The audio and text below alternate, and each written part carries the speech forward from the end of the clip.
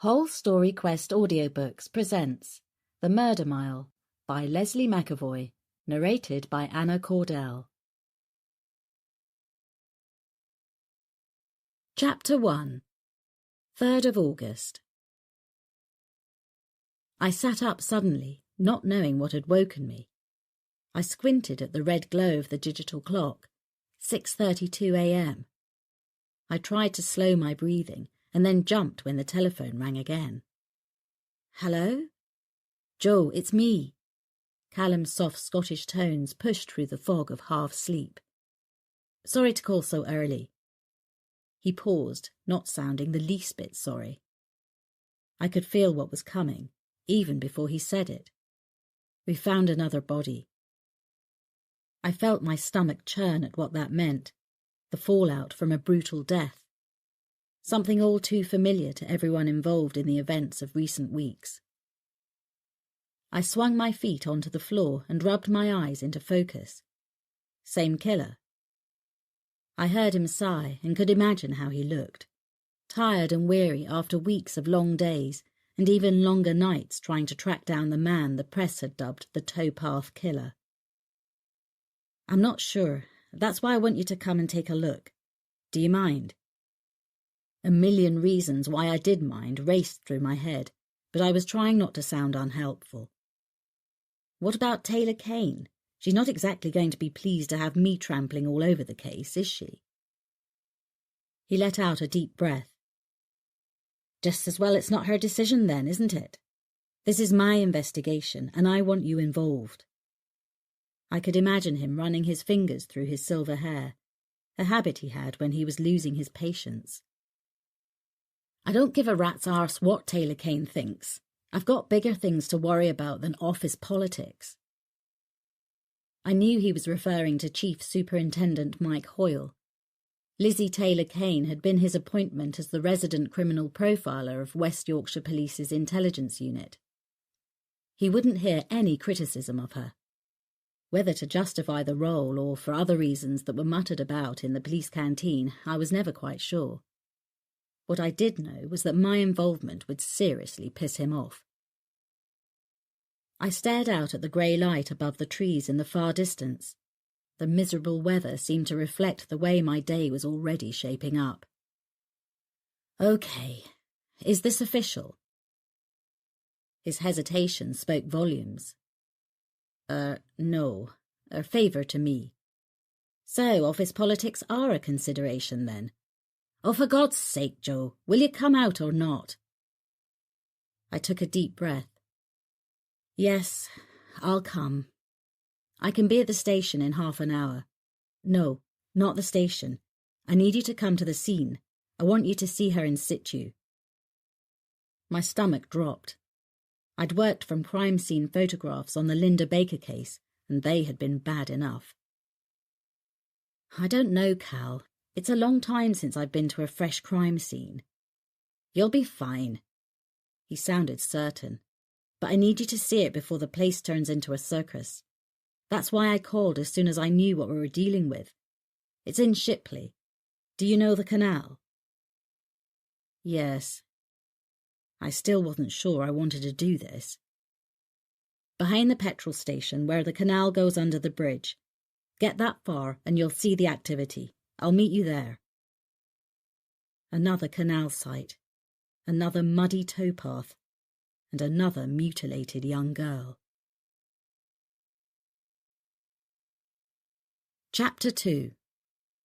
3rd of August, Shipley. As I neared the canal, blue flashing lights announced the activity that surrounded an unexpected death. Callum was leaning against the bonnet of a patrol car, the collar of his waterproof jacket turned up against the drizzling rain, his long legs stretched out in front of him, as if he had all the time in the world. But his relaxed posture betrayed what I knew he was feeling. His expression and the tense line of his jaw spoke volumes. This was one event he really didn't need right now. The officers guarding the outer cordon handed us our paper scene suits, gloves, masks and overshoes before signing us into the scene log and escorting us through the inner cordon to the sad little white tent on the canal towpath. We stood together, looking down at the semi-naked body of the girl at our feet. The Home Office pathologist straightened up from examining the body while Callum made the introductions. Dr. Tom Llewellyn, this is Jo Macready, the forensic profiler. She's agreed to take a look. The doctor smiled. Didn't think DCI's got out of bed this early. Not tempted to just send your DS out in the rain, Callum? Not for this one, Tom. He glanced down at the body. What can you tell us? The pathologist slipped his glasses into his case, turning to the business at hand. I think she's been dead for a few hours, but you know I won't be drawn on time of death, especially at an outdoor scene. Difficult to be accurate until we get her to the mortuary. But I can tell you she wasn't killed here. This is probably just the deposition site. She's been bound hand and foot, with what looks to be electrical cord. Again, I can get more information on those after a proper examination. He fished his car keys from his pocket. Take your pick of potentially fatal wounds, probably the stab wound to the chest or the throat. We'll know for sure after the post-mortem. Callum nodded slowly. Okay, thanks, Doctor. We watched as the older man left, walking carefully over the stepping plates put down to preserve potential evidence. I wasn't in a hurry to turn round and face the object of our discussion. I waited, watching the exit to the tent, listening to the sounds of activity from the forensic team outside, and waiting for Callum to say something. When he didn't, I slowly turned around to find him watching me in that way he had. The way that made me feel there were only the two of us in a crowded place. Was it really only 18 months since I had been called in to advise on our first case together? I felt as though we'd known each other forever. I pushed the images of last Christmas away, a bad decision on my part that had complicated everything. It was difficult enough being in such close proximity to Callum without remembering the warm feel of the chest underneath that shirt. Meant to say, thanks for coming, Jo. Really appreciate it. I took the time to consider him. He was being polite. He didn't know how to behave around me, no more than I did with him right now. I could tell that he wanted to get on, but he was obviously trying to take things slowly for my benefit. Where do you want to start? He asked. I looked down at the body. I guessed the girl was in her late teens with long brown hair. She was slim, and for some reason I decided she had been pretty, though it was difficult to know that now. I forced myself to look at the bloody mass where her face should have been. Her features were all but gone, mutilated in a frenzied attack. What was left was swollen and discoloured. In the muggy August weather, the flies were already starting to gather. It wasn't a pretty sight. Her white blouse had been ripped open down the front, exposing her breasts. Her lower half was completely naked except for white ankle socks with frilly edges. Her shoes were missing. Her arms were pinned behind her back with, as Dr. Llewellyn had said, what looked like electrical flex. Her ankles were crossed and tied the same way. I crouched down and looked up at Callum. Can I touch her? He nodded. Now Socko have finished, she'll be touched by dozens of hands between here and the morgue. I gently took the edge of her blouse between finger and thumb and drew it away from the body. He squatted down beside me. I pointed with a rubber-clad index finger. Can you see her bra? The remains of a white wonder bra could be seen where the straps went across her shoulders. It was trapped beneath the body. And here, I pointed, these light cuts, scratches almost. I think that's where he cut her bra away, but her hands were already tied, so he couldn't remove it completely. And he couldn't untie her to remove it because she was still alive when he cut it away. Possibly. I nodded, beginning to construct things in my mind, trying to see what the killer had seen, to think the way he did. That and the fact that the cuts bled means they may have been inflicted before or just after death, but the post-mortem will tell you that. The body was on the path, curled into a fetal position with her back towards the water. There were brambles at the edge of the path. I pointed to them. Do they come away from the wall if you lift them? Sweeping his arm under the brambles, he pushed them away. I squatted down and peered underneath. There was at least 3 feet of space from the edge of the path to the retaining wall of the canal bank. In my mind, I constructed the events that had brought this young girl here. I tried to picture the scene in the dark, as it had been when the killer had been standing where we stood. I straightened up. I need to go outside. His face was suddenly concerned. You okay? You're not going to throw up or anything? I shook my head, still trying to piece things together. I need to see the scene from outside, get the bigger picture. Callum led the way into the fresh air, which was a blessed relief after the claustrophobic confines of a hot plastic tent that smelled of death. I climbed the grassy bank and looked down on the path and its pitiful white cover. It ran alongside the canal which, a few hundred yards to the left, went beneath a metal footbridge and wound its way along the outskirts of the town. At night, a haven for drug addicts and prostitutes. By day, the province of anglers and dog walkers. To the right, on the opposite side of the canal, was the petrol station on the main road. The killer could have come by car or along the towpath. I could sense Callum beside me. He wasn't renowned for his patience, so I felt compelled to say something just to fill the silence for him. Do we know who she is? He shook his head. Not yet. Doesn't look like a prostitute, though it's difficult to tell these days. She was found about 3 hours before I called you. Who found her? A guy walking his dog. He checks out, walks along here most mornings before his early shift at the bakery. He frowned as his mood darkened. No doubt Taylor Kane will have this one down as a robbery with extras. I walked along the grassy bank, stopping at the metal footbridge as I considered the textbook analysis their resident profiler was fond of making. I turned to face him. I don't suppose the remaining clothes have been found. He shook his head, nodding towards the canal bank where police divers were just setting out their gear. They'll have a quick shufti, but I'll bet my pension they don't find anything in there, especially if Llewellyn's right and she was killed somewhere else and this is a deposition site. She was. You sound sure? I nodded, breathing in the warm air, trying to get the smell of the tent out of my nose. The canal side is a mud bath.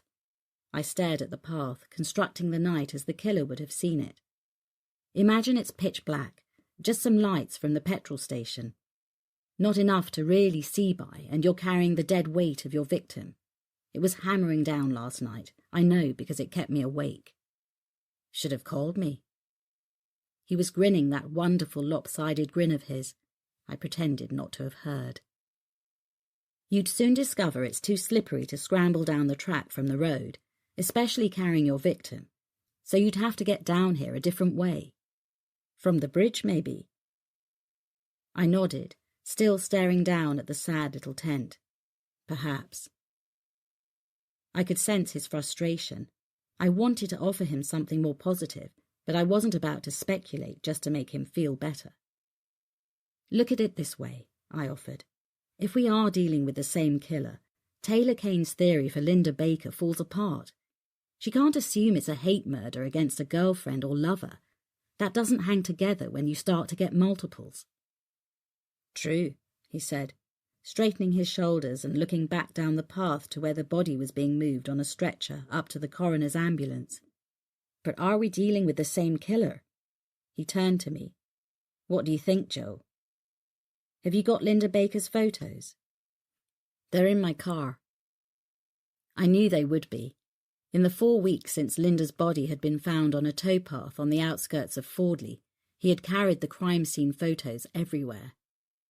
He'd picked Linda's case up because he just happened to be the on-call senior investigating officer the weekend the call had come in. It should never have been his case. But now the towpath killer was almost becoming an obsession with him. He put a large hand on my shoulder to move me aside, as a police photographer loaded down with equipment pushed past us on the narrow track. His eyes were concerned as he looked at me. "Are you all right?" "I don't know," I said honestly, as I looked down to the small tent. He took my briefcase from me. "I'll carry that. Watch your step." I felt his warm hand disconcertingly in the small of my back as he half-guided, half-pushed me up the slippery banking. "So what was so interesting about the bushes back there?" he asked. "Nothing, except that the killer could have hidden the body under them if he'd wanted to. She's only small. He could have rolled her against the wall without much effort. It would at least have partially concealed the body." I felt Callum shrug. Perhaps he was disturbed, or didn't have time. Or perhaps he didn't care. As we neared my car, there was a frenzy of activity. A reporter was jabbing a microphone into the face of the man striding purposefully towards us. I heard Callum groan as we both recognised Chief Superintendent Hoyle. A former officer in the military police, he still had an unmistakable bearing, not just in the ramrod straightness of his back, but also in attitude. To me, he always looked like he had a nasty smell permanently under his nose. "Sir, you know Dr. Macready?" It seemed to be Callum's day for making introductions. Hoyle looked me up and down as though I was on parade. "Yes, we have met." I almost extended my hand, but when he made no move to reciprocate, I decided not to bother. "Didn't know this was your territory, Doctor." His thin smile didn't reach his eyes. "I'm freelance these days," I replied, mirroring his same thin smile. "I don't have a territory." He clasped his hands behind his back and rocked slightly on his heels, looking even more like a sergeant major on parade. "Thought you were the local celebrity nowadays, writing books, appearing on television. Wouldn't have thought you needed to grub around crime scenes anymore." "I'm still a working psychologist, on call if I'm needed." His smile got even tighter. "Well, working implies getting paid, and there's nothing in the budget for external consultants. We have our own profiler in the intelligence unit now." Callum stepped forward before I could open my mouth. "I will be taking input from Lizzie too, sir, but there's no harm in having a second opinion, and Joe has worked with the team in the past." Hoyle didn't look convinced. "Lizzie won't become familiar with the team if she isn't given the opportunity." He stepped out of the way as CSI struggled past with armloads of equipment. "No offence, Doctor, but having a resident criminologist is a trial initiative that we must fully support." A shout from his sergeant made him turn. The press pack was gathering, with at least a dozen photographers and journalists being held back by a few harassed-looking officers. "Seems the media want a word, sir." Callum tried to suppress a grin. "You're becoming a local celebrity yourself these days." Hoyle turned on his heel and strode away without a word. "Asshole," Callum muttered under his breath as he put his arm under mine to lead me to his car. Chapter 3. 3rd of August. 10 minutes later, we were sitting in the car park of the nearest McDonald's, sipping coffee from cardboard cups. Callum's head was nearly touching mine as we both leaned over the photographs, and it occurred to me that to passers-by we probably looked like lovers. I would have preferred to be inside with a table safely between us, but I could only imagine how horrified the public would be if they caught sight of this little lot. One photograph had been taken from a police helicopter and showed the area from above. The path followed the route of a disused railway line, not far from where the Fordley Canal cut its path along the edges of the town. The M62 motorway joining Leeds and Fordley ran along the top of the picture. Linda was found on a footpath 3 miles from the current scene. I looked first at the glossy 8x10 photographs taken by CSI whilst the body was in situ. It showed the blonde 18-year-old student laying on her side almost beneath the hedge at the side of the towpath. Her polo shirt had been ripped open and her bra pushed up, exposing her breasts. Her jogging bottoms and panties were pulled down to her knees. There had been no sign of sexual intercourse. Her face and upper body were brutalized by stab wounds from a knife that had never been recovered. One training shoe had been found further along the towpath, but the other one and her rucksack had never been found. There was no evidence that the killer had tried to bind her wrists or ankles, but I could see the similarities. "Bad as they are," Cal said quietly, as though reading my mind, "photographs don't smell." In the post-mortem photographs, Linda's body looked like a marble statue, perfect, still and cold, marred only by the gaping rips across her clean white skin. With the blood cleaned away and the wounds washed, it was easier to see what the killer had done to her. I flicked the page to look at the post-mortem report. In addition to the obvious wounds, there had been less noticeable bruising along her jawline and right cheekbone. "So," he broke the silence, "what do you think? Are we dealing with the same killer?" I could smell the mintiness of his breath mingled with his cologne. I shifted uncomfortably in my seat and stared at the pathology report, rather than looking at him. "Yes, I'm certain. If it's the same weapon, that'll clinch it." He took a long breath. "Right. All I have to do then is convince Hoyle that we're dealing with a serial killer." I closed the folder and stared out of the passenger window at people doing normal, everyday things. Technically, he's not a serial killer until he's done 3. Nitpicker. Callum sounded exasperated, but I could hear the humour in his voice. I carried on.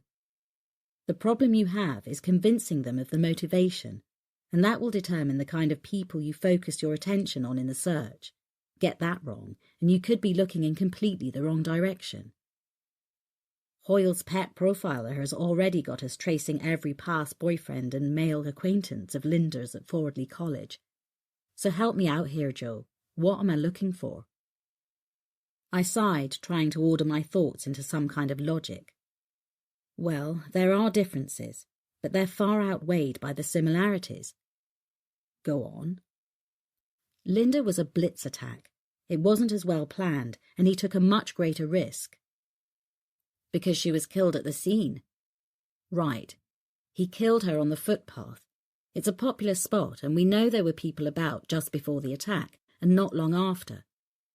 To have struck on a warm summer's night in the open air involved taking one hell of a chance, but he was so aroused he was willing to take the risk. The bruised jaw suggests he punched her in the face to disable her before beginning the more vicious attack." "Meaning what exactly?" "He didn't know his victim, at least not in the social sense, otherwise he could have engaged her in conversation to lure her off the path. He's immature, not sophisticated enough to do this with more polish. His attack was hurried. No time to bind his victim.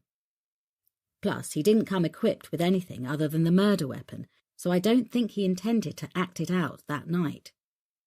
"Go on." I shrugged. She was in the wrong place at the wrong time.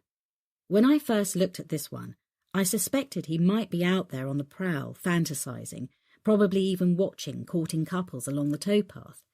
He's in a high state of arousal, carrying a knife, and stumbles across Linda, taking a shortcut home.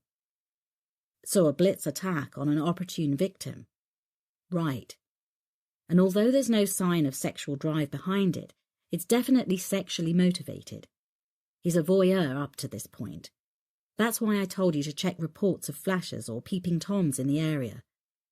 I suspected then he was escalating from more minor offences because the fantasies weren't doing it for him, so he moved up a gear. And similarities? In both cases, clothing from the lower part of the body is missing, along with some personal belongings. You think he's taking trophies? I nodded. Also, there's no sign of the murder weapon. I think he's using the same weapon and taking it away with him. Because of forensics?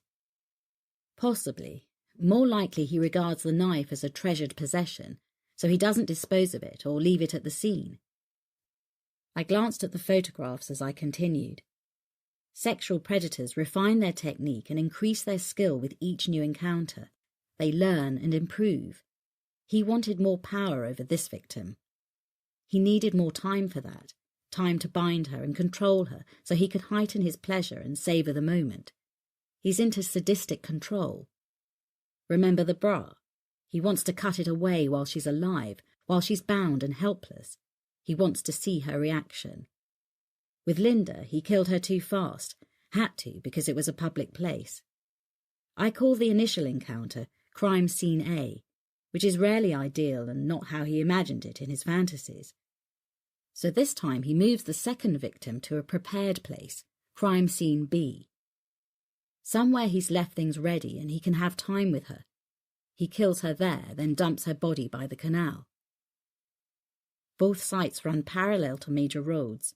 Think he gets to the deposition site by car. I shook my head. These are not just dumping sites for him. I think this is his territory. He knows the area and the canal footpaths give him an easy way to move around the edges of town unnoticed. He feels safe enough to leave the bodies in relatively open ground, knowing he can still get away unnoticed. No, he's confident in these surroundings. When you find him, he'll have a strong connection to this area or to the canal. He nodded, looking down at the photographs in my lap. Anything else? He'll have wanted relationships, but probably lacked the social skills to get a girl. If that's the case, his sexual fantasies will have had to sustain him. Along the way, he probably developed fetishes. Often these offenders become so preoccupied with these things that the fantasy is the driving force. The woman becomes less important. Eventually, she's just a dehumanized object for their pleasure. I finally looked up. He was studying me carefully, but I had no idea what he was thinking. That's why he obliterates their faces, I added. He doesn't hate them. He just doesn't want to look at them. They're not human to him. He doesn't want to interact with them as people, just wants to use them to act out the fantasy. And you think he was working his way up to this latest one? Linda was a practice run. Not even as well prepared as a practice run, he stumbled on his first victim. Although it wasn't perfect and not how he imagined it, it did give him a taste for domination and killing, and the confidence to go through with it. After all, he got away with that one, and he hadn't even planned it properly. So he plans the next one more carefully. Chooses his victim, kidnaps her, acts out his fantasy, kills her, then dumps the body in the area he knows best. Yes. So he'll continue to escalate. If we don't catch him, he'll kill again. I nodded. Grim though the concept was, he was right. Look for someone in his late teens or early 20s, a loner, sexually immature with few, if any, previous girlfriends. Probably lives with a parent or alone. His inability to express himself would make it difficult to hold down an office job, so my guess is he's a manual worker or labourer. From the way he subdues his victims and moves the bodies, I'd say he's in good shape, maybe into sport or the gym, or his job keeps him fit. He's local, knows the area and operates a lot of the time on foot. He may have come to your attention in the past for lesser sex crimes. If you get a suspect who fits all that and get to where he lives, I think you'll find lots of deviant pornography and maybe the murder weapon. But chances are he'll carry that with him, so warn officers to approach with caution. Well, that's not much to go on, is it? I shot him an amazed look, but he was laughing at me. Joke! He held his hands up in mock surrender. Don't suppose you've got his name and address? He grinned. Beats Taylor Kane's textbook bollocks. My profile wasn't vastly at odds with her appraisal, but we did differ in key areas. Linda had died as a result of 18 stab wounds to the face and upper body. In Taylor Kane's opinion, such savagery indicated a rage, which made this a personal killing. I disagreed at the time and said so, which went down like a lead balloon with her and Hoyle. This killing only made me more certain I was right. I'll need your profile writing up, Callum said. Okay, but how can you use it if I'm not supposed to be contributing? He scooped the files off my knee, and I almost jumped as his hand touched mine. You're not contributing officially, but Hoyle saw you this morning. Even he can't think I won't use what you give me." He rested his arm across the back of my seat, leaning even closer. "And when the post-mortem proves the connection between the two killings, he's going to have to look at your profile." I nodded. "Any chance of a lift back to my car?" He grinned. "You think I'm going to make you walk?" Chapter 4. 3rd of August, 8 a.m. 2 police officers stood guard at the scene in Shipley, keeping the press away from the police divers and the small rubber dinghy bobbing alongside the canal bank. Callum pulled his car alongside mine. "Any chance of a drink later?" "Suppose so." I was distracted as I tried to get into the car before the press spotted me. I loved my roadster, but it was definitely not a practical car. "Don't sound so bloody enthusiastic." "Sorry, it's just that I'm in for a heavy day. Jen's held the fort for ages, so there'll be loads waiting when I get in. Not sure I can be bothered going out. I'll just want to flake out in front of the fire with a glass of something chilled." "Sounds good to me." His eyes didn't leave mine. "How about I come round to the farm, say 8, takeaway and wine?" As I got behind the wheel, I could see a photographer's telescopic lens aimed in our direction. "I'm not sure that's a good idea, Cal." His expression lost its softness, and his tone wasn't playful anymore. "Oh, for God's sake, Joe, what's wrong? Can't a mate see you for a drink to celebrate your birthday?" I was watching the photographer as he began making his way towards us. I nodded down towards the canal. "I think we'd better move. Bandits at 12 o'clock. Callum looked in the direction of the press and nodded, sighing as he pulled his car door closed. By the time the press reached the path, I was already pulling onto the ring road into rush hour traffic. The clock on the dashboard said 8 a.m. as I called Jen's mobile. "Hi, Jen. You on your way in?" "Yep," came her ever-cheerful reply. "Just fighting traffic. Should be at the office in 10 minutes. I'll get the kettle on. I take it you haven't had breakfast?" "No, I left the house at Sparrow's Fart this morning. Callum called me out. They found another body." "Oh, God."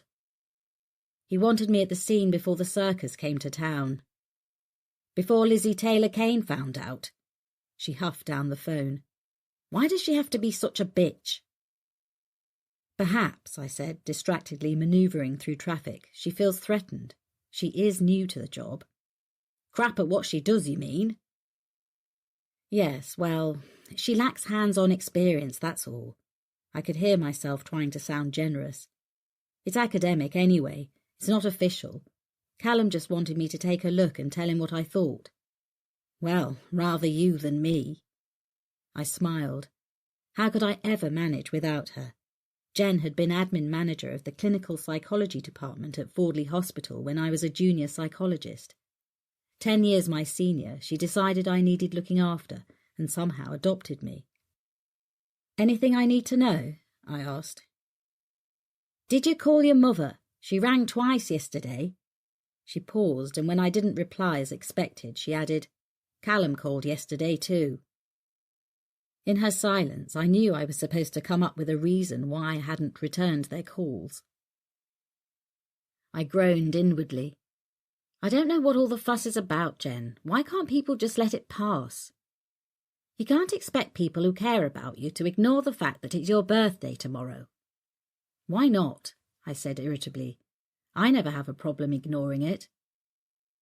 I heard her sigh, and I could picture her pursing her lips in that way she did when she was getting annoyed with me. "I take it you haven't heard from Alex?" My stomach felt hollow as I thought about my son, 22 years old and just out of university. He was backpacking around India for a year while he decided what to do with the rest of his life.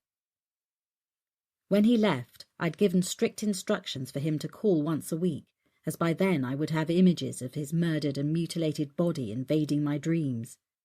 It had been almost 2 weeks since his last call.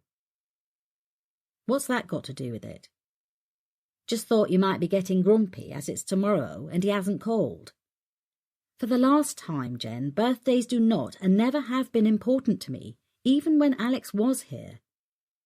I'm never sure exactly what I'm supposed to be celebrating. Getting 1 year older? Whoopee-doo. Anyway, I have spoken to Callum this morning. And? He's coming up to the farm tonight. Is he now? I could hear the undisguised pleasure in her voice. Only because he wants the profile writing up. I was trying to play it down, but the tactic was lost on this woman who knew me better than my mother. He doesn't need to visit the farm for that, she observed smugly. Even a technophobe like you can use email. Okay, he's bringing wine, so I think it will do you the world of good. I could hear the grin in her voice. You've been on your own long enough. Stop matchmaking, Jen, I warned. He's coming over for a takeaway, not to plan a wedding. It was time for a quick change of topic. Look, it's going to take me too long to get into the office. I'm going to work from home. Some calls came in overnight. I could almost see her pushing her reading glasses up her nose as she peered at the call list. Senior clinical psychologist at Westwood Park, Dr. Lister. Apparently they've tried hypnosis to regress a patient back to a point of trauma, but her abreaction is so severe they can't get past it. Thought you might be able to help. I knew why they would want to avoid an abreaction, the intense psychological response from a patient who didn't just go back to retrieve the memory of an event, but actually relived it on every level. The horror of experiencing a suppressed trauma all over again could delay a patient's recovery by months or even years. But before you go dashing over there, Jen continued, don't forget you've got those revisions to do for Marissa. Don't miss this deadline. Marissa was my publisher. I was intending to do those first thing, before a corpse got in the way. The irritation in my tone surprised even me. I was strung out, tired, and more than a little rattled by being so close to Callum all morning. Every nerve ending was raw and as tight as piano wire, singing at the slightest touch. Well, you'll have no distractions at the farm, so you should be able to catch up. I'll hold the fort. For the 1000th time, I silently acknowledged that I was blessed to have Jen organising my life. But before you get too immersed, call your mother. I couldn't miss the judgmental tone in her voice as she hung up. Jen was one of the few people who was fond of Mama, despite knowing how difficult she could be. The eccentric Italian wife of my Irish-born father, who had died just 6 months before, leaving me alone to struggle with a mother we had always tackled as a team. I made a mental note to call Mama later. I didn't have the energy or the headspace for her yet. Chapter 5. 3rd of August, 9 a.m. I waited as traffic lights held me at red. The rain was easing off, and through the drizzle I looked around at people in cars waiting to start their day. They probably thought I was just the same, worrying about sales targets or reports for the boss, but my working days had always been filled with damaged minds and horrific crimes. He's out there somewhere, I thought. A man who showered, ate breakfast and slept somewhere every night, probably younger than my 46 years, probably unmarried and probably white, or so the statistics would suggest. After that, he could be anybody. You could pass him in the street, sit opposite him on the train, or at the next table in a restaurant, and never guess that his hobby was killing and mutilating young girls. Callum had always been driven, but he seemed to be pushing himself and the team even harder than usual on this one, partly because Hoyle had told him he might be replaced as the senior investigating officer, as he had only picked the case up in the first place because he had been on call. Inevitably, when I thought about Callum, images of last Christmas ran involuntarily through my head. Yuletide nostalgia and too much champagne, and my defences had evaporated as I gave in to what I'd secretly wanted since the day we'd met. I woke up beside him the next morning with a dry mouth, a bad hangover, and a head full of regrets. Since then, the illusion that I could lead a solitary life had been challenged by DCI Ferguson on a regular basis. I had made huge efforts to hold him at arm's length, emotionally and literally ever since, and I knew it hurt him. He thought he'd done something wrong, but didn't know what. He'd actually done everything right. That's what made this all so difficult. And now he was coming over with a takeaway and wine. Tonight. I groaned audibly as I thought of the complications I was creating for myself. Did I want it or not? Damned if I knew. The weather was relentless as I drove to my farmhouse, located outside the village of Kingsbury. The countryside here was little changed since the Doomsday Book, wild and magnificent, in turn beautiful and desolate, depending on the weather. I'd come here when I became head of forensic psychology at Westwood Park. It was close enough for the 40-minute commute and far enough away to be a tranquil refuge when I got back from the horrors that filled my working day. I swung around the gravel, turning circle in front of the house. As I opened the porch door, 5 stone of bounding boxer dog catapulted past me before he skidded to a halt, then trotted back. "Hello, Harvey." I rubbed his velvety ears as he pressed his wet nose against mine in a nuzzling kiss. Then he was off, crashing through the hedge into our meadow. My friend George Theakston owned the farm a mile down the lane. After that there was no one between us and Kingsbury village, which was 4 miles away. My mother worried it was too secluded. I loved it for the very same reason. Harvey galloped back to the house, wet and dripping. He stood on the tiled floor of the porch and shook himself, looking pleased with the mess as I rubbed him down with an old towel. The kitchen was one of my favourite places, constantly warm from the Aga. It felt as though the house was giving me a welcoming hug as I came through the door. I dropped my briefcase onto the farmhouse table and lifted the lid on the Aga, putting a heavy-bottomed kettle onto the hot plate. By the time Harvey settled down, there was a large teapot freshly brewing on the counter.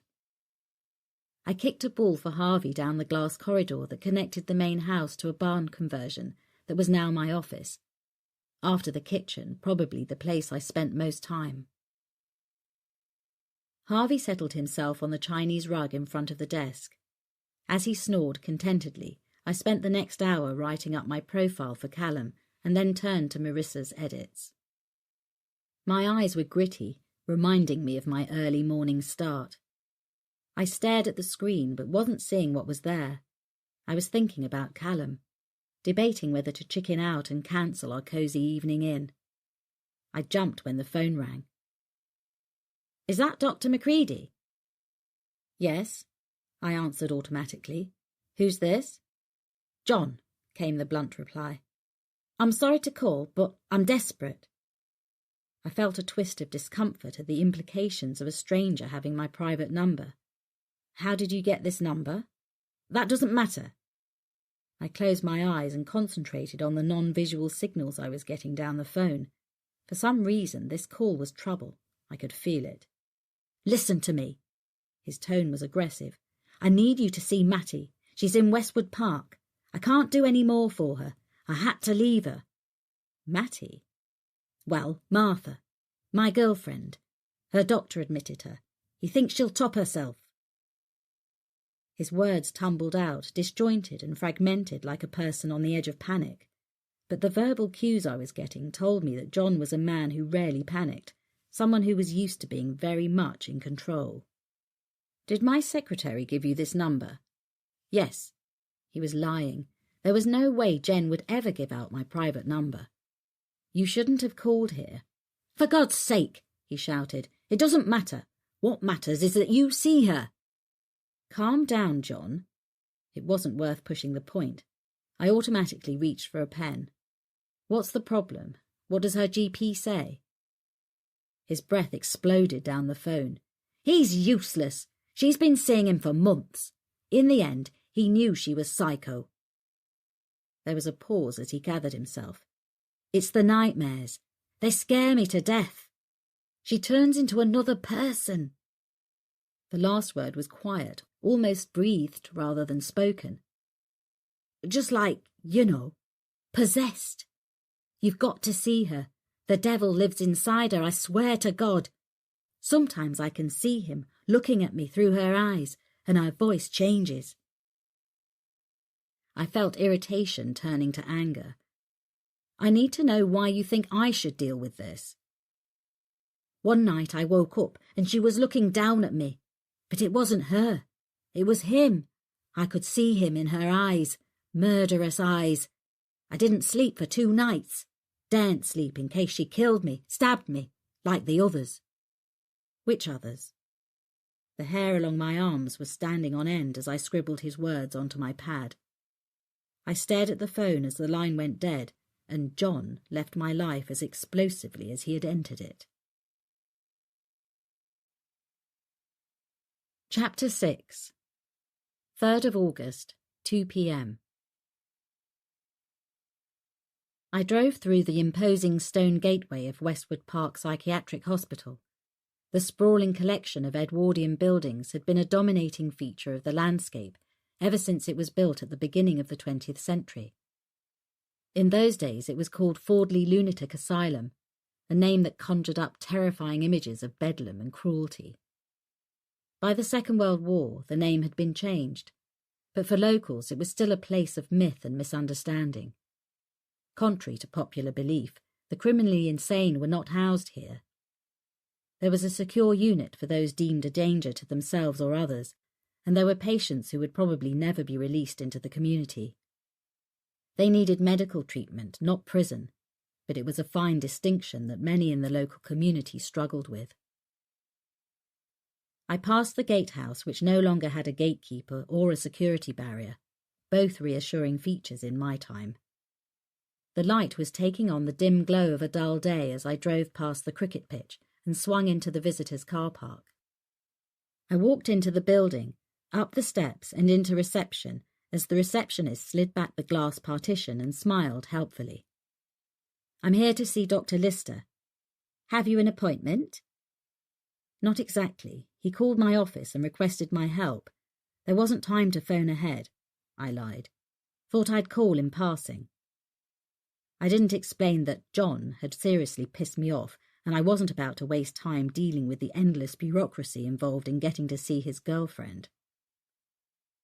I'd help Lister with his patient request and then use that as leverage to bypass the formalities to get to see Martha.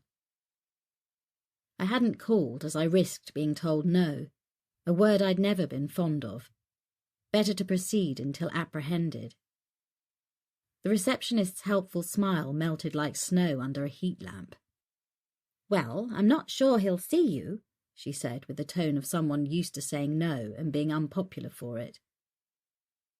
"Could you call him and ask?" I said, trying to hide my irritation.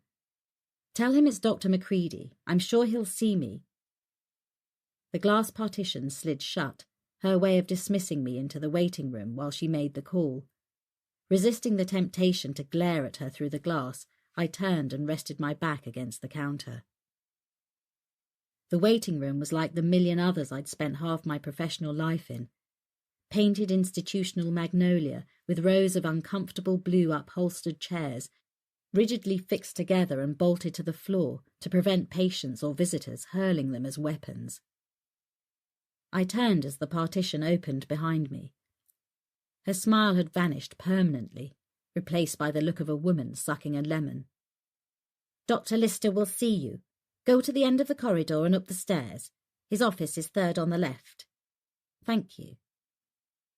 I walked through familiar corridors and reflected on the way things had changed since my day. I would never have allowed the public to walk through the building alone.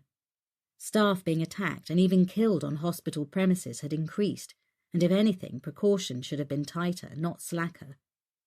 I could feel my opinion of Dr. Lister's administration slipping already. At the top of the stairs, the vinyl flooring gave way to carpet, announcing to the senses that this was the territory of administrators and not the patients. The clacking of my heels was muted by the soft beige carpet, and as I approached the 3rd door on the left, a tall, thin man emerged and turned to greet me. "Dr. Lister." His smile was tired as he shook my hand with a weak grip and then dropped his arm as though the effort were too much for him. The white lab coat hung from him as though he had either borrowed it from a bigger person or lost a lot of weight. The whole image made him look 10 years older than he probably was. "Sorry you had to wait," he said. "I'm afraid I wasn't expecting you." It was obvious he couldn't remember whether I'd returned his call, and he had forgotten our appointment. I decided to be generous. "I should have called ahead, but it was a spur-of-the-moment decision," I lied, feeling far too animated against this backdrop of depleted energy. He hesitated in the doorway and then stepped aside, gesturing for me to go into what had once been my office. The dark wood coffee table and matching desk hadn't changed. The leather chair that I had bought out of my meagre office budget was still there, though more scuffed than when I'd last seen it. The beige walls were lined with bookcases full of medical journals that spilled at crazy angles and ended in untidy piles on the floor. I tried not to stare in case the disgust showed in my eyes. I wasn't the tidiest person in the world, but there were limits. As I took a seat opposite him, the atmosphere settled around me like a damp blanket. It was a room suffering from neglect, a dumping ground for journals and papers and the surrogate office of many people, not the loved and protected space of a single individual. It made me feel depressed all of a sudden. He slumped in his chair, distractedly patting his pockets as he spoke. "I've read your books," he said, as he fished a crumpled pack of cigarettes from his lab coat pocket and held it out to me. I shook my head. Smoking was one vice I had managed to avoid. Oblivious to the no smoking sign, he lit the cigarette with brown-stained fingers and took a long drag, considerate enough to blow the smoke away from me.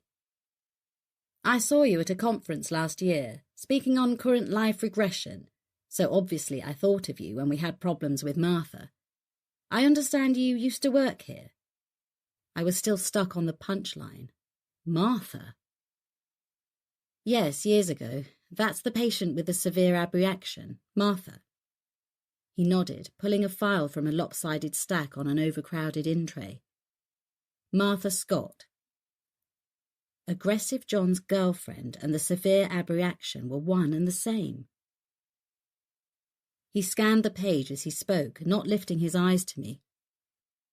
"Originally attended as a day patient, 22, although she has a mental age of a 10-year-old. During treatment, it became clear she had suicidal thoughts, but her boyfriend seemed to be a stabilizing influence. As she lived with him, we felt there was no need to admit her." I began making notes. "Did the boyfriend attend any appointments?" "No. He spoke to the doctors on the telephone and took an active interest in her care." He frowned through the cigarette smoke. "I always felt it was strange." "What was?" "That they were a couple. I mean, she was probably pretty before her illness, but her mental age was not at all congruent with his. I couldn't imagine he could hold a conversation with her or have much social interaction. They'd almost be like parent and child. Do you have his name?" I could feel the anticipation as I waited for his answer. He flicked back to the original green admission form. "John Smith." John Smith. It was so cliched it was almost funny. I looked at him, waiting for some reaction. Nothing. Stubbing out his cigarette with one hand, he passed the file to me with the other. "Then, a couple of days ago, she turned up here. She was distraught, said the boyfriend had left her because he couldn't cope. Her violent episodes were beginning to frighten him, and he had to take more and more time off work to make sure she didn't attempt suicide. He brought her here and just left. Didn't even come in with her." "What can you tell me about this abreaction?" He sighed, running fingers through his thinning hair. "She attended some sessions to learn relaxation techniques. She said her boyfriend had learned the techniques from her so he could support her at home. Light stages of self-induced hypnosis to help her relax at night, or when she felt panicky. She was a very good hypnotic subject and went under very easily, especially if it was facilitated by the boyfriend." I was reassessing my opinion of the aggressive John. He obviously cared, but her condition had become too much for him, not uncommon when loved ones become carers. His smile was apologetic. I'm sure you're aware hypnosis is not something we use a lot, but it was something Martha felt comfortable with. She requested it to try to recover a memory from her past. He referred back to the notes. Abused by her father from the age of 7 until she left home at 15. She went to Manchester, earning her living as a prostitute. The man she rented a bedsit from became her pimp, raping and beating her regularly, introducing her to heroin. He recited the horrific litany of abuse and life on the streets, with the jaded tone of someone who'd heard such stories regularly. As someone who heard the unbearable on a daily basis, it occurred to me that I was probably guilty of the same emotional detachment in case reviews. She was tormented by memories of a period when she believed she'd committed serious crimes.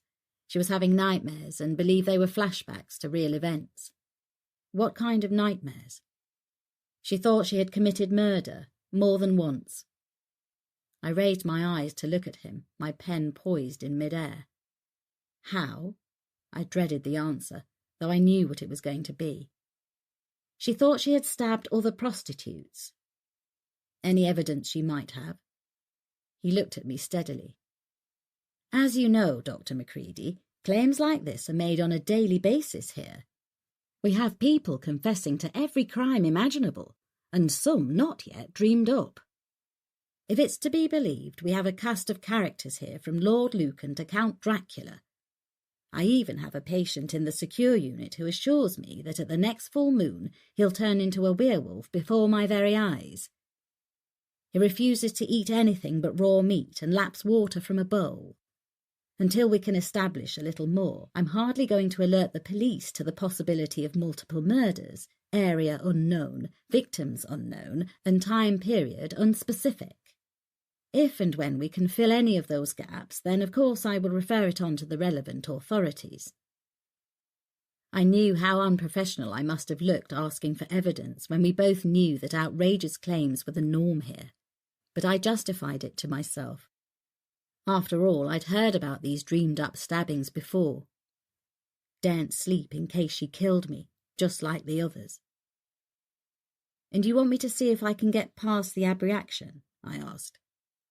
He regarded me steadily for a moment, as though debating whether or not to go further. Finally he sighed, his eyes looking weary again. You are without doubt the expert in this field. He flicked ash onto my once pristine carpet. Your work with current life regression to treat trauma in patients is well documented and well respected. Thank you. I meant it. So, naturally, with you living here in Fordley, you were the first person I thought of. I know it was a liberty, calling you out of the blue. You must be very busy. He was hedging around a subject I was by now familiar with. I decided to put him out of his misery. But there is no budget for calling in external specialists. It has been mentioned to me already today. Sorry? Never mind. I'm happy to help out, free of charge.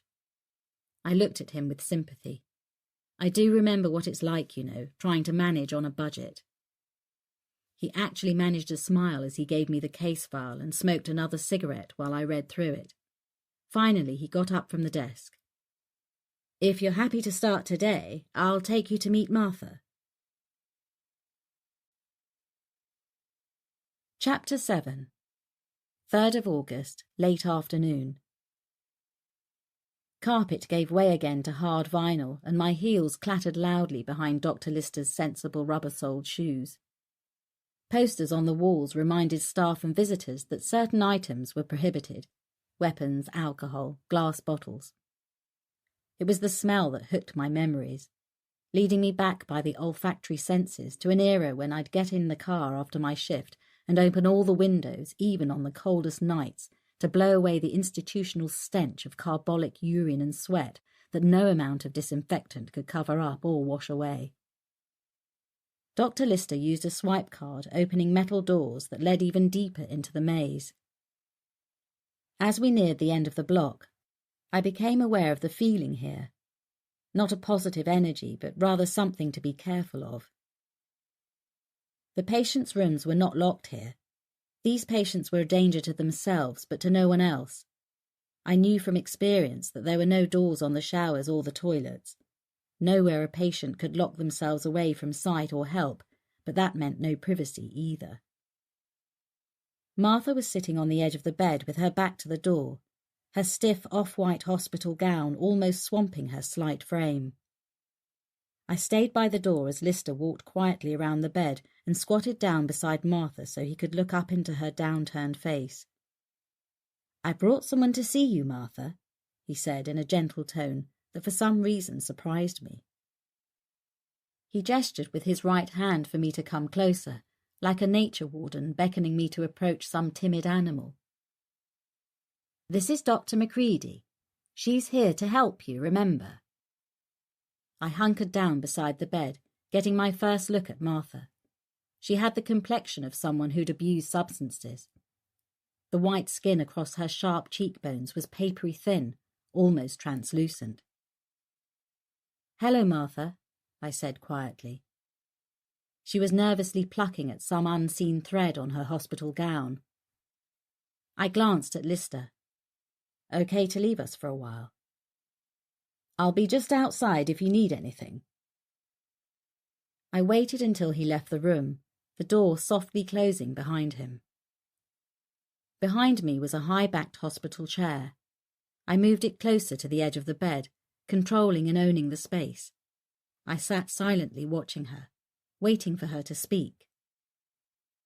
I absently noticed the bright red strip of metal that ran around the room at waist height, the panic button that I felt sure I wouldn't need. Noises from the ward outside were muted and soft as nurses began the routine of settling patients down for the evening. The rumble of the drugs trolley made Martha look up. Her eyes met mine. I held her gaze, still waiting, allowing my sensory acuity to notice the rise and fall of her chest as I calibrated her breathing rate. She was nervous, but not afraid. She took a shaky breath, still watching me from beneath her long brown fringe. "I know you," she said quietly. "Don't I know you?" She had a local accent, blunt and uneducated. "I've seen you.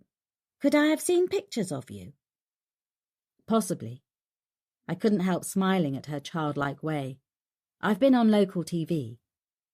She put her hands behind her on the bed, palms down, and tilted her head back in thought. "It's Matty." "Sorry?" "I don't like Martha. I like Matty better." "Okay, Matty." I watched her for a moment, and she managed a slight smile. I watch lots of TV. It wasn't true, but the law of reciprocation was a social interaction we were programmed to respond to from birth. Give some information to receive some. "Do you watch TV, Matty?" "Sometimes," she said quietly, almost a whisper I had to strain to hear. She was still looking down. "I let John pick." "Your boyfriend?" She looked up then. "Do you know him?" "Sort of," I hedged. "We've spoken about you." I waited, looking for an emotion I could label. Love, fear, hate. Her reaction wasn't clear, and I warned myself not to second-guess it. She continued to pluck at her gown, studying her fingers with intense concentration. "He's left me." Her words trailed off and a large tear plopped down onto the gown. "Only for a while, until you get better." She shook her head and another tear fell, turning the starched linen gown grey. "He's gone back home for good." "Where's home?" "London." "Did you meet him in London?" She looked up, her tear-stained cheeks red and drawn in as she pursed her lips, trying not to cry. "No. Manchester." "You lived in Manchester?" She looked at me steadily as though trying to decide whether I could handle her story. I worked, you know." She looked embarrassed. "Yes," I said gently. "Dr. Lister told me all about it. Did John help you in your work?" "He wasn't my pimp or nothing." She was suddenly animated, her eyes darting around my face, her tone stronger as she defended him. "I know. He cares about you." She nodded vigorously.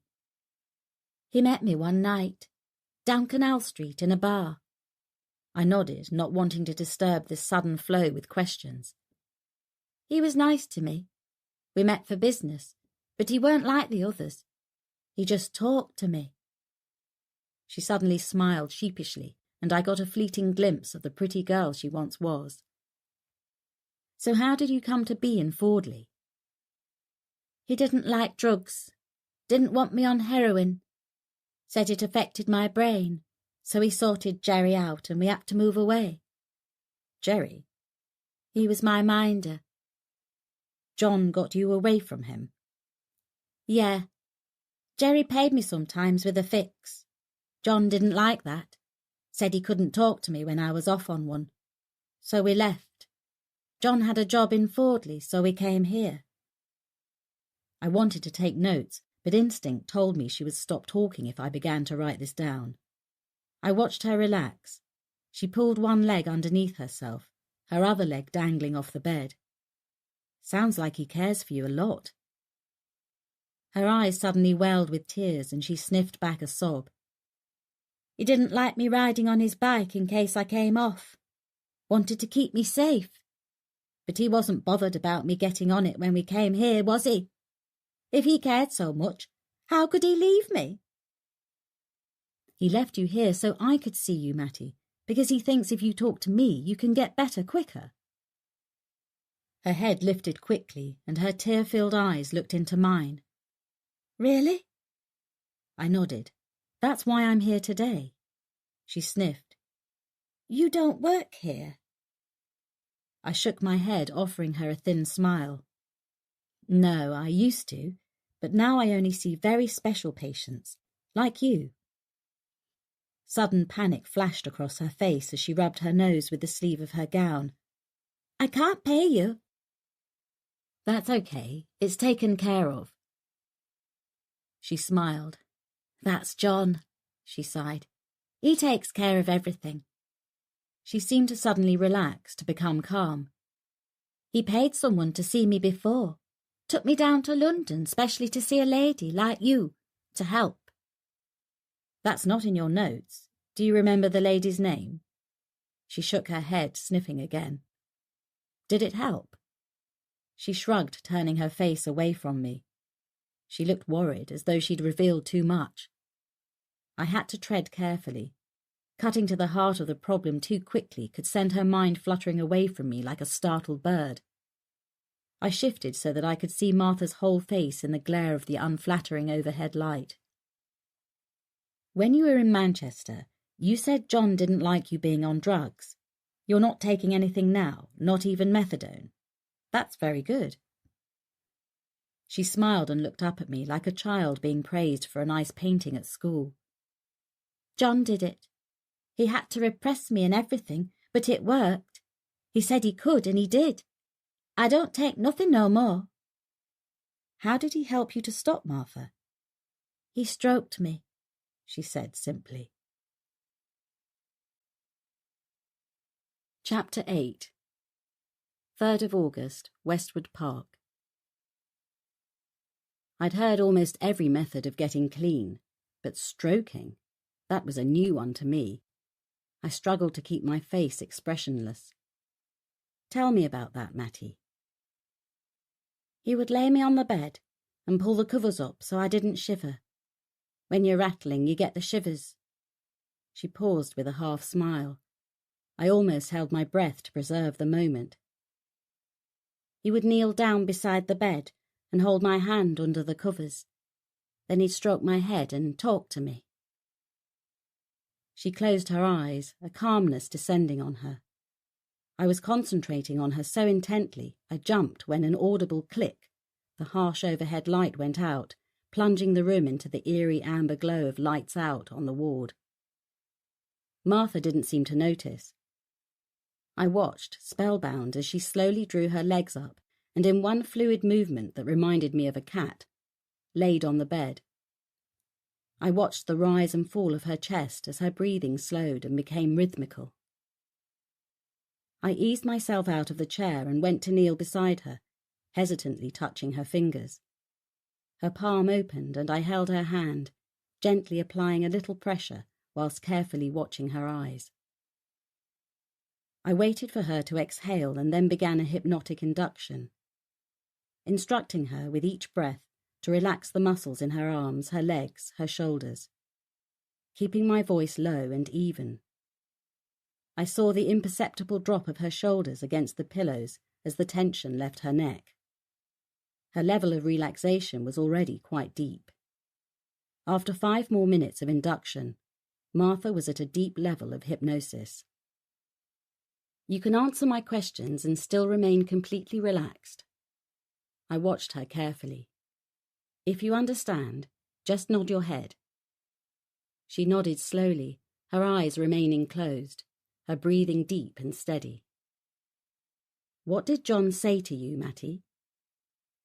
He said he was taking me back. We went back together, to my safe place. To your safe place? That's right. Are you there now? She nodded slowly. Describe it to me. She let her breath out in a gentle sigh. It's my bed. When I was little. I've got a big duvet and I can crawl inside. It's dark and safe. As long as I'm on my own, it's safe.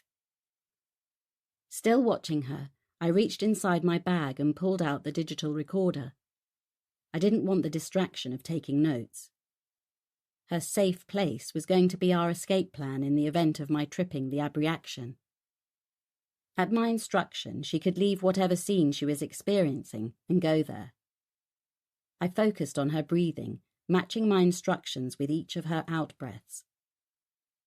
I glanced at the wall clock above the bed, slowly counting backward, instructing her to go back at each count to where we needed to be.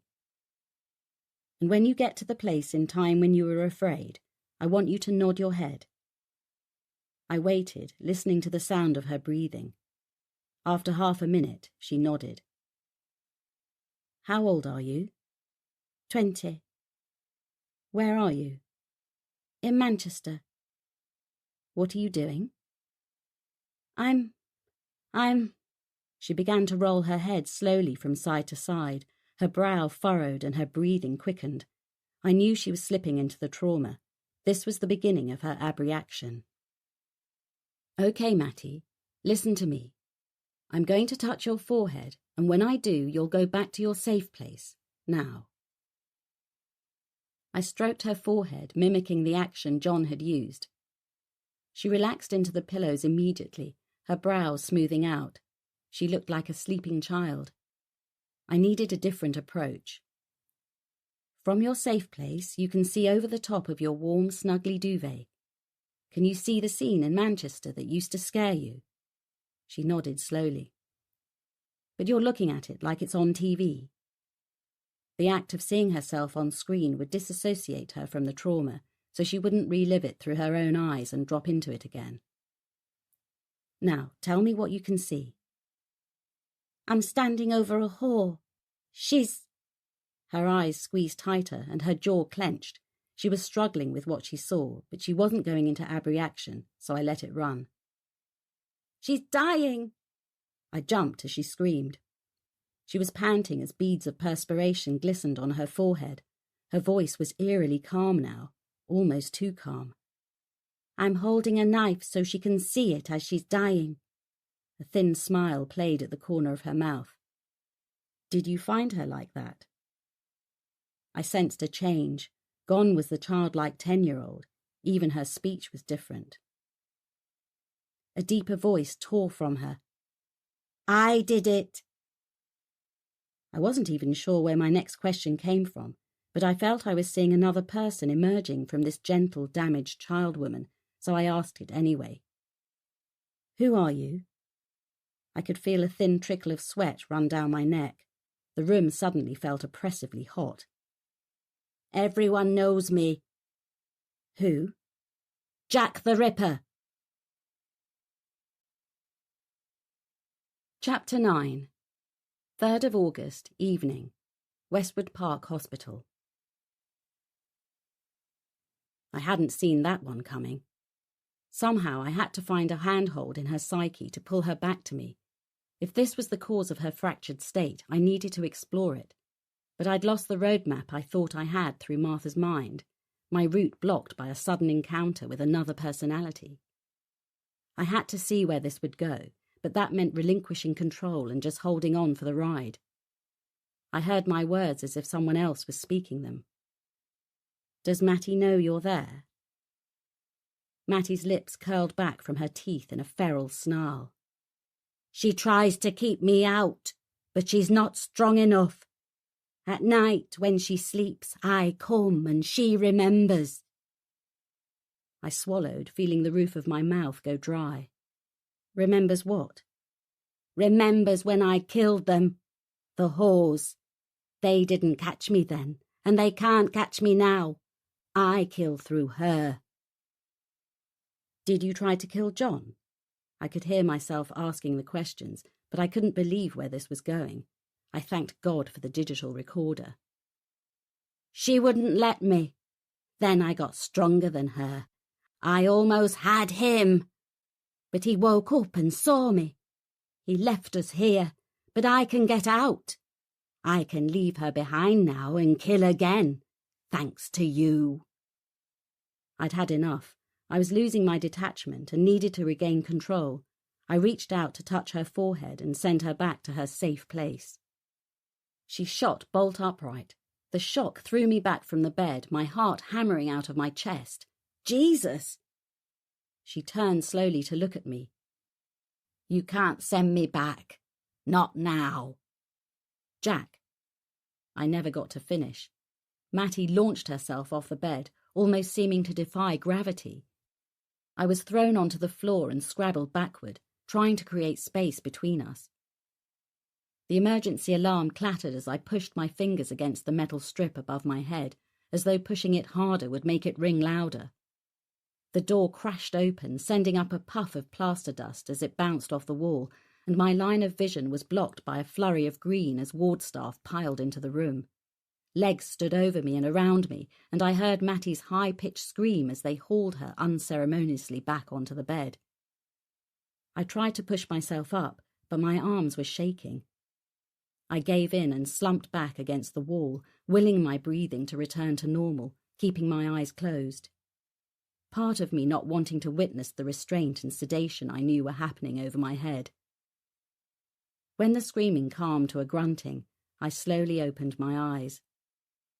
Dr. Lister was staring down at me, his face taut with concern. "Are you all right? What the hell happened?" Good question, I thought. What the hell did just happen? Chapter 10. 3rd of August, evening. Westwood Park Hospital. I sipped the tea Lister gave me, wishing it was a brandy. He looked ashen as he sat back in his leather chair and lit another cigarette with slightly trembling fingers. He blew a stream of blue smoke annoyingly in my direction.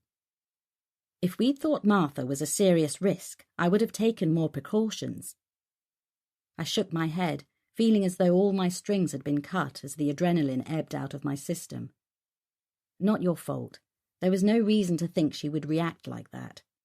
Still," he inhaled deeply, "we are liable for the safety of our visitors." Was he genuinely concerned for me, or for a possible claim against his public liability insurance?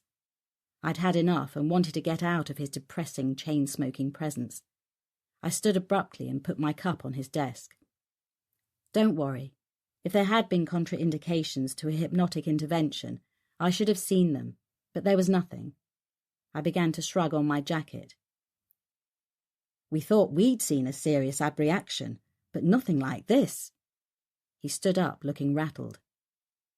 I made for the door, stopping with one hand on the handle. Martha's had abusive relationships with all the key male figures in her life. This could be her subconscious creating a strong male character to regain some control. Two elements of her personality, the weak and the dominant, struggling to be integrated. We need to do more work with her to get a firm diagnosis, but that could explain Jack. Could she be capable of murder if this alter personality broke through into her conscious state? The thought had crossed my mind, but I really didn't think Martha, that gentle, childlike persona, was capable of hurting anyone, not even herself. I'll listen to the recording and transcribe the notes, then I'll come back to you. I'll have her assessed in the morning. If she's still agitated, we can have her transferred to the secure unit. I'll arrange another visit. Thankfully, I walked out into the cool night air.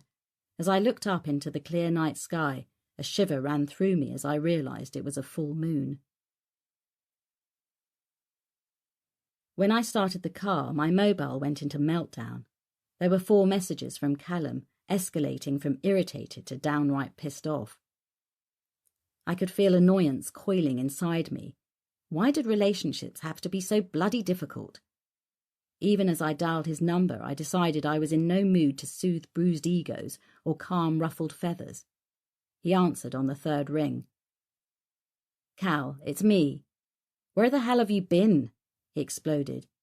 "Did you want me sitting in your porch with a congealed chow mein until you decided to turn up?" "Oh, for God's sake, stop being so bloody precious," I bit back, not bothering to tone down how I felt. "You're not the only one who gets called out in an emergency. And if I'm running late, just remember who screwed up my day this morning with an unplanned call-out to a corpse." I heard him exhale loudly down the phone. "All right, I'm sorry. I was worried about you, okay?" I called the farm and kept getting the machine. Same on the mobile. It's not like you to drop off the planet. I was getting concerned. His tone gentled. "You okay?" "No, if you must know. I had a call from some guy insisting I saw his girlfriend at the psychiatric unit. I'm only just leaving there now." "What's so unusual about that?" "Well, for a start, he called my home number." "That number's not listed." "Exactly. He said Jen gave it to him, but he's lying. She'd never do that." My eyes hurt and I could feel a headache lurking. I was running on empty. "Look, Cal, it's complicated. There's lots I want to tell you. Even I can't believe what just happened, and I thought I'd seen it all. Can you still come to the farm?" "Sure. You still want chow mein?" I smiled a tired smile. "Yes, but preferably not congealed." Chapter 11. 3rd of August, evening. The rain stopped, and as I drove across the moorland road, I left the streetlights behind. Through the skeletal branches of ominous swaying trees, I caught occasional glimpses of the full moon and thought about Dr. Lister's resident werewolf. Something about this night made the thought of supernatural monsters almost plausible. A shiver tickled across the back of my neck, and I flicked the radio on to break up my creepy thoughts. Radio 4. Alex always teased me that listening to talk radio meant I was getting old, but sometimes my mind was too full for music. I heard the news but didn't really listen. If I'd been asked what it was about, I couldn't have said, but it was a human voice, reaching out in the dark, reminding me I lived in a real world, not one populated by werewolves and demons. As I turned into the farm, I could see Callum's car. The security light above my porch illuminated the yard, and I could make out the head of silver hair in his car as he read a file resting on his knee. As I slammed my car door, he looked up, the grin suddenly transforming his usually serious features into that boyish look that made me smile back. He had the kind of looks that would suddenly strike me, creeping up on my senses to take me by surprise when he grinned unexpectedly, or turned his face a certain way that would make me see him, as if for the first time, with a fresh appreciation. He opened his driver's door, and when I heard what he was listening to, I laughed. "What?" "Radio 4, I replied enigmatically, shaking my head when he raised a questioning eyebrow. "Never mind, but you suddenly made me feel okay about getting older." He shook his head, hauling a carrier bag out of the car. "I'll never understand how your mind works, but perhaps given what you do for a living, that's no bad thing." I put my key in the lock. "Stand back." Harvey thundered out of the house before turning back to launch at us in a tangle of velvet fur and pent-up muscle. Callum hoisted the carrier bag out of his way. My God, he's like an express train. Does he ever walk anywhere? Not often. We worked in domestic silence in the kitchen, pouring chilled wine, setting the table and dishing up the food. Harvey padded back into the kitchen and curled up on his bed by the Aga, resting his chin on his paws. Callum raised his glass. To you, happy birthday for tomorrow. His gentle expression did something to my insides that I couldn't quite describe. He could always make me smile, even when I was angry with him, which could be often. Jen said it was because we were alike, unlike Pete. My late husband was very different. Looking back, if his job hadn't kept us apart most of the time, I questioned just how long we would have lasted. Callum's soft voice brought my attention back to him. Where do you go? What? Sometimes when I'm with you, I see you go away somewhere in your head, and I know you're not with me, not really. Sorry, I took a sip of wine. This looks good. I began to eat, but I could feel him watching me. He reached across and put his hand on my wrist, holding it gently, his thumb absently rubbing mine. I was thinking about Pete, if you must know. I watched his face, ready to judge his expression. Frustrated? Jealous? He smiled. That's nice. Nice? I wasn't expecting that. He shrugged, scooping up a forkful of noodles. Nice that being here with me makes you think of him. I could take it a lot of ways, but I'll take it as a compliment. He raised his eyes to mine, and they seemed even darker blue than usual. He took a sip of wine. You never talk about him. I was tempted to become intensely focused on my plate, but resisted the urge and looked back at him. Pete had a job we couldn't talk about. In fact, he had a whole other life we didn't talk about. I sipped more wine, feeling myself relax as the tension of the day slipped away. He was a husband and father when we were together, and then he went away to play soldiers, and I never knew what happened in the intervals. He was killed serving abroad. Special forces, I'd heard.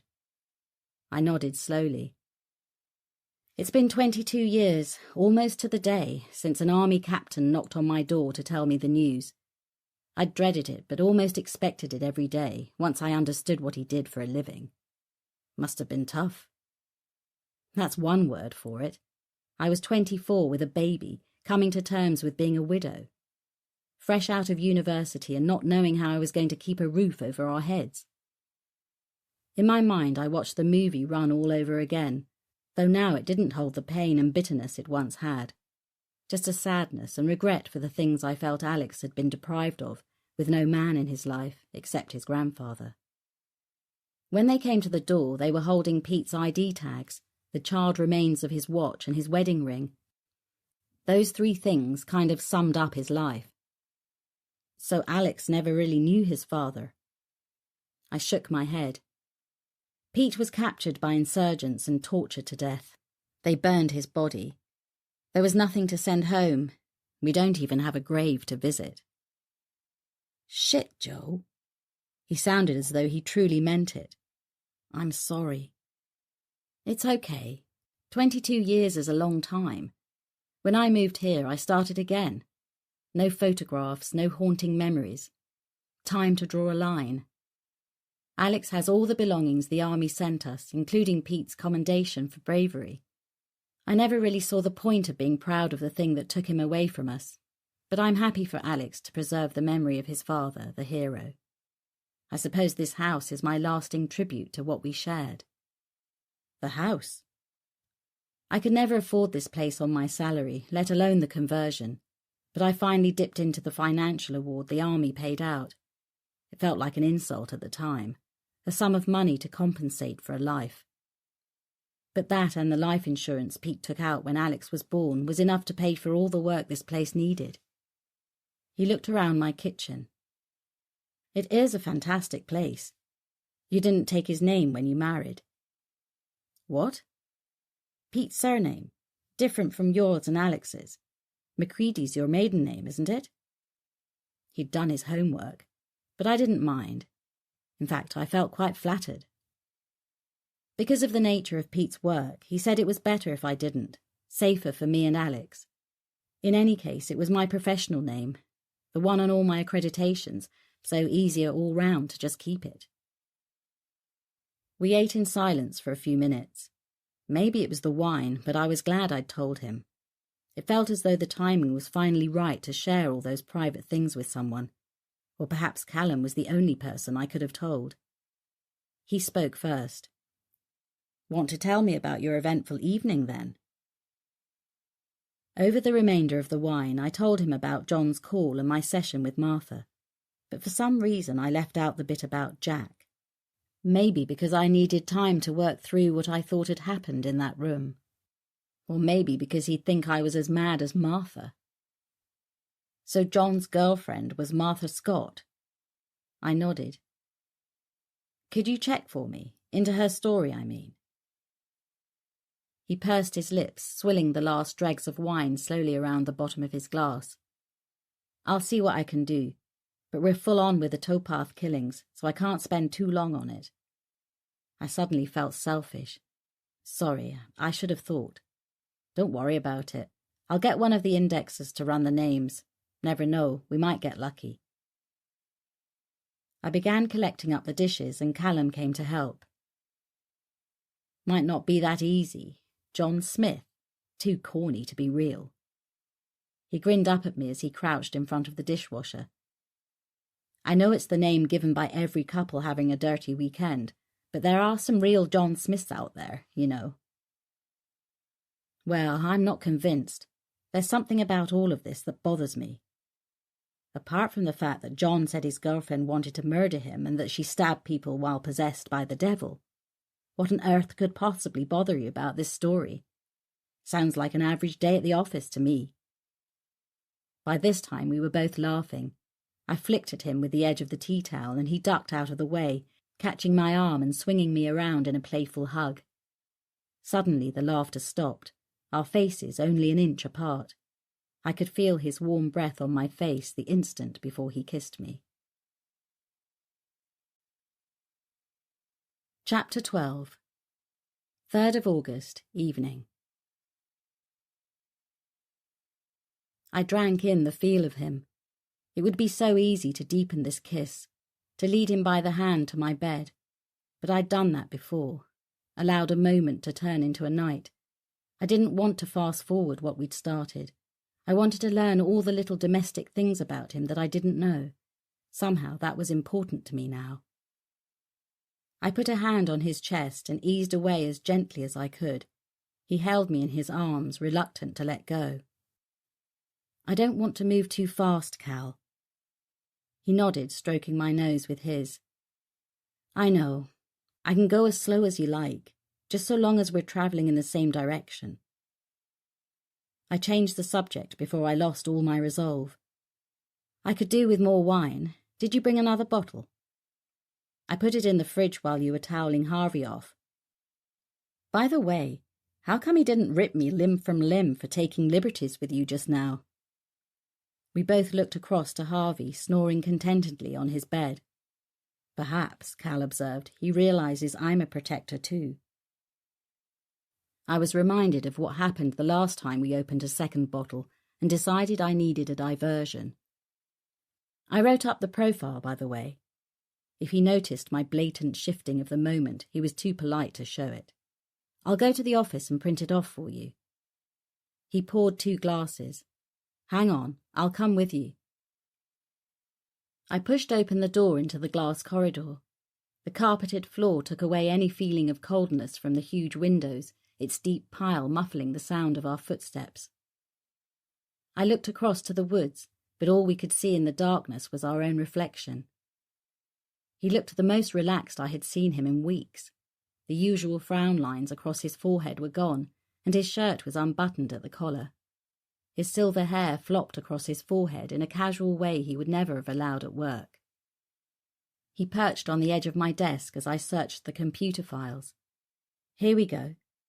I hit the print key and the laserjet hummed to life. Hope this proves useful. I suddenly realised that I hadn't asked him anything about the investigation.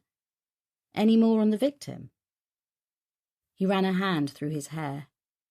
We've got a name, Julie Lamont, a hairdresser from Fordley. She completed her college course 3 months ago and took a job at a salon in Shipley. She didn't turn in for work yesterday or the day before. I've got officers interviewing the family, so we should have a better picture by morning. But we do know that Julie and Linda didn't know each other outside of college. We checked. There's no link between them until they were both murdered and dumped by the canal. I chewed my pen in thought. The canal's your link, I said finally. That's his hunting ground. That's where he served his apprenticeship. He feels able to take chances there. As I said it, I became more convinced. I took another sip of wine. Concentrate your efforts around there, and you won't be far away from him. When I looked across, he was lifting a book from my bookcase, absently turning it over in his hand. I tried to read it once, he said, lingering on the photograph of me on the back cover. I'm flattered, I smiled. You should be. I don't read books, unless they're technical manuals. This is a manual for the human mind, into the strategies people develop to navigate through life. You make it sound simple. In some ways it is. The human mind is a computer. It delivers what you program into it. Trouble is, a lot of programming happens when you're too young to remember. So it's back to the childhood stuff then, he teased. Lay down and tell me about your mother and all that. I leaned across the desk and shut down the computer. You'd be surprised. As children, our parents are gods to us.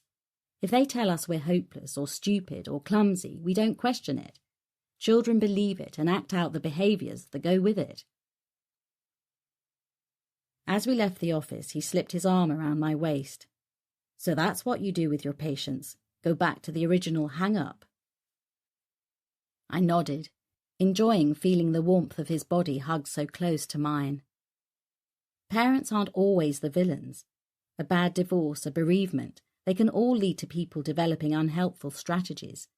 They embed it in their personal history. It becomes the story they tell about themselves. If they see themselves as a victim, an abused child, or an abuser, it defines who they are and makes sense of events they've gone through. Past traumas end up shaping a person's present and dictating their future, and it's usually not in a positive way if they cross my path. Harvey was still snoring contentedly.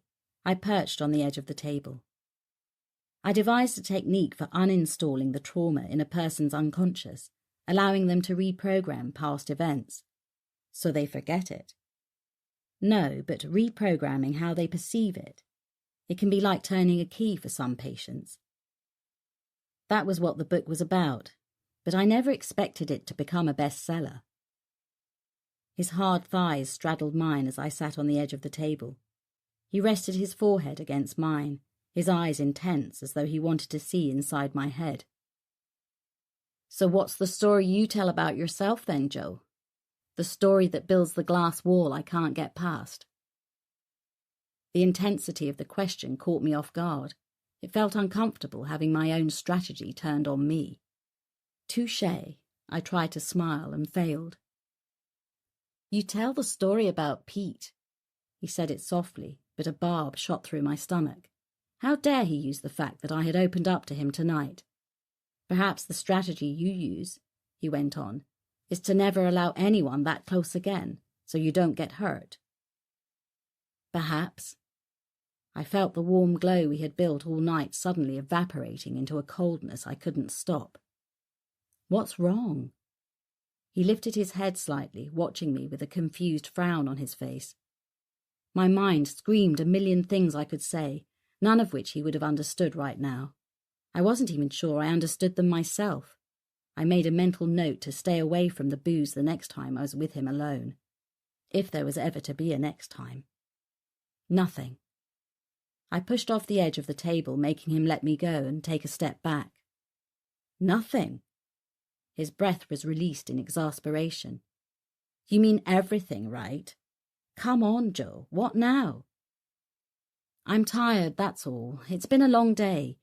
Think it's time we called it a night, if that's okay." "No, it's not okay." He ran his hand through his hair as he squared up to me. There was a row coming, and I simply didn't have the energy for it. "I thought we were getting somewhere, but the minute I touch near the heart of you, the shutters come down." My frustration suddenly boiled up to meet his. The rational part of me knew he was right. He had touched a raw nerve that I should have dealt with years ago, but it had been easier to leave it alone. He'd turned therapist on me and hit the bullseye, and I didn't like it. "Oh, for God's sake," I snapped, causing Harvey to abruptly stop snoring and lift his head to watch us both. "Stop playing at therapist and stick to being a policeman." "Okay then, I'll be a copper." He was getting angry. "All the evidence points to the fact that I'm trying to compete with a dead man." He couldn't have winded me more if he'd punched me in the stomach. "What?" "You said that when you came here you left Pete behind. A fresh start." So, like a dumb bloke, I took that as a sign we could move on from the flirting and dancing around we'd done ever since Christmas. Which, by the way, as a night with a special woman, I rated as pretty bloody marvellous. He suddenly turned away from me, pacing in front of the Aga, his voice getting louder. "But the minute I get to that point where we can be real people and stop shadowboxing, I get the Ice Maiden again." He stopped and turned to face me, his eyes blazing. "Know what, Joe? I don't think you are over Pete, or that you've tried to stop telling that story about yourself. In fact, over the last 22 years of being his widow, it's become who you believe you are." I watched with my mouth open, unable to speak as he tore his coat from the hook by the door and snapped up his car keys. "And until it stops being that way, I may as well wait another 22 years before I try again." "Callum!" I called after him, but I could already hear the car roaring to life. He hadn't even bothered to close the door. By the time I walked into the porch, I could just make out the red tail lights disappearing down the lane. "Shit!" I exclaimed to Harvey, who stood beside me, curiously tipping his head in a question I didn't even know how to begin to answer. Chapter 13. 4th of August. I swung my legs out of bed and padded naked into the bathroom. I peered at my reflection in the mirror, noting the dark rings under my eyes. "Stupid bitch," I said out loud to my reflection. "You need a good therapist." I spent my professional life telling clients they needed closure on troubled relationships. Why couldn't I take my own advice? I took my temper out on my clothes and slammed down into the kitchen, even ignoring Harvey as he padded over to me for his morning hug. My mood wasn't improved by the weather, which was wet and humid as we walked into the meadow. Harvey amused himself by chasing the scent of rabbits long since gone, as I followed aimlessly behind him, absorbed in my thoughts. A familiar figure walked towards us across the bottom field, dressed in a waxed jacket and old corduroy trousers, the whole ensemble topped off with a tweed flat cap. He raised his arm in greeting, his other arm cradling a shotgun. "Morning, George."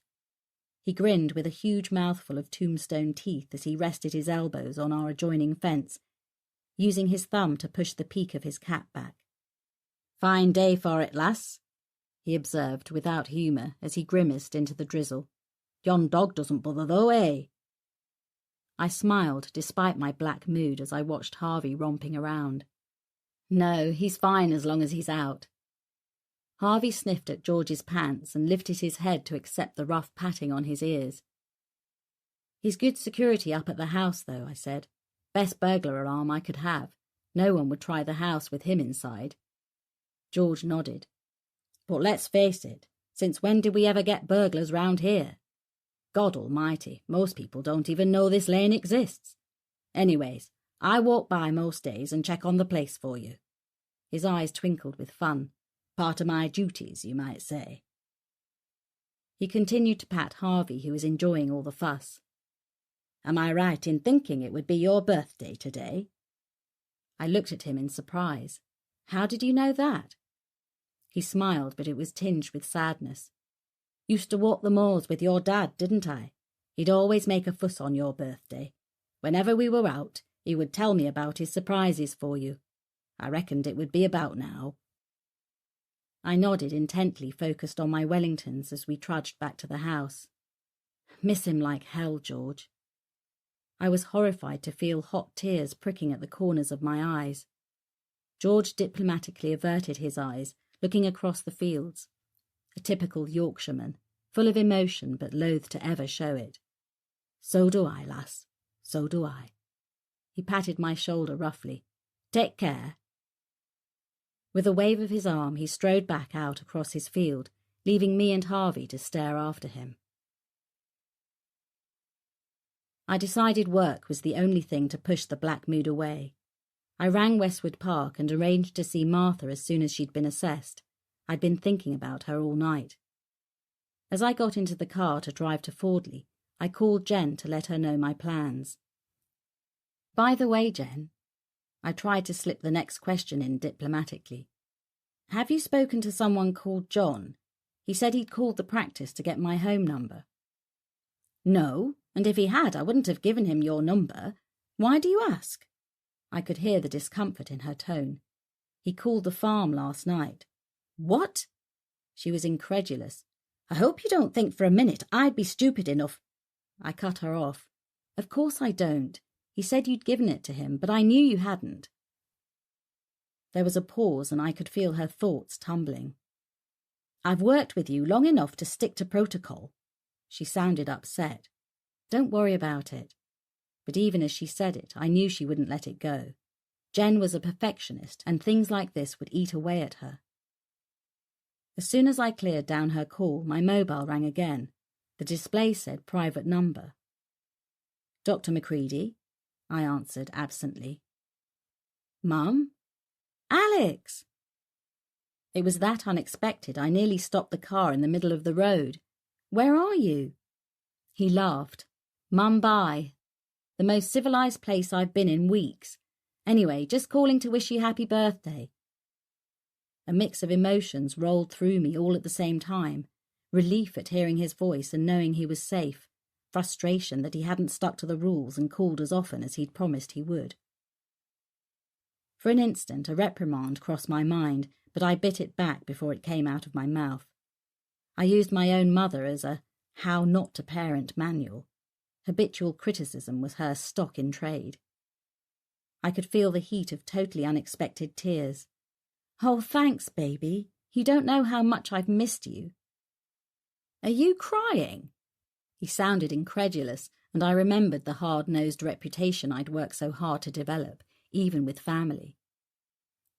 I sniffed loudly, reaching for a tissue. "No, I have a cold, but I've missed you all the same." I heard him sigh.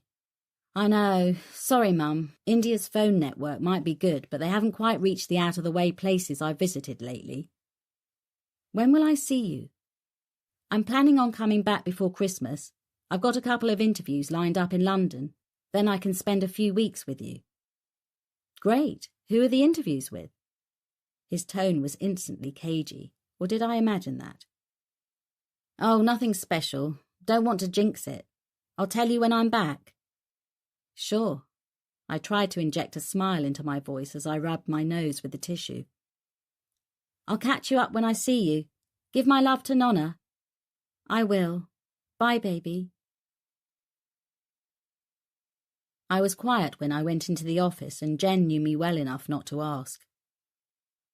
I buried myself in work for the rest of the afternoon, only realising as I was leaving that we'd hardly spoken. As I shrugged on my jacket, she barely looked up from her computer, too used to my moods to be affected by them anymore. "Callum called. He said it was urgent, and could you call him as soon as you finished?" I stared at her, realising that she didn't understand how important that might be, given last night. "Oh," was all I could manage. "Anything else?" "Nope." She didn't look at me as she flicked through the notes I'd just dropped on her. I put the digital recorder down on the desk and headed for the door. "If you can transcribe that first thing, please. I need it for Martha's assessment up at Westwood. See you in the morning." "Not unless you pay me double time, you won't." I stared at her, puzzled, until she finally turned to look at me, chewing the end of her pencil. "It's Saturday tomorrow, stupid." "Oh, God," I laughed. "Sorry, Jen, I'm losing the plot." Well, I won't be in on Monday either. I booked it off for my granddaughter's birthday. Family party at mine for all the brood." She raised her eyebrows like a parent with a hopeless child. "I suppose you forgot that too?" I had. She called after me as I went down the steps to the car.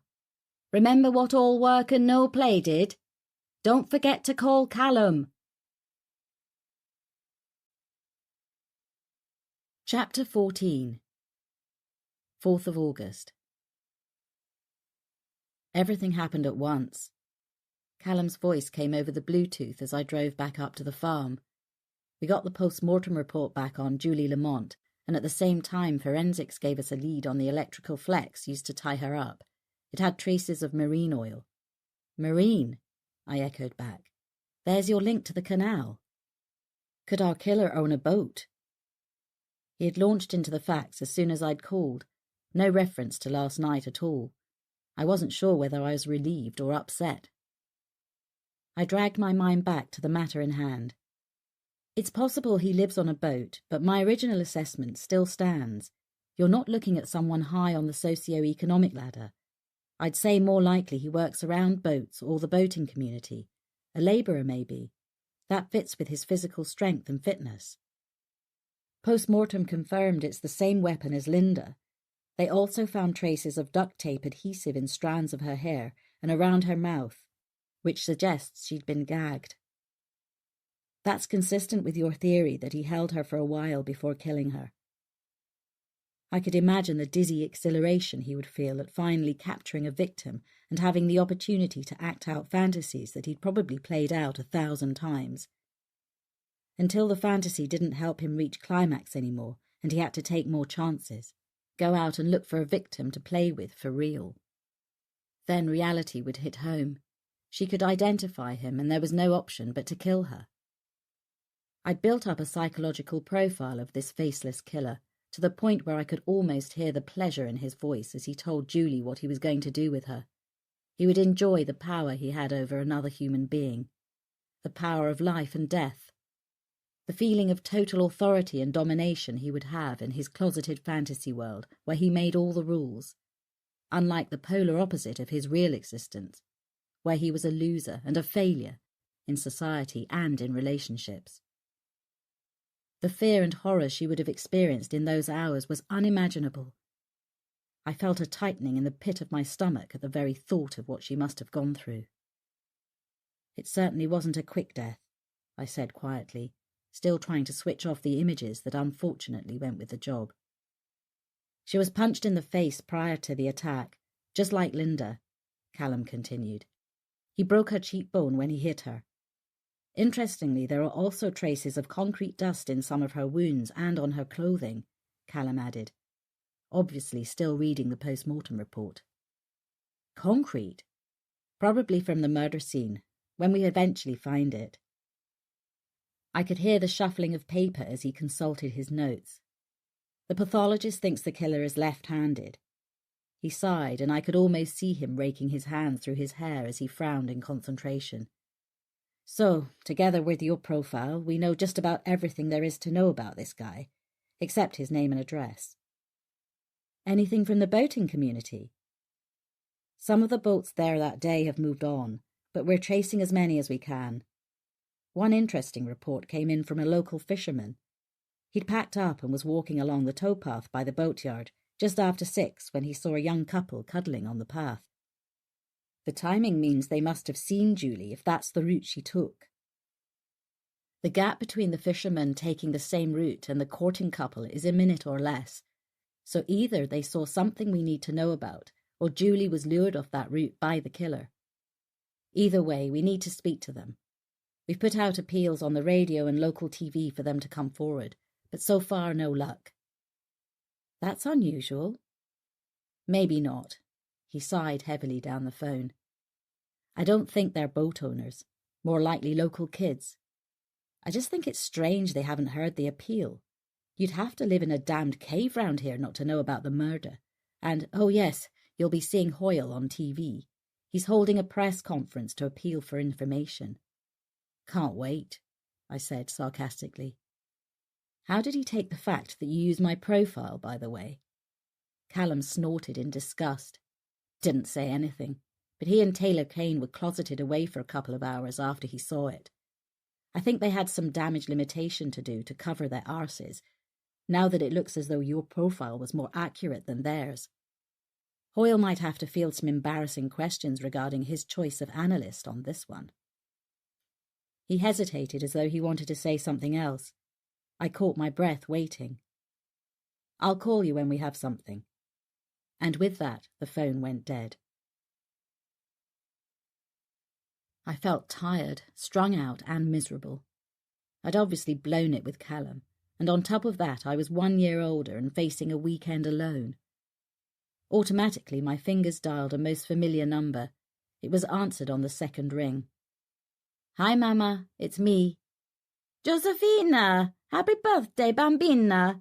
Happy birthday to you, happy birthday to you, happy birthday, dear Fina. Happy birthday to you. I gritted my teeth throughout the whole tuneless rendition. Thanks, Mama. How are you? I'm wonderful. In fact, you just caught me. I'm going bowling with the girls. If you hadn't have called, I would have been so angry with you. I've been trying to get you all week. I know, Mama. I sighed, resigned to the fact by now that every conversation between me and my mother, regardless of original content, always turned into a reprimand. I've been working with the police this week on this latest towpath killing and... Terrible, terrible, she interrupted me in her heavily accented English. No job for a woman, dealing with killers and rapists. Why you can't get a proper job, eh? Yes, Mama, I know. Go work in a shop or an office. It's good enough for other people, but you always have to be different, just like your papa. She sighed, perhaps realizing after all that this was my birthday. I only worry, bambina. You know it's only that I worry about you. I know, Mama. Anyway, I heard from Alex today. Sandro! When can I see him? He'll be back for Christmas. He's got job interviews lined up. See, sensible boy. He goes for proper jobs. Knowing Alex as I did, there would be nothing ordinary about his choices, but I kept the thought to myself. Listen, Mama, I need to pick your brains. Ever since she got her bus pass, she had become a walking encyclopedia on bus routes. The number 46 bus from Fordley. To Shipley? Yes, I know it. But what do you want it for? It's against your religion to take a bus. I ignored the dig. If a person got the bus to Shipley and was heading for the salon on Ryan Street, where would the nearest stop be? Well, the 46 ends at the interchange. If you didn't mind a long walk, you could get off there and then walk all through the centre of town. That would take me about half an hour, with my feet. I carried on quickly before we got into a long discussion about her feet. And if you didn't want a long walk? Well, if you were stupid enough to risk it in the dark, you could walk along the towpath for about 10 minutes, then cross the iron bridge over the canal and come up by the petrol station on the other side. That's at the end of Ryan Street. Nice salon. You going there, Fina? You have such beautiful hair, blonde like your papa, but always too busy to take care of it now. I put coconut oil on it when you were a little girl. You're too busy now for such things. Just a quick comb and then... Sorry, Mama, I have to go, but thanks. Have a good night. I'll catch up with you next week. As the phone went dead, I swung the car around and drove out towards Shipley. Chapter 15. 4th of August, Shipley. At almost 9 p.m. on a Friday night, the streets were almost deserted. The commercial district was already empty as people hurried away to begin their weekend. There were a few cars on the petrol station forecourt as I parked my car. Everyone ignored me as I plunged my hands deeper into my coat pockets, crossing the road to the short flight of stone steps that ran down to the metal footbridge. It seemed a lot longer than 24 hours since Callum and I had been in the shadow of this same bridge, witnessing the brutal handiwork of Julie's killer. I stopped and looked across the water to where her body had been. A man with a little dog walked past Julie's last resting place. The dog stopped and sniffed, then cocked its leg and peed on the spot until his owner impatiently jerked the lead to move him along. So much for dignity in death. The light was dimming, the sky still grey with unshed rain. The atmosphere was close and oppressive. By the time I stepped off the bridge and walked to the dumping site of Julie's body, the dog walker was nowhere to be seen. A jogger padded past me, wired for sound and oblivious. Boats were moored along both sides of the canal, gently lifting and falling on the water.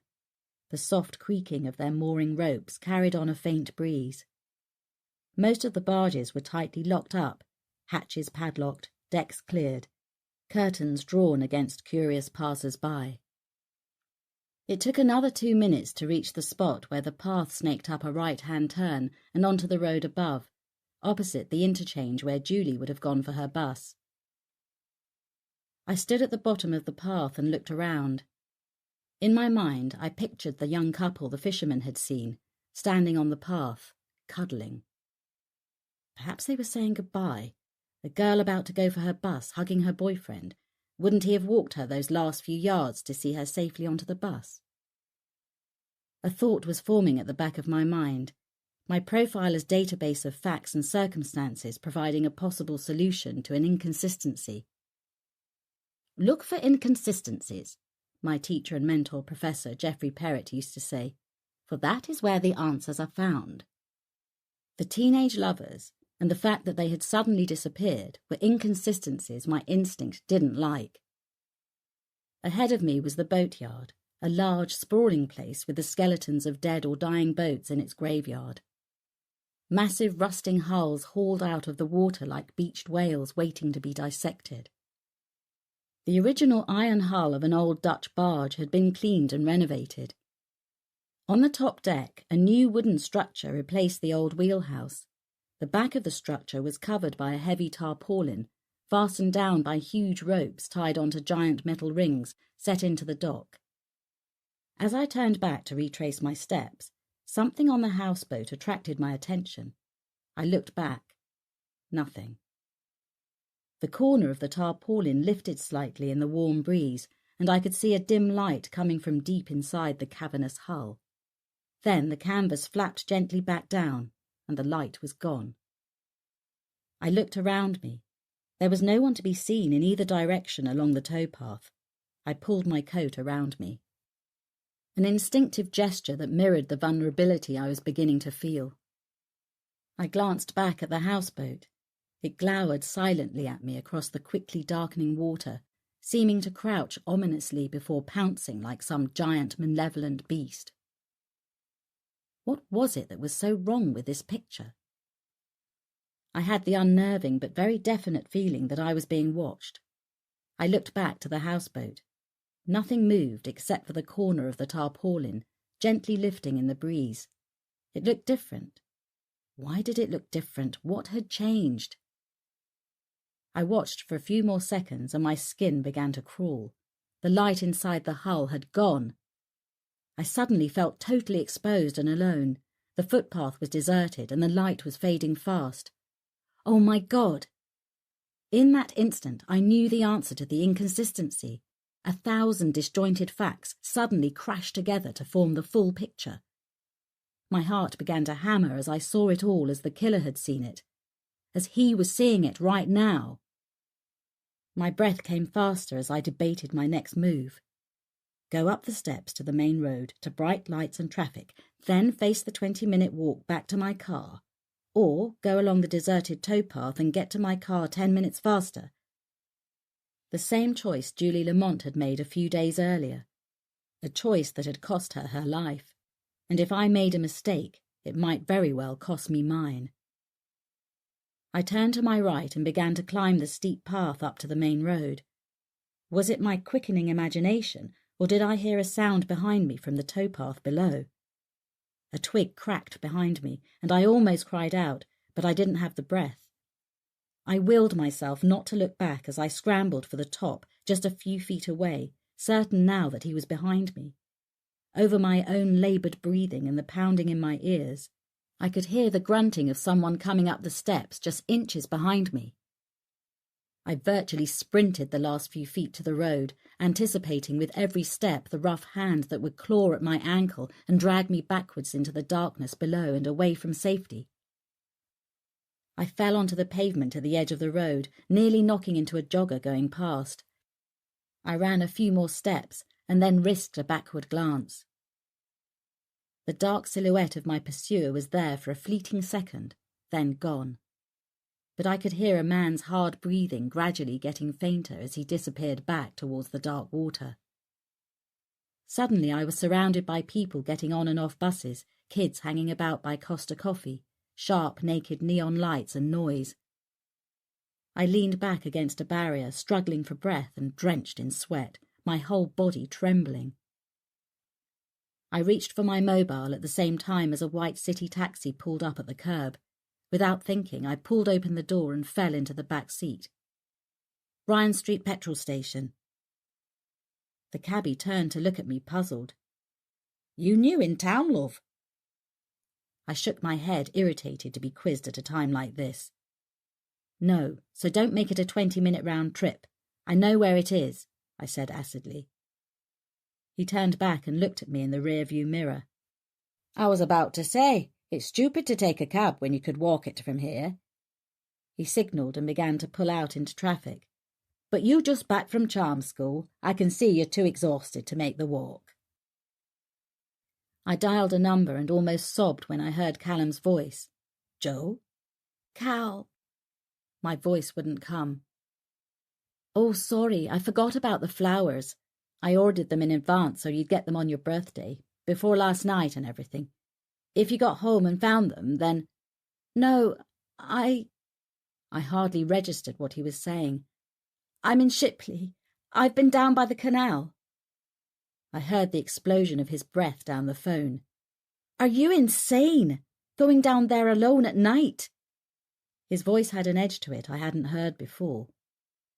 Cal, Oh, God. There was a pause for a fraction of a second as he registered that something was badly wrong, then his tone became all business. Where are you? I'm coming to get you. My car's by the petrol station on Ryan Street. Can you come now? Lock the doors and stay put. I'll be there in 5 minutes. His tone softened. Tell me you're all right. I'm fine. But my voice didn't sound convincing, even to me. I know how he did it, Cal. I know where he is. Tell me when I get there. Just keep the doors locked, okay? Chapter 16. 4th of August, petrol station forecourt, Shipley. Callum was staring out of the partially opened passenger window of my car as he listened to what I had to say. I could see the muscles bunching in his jaw, as if he were going to explode at me at any moment. The whole story poured out like a torrent I couldn't stop, how I couldn't face the weekend alone just thinking about Alex and my birthday. I left out the bit about thinking of him and how much of a mess my non-existent love life was. I told him instead that I decided to spend the weekend working on the towpath killings. It was when I got to the part about seeing the light on the houseboat that he finally turned to look at me. His blue eyes were dark with anger, and I could see he was having difficulty controlling his temper. It didn't occur to you to call me before going off half-cocked playing bloody detective. He half-turned, putting his arm across the back of my seat. I didn't have time. I was still shaking inside, but trying hard not to show it. Besides, I had nothing to tell you, just half-formed theories. Mama talking about different routes from the bus got me thinking. I couldn't stand the scrutiny of those dark eyes and still concentrate on what I was saying. It was my turn to face away and look out at the passing traffic as I continued. We needed to know where Julie met her killer. She didn't know him, I was sure of that. I was fairly certain he knew of her. That he'd seen her before or knew her route and had stalked her before. I watched my reflection in the glass. I knew the canal was his hunting ground and the route to the bus was the perfect connection between the two of them.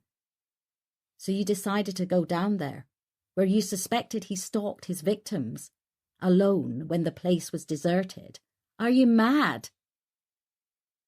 I turned to face him, still feeling the adrenaline surging, my eyes flashing a warning I knew he would see. For God's sake, Callum, I snapped. That's my job. To get yourself killed. He spat. No, I snapped back with equal venom. To walk through the murder, literally. To see events unfold through the killer's eyes. To imagine his drives and impulses. To work out his motivation to pick the victim he did. I was raising my voice and I could see people filling their cars looking over at us in curiosity, probably thinking we were having a lover's tiff. The thought made me even more irritated. I breathe the same air he does, see the things he sees, and God help me, I think the thoughts he thinks. Suddenly his expression softened and his hand slid down to touch my shoulder. Don't, I snapped, shrugging my shoulder away from his hand. You involved me, I reminded him unfairly. You took me to stand over her. You made me look at her faceless corpse and smell the stench of her death and asked me to get inside this killer's head. And once that process starts, I can't switch it off. God knows there are times I wish I could. Joe. I wasn't in the mood to listen. Besides, I had to tell him everything, and I had to do it fast. The clock was ticking if they were going to stop him before it was too late. It's usual for me to visit the scene. Joe, So there would have been no harm in doing that, I persevered, ignoring his interruptions, because usually the killer isn't still there. What? The boatyard, I said simply, as if that should explain everything. He's in the shell of the houseboat. Callum was staring at me, his face as still and hard as carved marble. I think that's where he took Julie.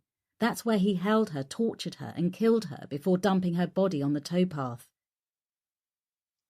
I waited for him to say something. His jaw tightened again, and he breathed out slowly, cranking the window down another inch and taking a deep breath of warm, sultry air, as if we had all the time in the world. I was exasperated. Didn't you hear what I just said? I think he's still there. We searched the boatyard already, and the houseboat, he said quietly, his tone disappointed. I thought when you said he was still there that you'd seen him. I did. He turned back to look at me. What? But you said. I saw a light coming from inside the hull. For all he knew, I was the police or maybe a journalist. He was listening intently now, his eyes searching my face as I spoke. He turned the light out when he realised I'd seen it, and I made a dash for it up the embankment. My heart began to beat faster as I recalled it. Callum, it's him. I know it is. Why would he stay so close to the scene? He asked wearily. Surely he wouldn't want to be within a mile of the place with us crawling all over it. He has nowhere else to go, I said simply. With all the publicity, it would attract more suspicion if he were to disappear. He stays because people would notice if he didn't. Besides, I added quietly, he gets off on being so close to the fallout. We went over that boatyard with a fine-tooth comb, he said, but I could see some doubt creeping across his face. How fine? If I call in the cavalry and you're wrong, and if I'm right? I could see the possibilities and strategies running in his head. Finally, he seemed to come to a decision. He held my shoulders in his hands, looking at me squarely. Go to the farm, do not pass go, do not collect £200. Cal, no arguments, he said, and from his tone I knew it was useless to try. He pulled me to him, and I felt his lips brush the top of my hair. And if you give me any trouble, lady, I'll have you locked up. So what's it to be? I suddenly felt weary. Okay, I said. I'll wait for you at the farm. Please be careful. Chapter 17. 4th of August, Kingsbury Farm.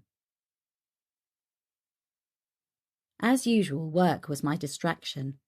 My emails downloaded at a crawl as I tapped a pencil against my teeth and cursed the download speed we got. Even though Marissa had arranged for satellite internet to be installed, it still wasn't brilliant. I rarely visited her in London, so email and Skype were our mainstays. My technophobia was a constant source of amusement for her, and she ribbed me endlessly.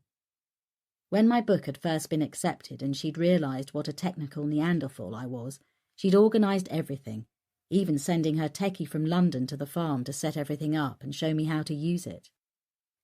I dialed into the Fordley practice to pick up my messages, wondering how I'd ever managed without the ability to do it before.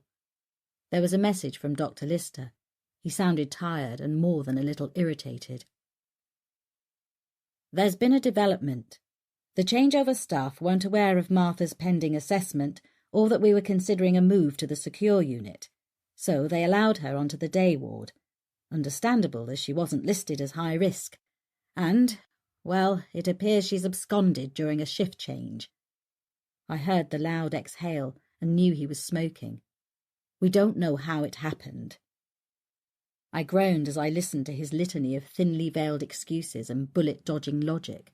If that had happened when I'd been director, I would have kicked his arse all around the grounds.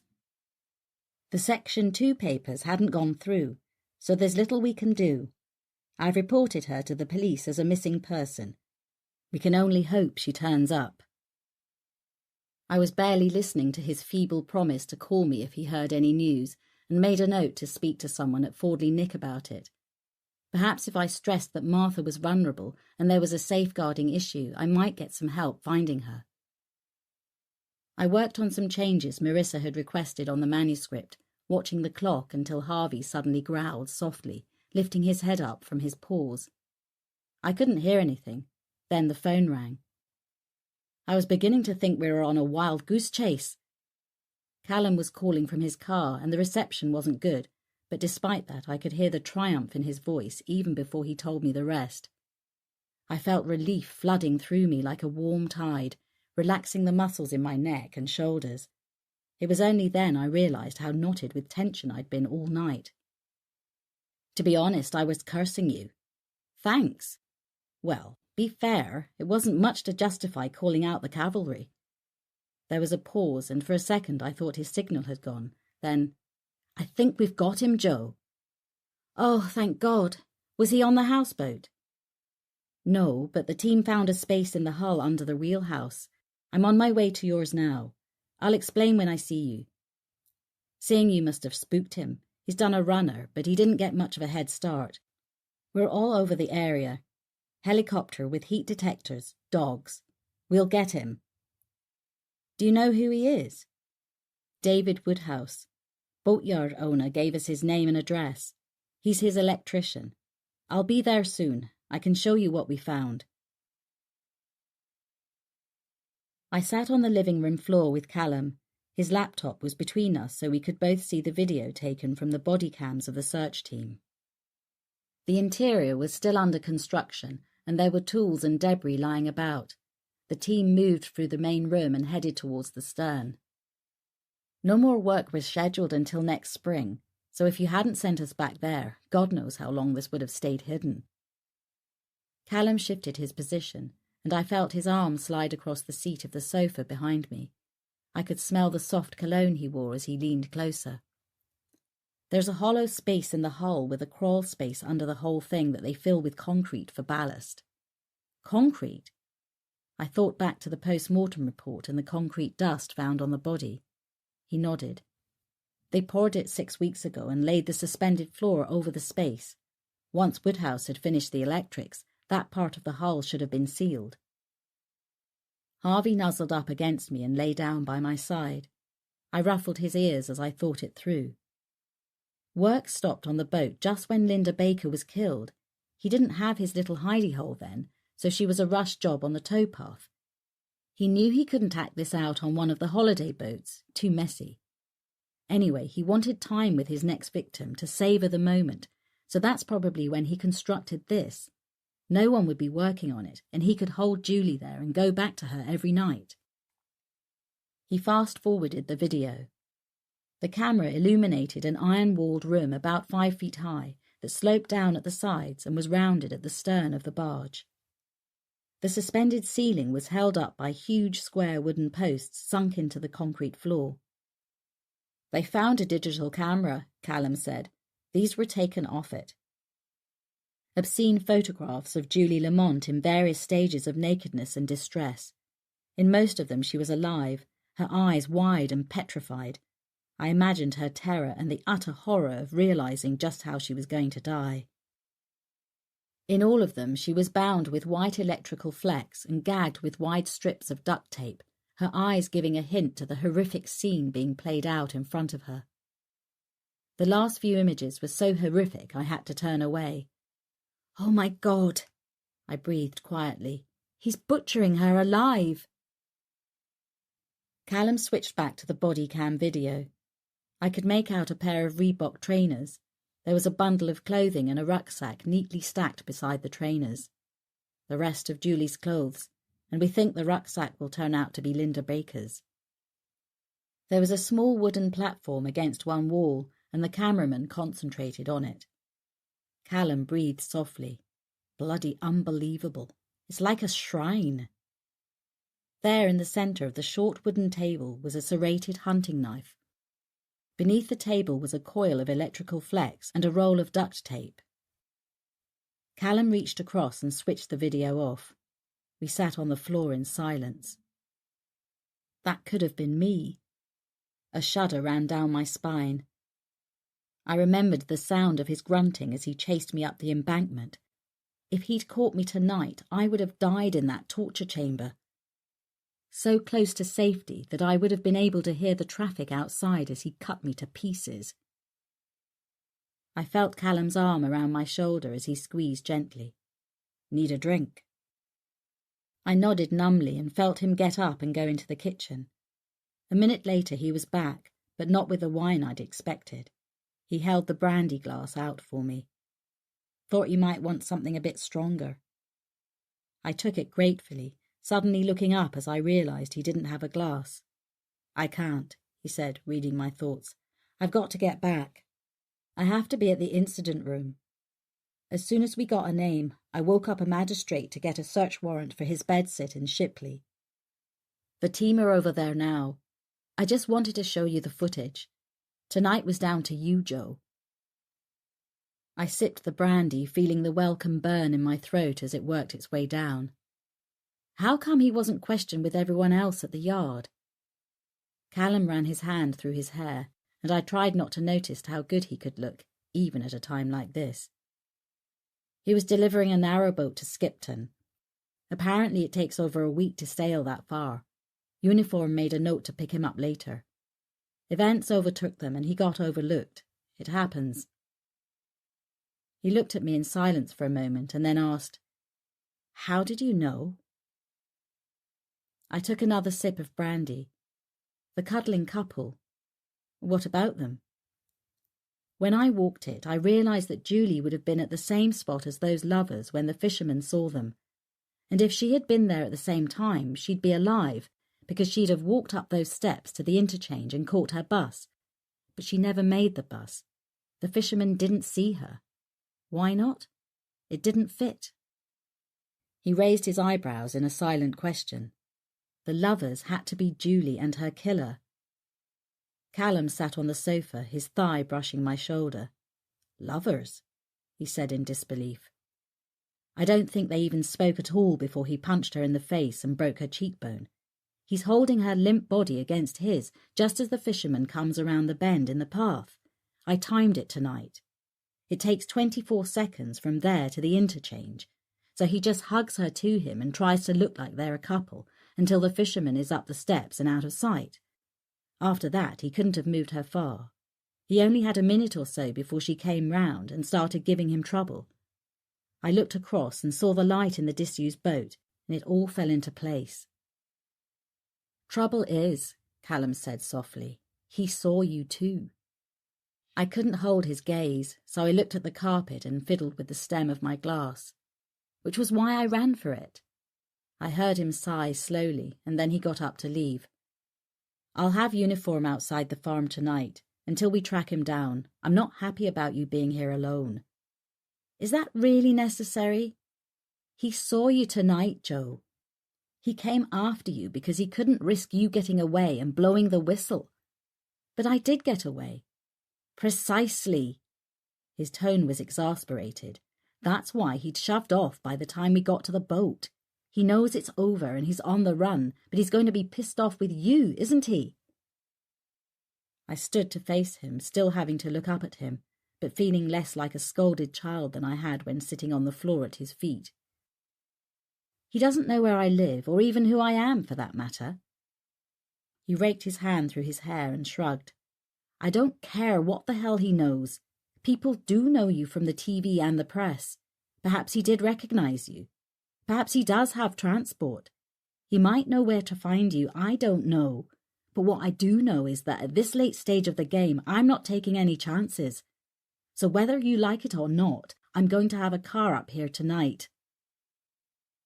I opened my mouth to reply, but I was already looking at his back as he walked out of the room, calling over his shoulder.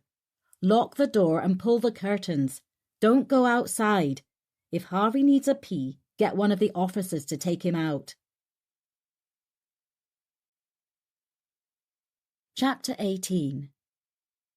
5th of August, Kingsbury Farm.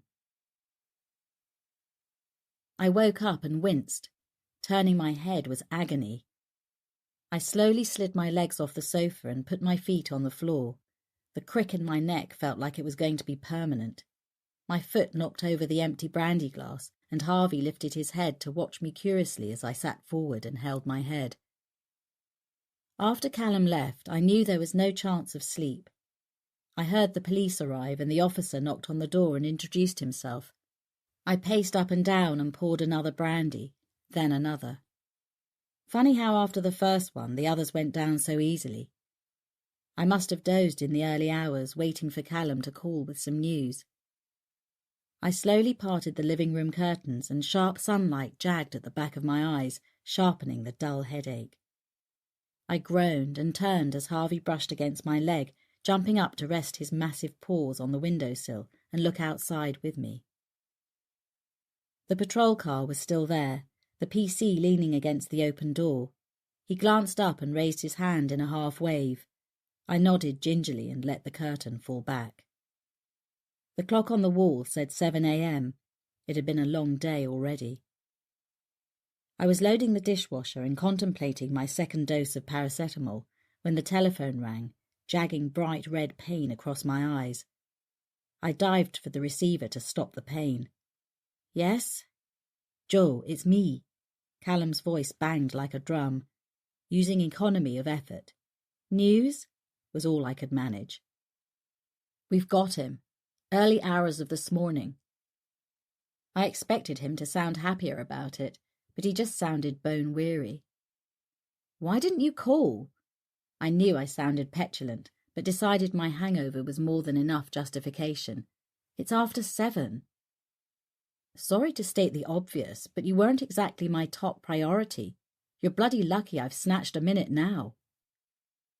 I pushed the dishwasher closed with my foot, drying my hands as I cradled the phone under my chin. Okay, sorry. I tried to soften my tone, realizing we were both too strung out to risk an argument. I've been worried, that's all. Are you okay? Just knackered. I could do with a week's sleep and a change of clothes. CSI are processing the houseboat, and we need to get samples of his DNA from the flat to tie him to the scene. Now we've got him in custody, the clock's ticking. I imagined him checking his watch as he spoke. I've got my best Tier 3 trained interviewers lined up to have a crack at him as soon as his brief arrives. Tier 3 officers were trained in advanced techniques, looking for hidden tells in interviewees, body language, speech patterns that indicated deception. I'd been part of a team of forensic psychologists called in to help design some of the training years ago. We should be good to go any time now. I just took the chance to nip out and call you. Thanks. I meant it. I needed to know that he still wanted to keep talking to me. Need any advice on what you're looking for at the flat to evidence his state of mind? There was a pause, slightly too long, and then he said hesitantly, No, it's fine, Joe. We've got that covered. I felt that sickening sensation when you find out your best friend had a party at the weekend and didn't invite you. Oh? I let the silence at the other end lengthen. I'd long ago learnt that there was something about the power of silence that often made people say far more than they would otherwise. Hoyle wants Taylor Kane to advise. The knot in my stomach tightened and the bile of outrage rose in my throat, along with the words that spilled out before I could stop them. Great. Harvey jumped as I slammed my mug onto the table, spilling tea. I could feel the throbbing pain across my eyes intensify as my blood pressure went through the roof.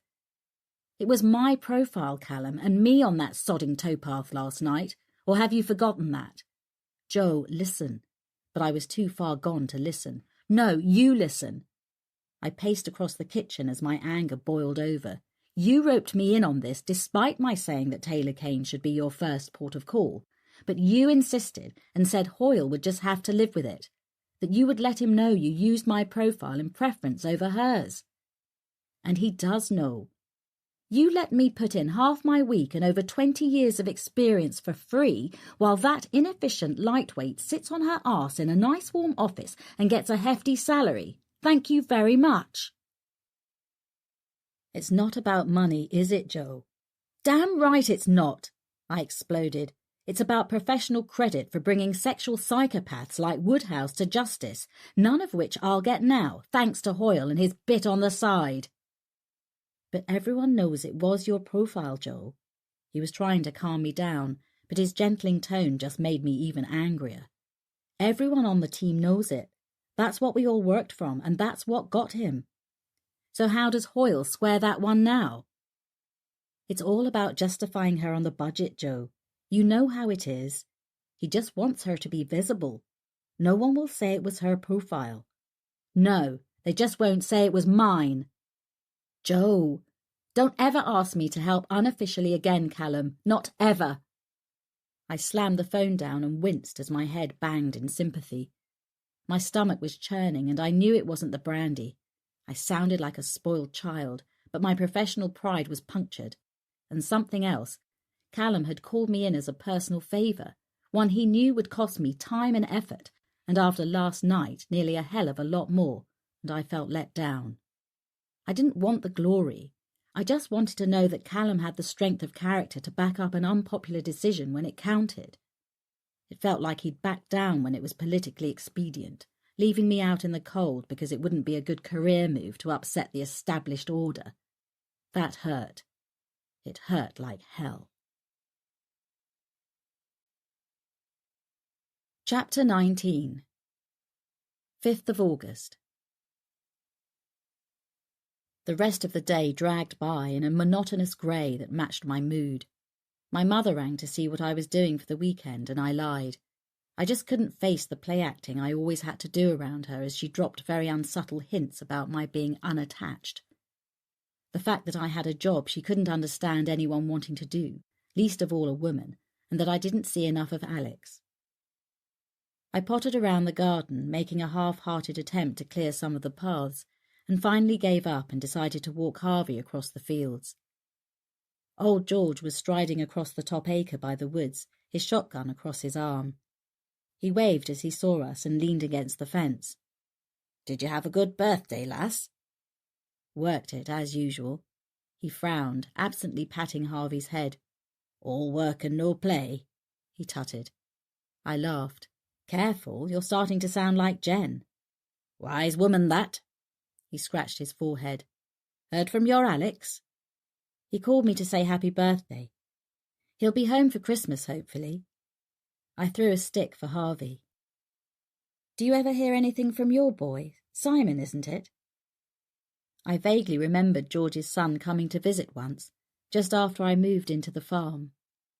An abstract image of a fancy car and an expensive suit that looked out of place along our old dirt track. He sighed, looking out over the fields rather than meeting my eye. "Nay, lass, he was never one for staying in touch. I get a Christmas card, but that's about it." I studied his weathered profile, aching at the thought of growing apart from Alex like that. I could tell he was trying hard to give nothing away. You must miss him. His wide shoulders shrugged beneath the Barber jacket. "Nothing in common, lass. Soon as he could, he left home. Nothing here for him. I mean, he was never going to be a farmer, was he?" He turned to me and smiled. "Moved to Durham for a while, but once his mam died, he went off down London for some fancy job that I don't even understand. Reckon he must have got his mother's brains." I patted his arm and raised a smile. "Well, if he's got her brains, he must have inherited your looks then." "Aye." He grinned at me. "Lucky bugger, eh?" He sniffed and wiped his hand across his face, looking out towards the woods. "I've cleared the old cottage of some muck, lass, and done a few running repairs." I smiled, touched as always by his consideration, and happy to let him change the subject. "Thanks, George. What do I owe you for your time?" He snorted. "Catch yourself on, girl. I'm not going to bother about a few days fixing up the old place." I watched Harvey as he bolted around the field, running off pent-up energy. "Not sure what to do with that old building, George. Needs a new roof for a start. It'd cost a fortune. And for what? I wouldn't want to sell it." I grinned at him. "Don't want any neighbours apart from you." He looked across to the edge of the woods at the small white building that was more of a one-roomed bothy than a cottage. He pushed his cap up with his thumb. "Could always rent it out, you know, holiday cottage-like." I frowned as I thought about it. No, couldn't be bothered with all the hassle. Anyway, can you imagine a family with a couple of screaming kids descending on us? He grinned. "On second thoughts, let's just leave the old place as it is, eh? Anyways, what would the foxes do if we rented it out?" "Are they still in there?" He puckered his lips. "Not sure. There's been something in there all right. Could be foxes or the old badger maybe. Probably should put a door on it if that's okay with you. I've got an old one up at the farm." "Okay, do whatever you think. But don't be out of pocket, George. If you have to spend anything on it, let me know and we'll square up." He grinned and with a casual wave went on his way. I knew he'd never ask me for a penny. I lost the day in my study, answered emails and put in a call to Westwood Park. Martha hadn't surfaced, and in the absence of a Section 2 order, there was little we could do beyond reporting her as a missing person. As I got up to leave, the phone rang. It was my mother. "Have you seen the TV?" "No, why?" I reached for the remote. "Go to BBC News," she said. "It's about this towpath killer." As the image flickered on, I could see a room set out for a police press conference. Hoyle sat at the centre of the table, beaming proudly. Beside him, the bird-like figure of Lizzie Taylor-Kane, looking professional in a dark skirt suit and white blouse. Her pixie-cut blonde hair making her look more manly than she probably intended. As usual, she wore no makeup and no smile. She shuffled papers in front of her, looking at her notes as Hoyle addressed the press. "In the early hours of this morning, a 22-year-old man was arrested in connection with the towpath killings.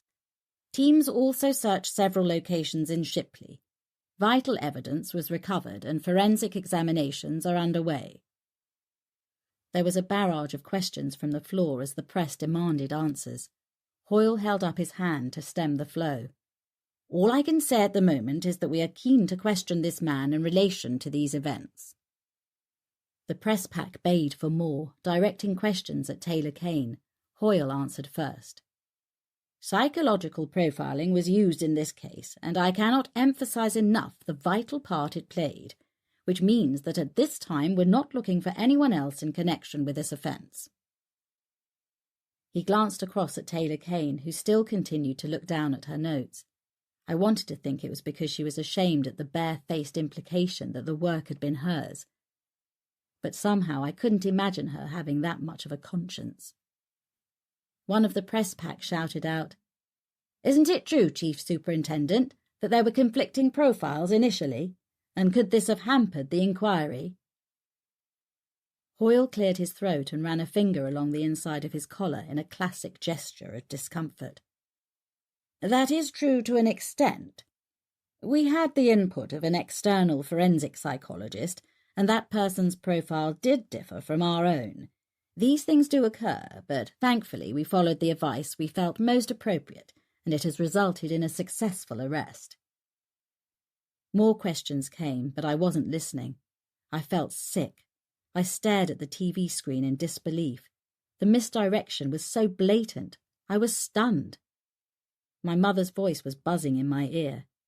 "Is it you he's talking about? Fina?" "I'll call you back, Mama," was all I could manage before I hung up the phone. Harvey came and nuzzled my hand, resting his chin on my knee as I sat on the edge of my coffee table, watching the end of the press conference. My mind tumbled through endless possibilities. The phone rang. It was Jen. "The bastards!" she exploded down the phone. "Did you just see that utter crap?" "How much damage can it do me? I'm not officially involved in the case," I reasoned. "My name doesn't appear anywhere. Who's to know I was the other psychologist? It's only if I'm named that the implication is damaging." "I don't care," Jen ranted in outrage. "You did this as a favour to Callum." I winced at the reminder. Where does he get off allowing them to even hint at such a thing? He should challenge that. It's not fair.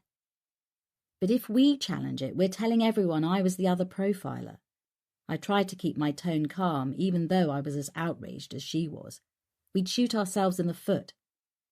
At the moment, we're not implicated directly. All the investigating officers know my profile was spot on. As long as it stays like that, why should we care? We should just let it lie. "Maybe," she said huffily, "but Callum deserves a flea in his ear, and you should tell him to get stuffed if he ever wants another favour." I did that already. Good. If they think Taylor Kane is so bloody good, let them use her crappy profiles in future and see where that gets them. Why let her bask in the glory of all your hard work? I heard Jen's husband calling her from another room. She had obviously slipped away to call me. "Better get back to your weekend, Jen," I said. "I'll see you on Tuesday." I sat and watched the news unfold for the rest of the day. Hourly bulletins came round, and more details about Woodhouse unfolded under the bright red banner of breaking news. All the details fit my profile. 6 feet tall and weighing in at 15 stone, Woodhouse was muscular and fit. He had a fascination for martial arts and worked out at a gym 3 times a week, although people there said he was a loner. Originally from Blackburn, he'd moved to take up his job in Fordley. He didn't have a girlfriend, but the local prostitutes in Fordley were giving interviews to journalists, saying they'd done business with him around payday at the boatyard. When he got a reputation for violence, they'd stopped seeing him. I half expected Callum to call. It hurt that he didn't, and I had to hear all of these details on the news like everyone else. I wasn't sure how I felt. Used, certainly. Humiliated, definitely. Alone, absolutely. Chapter 20. 6th of August. Saturday drifted into Sunday, which was as grey and depressing as my mood. I finally decided to walk Harvey for miles in companionable but grumpy silence across the moors, with my mobile phone switched off. At 4 o'clock I got back to the farm to find my answer machine on meltdown. 3 calls from my mother and 2 from Jen, all asking whether I had seen the Sunday papers.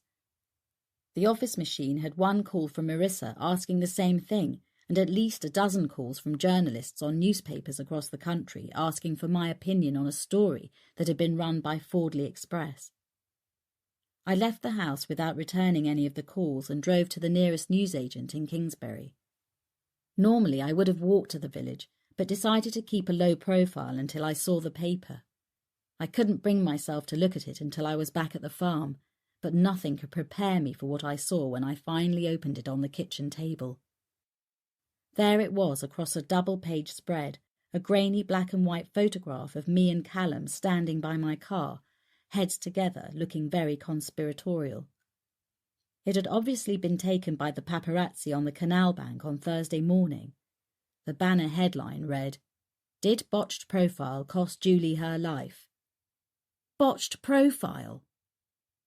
I stared at the article in total shock. My stomach churned and twisted in a tight, cold knot of anger and a feeling of monumental betrayal. My name wasn't mentioned once, but references to a police spokesman alleged there had been 2 different offender profiles, one of them by an external psychologist who was not on the payroll and had not been officially invited to contribute to the investigation. The article continued relentlessly. One of the offender profiles was so wide off the mark that it took detectives down a completely false line of inquiry, undoubtedly meaning the offender was at large for longer. Did that fatal delay cost Julie Lamont her life at the hands of this brutal killer? Something that a review into the way this investigation was handled needs to address. With hindsight, we ask, in these most serious criminal cases, should investigators rely so heavily on a branch of science that many feel is unproven and, at worst, can cost an innocent woman her life? It ground on and on. I sat riveted to the spot, not wanting to read any more, but compelled to take in each painful, miserable detail which seemed to crucify me with every inference. As I reached the end of the article, the phone rang. "Fina, it's me!" I groaned. "Before you ask, Mama, yes, I got the paper." "Is it true, Fina, that your profile got that little girl murdered?" "No, it's not true."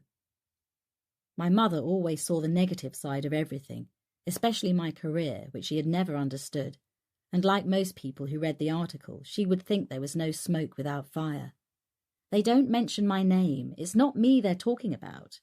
"But your picture is there, Fina. Why would they put your picture there if they're not meaning you?" I rubbed my temple, willing the throbbing in my brain to give me a break. "Don't worry, I'll take care of it." "What can you do?" She ground on as relentless as the article. "It's out there now. Everyone has read it." I could hear the panic as her voice went up an octave.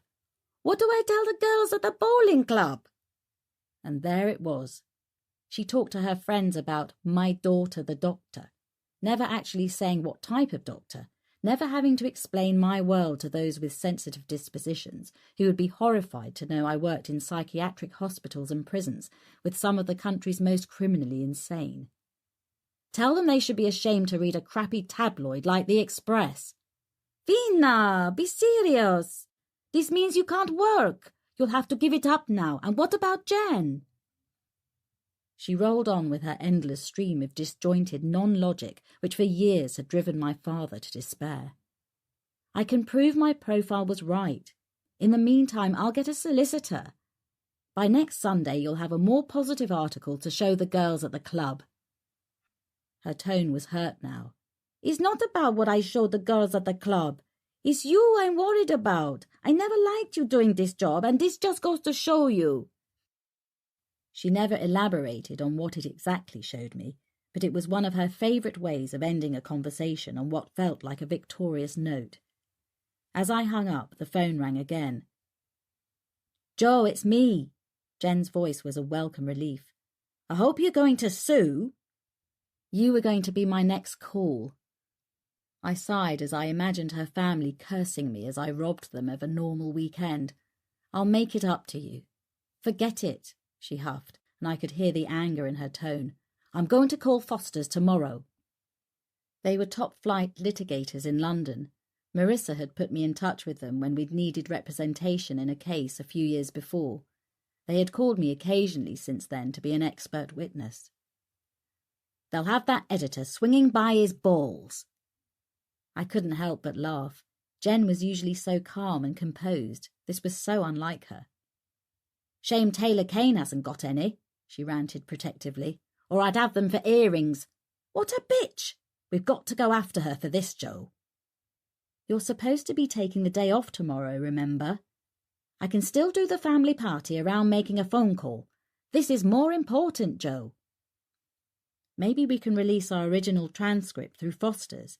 They'll sort it. I'm sure this'll be tomorrow's fish and chip wrappers." "Well," she said slowly, "I hope Marissa thinks so. She's already called my mobile. She's worried about the book." Marissa had persuaded me to write my latest book, after realising that over the years some of the most infamous murderers in the country were behind bars as a result of my profiles or testimony as an expert witness at their trials. In the Minds of Monsters, not a title I was wholly in favour of, was due out at the end of the year. This journalistic silver bullet could end my monster's premature life. Has Callum called?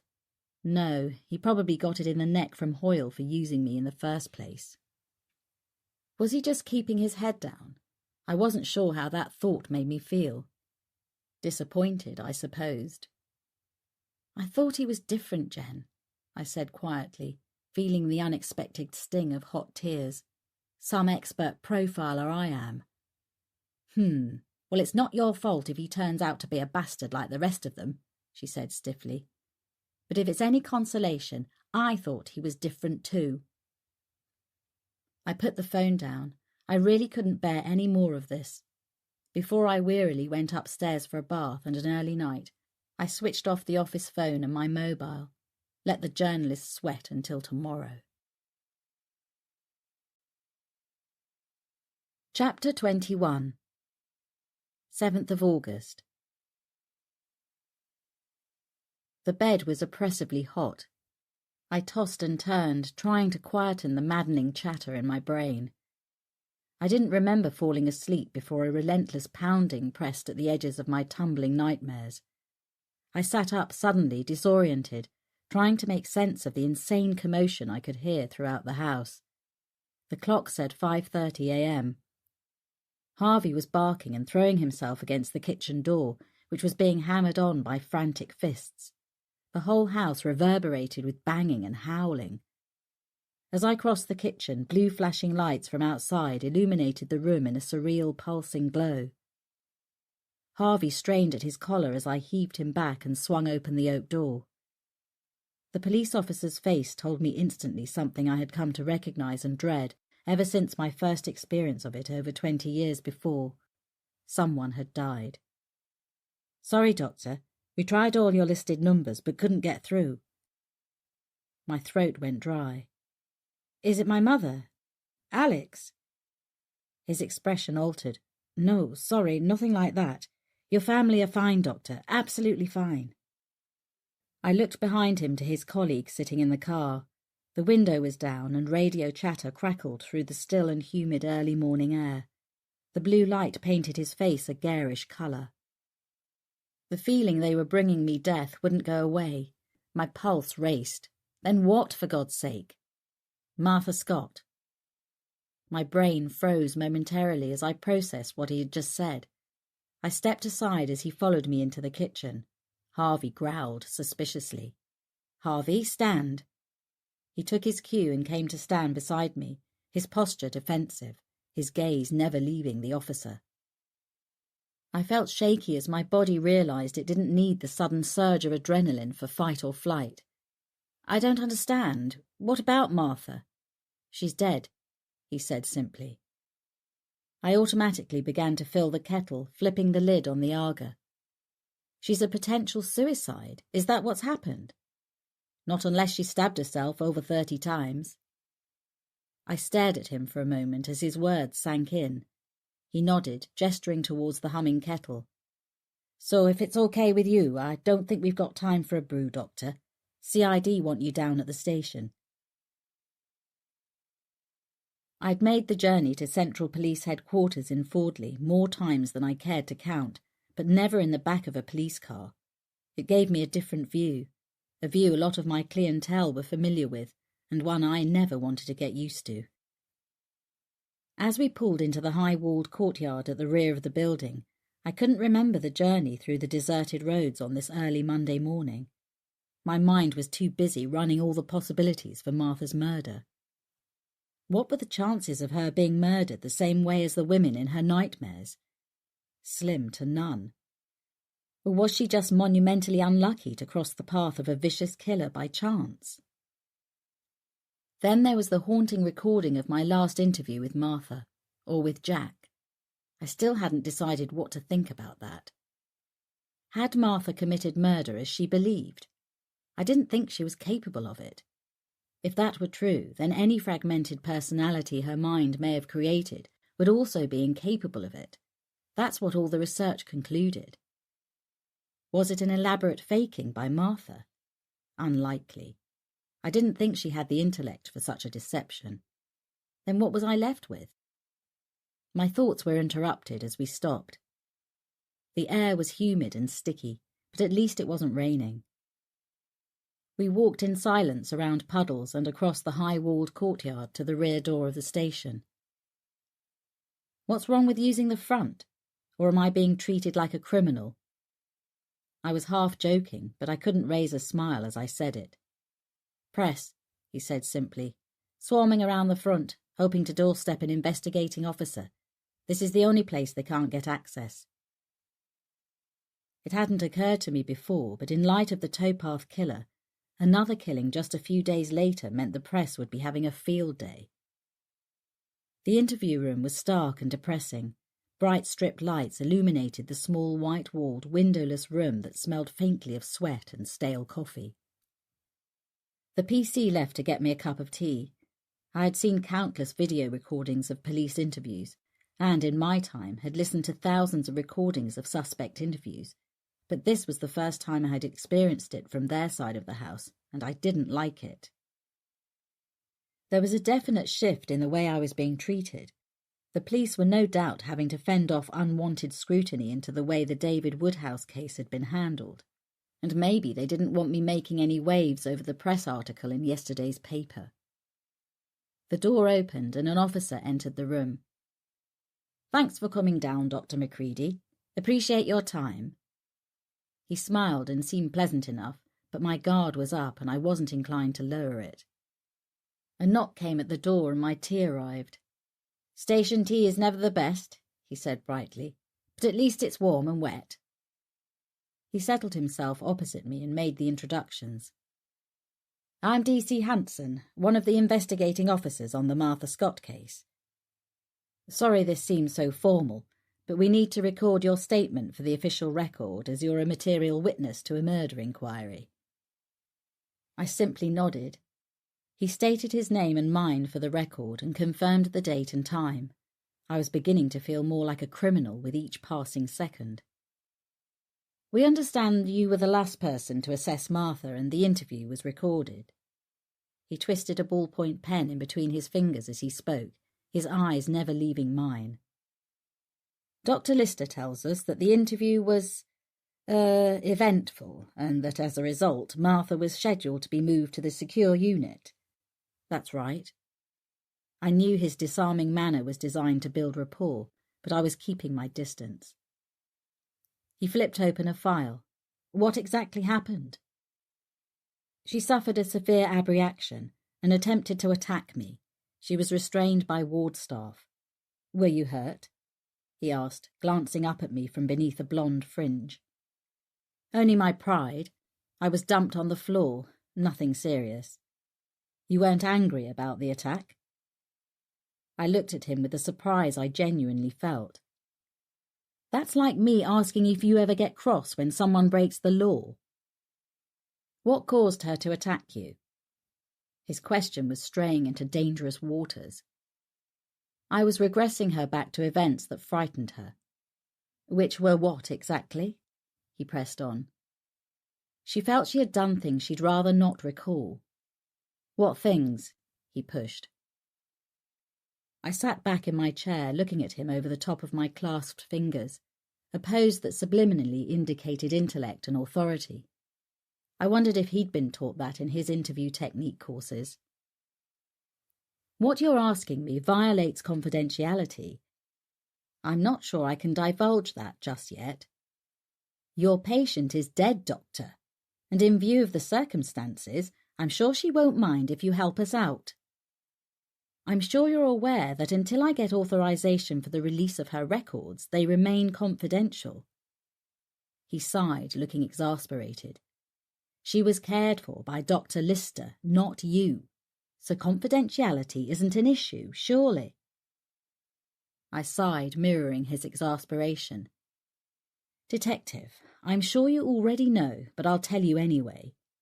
Although I was advising Lister's team, My session with Martha is still confidential, as are any transcripts or recordings, and if they're going to become evidence in a murder trial, I'm going to do this by the book, so I want the relevant releases signed first. Hanson sat back, looking at me curiously. Surely you want to help us, Doctor.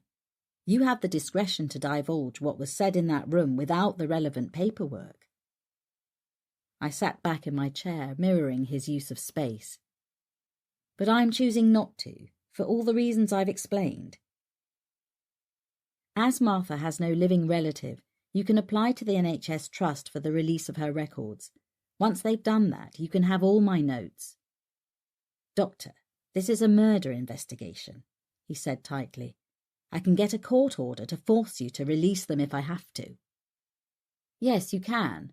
Or you can have release forms signed by Martha's GP in Westwood Park, all of which will take far less time than getting a court order. I leaned forward in my chair and looked him in the eye. I've been there before, Detective. I know how it works. He stared at me for a moment, and I could read the emotions in his eyes swing from annoyance to frustration before he abruptly stood, the chair scraping back as he reached for the recorder. Interview suspended, he said tightly, then turned on his heel and left. I sat listening to the silence in the room, imagining the expletives as he complained to his boss that I was being a hard-assed bitch. I was still bitter about the way I'd been treated over the weekend, left swinging in the harsh wind of press annihilation. One word from the police press office could have cut me down in an instant, but they'd left me hanging. I was so deep in thought I almost jumped when the door swung abruptly open and D.C. Hanson walked in, followed by another man I didn't recognise. This is D.S. Heslop. Heslop had a large belly that hung over the waistband of his shiny black trousers. His tie was pulled down and his top shirt button was undone. He slung his jacket across the back of the chair and took the seat opposite. Hanson sat on the edge of the table, one leg swinging like a pendulum. I looked steadily at Heslop. So, we've gone up a rank. Am I supposed to be flattered or intimidated? Heslop pressed the record button on the machine before launching straight into it. Where were you last night, Dr. Macready? At home. Alone? I am old enough to be home alone. I couldn't ignore the churning in my stomach and the feeling that something nasty was coming. What time did you get back home? I didn't miss the word back, which implied I had been out. As interview techniques went, it was pretty blunt. I hadn't been out to come back from anywhere, I said pointedly. Finally, my patience came to an end. It's beginning to sound like I'm a suspect. My stomach fell into my boots as he simply stared back at me. We have to follow every line of inquiry, Doctor. One of your patients has been murdered. You were the last person to interview her, and she tried to attack you. We wouldn't be doing our job if we didn't ask you where you were at the time she was killed. I dealt with violent offenders every day of my working life. To think they even considered this a legitimate line of inquiry was ludicrous. I told him so. He sat back in his chair and regarded me silently for a moment, before leaning forward again, assaulting me with tobacco-tainted breath. Are you refusing to answer the question, Doctor? Am I being charged with anything? Not yet. We simply want to eliminate the possibility that you could have seen Martha after she left Westwood Park and before she was murdered. My mind was racing 1,000,000 miles an hour. Both men sat silently, waiting for me to say something. I decided to pull down the shutters. If I had to play the game, I'd be clinical about it. You had police officers stationed outside my house Friday night and into Saturday morning. I'm sure if you check, they'll tell you I didn't leave. We will. I walked my dog across the fields during Saturday and spoke to my neighbour, George Theakston. I worked in my office and took calls from family and my secretary telling me that the news on David Woodhouse was breaking. I watched that for most of the day and went to bed. That was Saturday night? Heslop asked. Yes. Then Sunday I was alone at the farm. Some office work, then walked the dog. I got back around 4 o'clock. I had calls from various people telling me about the press article, so I went to the newsagent to get a paper. Which newsagent? Hanson asked. Kingsbury Main Street. Then what? I took the paper back to the farm, read it, and took a call from my secretary. What time was that? Around 5. What was the call about? Suing the editor of the newspaper and possibly the West Yorkshire Police for libel. I let the sentence hang for a moment before continuing, because of their inference that my profile cost Julie Lamont her life. I stared pointedly at Heslop, who had no trouble meeting my eyes. When we all know it was Lizzie Taylor-Kane's profile that was at fault, that's why the SIO asked me to produce a profile he could actually work with. Isn't it true you have a relationship with that SIO, Doctor, and he was just doing you a favour by bringing you into the investigation? What favour would that be? I raised my eyebrows. Getting me out of bed to see a mutilated corpse? Or perhaps working for free? Doctor, or the favour of not coming to my defence when I got hung out to dry at the press conference. Maybe Hoyle's relationship with Taylor-Kane explains why he's covering her arse by exposing mine. Heslop had finally heard enough. His breath left him in an explosive sigh. OK, Doctor, let's leave that for now and move on to Sunday night. Yes, let's. I was determined not to be rattled. After arranging with my secretary to instruct our legal team, I had an early night. I was woken at 5:30 this morning by you and... I stretched my arms to encompass our surroundings. Here we are. We couldn't reach you on any of your numbers. Perhaps because you weren't there at all. No, it's because I unplugged my office line and turned off my mobile. The press were ringing them off the hook and I wanted some peace. If you'd tried my home number, you would have reached me. He flicked through the file. We don't have your home number listed. I know, I smiled tightly. I only give it to friends and family. What about DCI Ferguson? He said sarcastically. Does he have it? Yes. Did you think to ask him for it? Heslop looked back at his notes rather than at me, and I could see the muscles bunching in his jaw. So at approximately 3 a.m. you were in bed. Alone? Correct. Is that when Martha was murdered? The pathologist estimates her time of death at approximately 3 a.m., yes. I tried to look bored by the whole thing, but my pulse was racing. Before you ask, I couldn't have met up with Martha earlier. By my reckoning, when she absconded from Westwood, I was with DCI Ferguson in Shipley, telling him about the boatyard. After that, I had police stationed outside my house who can vouch for my whereabouts. But you were alone all day Sunday. What exactly are you implying? My tone was as tight as my nerves were becoming. That I arranged for Martha to abscond, then met her on Sunday and stabbed her to death. Do you mind telling me why I would want to do any of that? She did attack you. It was Hanson who spoke. I turned my most withering glare towards him, gratified to see him look down at his notes. If I murdered every sick patient who attacked me in my career, there would be a trail of bodies that would clog up the M62. If you haven't got anything better than that, I suggest we end this farce and I'll be on my way. Heslop opened his mouth to say something else, when the door opened and a PC stuck his head around the door. Boss, need a word. Interview suspended as Heslop and Hanson leave the room. Chapter 22.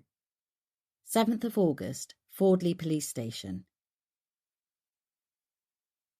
I had often sat in the observation room across the corridor, advising interviewing officers on the type of questioning to use. I never imagined I would ever be on this side of the glass.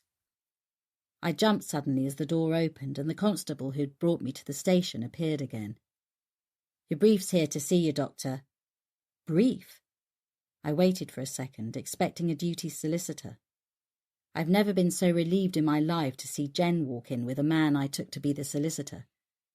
I must have looked shell-shocked because Jen took charge. Joe? She brushed past Hanson and Heslop. This is James Turner from Foster's. I called them as soon as I knew you'd been brought in here. I accepted his outstretched hand. His gold cufflinks flashed as he delivered a firm handshake. The sharp dark suit and crisp shirt oozed success. The whole image of affluence carried on a subtle waft of expensive cologne. His smile was confident and his piercing blue eyes met mine easily. I'm from the Criminal Law Division based in Manchester. Highest paid bloody defence lawyer in the country, Heslop half muttered under his breath. Hanson looked more uncomfortable by the minute. Only because I'm the best. Turner grinned broadly. And now, if it's all the same to you, gentlemen, I'll speak to my client in private. He ushered Jen to a chair and pushed the door closed with the back of his heel, hefting his briefcase onto the table. Jen, how did you know what was happening and to call Mr. Turner? James, please. Those disarming blue eyes almost made me forget my train of thought. I couldn't get hold of you, so I called Callum. Couldn't get him either, so I called the station. Thought maybe Callum had brought you down here. The duty sergeant told me you'd been brought in for questioning regarding the Martha Scott murder. She watched as James arranged his legal pad and Mont Blanc pen on the table. I'd just finished transcribing that spooky recording of your interview with her on Thursday, to hear she was dead and that they dragged you in as a material witness. I was going to call Foster's anyway about the press conference and the Sunday papers, so it made sense to tell them about all this as well. James took my call. Just lucky I was on call. I'm normally based in London, but I'm here temporarily to recruit for the new Manchester office, so I picked up the case. He twisted the top off his pen and scribbled some notes onto the bright yellow legal pad. The duty sergeant gave me the details when I arrived. I've also had a brief chat with Handsome and Gristle out there. He made me laugh, despite everything. This theory has no foundation that I can see. Their supposition that you might have met with Martha is flawed, and you're alibied by their own officers. I don't think for 1 minute that's what this is about. He paused to take a sip of coffee. I opened my mouth, but he silenced me with a commanding wave of his hand, and I glimpsed the tough persona that lurked beneath the polished charm. I bet he could be a complete bastard to face in court. Suddenly I was more than glad he was on my side. The heat rising from my cup felt comforting on my face. Then what do you think this is about? James looked at me with those piercing eyes again. I take it you can prove yours was the correct profile in the towpath killings. Of course we can, Jen bristled. We have an electronic trail of it being uploaded to the server in Fordley after it was written. They haven't brought me in about the towpath killings, I said. This is about Martha. You think so? He looked at me steadily. Because whoever authored the incorrect profile has far more motive to discredit you and distract the press away from how the police handled the Woodhouse case. The theory rattled around the room as we all absorbed it. Finally, I shook my head. Lizzie Taylor Kane authored the other profile, and much as I despise the woman, I can't believe for one moment that she'd play these games. He smiled. But she's certainly capable of constructing a scenario around Martha's death to rattle you, and at the same time demonstrate to the press and the public that you are definitely not part of the investigation team and not getting any special treatment. Jen and I looked at each other in shocked silence. You can't be serious. Jen was incredulous. James grinned. Maybe I'm just cynical. Shocking, I know, but I have been accused of it before. Makes for a good defence counsel. He sipped his coffee before continuing. This weekend the press got out of hand. Hoyle would have kept quiet about the two conflicting profiles, but you'd been photographed at the scene and the picture splashed all over the papers. The police are being criticised for overspending on the budget whilst not achieving their targets. How bad would it look if it came out that not only did they use an external psychologist over their own, but that you produced an accurate profile while theirs didn't? Hoyle had to do some damage limitation. It might even be asked whether they could justify keeping Taylor Kane on the payroll, Jen murmured, almost to herself. So, James continued, maybe they could pressure you enough into not kicking up a stink about being blamed in the media and not handing your profile to the papers. And they dragged me down here to achieve that. I was still struggling to grasp that it could be a possibility. Well, it is reasonable for them to question you about Martha, as you were one of the last people to see her alive, James pointed out with annoying logic. But no harm in freaking you out at the same time as painting you as a witness rather than an advisor for the benefit of the press.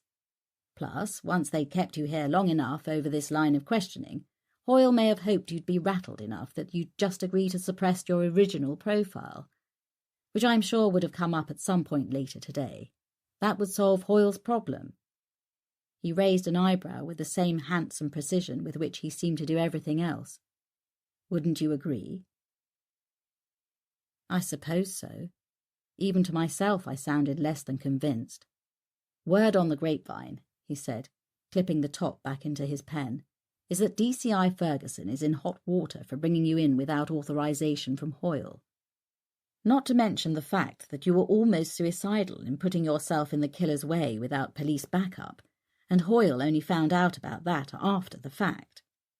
If this gets any messier, it'll look like Left Hand doesn't know what Right Hand is doing, and Hoyle, in my estimation, will do anything to prevent the force looking so fragmented on his watch. I rested my chin on my fist and watched as he packed his expensive-looking briefcase. What grapevine do you use that can tell you what's going on around here? He grinned and winked at me as he hefted his case from the table. The kind that make us the most effective criminal law firm in the country, he said enigmatically. So I wouldn't be surprised if you don't hear from Ferguson for a while. Think he's probably being kept away from you for now until the press furore settles down. My head was pounding. I was vaguely aware of Jen clearing away cups and busying around. James left to speak to Heslop, and I sat staring at the coffee stains on the table, trying to order my thoughts. A moment later, James was back. "Okay, ladies, we can get out of here whenever you're ready." I looked up at him, feeling suddenly bone-weary. What have they said? Let's just say I've made it go away for now. I've confirmed the NHS Trust should have releases for Martha's records, and all your notes will be released to them through our office tomorrow. He grinned down at me. Always assuming you do want me to look after this for you. Yes, of course, I muttered, wondering just how expensive the most expensive criminal lawyer in the country would be. I'll draft a statement to the media for a retraction. It's written in the same vague terms that Hoyle's statement was at the press conference, so all faces should be saved. Hang on a minute, I said, suddenly irritated. What if I don't want to let them off the hook over the Woodhouse profile? His strong hand was in the small of my back, confidently steering me towards the door. Believe me, you're not letting them off the hook. You're getting the retraction you deserve and restoring your reputation. And if I want to hand my profile to the press to show how accurate it was, what then? Then you would be operating out of ego rather than common sense, he said irritatingly. I stopped in my tracks, forcing him to stop abruptly beside me. This is not about ego. Then it's revenge. Either way, you're above all that, and if you want a logical reason for not doing it, the Woodhouse case is sub judice. You'd be prejudicing his case by revealing details to the press before his trial. And I know that once you've had time to get some sleep and think about it, you'll decide that would be unprofessional. I looked at him for a moment before saying quietly, "I'll bet you're a complete bastard in court." He laughed. "Absolutely. So be thankful that right now I'm your complete bastard." As we opened the door into the corridor, he was still smiling. Jen went off to get the car, and I looked down the corridor to see Hanson coming out of the observation room. I ducked away from James's guiding arm and strode down the corridor. "Joe!" I could sense him following me, but ignored him, pushing the door open with a sweep of my arm. Lizzie Taylor-Kane looked up, startled, her hand knocking over the coffee cup on the table. Opposite her, Hoyle jumped up to avoid the spreading pool of liquid. I could feel James arrive at my shoulder just as Taylor-Kane rounded on me. "So how does it feel to be on the other side of the glass?" She almost curled her lip. Hoyle shot her an uncomfortable look. "Lizzie, I really don't think—" I might have known you'd want to be here for this. I was contemptuous. Writing books and appearing on TV like a celeb doesn't make you Teflon Macready, she spat, unable to keep the venom out of her tone. I think track records around here speak for themselves, don't you? James said with irritating calmness. Taylor Kane was prevented from stepping towards us by Hoyle, placing a hand on her shoulder. I watched her fuming in front of me and suddenly found her amusing. Political manoeuvring to cover up incompetence. Class act, love. You tipped off the press about the towpath scene on Thursday, didn't you? That's how they got there so fast. The rising colour in her cheeks told me I was right. Hoyle shot her a look that said volumes about the conversation they'd been having about that. You were expecting to be photographed there, weren't you? But Callum spoiled all the fun by getting me out there first. I looked at Hoyle, and you were pissed off because you wanted to justify her role in your pet project.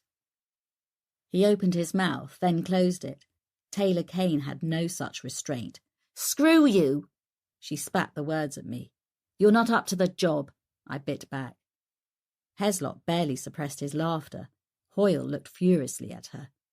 Intellectual lightweight, was my parting shot as I turned on my heel and walked out. James laughed quietly as we walked down the corridor. Intellectual lightweight. I like it. Might steal that to use in court sometime. Be my guest. I said it through gritted teeth, not quite feeling the humour. Chapter 23. 7th of August, Kingsbury Farm. The clock above the Arga read 11 a.m. Jen had refused to leave me, and we were on our 4th cup of tea as we sat in war council around my kitchen table. Now that Fosters are onto this, I think we should leave it to them. She sounded tired. Okay by me, I'm shattered. Feels like I haven't slept for days. You probably haven't. She squeezed my hand across the table. Why don't you go up and try to sleep? Do you think that's the last I'll hear from Callum? I wanted her to be honest, but dreaded the answer if she was. Why was it that now I thought it was probably over, I realised how much I didn't want it to be? She shrugged. Who knows? She squeezed my hand again. But if he's put off by Hoyle warning him away, then he doesn't deserve to have you. Careful, Jen. I gave her a weak smile. You're starting to sound like Mama. Thanks, she grinned. Believe me, that's not a compliment. I stretched. Look, I appreciate everything, but there's still some of your day off left. Feel bad keeping you away from family. I'll be fine if you want to get back. Sure. I'm sure. I tried to stifle a yawn. I'm going to bed. I'll see you tomorrow at the office, okay? I waved her off on the drive and locked up the house. Harvey was snoring on his bed by the Arga, not having had much sleep himself with all the excitement. The house was quiet as I settled down in bed. I stared at the shadows created by slim fingers of sunlight that sneaked around the edges of my blind to play across the ceiling. Eventually my eyes felt gritty, and I closed them. Nightmares flickered bloody images across my mind. Faceless women with gaping stab wounds, screaming and writhing, reaching out to drag me down into swirling black depths of a horror I couldn't see or name. I pulled my legs away, trying to escape their clawing hands, and suddenly sat bolt upright in bed with tangled bedsheets wrapped around my legs. Sweat trickled down my neck and shoulders, matting my hair into a tangled mess. The room was in half darkness, and the clock read 4 p.m. I pulled up the blind to watch dark, brooding clouds which, in the half-light, had the purple tinge of bruises as they scudded across a bleak skyline, announcing another thunderstorm on the way. I was grateful for the cool water on my skin as I stepped into the shower. The events of the morning seemed a million miles away. I tried to order my thoughts, standing motionless under the powerful jets. The house was unbearably hot, and after the cool shower I couldn't face getting dressed. I pulled on my silk robe and went into the kitchen. I let Harvey out into the damp afternoon to roam where he wanted, while I made the obligatory mug of tea to take into the office. The computer hummed into life behind me as I looked across the fields at the glowering thunderstorm approaching across the treetops. I turned and entered my password. Ice ran through my body as I watched the screen in total horror. Instead of the familiar wallpaper, an image of red fluid dripped in rivulets down the screen, looking for all the world as though someone had just poured a can of red paint over it. As I stared in frozen shock, black script scrolled across the dripping red background. Jack's back. Jack's back. Jack's back. The red gore gradually receded, pushed up by the appearance of a photograph, revealing itself one grainy line at a time, a harbinger of horror unfolding itself before my eyes. A pair of booted feet, pale white calves, a heavy skirt pushed up over white bruised thighs. The picture continued its progress, saving the gruesome best for last. Torn flesh, gaping abdomen, exposed breasts slashed and barely recognizable as the body of a woman. A slender white neck splashed with dark red blood, and then her face. Finally, her face. Pale and still in death, like cold marble with wide, startled dead eyes staring at me. The face of Martha Scott. For an endless moment I stared in shock at the screen. The implications that someone knew enough to send this to my personal computer clanged around my brain like a large warning bell.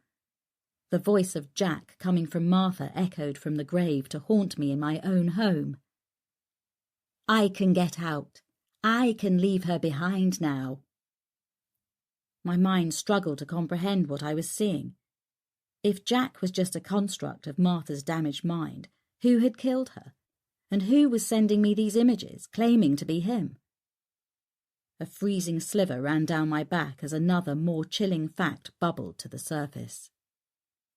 There had been no one in that room except Martha and me. No one even knew about the existence of Jack except the two of us, and now Martha was dead and Jack was sending me photographs of her mutilated corpse. Without conscious thought, my hand reached for the phone. I stared at it, realizing I had picked it up with no idea who I was going to call. 999? Jen? My mother? Everyone I knew had people they could call on in a crisis. Armies of friends, legions of helpful acquaintances. It shocked me to suddenly realize how limited my options were. Who could I tell about this? Automatically, my fingers began to punch out Callum's mobile number. Then I stopped. He had always been my go-to, the one person I could always trust, but he'd abandoned me. So now who? My eyes scanned the desk, seeing the business card I had dropped there earlier. I dialed the number, not sure how to even begin to explain. James? I said. Joe? I was still staring at the computer screen, terrified that if I looked away the image would disappear and no one would believe me. Joe, what's the matter? His tone was concerned now. The worry in his voice shattered my numbness. Are you back in Manchester? No, I'm still in Fordley. Thank God. I need you at the farm. Something's happened. Can you come? Now. Are you all right? I'm okay. It's Martha. I can't explain over the phone. You need to see this. Give me directions. I'm on my way. Chapter 24. 7th of August, Kingsbury Farm. 20 minutes later I opened the door to let James into my kitchen. He'd left his suit jacket hanging in the back of the car, removed his expensive silk tie and opened the top button of his collar. He looked more relaxed, but somehow just as capable and professional as he had looked at Fordley Police Station. His eyes conducted a quick swoop over my figure, and it was only then that I realised I was still in my dressing gown. If he thought anything of it, he was too polite to say. The sight of Harvey made him stop in his tracks, but after I made the usual introductions, Harvey finally allowed him into the house. Sorry, I'm not very good with dogs. They don't seem to like me. James skirted warily around Harvey and followed me to the office. Our footsteps muffled on the thick carpet as we walked down the glass corridor. Neither of us spoke. It felt weird having a man who was almost a complete stranger with me in what seemed such an intimate way, but not for any of the pleasant reasons. I indicated the computer. This was one slideshow that needed no introduction.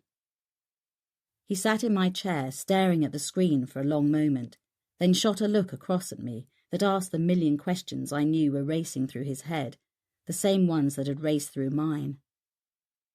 I sat on the corner of the desk, pulling the silk gown across my knees, and ran a hand through my hair, trying to smooth out my tangled thoughts.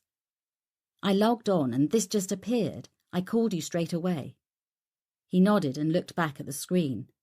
So this wasn't an attachment, it just appeared? Yes. And you're sure this is Martha Scott? I nodded, not really wanting to look again into those dark, glassy eyes staring at me from the other side of life. Who's Jack? I slipped off the edge of the desk to walk over to the huge arched window and looked out across the darkening fields and scudding storm clouds. I hesitated. You wouldn't believe me if I told you. Try me. Jack the Ripper. Chapter 25. 7th of August, Kingsbury Farm. James put a call into his office and followed that with a call to Fordley Police Station after listening to my story. His eyes held mine with an intensity that was bordering on uncomfortable. We need to find out who produced that image and how they managed to send it to your computer. The police will get their computer specialists onto it. Have you got any ideas? Me? He snorted back a laugh. I thank God every day that my profession still take notes by hand on a legal pad. What I know about technology you could fit on the back of a stamp. I looked back at the image. At first I thought it was a crime scene photo, but it's not. How do you know? I've seen enough of them in my time to know the difference. I'm impressed. Don't be. I stared at the damn thing long enough. Believe me, it wasn't the first thing that occurred to me when I saw it. What was? He was in professional mode now, questioning me as my defense counsel would. I didn't mind. In fact, it was a relief to begin taking this thing apart without the emotion that had hit the pit of my stomach when I'd first seen it. How could Jack, the creation of a damaged mind, become a physical entity that could commit a murder? He can't. His eyes held mine. Jack the Ripper can't come back after over 100 years and kill again. He had finally said out loud what I hadn't dared. The outrageous possibility that I'd spoken to Jack the Ripper through Martha, and that, true to his promise, he'd freed himself and made her his first victim. Then, as there was only myself and Martha in that room, how does Martha's murderer know about Jack and what was said during that session? I could see his mind processing all the possibilities. He frowned. Who else heard the recording or saw the transcripts? Me, Jen and Martha are the only people who know what went on in that room. And if Fordley CID's performance this morning is anything to go by, I'll give you 3 guesses who's the most likely to pique their interest. I glanced at the clock on the wall. Speaking of which, they'll be here any minute. I should go put some clothes on. He grinned. Not on my account. Surprisingly, I felt myself begin to blush. Does flirting with your clients come with a fee, or do you charge extra? He laughed. Only if it doesn't work. But if they agree to come for dinner, I write it off. I looked back at him and couldn't help but meet his smile. Just how am I supposed to respond to that? Agree to come to dinner? The way my luck's running, I'll probably be spending the night banged up in Fordley Nick. He shook his head. No, you won't. He sounded confident. I opened my mouth to argue, but he waved away my protest, his eyes holding a different kind of intensity this time. Trust me, Joe. His tone was gentle. You are a material witness, but receiving that image makes you a victim in this. I'll insist you've been put through enough. No need to drag you down to the station. His eyes held mine just a fraction too long. I'll take care of everything. I was distracted as I heard tyres on the gravel drive. As I swung open the door, standing there was the last person I'd expected to see. Chapter 26. 7th of August, Kingsbury Farm. Callum! He was leaning against the doorframe, his face weary and drawn as though he hadn't slept much. Somewhere in the back of my mind it registered that he was wearing the same clothes as when I'd last seen him. He nodded his head towards James's car and then stared pointedly at my dressing gown. Seems like I've come at a bad time. Got company. His assumption infuriated me, but I bit back the denial and decided to let him think the worst. Without a word, I gestured him inside.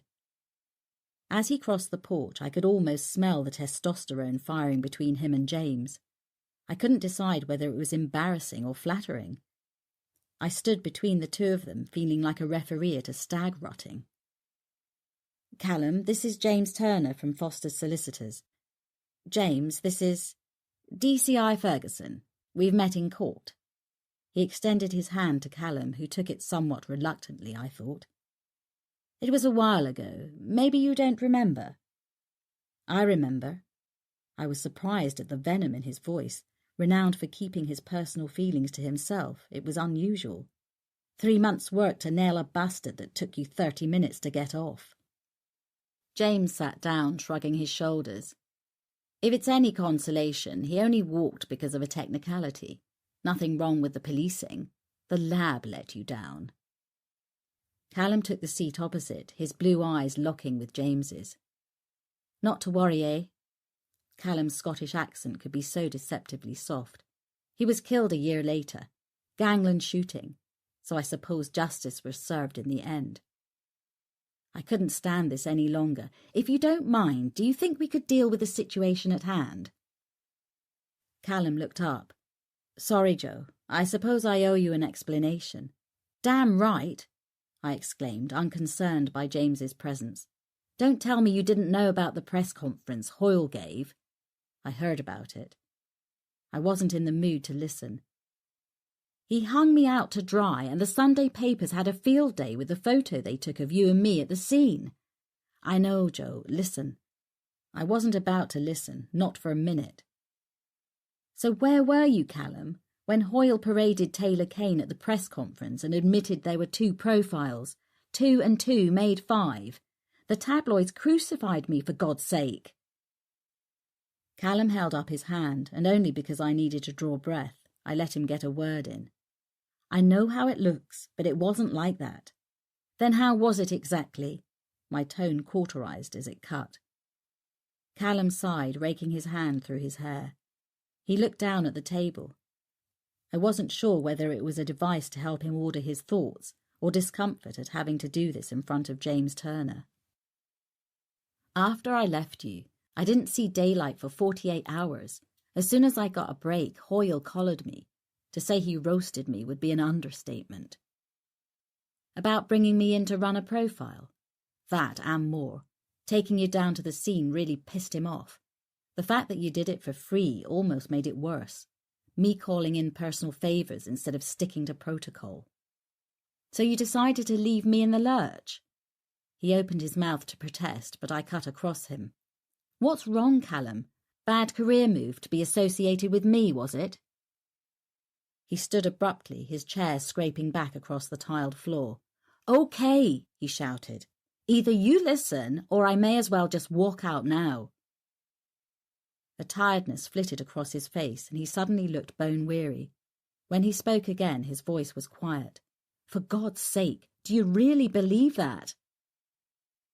My eyes settled on his, and I fell deeper into them, as though if I tried hard enough I could see inside his head. Another chair scraped as James rose to his feet.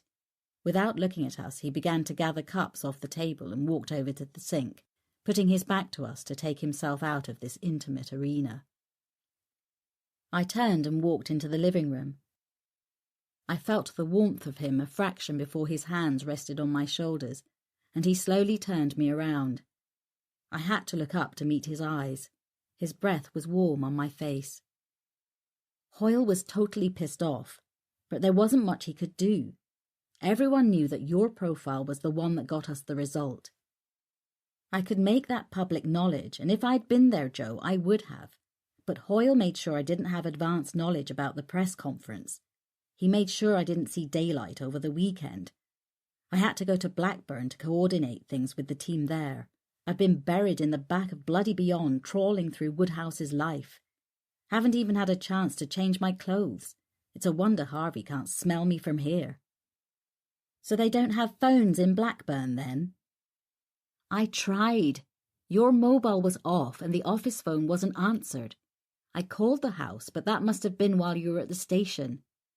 His eyes held mine as tightly as he held my hands. Please, Joe, give me a break. You know I would never drop you in it for career reasons, for Christ's sake. It was only when I let my breath out that I realized I had been holding it. Suddenly I couldn't hold his gaze any longer. I looked down at the carpet. This weekend I felt so alone with it all. He held my hands tighter. I know, I'm sorry. Tea? It was James poking his head round the door. I took the chance to pull back from Callum. Please. Callum turned back to me when James had gone. You know I only got the towpath killings because I was the SIO on call. I nodded. Well, Hoyle took the chance to replace me over the weekend. He can't do that at the 11th hour when you've done all the work. Callum shrugged. He can and he has. His way of rapping my knuckles, not letting me get the public recognition for the collar.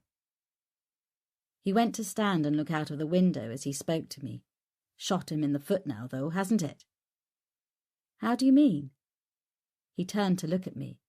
Because when the shout came in about Martha's killing, I was the SIO to pick it up. And he let you. Callum shrugged. It's legitimately mine this time.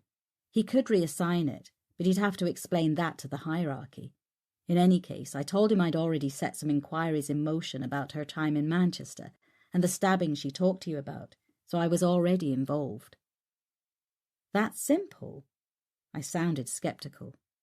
He shrugged again. No, but he did make a point of asking whether we were having a relationship. If we were, then he would have reassigned it. I drew a shaky breath and tried to sound unemotional. Not sure I managed it. You obviously said we weren't. Well, we're not, are we? He said softly. I felt my emotions turn to stone. No, I don't suppose we are. James nudged the door open with his foot and came in juggling 3 mugs of tea. He was keeping one eye on Harvey, who was following him around, growling softly. That dog really doesn't like me, he said. You'll be fine, I said. He's been fed today. The joke seemed lost on him. I'll go pull some clothes on. My tone sounded brittle even to me. You show Callum what he needs to see. Chapter 27. 7th of August, Kingsbury Farm. They were both staring intently at the gruesome image that continued to scroll down my screen. The techies will track this, Callum said as I entered the office, though I doubt his IP address goes back to the 1800s. So how did he get my personal email address here? I said to no one in particular.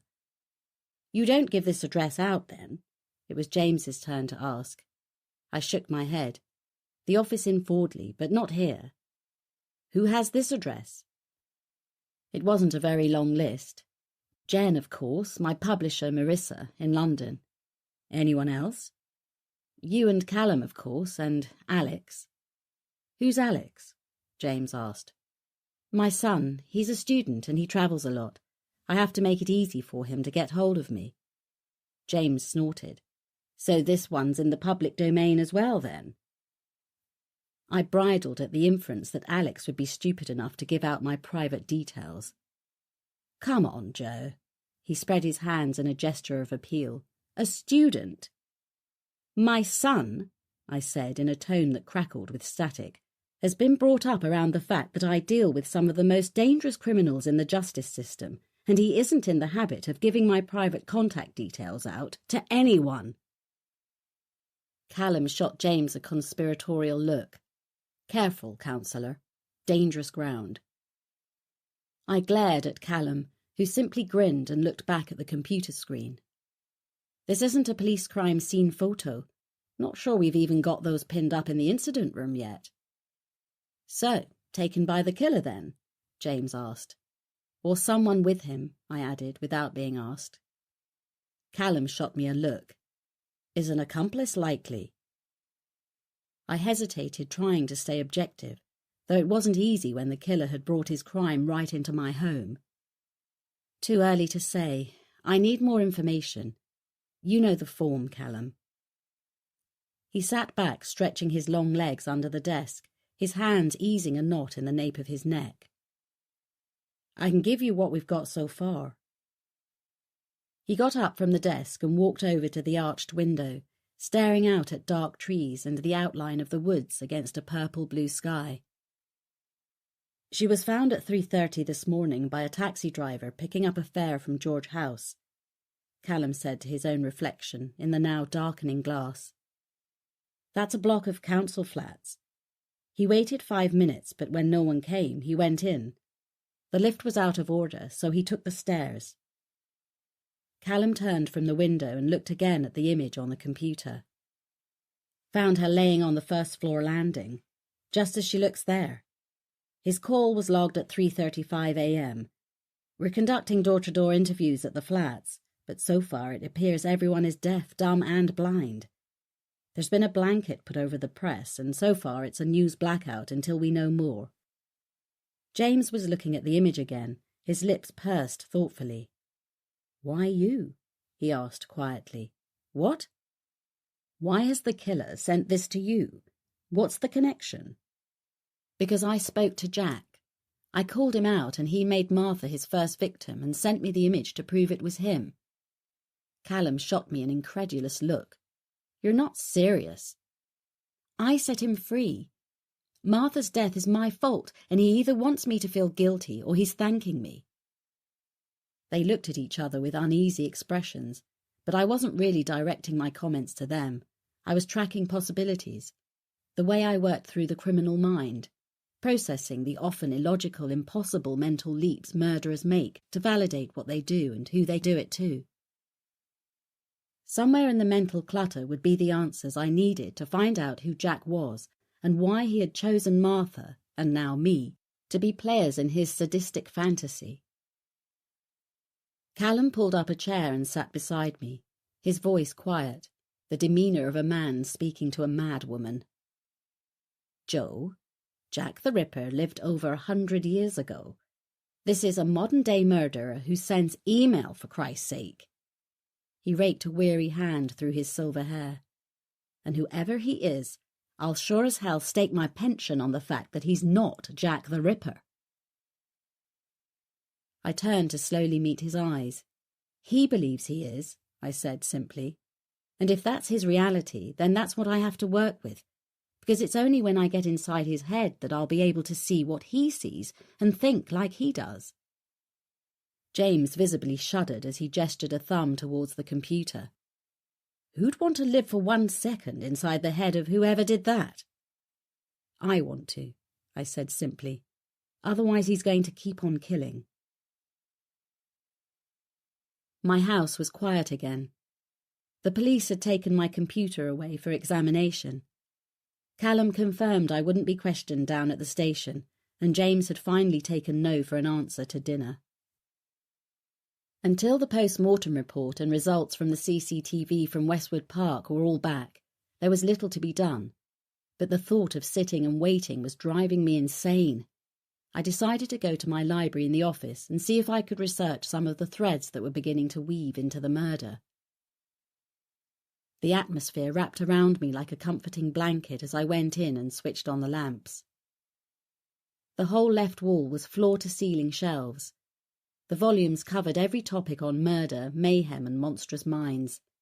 Alex jokingly called it the psycho shelf.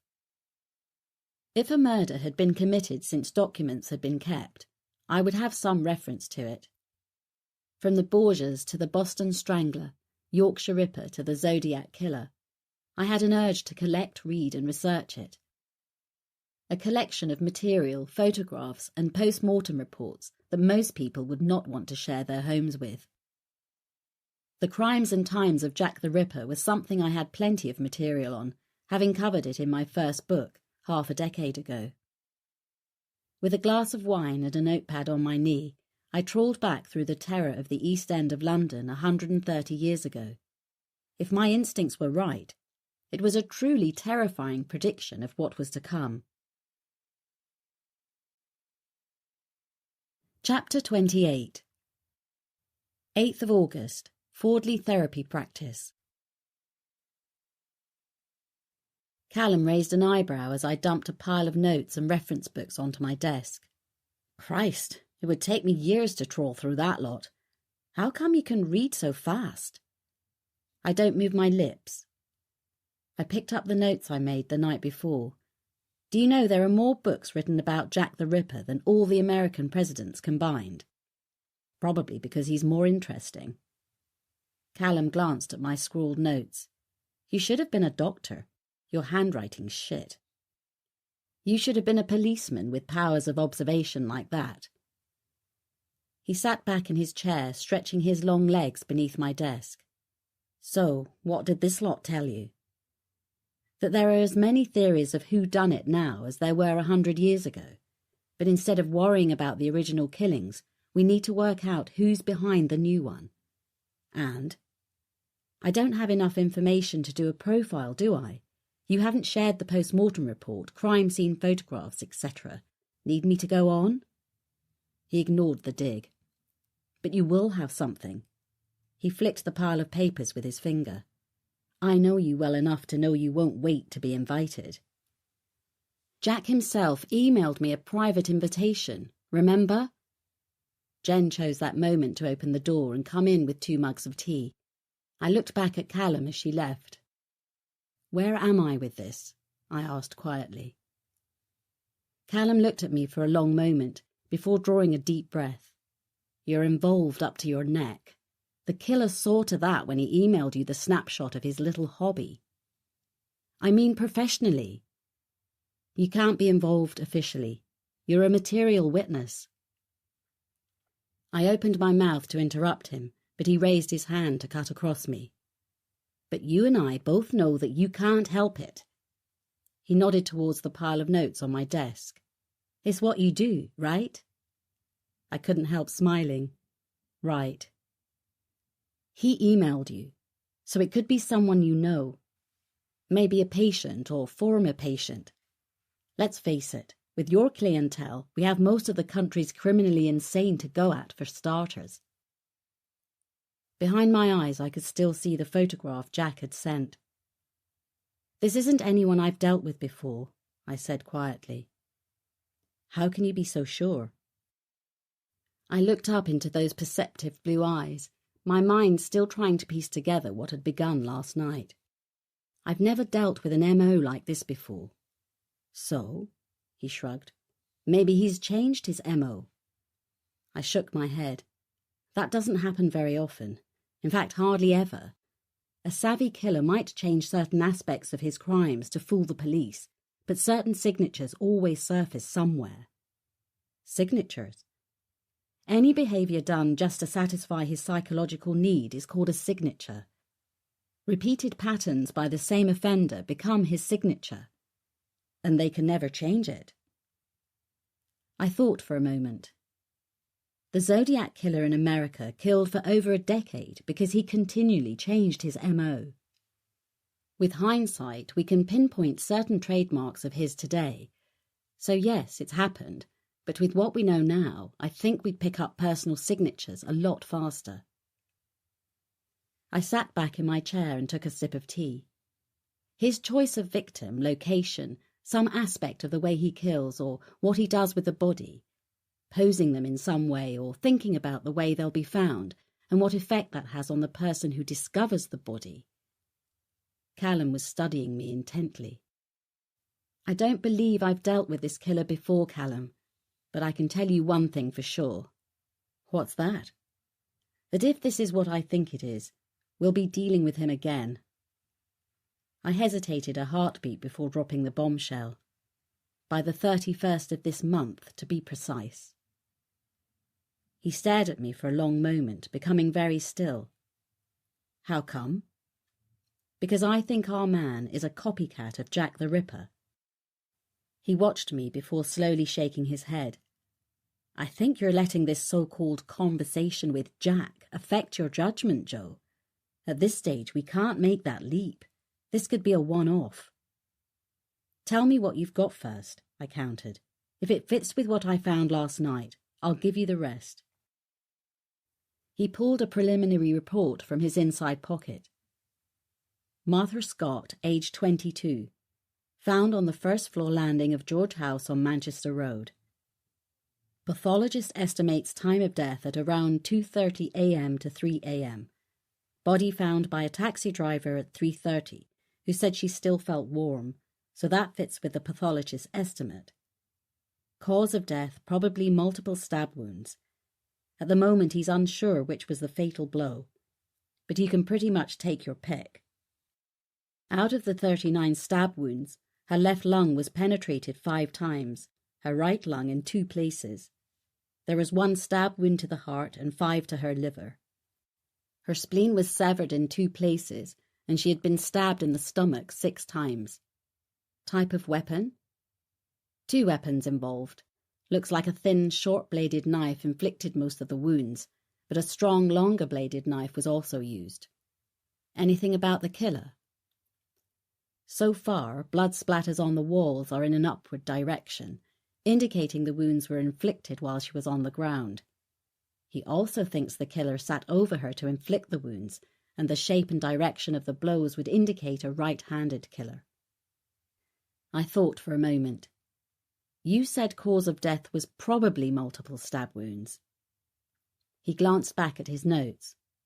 Probably because there was extensive bruising to the face and some on the neck, plus no sign of defense wounds. Doubt she just laid down and waited for him to stab her. He pulled out another sheet of notes. I asked Frank to get some info on the original Ripper murders. Frank? I asked. Frank Heslop? I believe you've met. Oh, the obnoxious, foul-smelling misogynist. You obviously caught him on a good day, Callum grinned. I asked him to look at the original murders of 1888 and tell me about the first one. I had a feeling you'd be looking at similarities, so thought I'd preempt you. Really?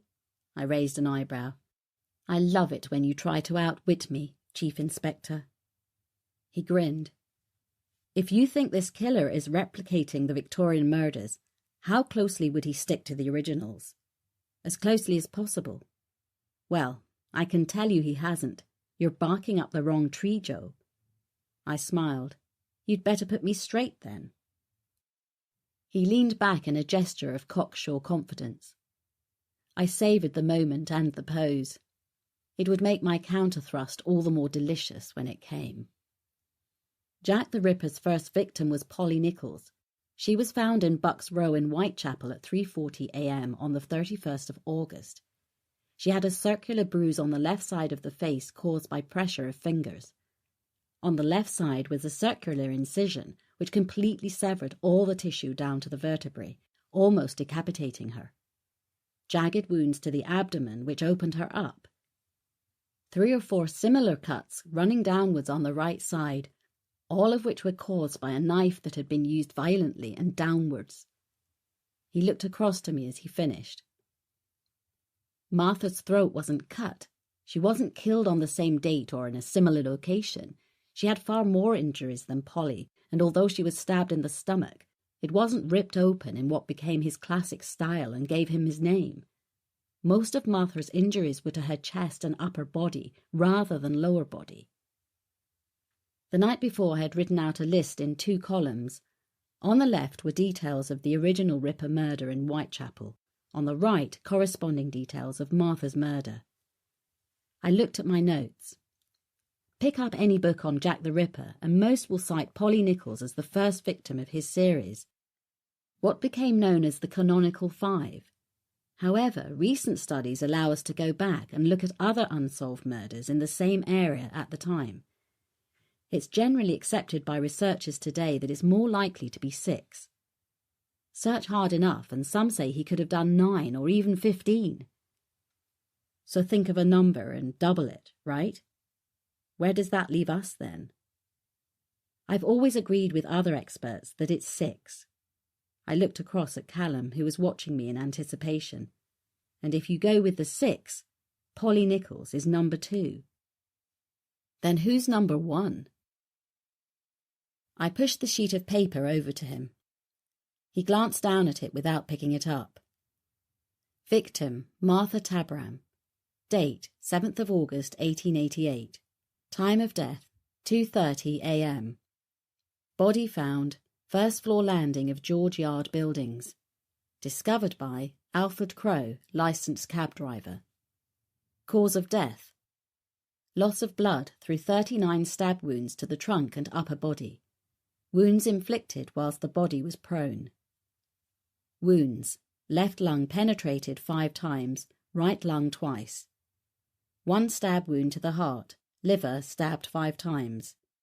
Spleen severed in 2 places. 6 stab wounds to the stomach. 18 other wounds, scratches or minor flesh wounds. Weapon. A penknife and a long, strong-bladed knife, possibly a bayonet or dagger. Killer. Right-handed. Killed the victim where she was found. Identity. Unknown. Callum slowly looked up from the list. Shit. Polly Nichols was number 2, and she was killed 24 days later. His eyes met mine, and they were filled with emotion I couldn't quite read. So the only way we know that your theory fits is to wait for another murder in 3 weeks' time? You'll be pleased to be proved right, then. I was shocked by the slur. I may deal with cold-blooded psychopaths, Callum, but it doesn't make me one. I don't want the body count to rise any more than you do. I'd love to be wrong, but I'm not. Shit, was all he said. Chapter 29. 21st of August, Fordley Police Station. As I entered the briefing room, the team began to settle. A few familiar faces nodded in recognition as I followed Callum to the front. In the intervening period since I'd seen him, the team had been following up dozens of actions and lines of inquiry. Callum had called me the day before to tell me that when they had applied to the Home Office for an expert on the Victoria Ripper murders, my name had been put forward. Despite being a material witness, my involvement had been approved. It was unusual, but nothing about this case was usual or straightforward, and the irony wasn't lost on anyone, least of all me. Callum made the introductions. Most of you know Dr. McCready. She's helped us out before. She's here to explain the connections and similarities between Martha's murder and the original Jack the Ripper killings. Joe? I took my cue and stood at the front, looking out at a dozen or so receptive faces. I couldn't help but notice Heslop in the front row. He slouched with his legs stretched out in front of him, his belly straining at the buttons of his shirt. Surprisingly, he smiled at me, nodding slightly. This is the photo that was sent to me. I tapped the picture of Martha taken in the stairwell, presumably by the killer who calls himself Jack. I noticed everyone had a folder and a few started flicking through the paperwork, until they came to what I recognised as Jen's transcript of Martha's last hypnosis session. If you've read the file, then you know Jack appeared during a hypnosis session with Martha, claiming to be Jack the Ripper. I glanced over to them. I'm sure no one here needs an explanation of who he was. There were polite chuckles around the room. One young officer held up his hand. You're talking about Jack as though he's a real person. Surely this was just Martha talking to you. There was no third person involved here. What exactly happened during that hypnotic induction I can't explain yet. Dissociative identity disorder, DID, or split personality as most people know it, is a recognised condition, but it's extremely rare. Martha displayed what looked like DID, and the alter personality said he was Jack. So far, so good. But what completely defies explanation is that the only other person present during that session who knows about Jack was Martha, and she's dead. Since then, Jack's communicated with me. He claims to be out and to have murdered Martha. No one said a word. A few officers looked down at their notes. Some shuffled uneasily. So what you're saying is that our prime suspect is an alter personality of a dead woman? It was Heslop. You and I both know that's impossible. What we have to work out is how else it could happen.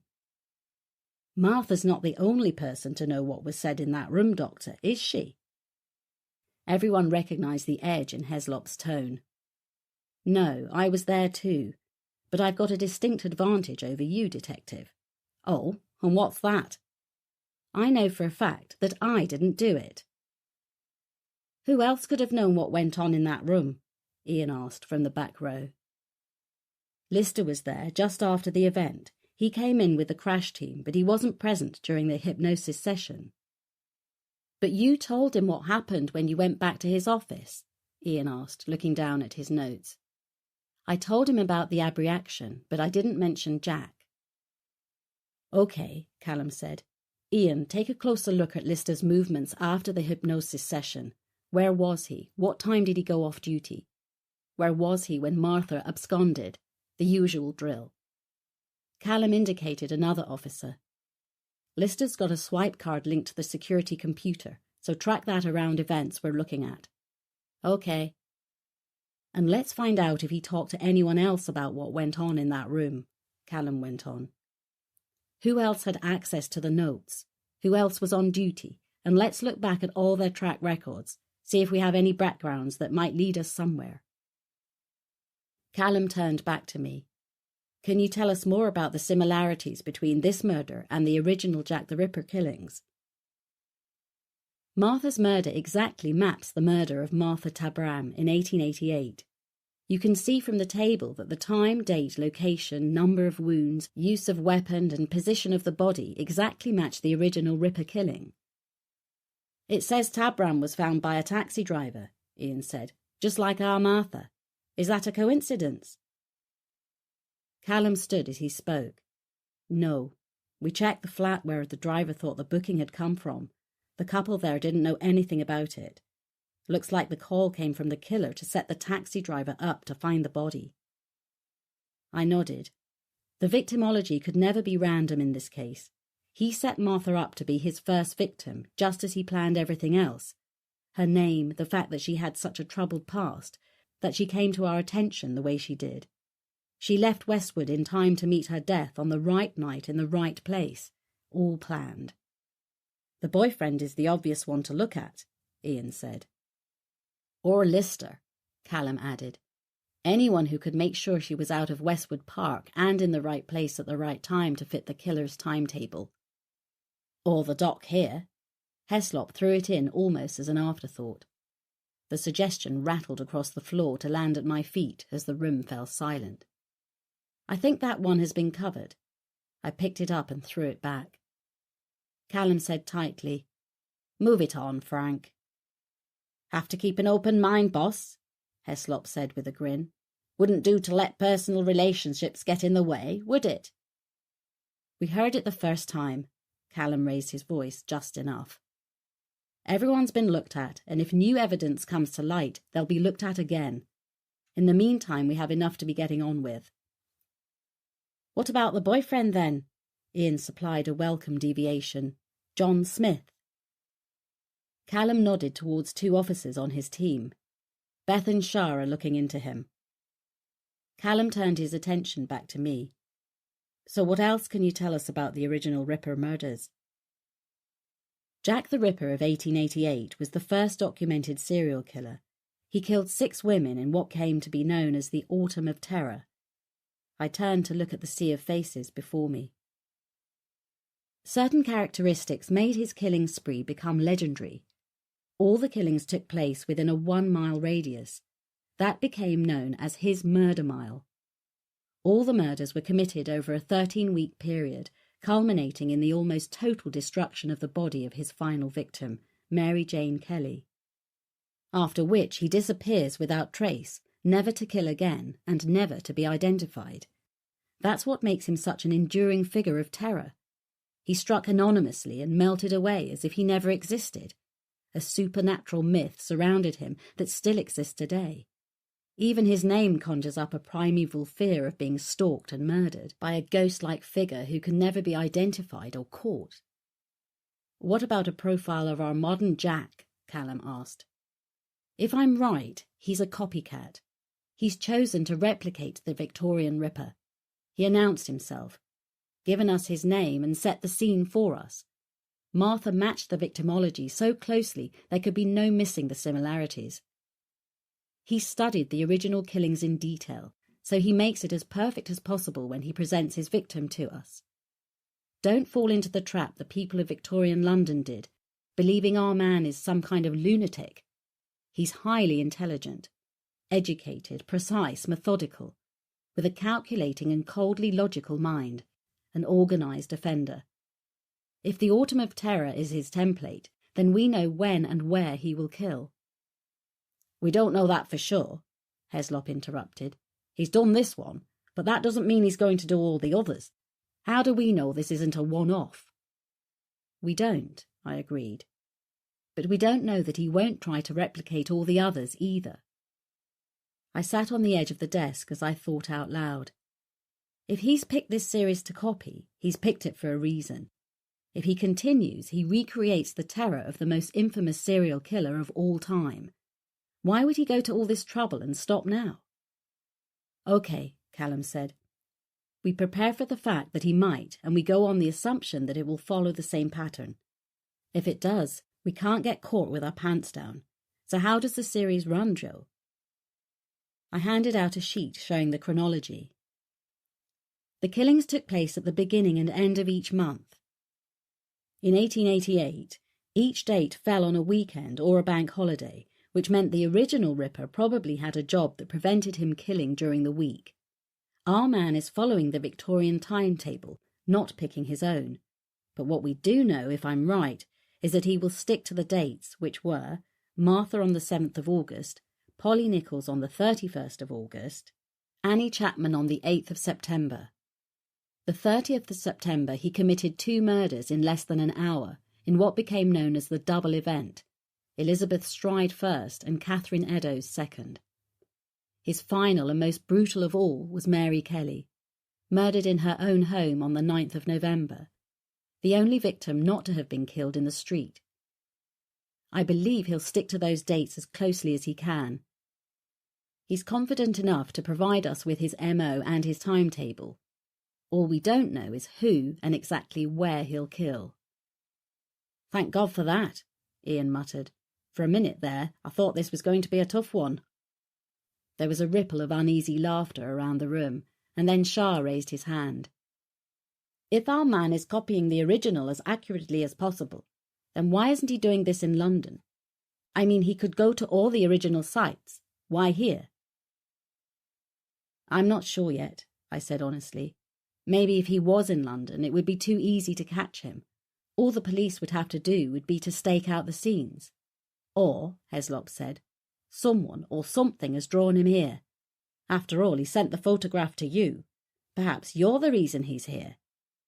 Before I could answer, Callum interrupted. "We've already thought it could be an ex-patient of Joe's, or someone she helped convict. And seeing as you mentioned it, Frank, you can be the one to look into the doctor's back catalogue of cases. Should keep you out of mischief for a while." "Cheers, boss," Heslop said sarcastically. Chapter 30. 21st of August, Fordley Police Station. Callum went to the coffee percolator that continuously dripped strong black coffee and poured 2 cups. He still had his back to me when he spoke. "Listen, Joe, I'm sorry about the other day in your office." He turned and put the steaming mug in front of me. What I said was out of order. "That's okay," I said quietly. "You were thinking the same as me. Not another Ripper in Yorkshire on my watch." We'd both been children when the last Ripper terrorised the people of West Yorkshire. Callum's parents had moved down to Fordley from Edinburgh the year before, so like me, he'd lived through those killings and their fallout. I was just 9 years old when the court case began, but I had vivid memories of sitting with Mama and her friends around the TV in our warm kitchen, listening to them talk about it. Dad spreading the newspaper out on the kitchen table every morning to read the latest. Events from that time had a fallout into my teenage years. My parents, like most other parents in West Yorkshire after that, imposed restrictions on my social life they previously might not have. A kind of innocence and a sense of security had been polluted by Peter Sutcliffe and his crimes. Teenagers robbed of what should have been carefree social lives as a legacy of his predatory years. Callum sat back in his chair, looking at me over his cup. It leaves me cold when I think about how it was then. The suspicion that made every woman look a bit more closely at her husband or boyfriend. Can you imagine what would happen if the public think we have another Ripper? Here, now. It doesn't bear thinking about. He shook his head. My first thought about being a copper started as a kid back then. Later, the Yorkshire Ripper had been nothing more for me than a case study in criminology and law at school, but I remembered the emotional reaction from my parents when I'd asked them about their recollections of it at the time. They'd lived through it, and their enduring memories were of the impact it had on the community and on everyone's feelings of vulnerability. Reading about the trial had been the starting point of my interest in psychology. I could trace my ambitions back to studying reports of the proceedings at Dewsbury Crown Court and later at Court No. 1 of the Old Bailey. The jury grappling with the question of whether Sutcliffe was insane or just plain evil. Mad or bad? A question that formed the basis of my whole career ever since. He sipped his coffee, then got to the point. This copycat, how do you get a profile on him? It's not his original work. How much can we learn about him when all the signatures are from the Victorian Ripper? I tipped my head back to ease the tightening muscles in my shoulders. It was a good question, and he was right. It wasn't easy. I'll be honest, I've never worked a profile on a copycat killer, so the short answer is I don't know. But it seems to me that even though he's working to another killer's formula, there are bound to be signatures of his own that'll come out. What are your thoughts on him? He's chosen the Victorian Ripper for a reason. If I can work out why he's picked that particular killer, that might give us something. He's obviously intelligent, computer literate, and can cover his tracks using technology. Perhaps he has a technical background of some sort. The techies say he routed his IP through several proxy servers in universities or companies across the globe. Now you've lost me, I confessed. I'm not much better, Callum said with a smile. I just repeat what the techies tell me. He's chosen Yorkshire over London. As Shah says, there'll be a reason for that, so there's another individual signature. He's injected himself into the investigation, which is typical of psychopaths who think they're clever enough to hide in full view. Injected himself into it? By sending me the photograph. He's communicating with someone involved in the investigation and who was involved with the victim. He's opened a dialogue with me. Callum looked worried. I think Heslop has a point, Joe, that you're somehow connected to him. I think he's chosen Fordley to get close to you. He has your unlisted numbers and email address. Does Lister have your personal numbers? I thought for a moment. No. He frowned. I thought he called you at the farm when Martha absconded from Westwood. He didn't call the farm. He left the message at the practice in Fordley. I used remote access to dial in. He scanned a sheet of paper in front of him. The techies have installed a tracker on your computer. By the looks of it, they can see every keystroke you make, so you'd better not go on any of your usual porn sites for a while. Very funny. He flicked the paper back onto his desk. We think you should have a dialogue with Jack if he contacts you again.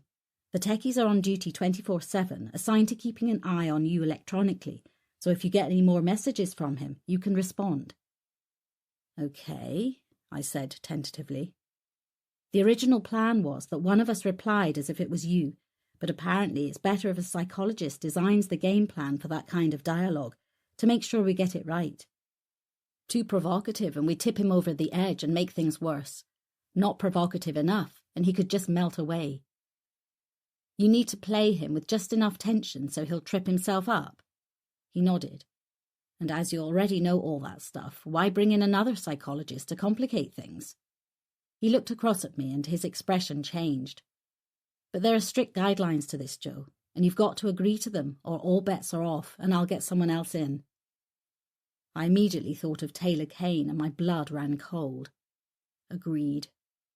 He nodded. Okay, I'll get technical support to set everything up on your phone, just in case he calls. That okay? I nodded, still wondering whether I wanted to do this, but knowing at the same time that I certainly didn't want anyone else to do it. I owed it to Martha. She had chosen me to open up the silence of her death. I felt I owed it to her to finish the conversation.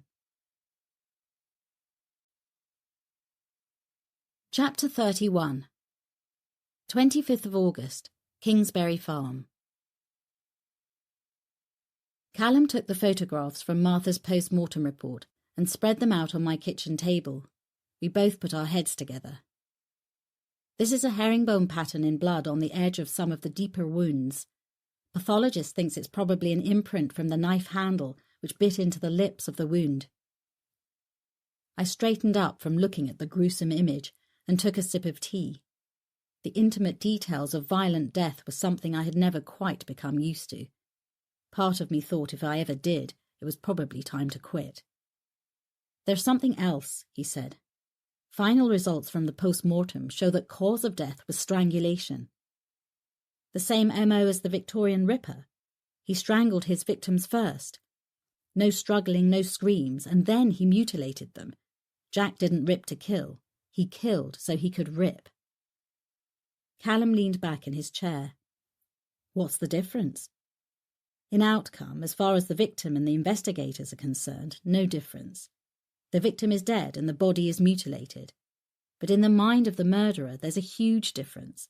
It's the order in which he does things, the chosen behaviours that give us clues to his drives. But our man is a copycat. These are not necessarily his drives. True, but it's that very fact that makes me think they're his drives too. Not sure I follow. Not sure I do yet, I confessed. But to quote Sherlock Holmes, singularity is almost invariably a clue. We both jumped as the large bell above the Aga rang, shattering the stillness of my cosy kitchen. What the hell? Callum almost spilled his tea. Sorry. I headed for the office to catch the call before it stopped. I had the bell put in here so if the office phone rang I could hear it anywhere in the house. By the time I pushed the door open to the office, Callum was already behind me. Harvey was hot on his heels, wondering what all the fuss was about. I grabbed the phone. Hello? Doctor. The voice was eerie, synthesized, robotic. I froze, knowing it was him, but my mouth opened and for a second nothing came out. Who's this? Please don't disappoint me. Not when I've waited so long to speak with you again. Callum gestured for me to keep him talking. Think, I had to get this right. This might be the only chance we'd get. I sat on the edge of my mahogany desk, looking down at the carpet to avoid being distracted by Callum. I pressed the speaker button so he could listen in. Have we spoken before? The metallic voice was cold with disappointment. You know we've spoken. You know we've met. Playing games with me is a very dangerous thing to do. When did we meet? My clinician's tone sounded calm. I was pleased to hear it. When you set me free, he grated chillingly. I have you to thank. It feels good to be back together, doesn't it? Together? I don't understand. I played for time. Doctor, he chided like a parent to a child. Don't waste our precious moments like this. If you're giving the police time to trace this, don't insult me. They won't, any more than they could follow my computer trail. His tone, if it hadn't been electronic, would have been oily. I like to keep our intimate moments private. He laughed softly, the sound making my bowels turn over. You're saying we met through Martha? When your mind entered hers, it brushed against mine. His whisper was intimate. I know you, Doctor. I know all there is to know about you. Why are you here, Jack? Because it's time, he said simply. You opened the door and freed me. Why me, Jack? It had to be you. You are the only one who could open Martha's mind and let me out. You're not a figment of Martha's mind, Jack. I let my tone harden to let him know I wasn't playing the game. A phantom can't kill. I was a phantom in 1888, and I'm a phantom now. But the pleasure this time is having you to share these most intimate things with. That makes you very special. What exactly do you want, Jack? The voice laughed softly, like the laughter that echoes through haunted houses in horror films. Polly put the kettle on, he began to sing. Polly put the kettle on. Polly put the kettle on. We'll all have tea. Jack? The line felt empty. Jack! He's gone. Callum took the phone from me. We stared at each other in silence, neither of us knowing quite what to say. Then we both nearly jumped out of our skins when Callum's mobile shrieked through the ghostly silence of my office. He fished it out of his pocket, still looking into my eyes as he took the call. Yes, I know. I was here when he called. I half listened as he talked to the techies, who must have been privy to every chilling word. I walked to the huge arched window and looked out across my fields. Afternoon sunlight was caressing the treetops, silhouetting their spreading limbs against a dark turquoise sky. Okay, I heard Callum in the background to my thoughts. So no trace then? Harvey came to stand beside me and pushed his wet nose into my hand. I absently stroked his silky ears, my mind replaying Jack's call. He was like no other killer I had ever dealt with before. He was beginning to unnerve me. Chapter 32 28th of August. The media had agreed with the police to a 2-week blackout on coverage of Martha's murder. At least that gave me some peace. After the last brush with the press, I was in no rush for them to find out the killer had sent me photos of his handiwork. I was driving back to the farm when Callum called. I've got some info from Manchester. We found some prostitutes who knew Martha before she met the boyfriend. None of them ever saw him, though, so no ID. After she got involved with him, they said she dropped off the scene and they never saw her again. Can't question the pimp she had either, because he died of a drug overdose last year. Also, Martha isn't her real name. It's Susie Scott. Something jarred in my mind. I negotiated a roundabout as I tried to think. So when did she become Martha? No way of knowing. She didn't do it officially, just assumed the name. She didn't like the name, though. That was the bit that jarred. What do you mean? She asked me to call her Mattie. She didn't choose the name, Cal. It was chosen for her. She didn't like it, but she went along with it. So you think the boyfriend made her adopt the name? And why would he choose Martha, an old Victorian name, for his 20-something girlfriend, unless it fit his purpose? To have the same name as the Ripper's first victim, he concluded for us both. I ran Susie Scott through the PNC. She had several arrests for soliciting and, interestingly, one for wounding with a knife. What were the details of that? Jerry Ward, her pimp, was the victim. Apparently he didn't take kindly to her new boyfriend, and they had a domestic. She took a kitchen knife and stabbed him in the arm. It wasn't a serious wound. He was discharged from hospital the same day. She was arrested, but once he'd calmed down, he refused to press charges. He had a history of violence towards her, and she claimed self-defense, so it didn't come to anything. After that, she moved to Fordley. We've no idea where they were living. Could be that the boyfriend rented using a different name. All transactions were paid in cash and all signed by Martha. As far as we can see, the boyfriend never showed his face to landlords or signed any paperwork. He spoke to them over the phone. Anything else? Yes, the pathologist called about the murder weapon. He paused for effect. You sitting down? I'm driving, so it's to be hoped so. He says it matches the shape and description of a Victorian amputation knife used in operating theatres in the early to mid-19th century. He sent details of where we can see one that matches. Where? The old Operating Theatre Museum in London. And get this, it's on the site of what used to be Thomas's hospital from Jack's time. I'm going down there tomorrow. Fancy a trip? Anything was better than sitting around waiting for Jack to call again. 29th of August. The curator of the old operating theatre and Herb Garrett Museum ushered us up the tortuous winding staircase and into the galleried operating theatre, discreetly cleared of visitors for our private visit. God, I panted when I could finally get my breath. I hope patients didn't have to make that climb. No, the curator smiled. The women's ward was adjacent to the Herb Garrett in the church. They were brought straight in here from the ward. Students would come in via a separate entrance, over what is now the fire escape. He stroked the basic wooden operating table, almost lovingly. Putting the operating theatre up here meant they could take advantage of the huge skylight to maximise light during operations. It also offered a degree of soundproofing, which was necessary for obvious reasons. No anaesthetic, I venture to guess. Not until after 1847, but the surgeons were very skilled at making the process as fast and efficient as possible to minimise shock to the patient.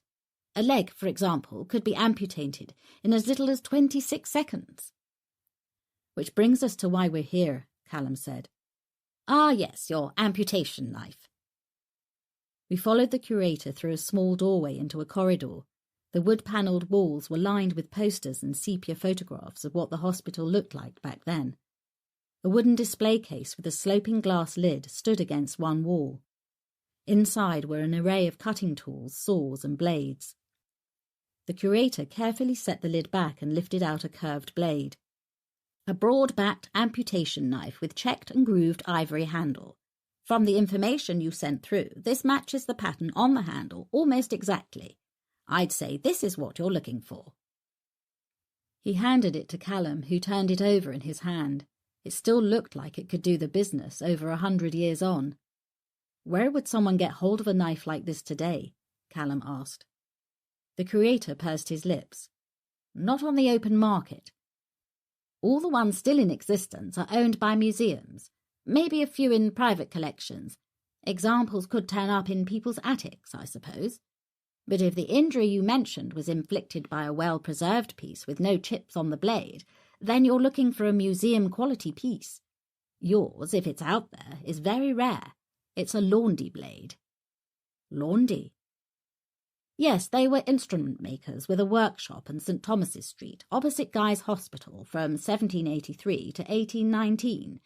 They used the herringbone pattern on the ivory handle as their trademark. The initials of the workshop can be partially seen on the print you sent me. Callum fished the photograph out of his pocket of the blood-stained herringbone pattern found on the body and put it on the edge of the display case. The curator traced the faint imprint of the letter L at the edge, then lined it up with the L on the ivory handle of the knife. It matched. Their knives are rarely seen outside museums today. Only 2 private collectors in Europe have Laundy blades that we're aware of. Could we have their details? Of course. I'll get the printout before you leave. Almost as an afterthought, he went to another case and produced a silk-lined green leather box. They come as a set. He ran his finger along the empty indentation reserved for a much smaller blade. Any collection that has a case as well as both knives would be worth a fortune. You said Laundy stopped making these in 1819. That's right. I looked at Callum. That's almost 70 years before Jack the Ripper's killings. The curator's eyebrows shot up. Jack the Ripper? Is he what this is about? He chuckled. Wouldn't the trail have gone cold by now? Callum shot me a look, and I could have bitten my tongue off. Still, it was out now. Could Jack the Ripper have used a knife like this, even though they stopped making them 70 years before? The curator pushed his glasses further up his nose. Yes, these blades would still have been around then. Surgeons in those days could get very attached to an instrument, often had their own collections, much like any other craftsman. He took the knife from Callum and replaced it in its box. Once Lordy stopped making them, Moore and Sons took over as suppliers to most of the prestigious surgeons in London. They sharpened and serviced instruments and took on a lot of Laundy's old stock. So yes, Jack probably could have used a knife like this. He grinned. Who knows? Maybe even this very one. As we left, I couldn't quite shake the images of what might have gone on in that Victorian operating theatre. Did you see the space in that box for the sister blade? I asked. Callum nodded. A smaller knife, like the one used to inflict the other wounds on Martha. What do you think? We'll check the private collectors and see if any Laundy blades are missing. Also check that no museum pieces have gone walkabout. After that, I'm not sure. Like the curator said, who knows what turns up in people's attics? Maybe our man just got lucky. Somehow I didn't think so. No, nothing he does is by chance, especially not something as important as the blade. I bet it'll turn out to be an original. If it's an original that's been catalogued somewhere, then we'll have a lead. Let's see what turns up. Chapter 33. 30th of August. Frustratingly but predictably, nothing did turn up. I sat in the incident room for a team briefing. The Laundy blades are all accounted for, Callum was saying, so no joy there. He paced the front of the room and looked across the sea of faces. Ian? Ian stretched forward from his perch on the edge of a desk, squinting at the notes in his hand. Lister checks out, boss, so nothing there. We checked hospital phone records, though. When Martha was in the day room, she took a phone call. It came in through the main switchboard and they put him through. He said he was her boyfriend. The call lasted less than 2 minutes. Telephony say it came from a burner phone. So we can assume that's when he arranged with Martha to get her out, Callum said. Anything on the actual pickup, Tony?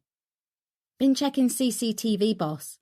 We've got a partial from a bad camera angle near the front of the hospital, less than a minute from the time Martha did her Houdini.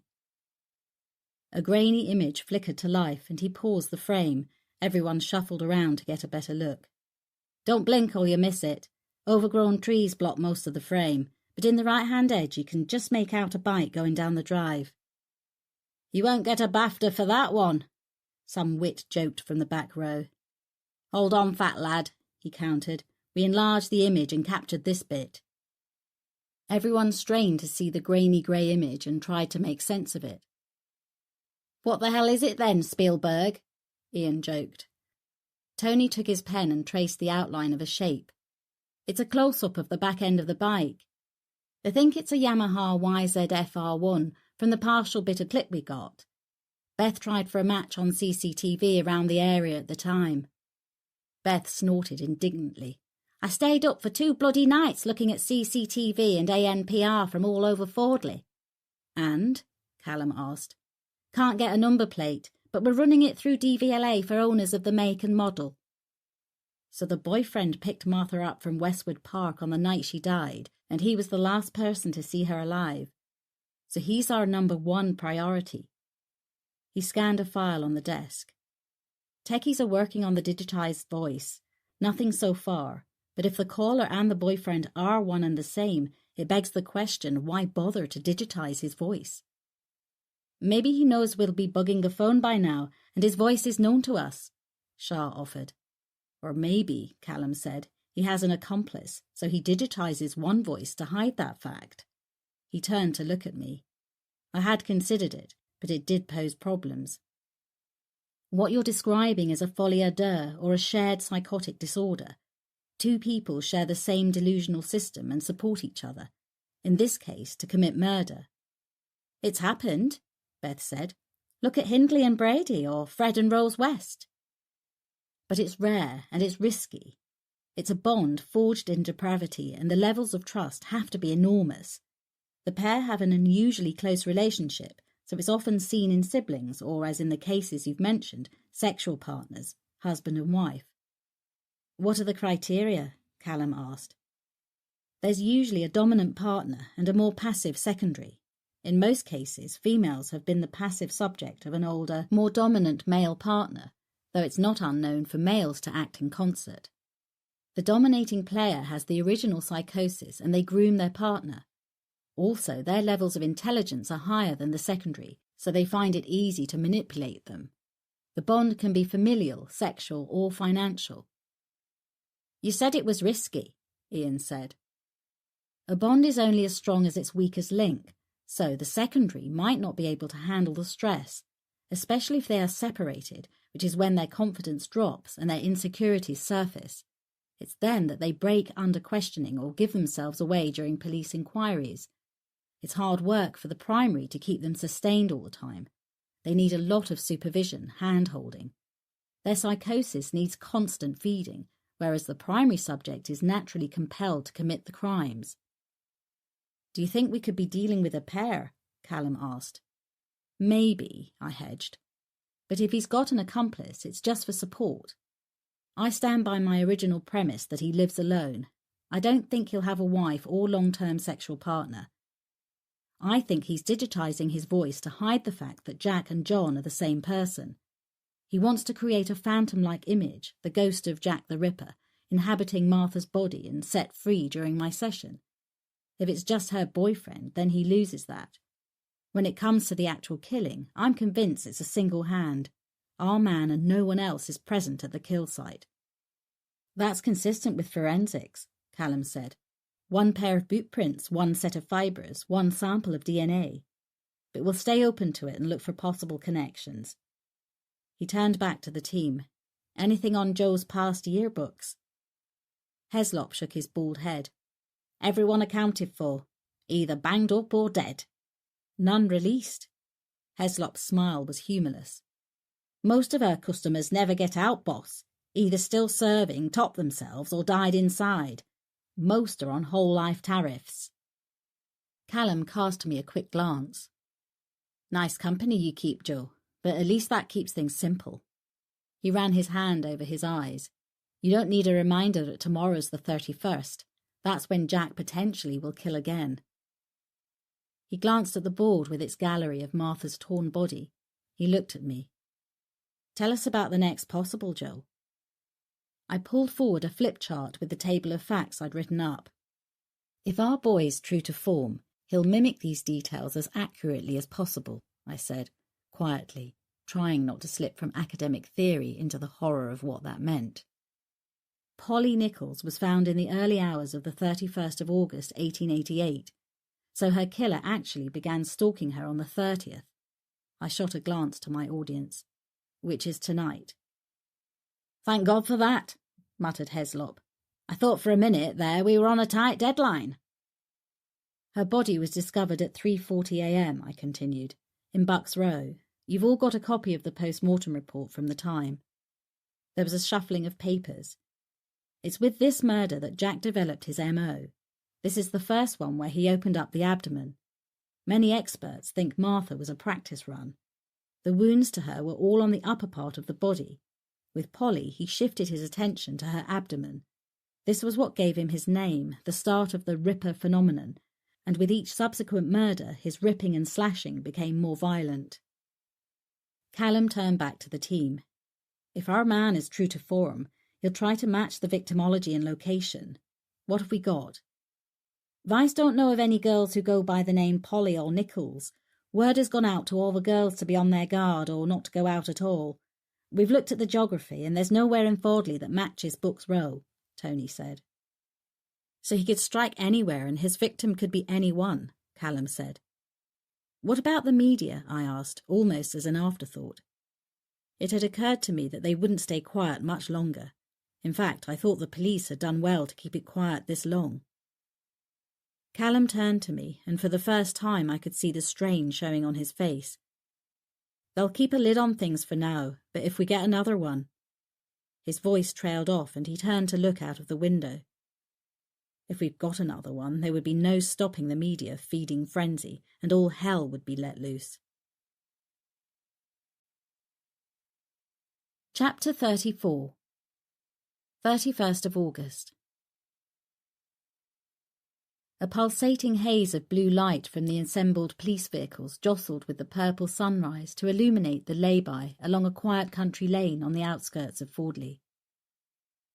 Callum stood with me, watching the CSI team flitting in and out of the small white tent like worker bees around a hive.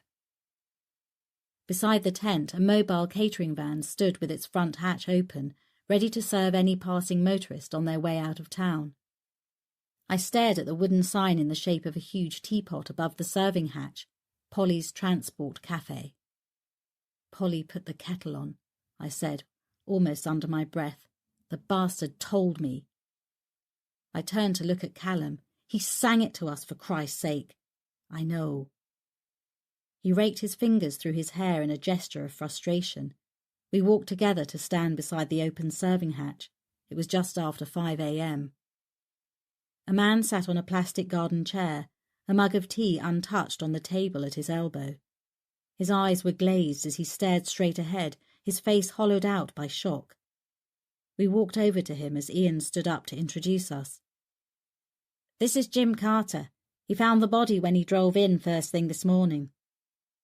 I nodded a greeting, but the poor man carried on staring at a vacant spot, probably replaying the horror I knew he'd see for the rest of his life. Callum steered me past him towards an articulated lorry parked at the edge of the lay-by. "Carter drives for a firm on the industrial estate. Passes here every day around 3:30 a.m. on his way into the depot. He loads the truck, then heads back down here and stops for a brew and a bacon butty. Gets here about 4:15 a.m. He's her first customer every morning, so he was the one to find her. Poor bastard." I glanced at the white tent. "Who is she?" "Patsy Channing." He leaned against the side of the lorry and looked up into the lightning sky.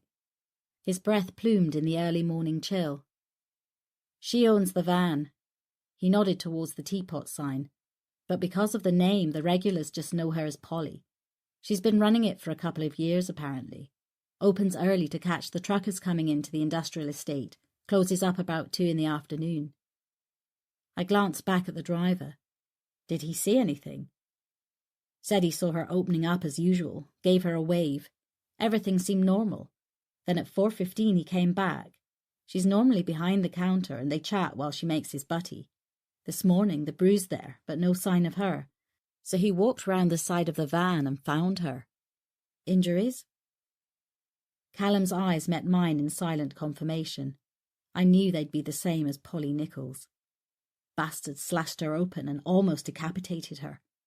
His face was drawn, his eyes weary.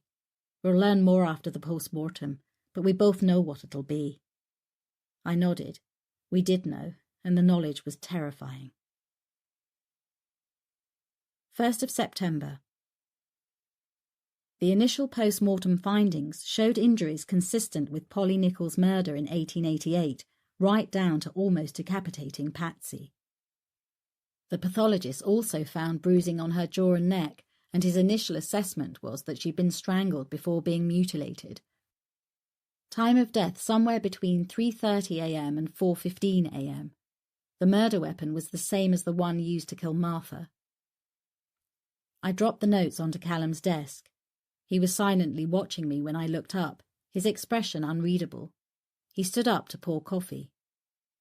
According to Jack's chronology, the next one's in 7 days. I took the offered cup, sipping slowly, watching him over the rim. "I want you at the team briefing." He ran his hand through his hair. "They're all familiar with Annie Chapman's murder in 1888, but it'd be useful if you could give us a profile of our copycat." The term copycat killer was coined in Victorian London after people mimicked Jack's murders, I recollected. Callum paused with the cup halfway to his lips. "Every day's a school day." He took a sip. "Think our man knows that?" I shrugged. Wouldn't be surprised if the irony's not lost on him. "Any developments on victims or location?" "We've got a match on location. There's a Hanbury Street in Fordley, right in the middle of the red light district. That's too good for him to ignore. He's got to go for that. I felt certain. Annie Chapman was a prostitute who worked the red light district around Whitechapel. Her body was found in the yard of number 29 Hanbury Street. Well, number 29 isn't a house, it's an Indian takeaway in a row of shops. We've set up surveillance in a flat above the shop opposite, so it's covered like the rest of the area. But, I sensed his reticence. If we put all our resources there and he strikes somewhere else, we'll be caught with our pants down. But what else have you got? I asked, trying not to push in any particular direction, not with accusations of flawed profiles still swirling around. He's replicating 1888 as closely as he can, and you've got a Hanbury Street in the red light district. He rubbed the heels of his palms into his eyes, then focused on a spot over my shoulder, almost talking to himself. I know. That's why we've got the community teams and Vice warning all the working girls to stay off the streets on the 8th. All the agencies in that area are giving out the same warnings. I knew he was referring to the sexual health care nurses, needle exchanges and charities that work to keep the girls safe. But that puts the news out there. He nodded. The media have already got wind of it. They've been contacting the press office, but they haven't made the connection to Martha or linked her with Patsy yet. But they will, I thought, soon, and we both knew it. Surveillance are already in the area, setting up observation points, high windows, buildings overlooking the streets where the girls work, in case he comes in on foot. He sipped his coffee. And we've set up mobile CCTV with live feed to ANPR so we can track any vehicle coming in or out of the area in real time if he drives in. We'll have spotters in the area on the night to pick up and follow any suspects we identify as suspicious. He ran a hand wearily through his hair. Best coverage possible. Isn't Hanbury Street near the university? He nodded. A rabbit warren. That's why the girls like it. Plenty of dark alleys and side streets to take clients, and plenty of passing trade. It was also the centre of student nightlife, curry houses and pubs that stayed open till the small hours. It rarely slept, even on weeknights. Not easy, but I think we've got it pretty much covered. He stood up and shrugged on his jacket. Let's just hope he doesn't pick somewhere else for his next outing. I picked up my notes and followed him to the team briefing. So let's look at our Jack. I wished I had more to give them. He falls into the category of a highly organised killer as demonstrated by his knowledge of the original 1888 murders. Also, organised killers don't choose their victims randomly or impulsively, and they bring the murder weapon and anything else they need to commit the crime with them. Victorian Jack chose prostitutes because they were readily available and vulnerable. He didn't have to initiate contact with them as they probably approached him. For our Jack, it's different. With Martha, we know he had a relationship with her. He groomed her into the correct victimology, persuading her to adopt a false name, etc. I walked over to the photographs on the whiteboard. With Patsy, he would have had to check out the location and become familiar with her routine, probably visited the cafe prior to the murder and possibly interacted with her, without arousing any suspicion. All of that indicates excellent interpersonal and social skills. We know he's male, and research would suggest he's white. The degree of sophistication required to plan these killings places him as older than 20, probably somewhere between 28 and 38 years old. Most likely he's a loner, not married or in a long-term relationship. I think you're looking for someone who's regarded by others as studious, even withdrawn at times. Maybe a bit of a bookworm who prefers his own company. He's neat and orderly. May even have a compulsion with tidiness and routine. He's very self-aware and not easily rattled. He's not going to panic, and any tactic designed to throw him off balance would have to be carefully planned. He's highly intelligent and obviously tech-savvy, as evidenced by his use of technology and the ability to digitize his voice when he calls. I don't think he'll work a 9-to-5 job. Martha said he often worked from home, so maybe a freelancer or self-employed. Whatever he does, it gives him a lot of flexibility and autonomy. Motive? Shah asked. Because he's a copycat, we can't assume he's driven by the same compulsions as the original Jack. I also don't think our killer's motive is linked to his choice of victim or location, as those are chosen to match the Victorian murders. So what's that leave us with? Heslop asked. I'd wrestled with this one from the beginning, and I was going to have to be honest about it. Most theories around copycat killings are that either the killer wants the same notoriety as his chosen role model, and the media attention is likely to mean he'll have a film or book written about him, or that by taking on the persona of a previous killer, it depersonalizes it, disassociates him from the act, which reduces his inhibitions. So which is it for our killer? Callum asked, watching me intently. I don't believe it's to lower his inhibitions. I don't think our man has any. I do think that the publicity surrounding it is important to him, though. So will the lack of publicity be pissing him off then? Shah asked. Probably. In fact, we could use that to our advantage. His profile suggests he has grandiose ideas about himself. At some level, the publicity feeds his motivations. If we can get the press to cooperate with us, we could develop a strategy that might make him careless, give us a clue to his motives. But so far, you've no idea what they might be. Heslop didn't even try to disguise his exasperation. I chose my words carefully. There would be little point in choosing to copy such a high-profile killer if no one made the connection. He needs the publicity, otherwise he's just playing to the police gallery, and I think he wants a much bigger stage than that. He relates to Victorian Jack, to his crimes, but that doesn't mean he shares his psychopathy. Something fascinates him, perhaps the fact that Victorian Jack was the most infamous serial killer of all time, the one to emulate. He somehow managed to practice the mutilations too, so concentrate on access to bodies, human or animal. He knows how to inflict the same wounds in a short amount of time and with great accuracy. He won't get that from a book. He'll have had hands-on experience somehow. But what about deviations from the original killings? Beth asked. Does that tell us anything more about him? His deviations are in part down to the different era, but yes, they give us some clues. He's not sticking to prostitutes for a start, which means his motivation doesn't revolve around his victim's character or lifestyle. He uses technology. The fact that he can hide his online footprint so that even your techies are struggling to trace him means you're looking for someone with advanced technical ability. Maybe he works in that field. I paused as I came to the part I personally was most uncomfortable with. Also, the fact that he's deviated in one very major way from his role model gives us an important element. What? Callum asked. Yorkshire and not London. That's critical. For him to not act these killings out in the one place made notorious by the original means Yorkshire holds real significance for him. Either he's from here or it's vital to him that it happens here, maybe because of the connection with the Yorkshire Ripper.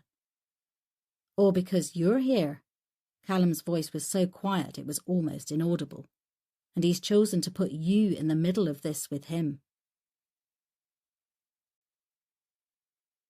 Chapter 35. 6th of September. With only 48 hours to the next event, police surveillance teams had been in place around Hanbury Street for several days. Manpower and technical resources had been allocated, and the team was still frantically trying to get any lead they could to our Jack, which was now John's official name. I watched as Callum scanned the CSI report from Patsy Channing's murder. Tyre tracks found around the site are a match for a Yamaha bike. Can't know for sure that it's Jack's, but it's too much of a coincidence to ignore. I've got the team tracing and eliminating owners of bikes of the same make and model through DVLA. He chewed his pen as he scanned down. Got a boot print that CSI believed to be his, size 11.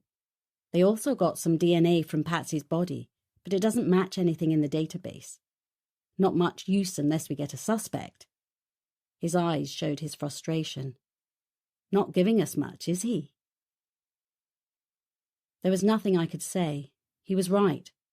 Jack was forensically aware and either too careful to leave anything incriminating or knew his DNA wasn't on the database, so didn't care.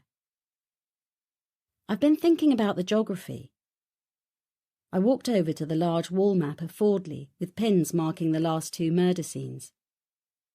Geographic or spatial profiling isn't my specialty, so you might want to consult on it, but it might apply in this case.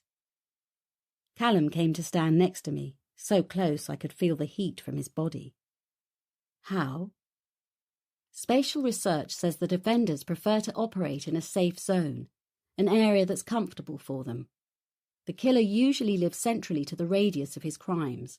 Victorian Jack killed all his victims within a 1-mile radius. His murder mile. Yes, all his sites were within walking distance to each other. Our man has already deviated from that because he's looking for sites that match the original in some way, not because he can freely choose. But the theory might still apply in reverse. I could feel him looking at me. You've lost me. Well, usually the killer lives in a fixed place and radiates out from there, but our man planned the location of his killings in advance.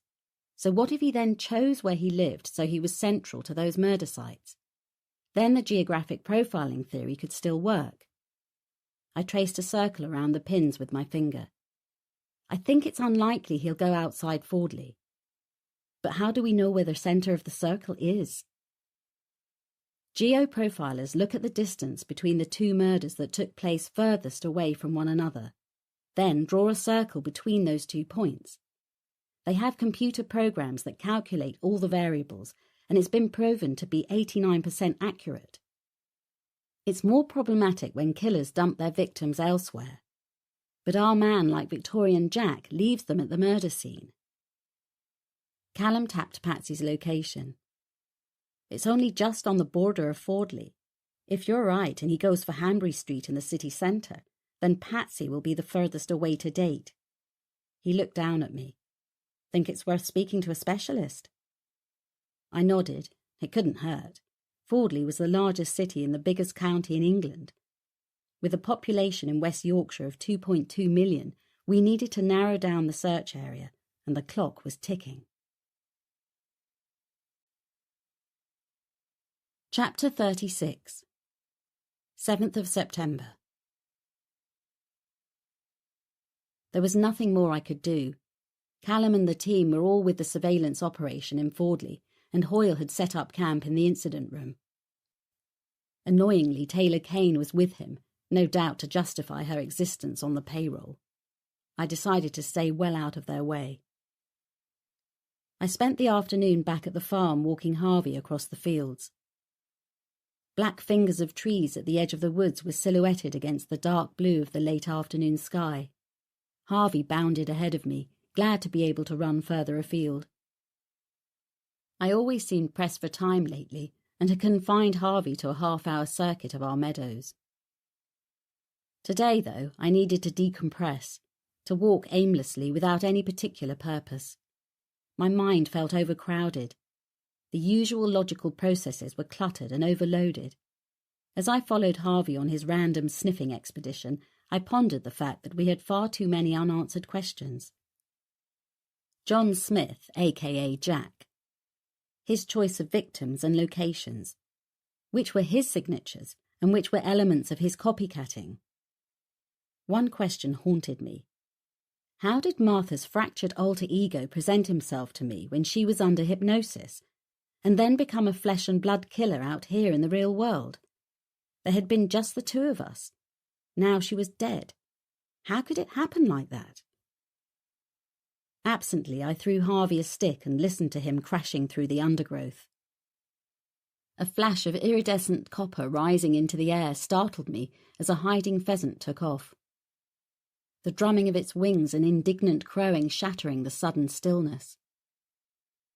Something Martha said to me that day had jarred, and now I couldn't recall what it was.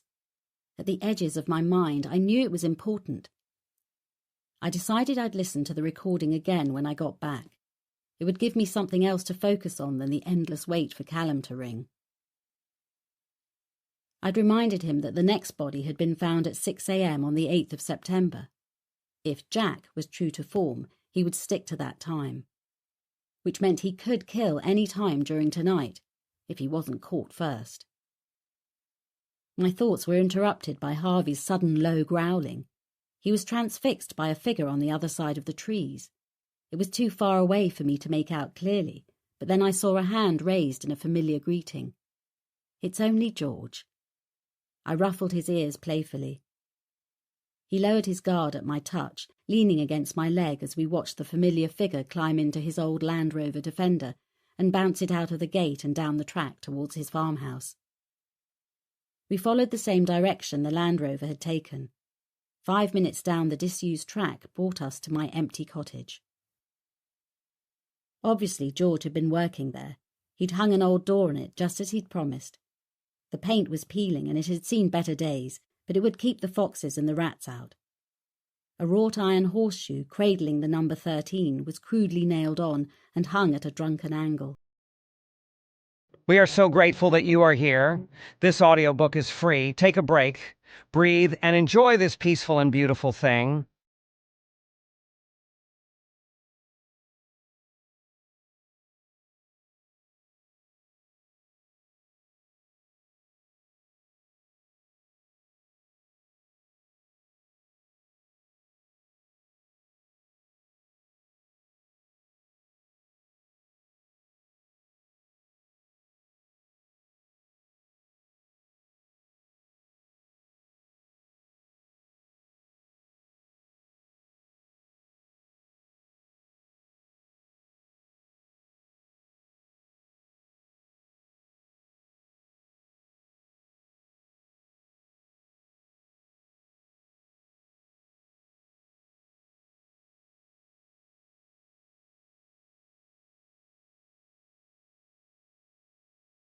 The door creaked in protest as I lifted the latch and nudged it open.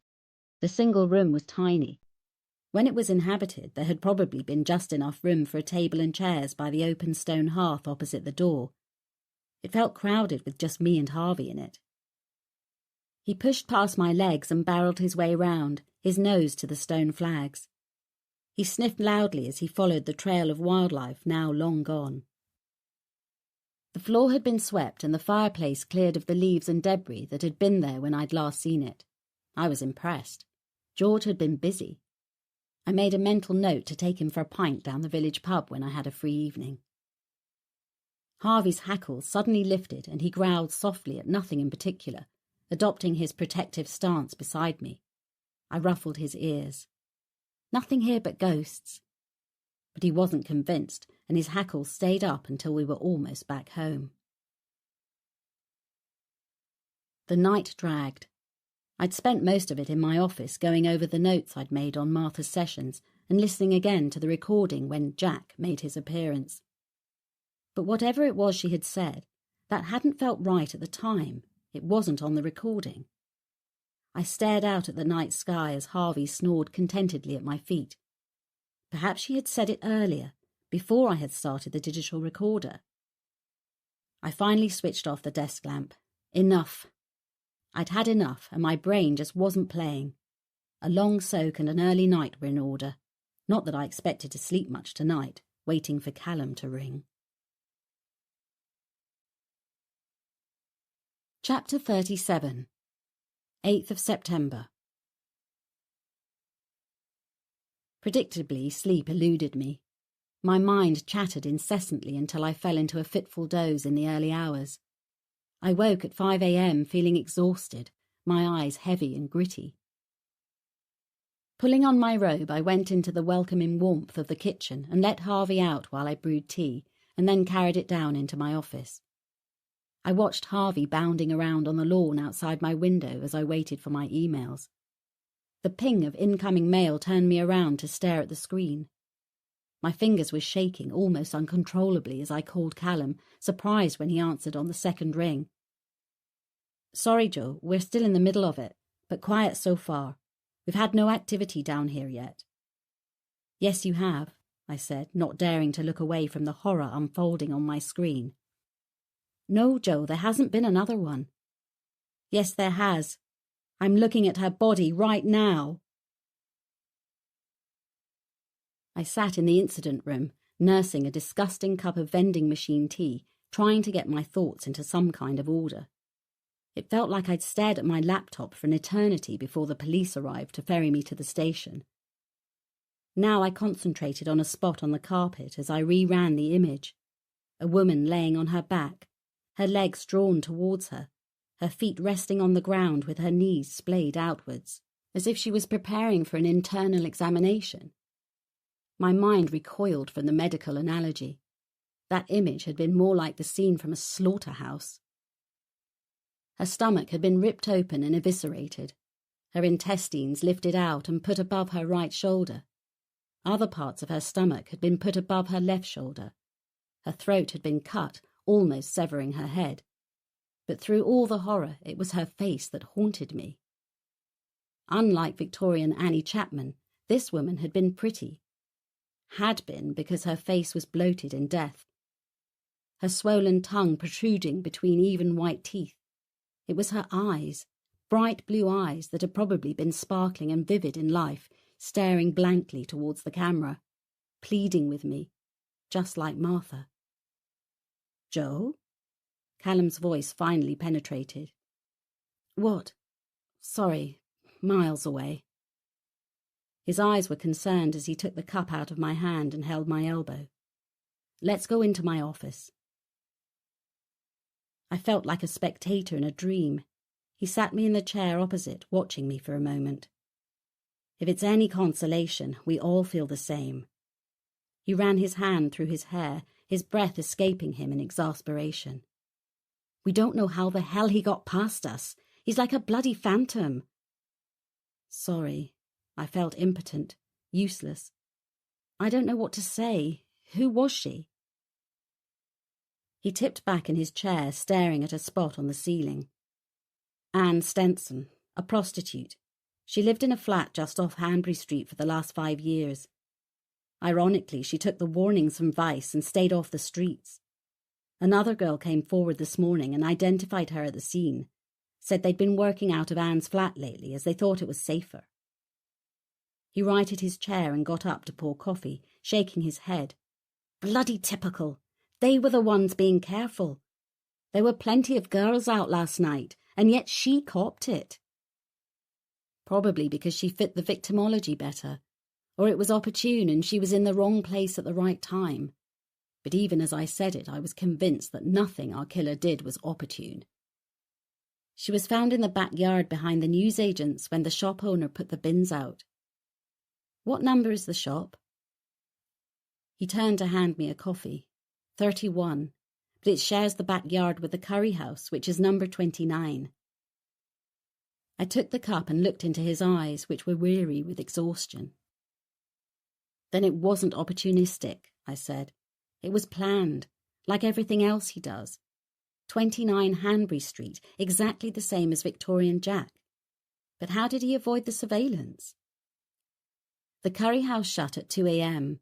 There's a passage between it and the newsagent next door, and we had spotters covering that all night. Nothing but a kid taking a pee and some students taking a shortcut to the university. A spotter walked down that ginnel at 4:45 a.m. and it was empty. At 5 a.m, Anne went to the newsagent, as she did every morning, according to the owner. Apparently she was always his first customer of the day. She always called in on her way back home for milk and fags as he was opening up. Today was no different, except she'd been in her flat all night. She left her mate there and went to the shop as usual. At 5:45, the owner goes to put the bins out in the yard and finds her body. "Habit," I said, almost to myself. "What?" "Routine and habit. I was wondering how Jack managed to get her to the right spot at the right time." I took a sip of coffee, not enjoying it. It was her routine. Obviously he's watched her. She matched the victimology, a prostitute called Annie. She lived near Hanbury Street, but somehow he had to make sure he could get her to the yard at number 29 on the right day at the right time.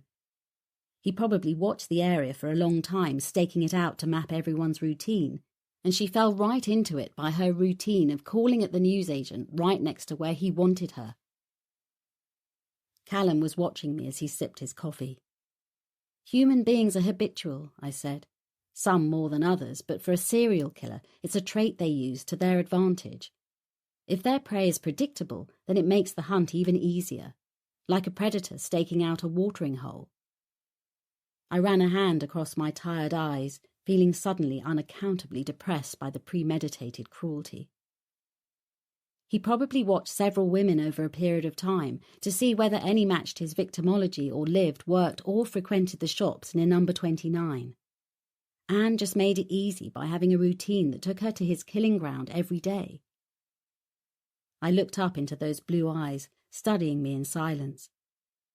How did he get her into the backyard? He shrugged, slowly shaking his head. The team are checking the CCTV. In addition to the mobile units, there are cameras in the street and around some of the shops, so we'll go through all of those to see how the hell he got down there without being seen. He started to shrug on his jacket. I've got to get back down there. I'll arrange a car to get you back home. I'll let you know what we come up with. What are your plans? Jen's coming to the farm later. I've got a presentation to give up in Newcastle tomorrow. I'll be doing final prep for that. He walked me out into the corridor. Well, keep out of trouble. Let me know if anything occurs to you that might help. He turned almost as an afterthought. Oh, and you might as well know, the media are all over it now. Hoyle's appointed a dedicated press officer to handle all the incoming information requests, so you might get calls. I groaned inwardly. Great, that's all I needed. Chapter 38. 9th of September, Kingsbury Farm. I'd switched off my phones. After what Callum said, I wasn't taking any chances on press intrusion today. On her way up to the farm, Jen had called to say that the reporters were staking out the Fordley practice. She'd been on her way there to pick up my presentation for the conference, but carried on driving when she'd seen the press pack camped outside. By the way, she said, shuffling paperwork, the bill's come in from Foster's in Manchester for James's time at Fordley Police Station. Dare I ask what the damage is? Don't worry, you've got enough in the business to pay for it. Besides, she said, as she looked at me over the top of her glasses, it was money well spent, if you ask me. That man is worth his weight in gold. I'm so glad he was on call that day, and we got him instead of some junior fee earner. Sent a well-deserved warning shot over Taylor Kane's scrawny bows. I couldn't argue with that one. She dropped my notes onto the kitchen table. Everything you need is there, but I couldn't chance calling at the office, so hope you've got copies of your presentation. I sipped my tea, watching her over the rim of my mug as she organised my notes. When you called, I accessed the server in Fordley and pulled down a copy. I'd only made a couple of changes, so it'll be more or less right. She eyed me impatiently as she clipped my papers together. You should back up everything you do here with the office server. That way everything's current. I rolled my eyes. Give me a break, Jen. A few years ago, until Marissa's techie gave me a crash course, I didn't even know what remote access was. I took a hurried gulp of tea, realising the time as I stuffed the notes into my briefcase with my laptop presentation. If your publisher had been local, we'd never have dragged you into the 21st century. Should thank her techie some day. She was right, I had to admit it. Marissa had been the one to make me embrace remote technology, albeit reluctantly. Which reminds me, she carried on as she handed me my jacket as I headed for the door. Marissa needs confirmation of the date for the new book signing. Can you call her today? Yep. I leaned in to give her a peck on the cheek. Sure you'll be okay here with Harvey till I get back? She pushed Harvey behind her with her foot as she ushered me out the door. We'll be fine. Babysitting Harvey is a breeze after my grandchildren. He's better house-trained for a start. She waved me off in the rear-view mirror as I crunched down the gravel driveway, already dialing Marissa before I lost the signal across the moors. So you're okay for the date in December, then? She was saying, as I navigated my way around a flock of sheep. No problem. Oh, by the way, Jen said to thank your techie guy for dragging me into the technological age. She laughed. Don't have Paul any more. He's left me to set up on his own. Shame. I meant it. He'd had the patience of a saint. Anyway, good luck in Newcastle. Not that you'll need it. I've given access to the Newcastle Herald, by the way. They're sending a reporter to cover the event. I groaned. The press have hardly been friendly lately. I know, but this one's tame, I promise. The journalist's a friend of mine, and they've promised not to mention the towpath fiasco. This'll kick over the traces. Give us a springboard into good publicity for the book launch. Trust me. Why did my heart sink every time anyone said, trust me? The speaking engagement at St James's Park Stadium in Newcastle had been booked for over a year, and it was an annual event I looked forward to. The audience comprised mainly of criminology graduates and students, with a smattering of interested parties from police forces around the country. I'd been booked to lecture on victim selection, the non-verbal signals people inadvertently sent to a predator that marked them out as vulnerable. I enjoyed mixing with like-minded people, so it was shaping up to be a good day. Not least because it took me temporarily away from Fordley and the suffocating immersion in Jack's monstrous mind. I just hoped Marissa had done enough to ensure the press didn't use it as an arena to bait me in. Joe, good to see you again. Darryl, the event's organiser, shook my hand enthusiastically. His slender fingers flashed purple nail polish. His genuine grin was, as always, as wide as a mile. I grinned back. His energy was always infectious and reminded me why this job was one of the highlights of my calendar. Everything you need is in the room back here. He ushered me down the corridor, linking his arm with mine. Like a couple of girly friends reunited after too long.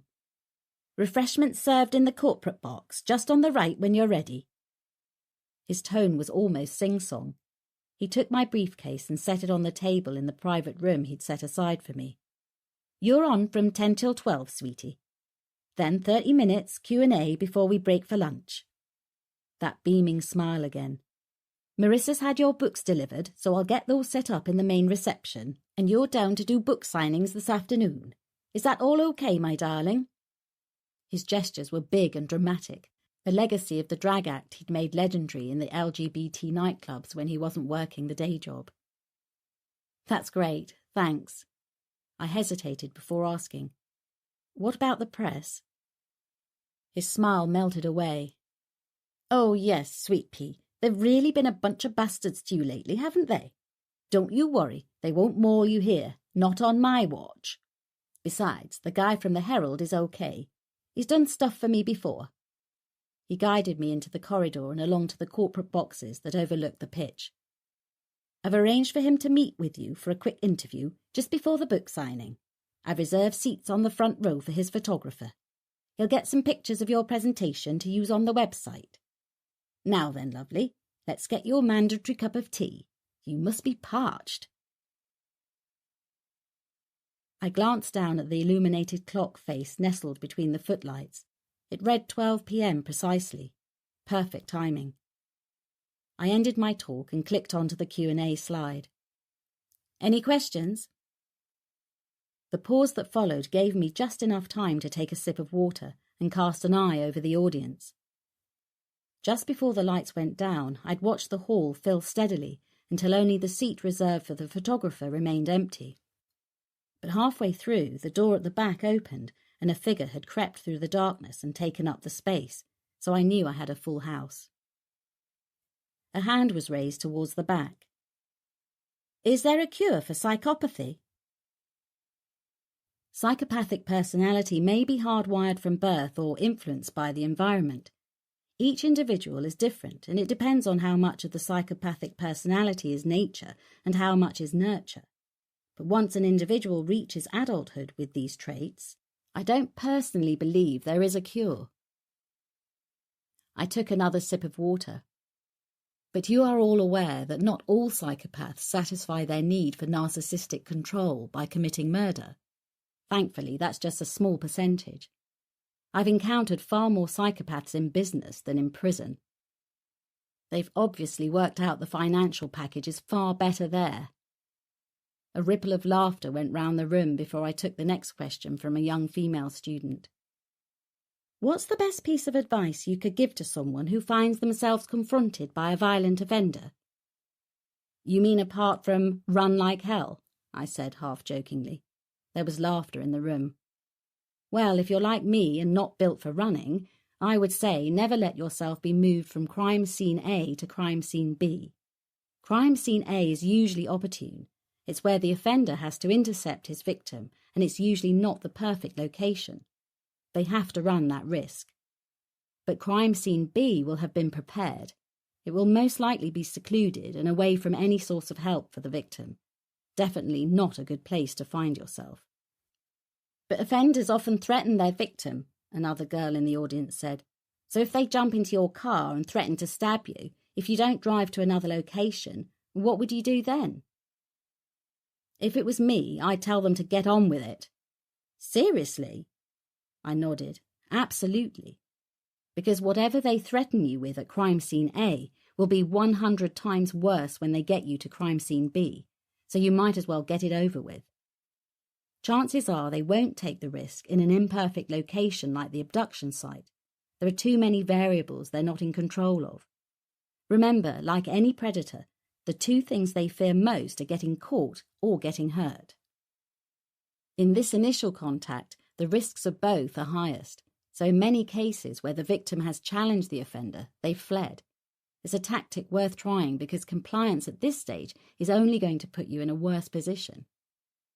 And if they call your bluff, the girl persisted, then you're no worse off than you would have been if you'd allowed them to control you and move you, probably the best of a bad situation. The clock read 12:10 p.m. I noticed the dark silhouette of the photographer get up from his seat and go out of the door at the back just as the lights were slowly being brought up.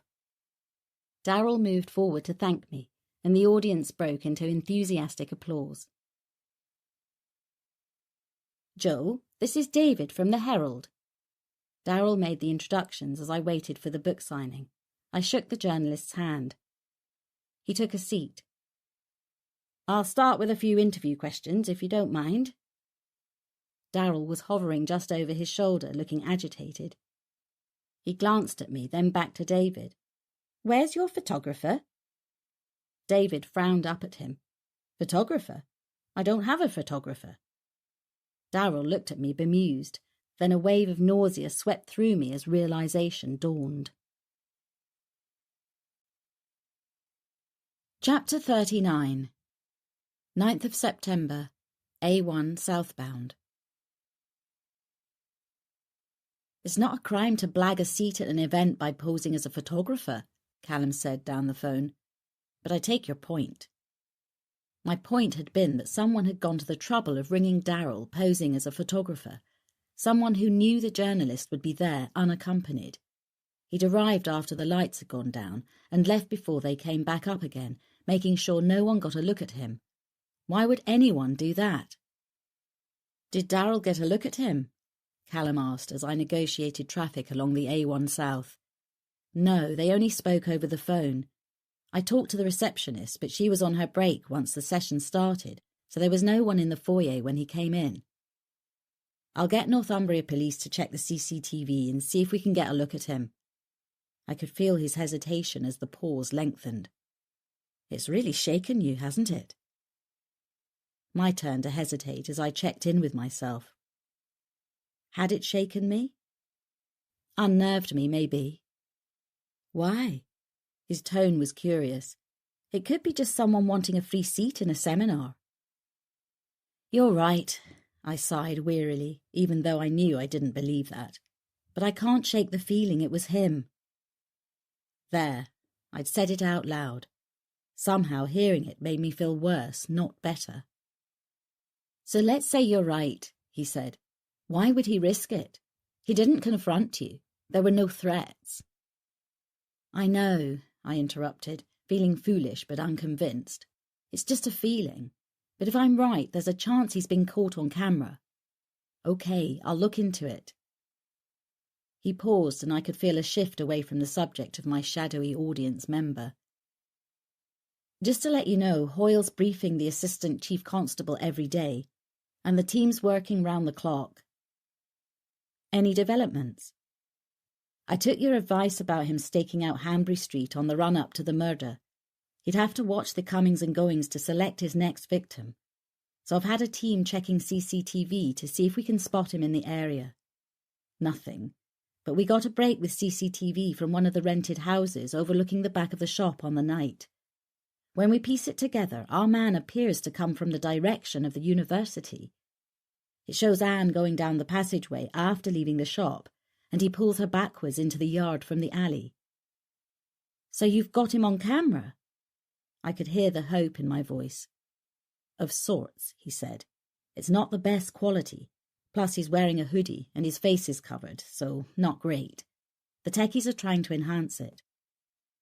Well, if he's on camera at the stadium today, I said, that plus your footage might be enough. If it was him today. If it was, I conceded, certain now that it had been.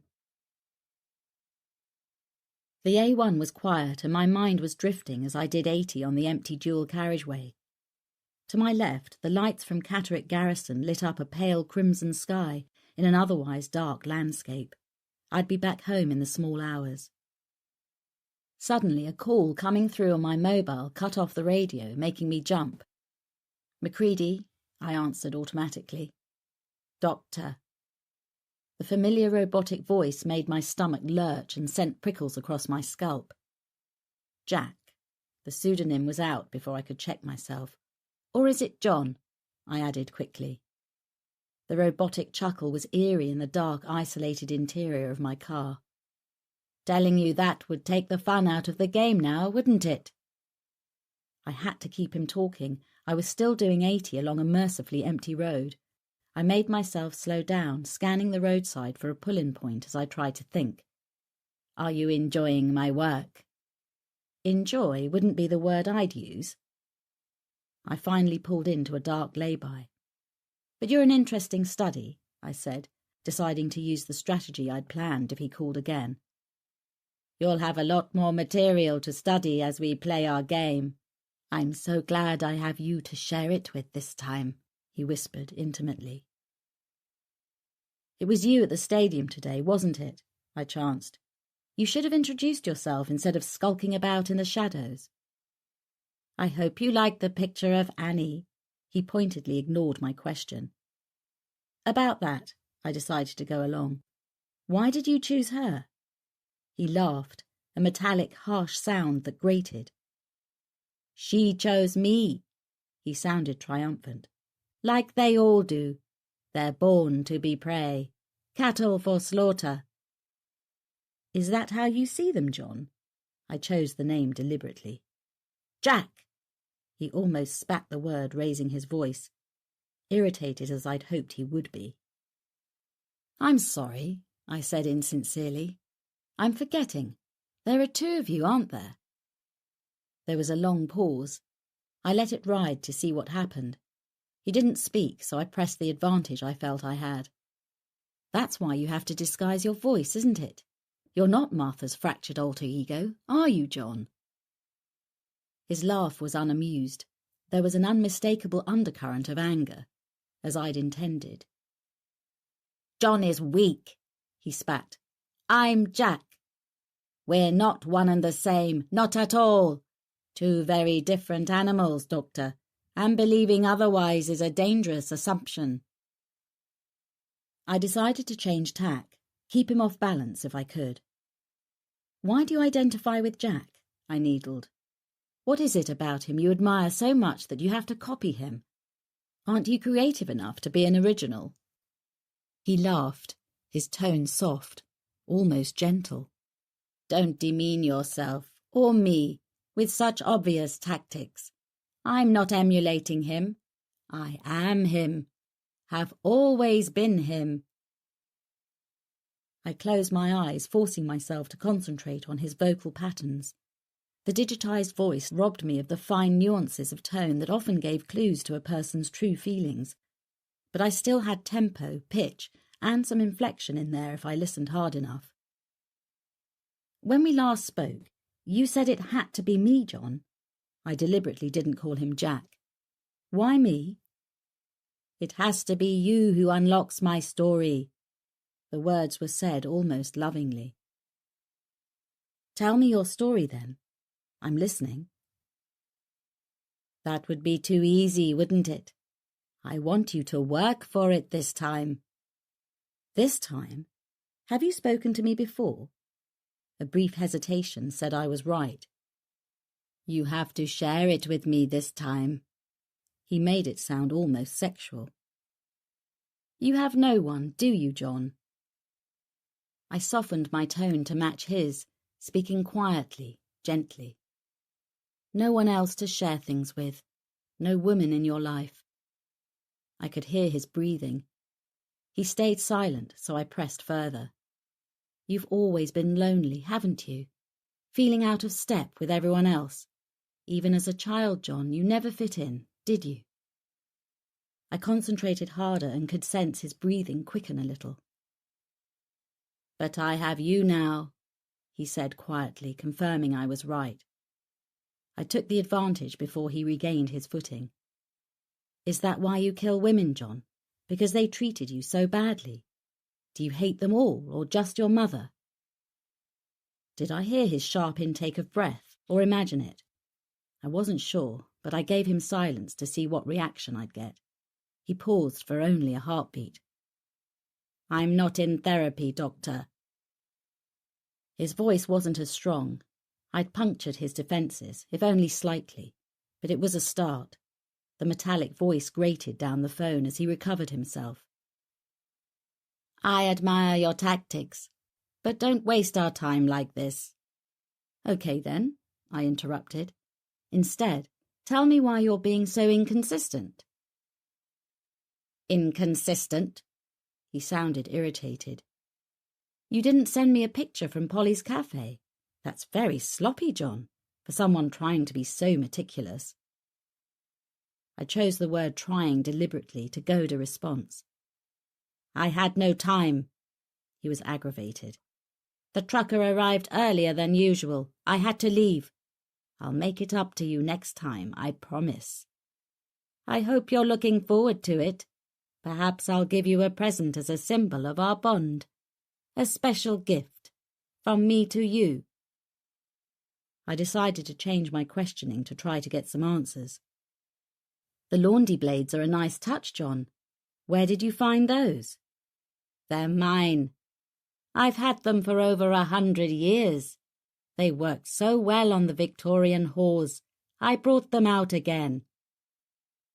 These women aren't all whores, I said, prodding him. That's another inconsistency. He laughed. All women are whores. At least prostitutes are more honest about it. I changed tack again, wanting to keep him off balance with different questions, not allow him to control the conversation. He liked being in control. I wanted to take that from him. It must be frustrating, John, wanting to tell your story but getting no attention from the media. All your hard work and not a mention in the news. Victorian Jack had much more coverage, even 100 years ago. John? He'd hung up. I sat in the darkness, suddenly feeling vulnerable even inside my locked car.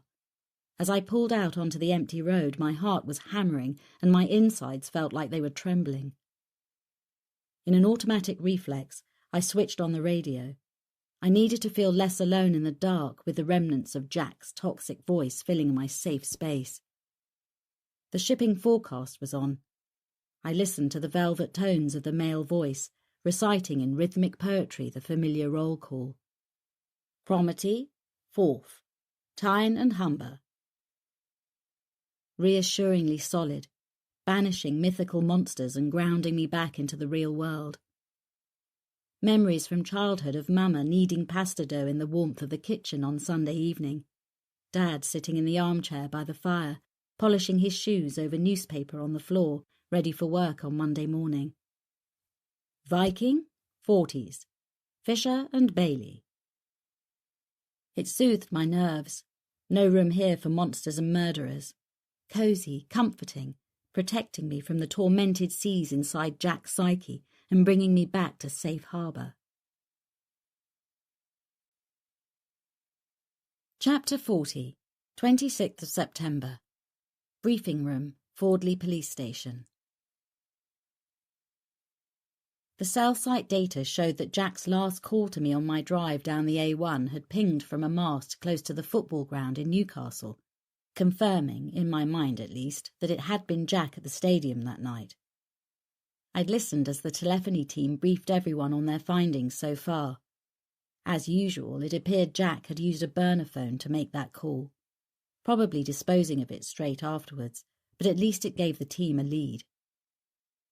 Northumbria Police sent us the CCTV footage from the stadium, Tony was saying from his seat on the front row. It shows a figure walking through the stadium at various points. He seems to know where the cameras were, though, and made sure he obscured his face with a baseball cap pulled down low. He flicked through his notes. We've compared those images with the ones taken around Hanbury Street on the night of Anne's murder. Both figures are the same height and build, and gait analysis suggests they both move with the same bearing and posture, so there's a high probability it's the same individual. Nice one, Tony, Callum said. Callum had already told me that all the data coming in had been collated and put into the Home Office large major inquiry system. Poignantly, the Home's computer had been developed after the Yorkshire Ripper inquiry, the irony of which wasn't lost on anyone. During that inquiry back in the 80s, handling the overwhelming mass of information had presented the police with some serious challenges. All the information had been kept on index cards, and the weight of evidence had literally weakened the floor of Millgarth Police Station. Since then, Sherlock's computerized namesake now processed all the information to make sure vital links and clues weren't overlooked. The actions generated were passed to the growing number of officers in the major incident rooms, which now occupied 2 floors of Fordley Nick. The police knew just about everything possible to know about Jack, except his real name, address and postcode. I sat and made notes as Callum went through everything to date. On the whiteboard, photos of Anne had joined the others. The belongings she'd carried that morning had been laid out at her feet, just as Victorian Jack had done with Annie Chapman. But instead of 2 combs and a piece of muslin, our victim bizarrely had some loose change, a carton of milk, and a packet of cigarettes. The pathologist's report confirms it's the same weapon used in the other murders, Callum was saying. We've also got more trace fibres that they believe have come from the killer's clothing and hair strands with follicles, which means we've now got his blood group and DNA. He isn't in the system, but we can use it for a match if we get a suspect going forward. Anne had also been wearing 2 rings like these when she left the flat. Callum pointed to a picture of 2 thin gold bands, but they were missing when the body was found, just like Annie Chapman, whose rings were kept by her killer. He pointed to the gory post-mortem photographs on the board. Along with all the other injuries listed in the post-mortem report, the pathologist also confirmed Anne's uterus was missing. He turned back to the team, just like the Ripper's MO in 1888. If he's cut her up and carried away her uterus, he must have been covered in blood, said Beth. How could he exit the Ginnel and walk through the street into town without attracting attention? The same question they asked in 1888, I said. Could have changed clothing, Shah said. He's carrying a backpack on the CCTV footage. Possibly, Callum said.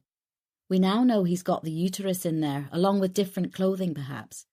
We need to trace his potential route to see where he might have gone to change, if that's what he did. Beth shuffled the paperwork on her knee. No sign of him after the Ginnel, she said, checking CCTV to see if we can pick him up in different clothes.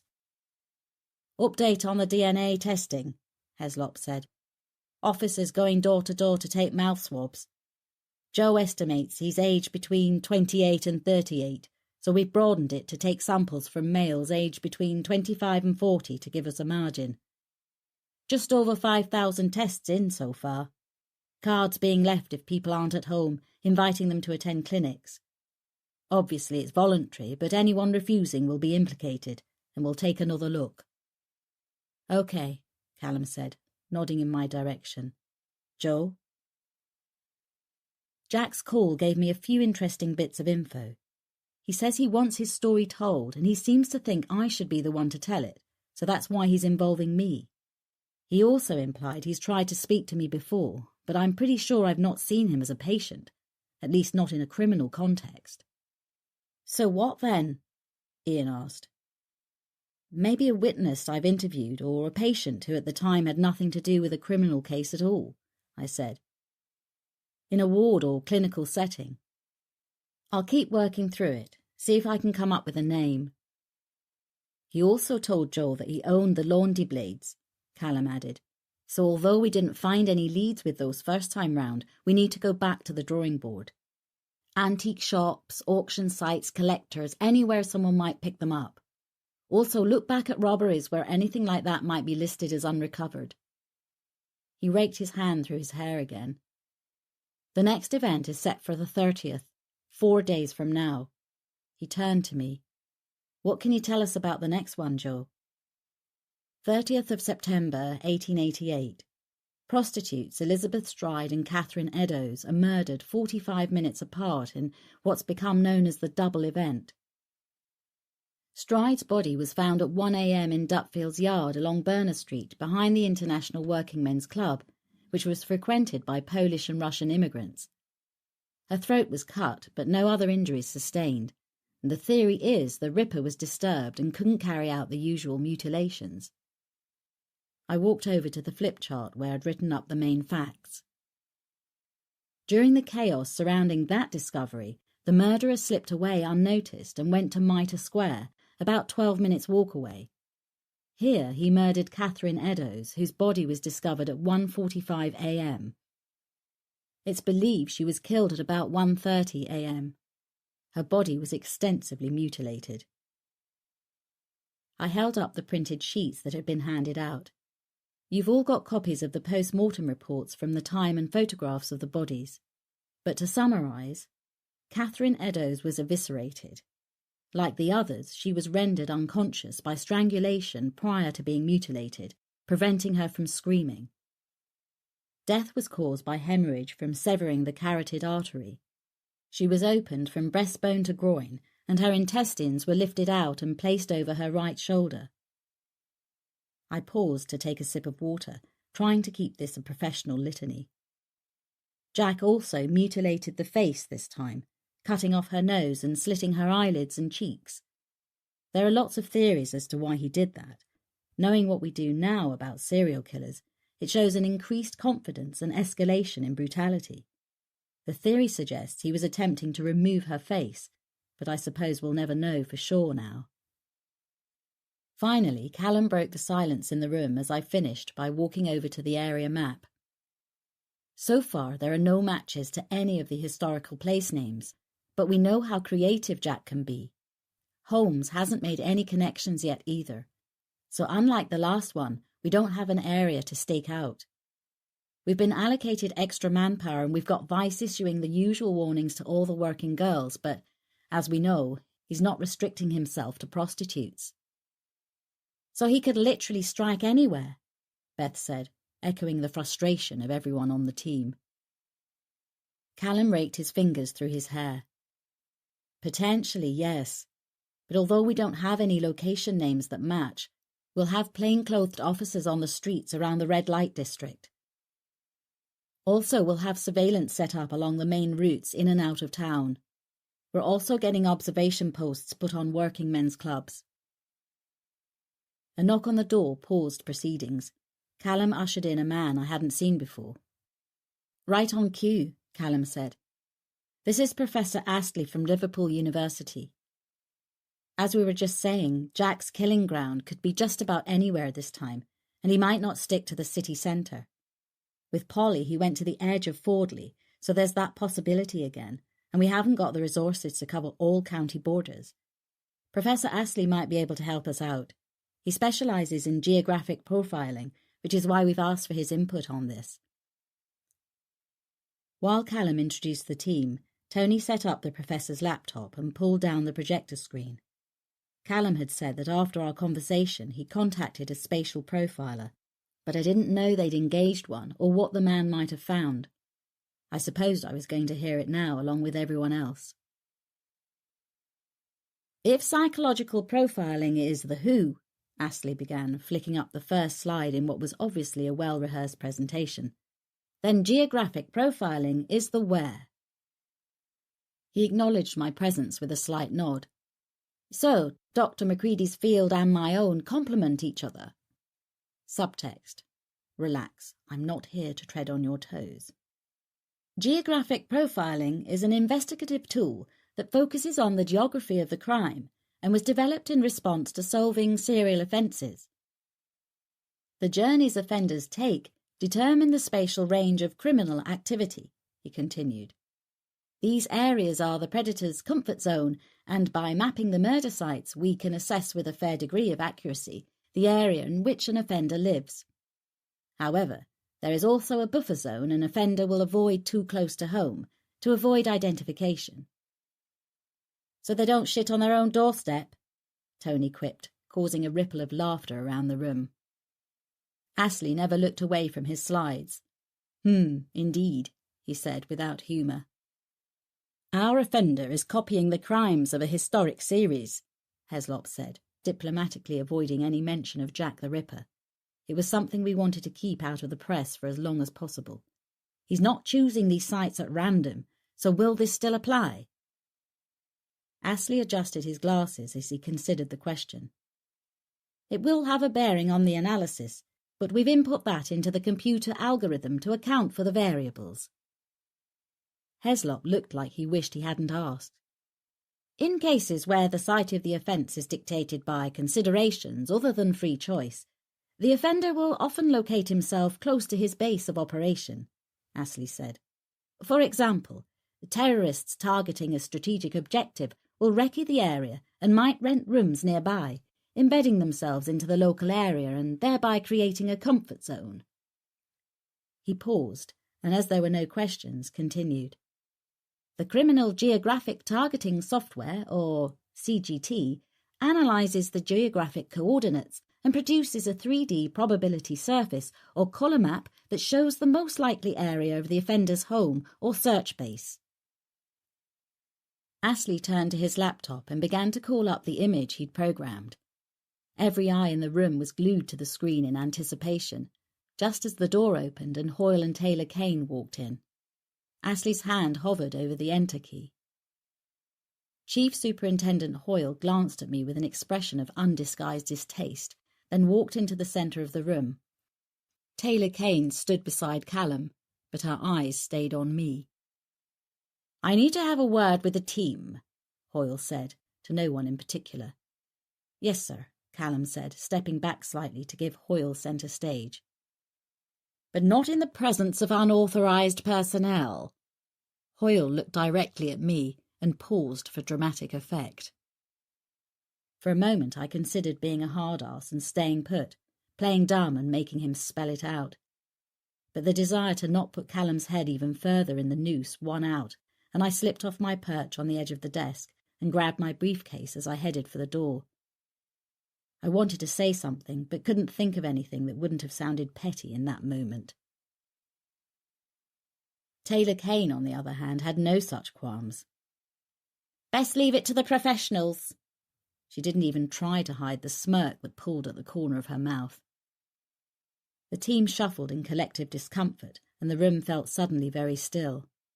Beth jumped up to get the door for me and shot me a sympathetic look and a regretful half-smile. I walked down the corridor, feeling my face burn with embarrassment, resisting the urge to barge back into the room and wipe that smug expression off Taylor Kane's face with the back of my hand. My stomach was in knots, and I felt sick on a cocktail of humiliation and resentment.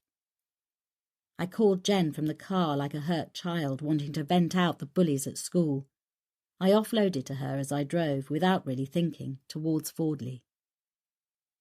"What a bitch!" she said with uncharacteristic venom, but it felt good. Coming from someone whose opinion was usually so balanced, it validated my feelings somehow. "They deserve each other," she carried on, "her and Hoyle. A dysfunctional, self-aggrandizing double act. That made me smile despite myself. You should be a behavioural analyst with insight like that. Only if arseholes is a clinical term I can use, she said, still spitting. It's a collective noun. I was laughing as I navigated the afternoon traffic. It was only as I turned the corner that I realised where I was. Oh, shit! What? What's the matter? Jen stopped mid-rant, suddenly concerned. Just realised I've driven to the practice without thinking. The sight of dozens of reporters and an outside broadcast van blocking the route made me stop in the middle of traffic. I indicated back out into the flow and drove on before they spotted me. Where are you now? I asked. At home. I did warn you about the office. I know, I wasn't thinking. Meet me up at the farm tonight. I think we need to set up a temporary office for the duration. This is getting ridiculous. Chapter 41, 26th of September, late afternoon. Instead of driving back to the farm, I drove down to Hanbury Street and parked up a few minutes' walk from the row of shops where Anne Stenson's body had been found. It had been almost 3 weeks since the murder, and to the uninitiated there were barely any telltale signs of those events now. I stood in the street opposite the curry house with my back to the flat where the surveillance team had been. The curry house was closed, but the newsagent next door was a hive of activity. I stood for a while observing the people coming and going. Students walked down the street. Some took the shortcut through the ginnel between the newsagent and the adjacent houses. Shoppers and school kids made their way home. People got off the bus at the stop down the street and went on their way. I'd learnt long ago from walking crime scenes that if I watched an area long enough, I could see patterns emerging. Routes people took, shortcuts they made. The areas most frequented and those that people seemed to avoid. The ebb and flow of the population as they interacted with their geography. After a few minutes, I crossed the street and entered the ginnel that ran down the side of the newsagent. I tried to picture it as the killer had seen it that early morning, 3 weeks before. The dark stone walls towered 3 floors above my head. The roofs of the building on either side almost meeting in the middle, creating a long, dark and damp corridor that opened out about 60 yards ahead of me into the bright sunlight of an autumn day. To my right was a 10-foot-high wooden fence surrounding the yard behind the shops. I stopped and considered it for a moment, turning to look back the way I'd just come. I was alone in the ginnel. The high, thick stone walls muffled the sound coming from the busy street I'd just left, and the light from above barely penetrated down here. As I pushed the creaky wooden gate open, I noticed the remnants of the blue and white police tape still attached to the posts, and the dark silver-grey smudges from the aluminium fingerprint powder that had been dusted everywhere. The yard was a bit brighter, but not much, still towered over by the high buildings around it. I began to put myself in the killer's mind. He'd come down here ahead of time and hidden in here, waiting for his prey. I turned and pushed the gate almost closed, but not on the latch. The wooden slats were old and had gaps in between, enough to see through. I looked through the gap into the ginnel and imagined him watching, waiting for Anne to come past this spot as she did every morning. I could hear my own breathing and my heartbeat. The muted soundtrack of the city beyond was just a background hum. It would have been easy enough to hold the gate ajar with his foot, just enough to spring out and grab Anne as the CCTV from the house opposite had shown that he did. I could just see the partially obscured camera at the corner of the house above, but as Callum had said, it didn't cover the yard completely, so it was left to the imagination to paint the horror that had happened once he dragged her in here. Crime scene B, always worse. I looked back at the spot where her body had been found. Faint bloodstains were splashed along the fence and still visible on the stone flags. I breathed in the stale, damp stench of the place. He'd breathed this air. Looked at the same spot, stood where I was standing now. And then what? After the horror, after the mutilation, his heart would have been pounding, his breathing quickened as the adrenaline coursed through him. heightening every animal sense in his body. I cautiously opened the gate slightly and waited, listening intently as he would have done for any sign that he'd been overheard. Nothing. I pushed the gate open just enough to go through and turned to my right as the CCTV showed he'd done, and walked quickly towards the street beyond. He'd been carrying a backpack containing Anne's womb. I could imagine him feeling elated, exhilarated, excited by the thrill of the kill, not racked by guilt or fear or horror at what he'd just done, but revelling in the fulfilment of another fantasy, another victory over the inferior police officers trying to catch him. Cattle to the slaughter. The end of the ginnel opened out into a surprisingly wide area. Shops along the high street backed onto the space to my left. If he'd walked straight ahead, he would have come out in the city centre, with its imposing town hall and wide paved pedestrian square with ornamental fountains and colourful flower beds. Even at that early hour, there would have been people about. He would have risked being seen, and depending on the amount of blood on his clothing, would have perhaps attracted attention. I stood and considered his options. To my right was a wide grass verge and a footpath that seemed to lead to the back of more commercial buildings, not as public or open and not covered by any CCTV that I could spot. I turned right and walked slowly along the path, noticing how few people there were. I stopped and looked up, turning through 360 degrees, seeing the skyline, the rooftops, the buildings. Ahead and towering above the other structures, the large glass edifice of Fordley University looked back at me. I checked the time and then picked up the pace, following the path with a brisk walk. He wouldn't have wanted to attract attention to himself by running. He would have looked like someone hurrying to work, maybe. Head down, striding out with purpose.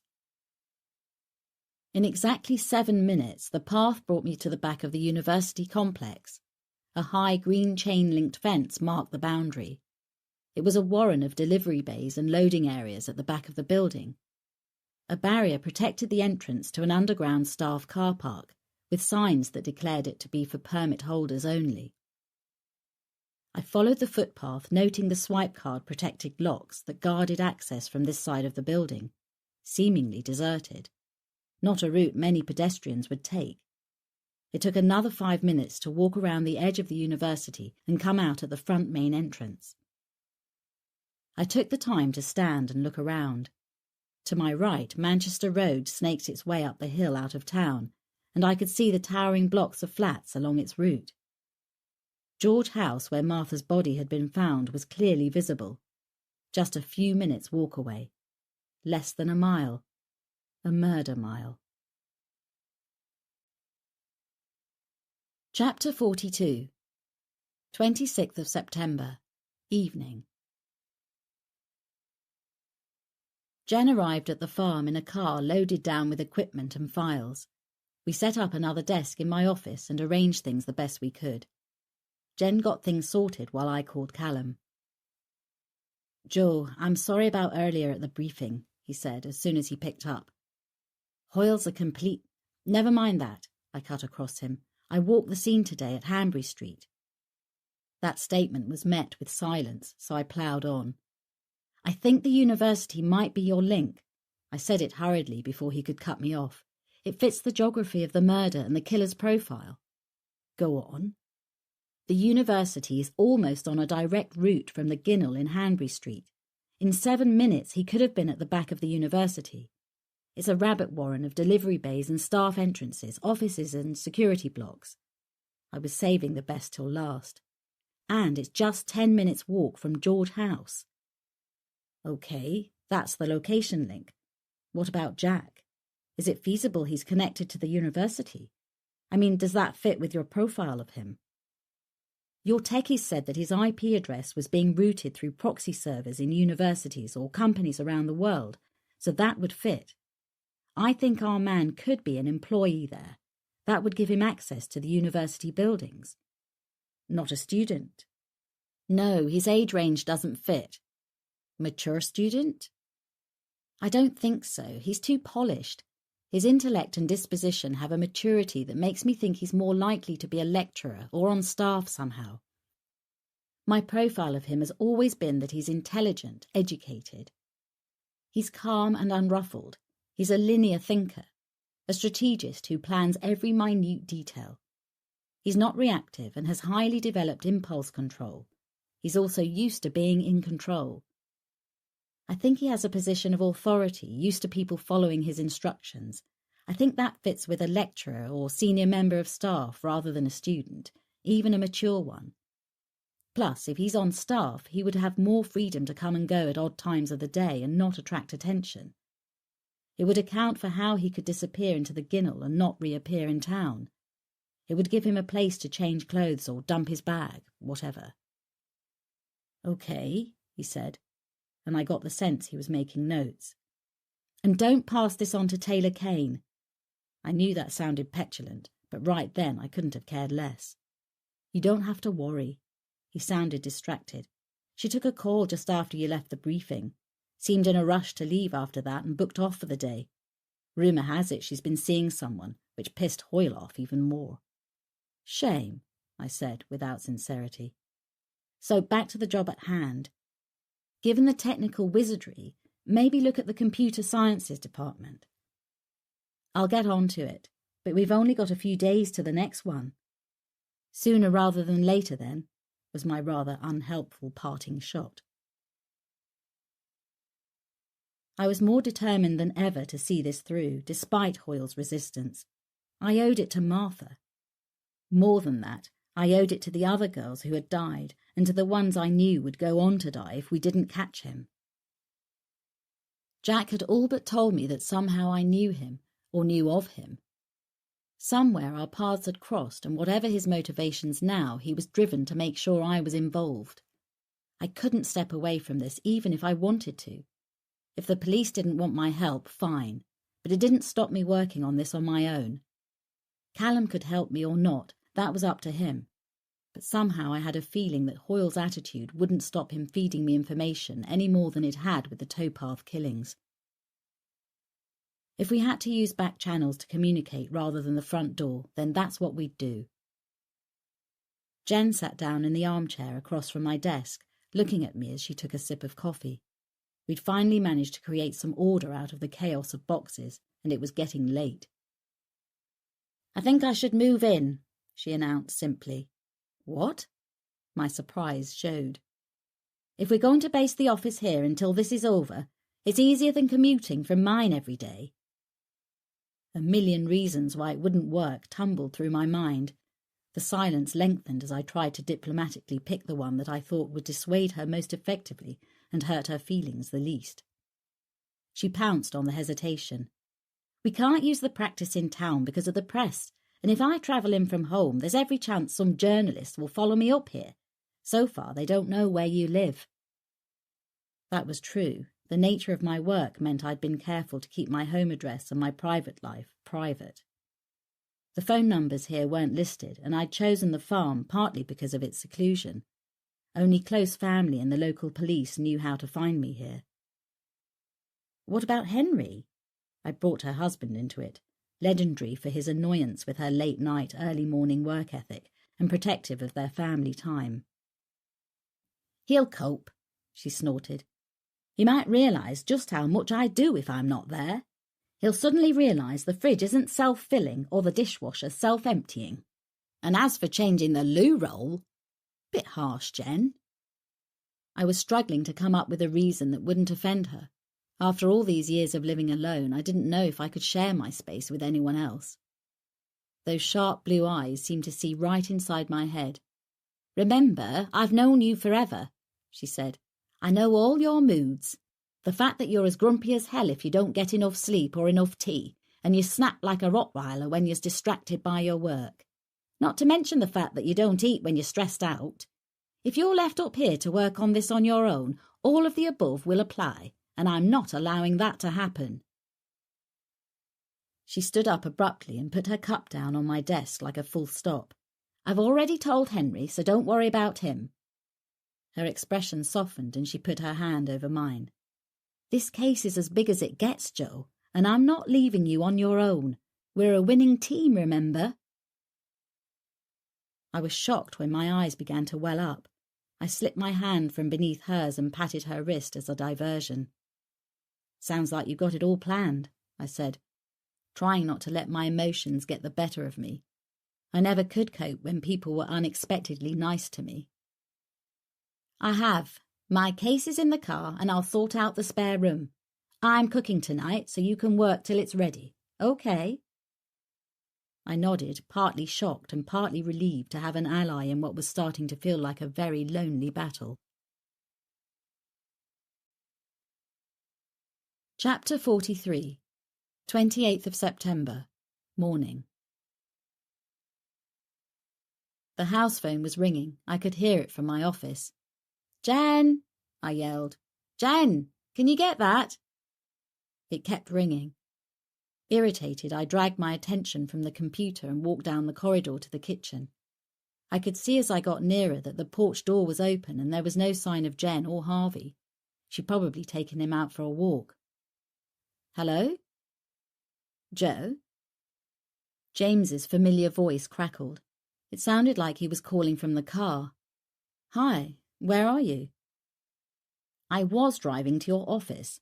I called to make sure you'd be there, but it went to voicemail. Tried your mobile too. This was my last resort. I guessed you might be at home." "Sorry," I said, holding the phone under my chin as I filled the kettle. "We're not at the office because of the press.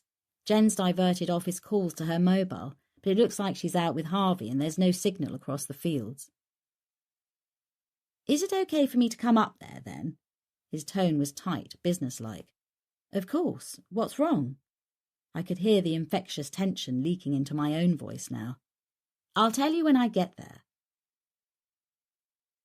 James sat across from me at my desk. His usual relaxed demeanour was missing, and he seemed tense as he talked me through recent events. "I should have gone back to London yesterday," he said, "but it's taken me a few days longer to tie things up in Manchester than I thought. The staff are up and running there now, so I'm not needed here. Then, this morning, as I was getting ready to drive south, I received some information that I thought you should be made aware of." My stomach plummeted. How did I know I wasn't going to like what came next? "What?" "After you left the last briefing at Fordley Nick, Astley showed the team his results from the spatial analysis. Hoyle and Taylor-Kane didn't want you to see the results with the rest of the team because, apparently, they'd been given an advanced preview at Hoyle's insistence. And the map showed the killer's location as here," he said simply. His eyes were studying mine for some kind of reaction, but what he said didn't register with me at first. "Here," I mimicked stupidly. "You mean in Fordley?" He reached for the inside pocket of his immaculate suit jacket, shaking his head as he pulled out a neatly folded sheet of paper. "No, Joe. Here." He spread the paper out on my desk and rotated the image so I could see it. It showed a colour contour map of Kingsbury with all the familiar landmarks. At the centre was the unmistakable image of my farm as if taken from the air. I could see the lane, my farm and George's property and outlying buildings further down the track. A portion of land at the edge of our adjoining fields was coloured in red and raised out of the image in 3D. I frowned. "But this doesn't make sense," I said. "Are you telling me that—" "Yes," he interrupted. "Exactly. It shows the killer's most likely residence is here." I stared again at the map as if looking at it harder would somehow change it.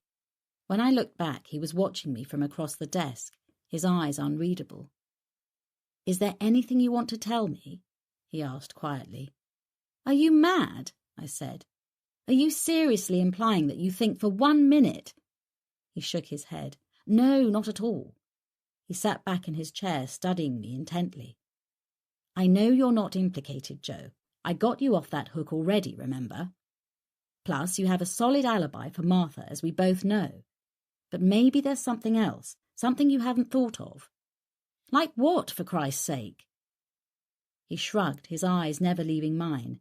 His stare was making me feel uncomfortable, and I was beginning to sense what his opposition must experience in court.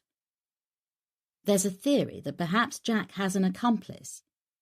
He saw me bristle and held his hand up as I opened my mouth. Maybe someone who's unaware they're helping him, he said quickly. Before you rip into me, just try to be rational for a minute and see how this might look to the police. I don't give a shit how it looks. I knew I was raising my voice, but I didn't care.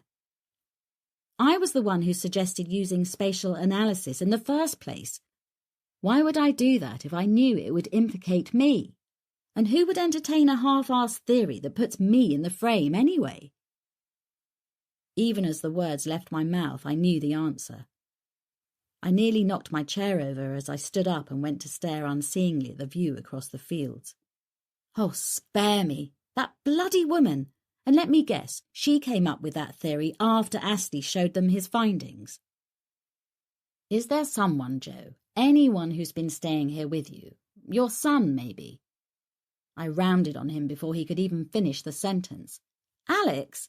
Thank God he's still in India, or that stupid cow would no doubt frame him for it.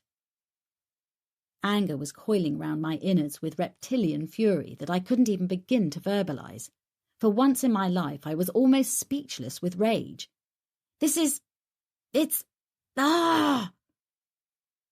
The papers flew off my desk with a sweep of my arm. I was incensed. Calm down, he shouted, startling me. He was suddenly standing, facing me, his body language taut with anger. Unexpectedly, I saw fury momentarily flash through those blue eyes, but as fast as I saw it, it was gone as he regained his professional composure. Maybe someone you haven't thought of, he continued, as if my outburst had never happened.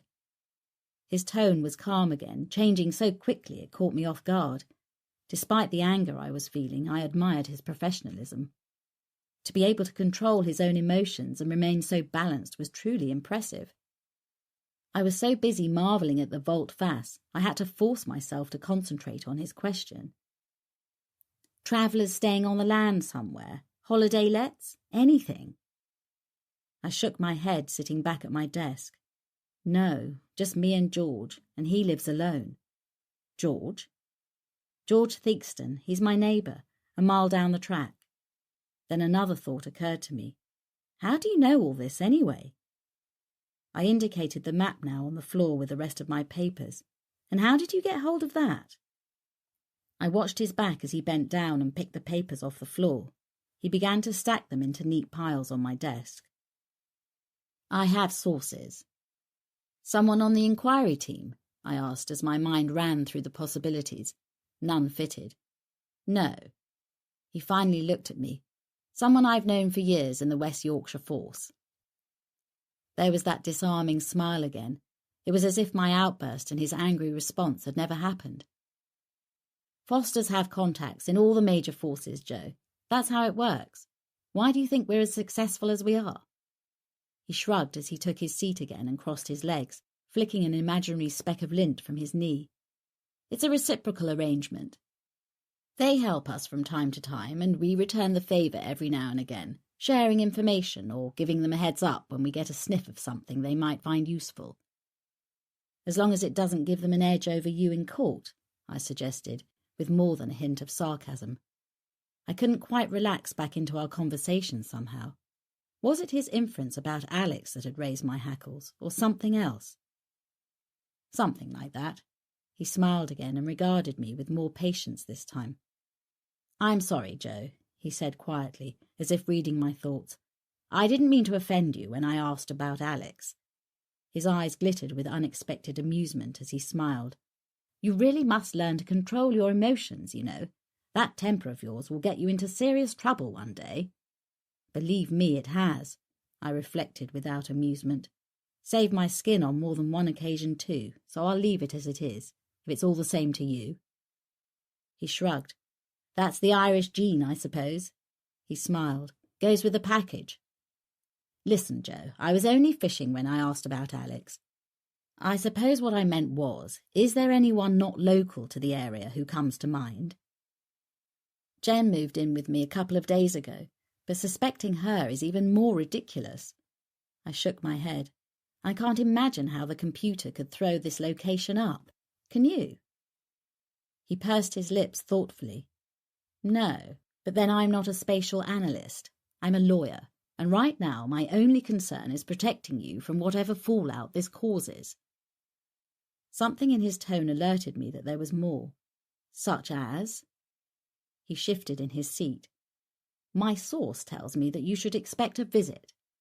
He nodded towards the map, as a result of that and Taylor Kane's assessment. I resisted the temptation to actually grind my teeth. So she postulates that I might be implicated when she sees Astley's analysis, and the inquiry team just accept it. I was incredulous, especially as I knew Callum well enough to know that he would discount it. Didn't they speculate in 1888 that Victorian Jack might have been more than one offender?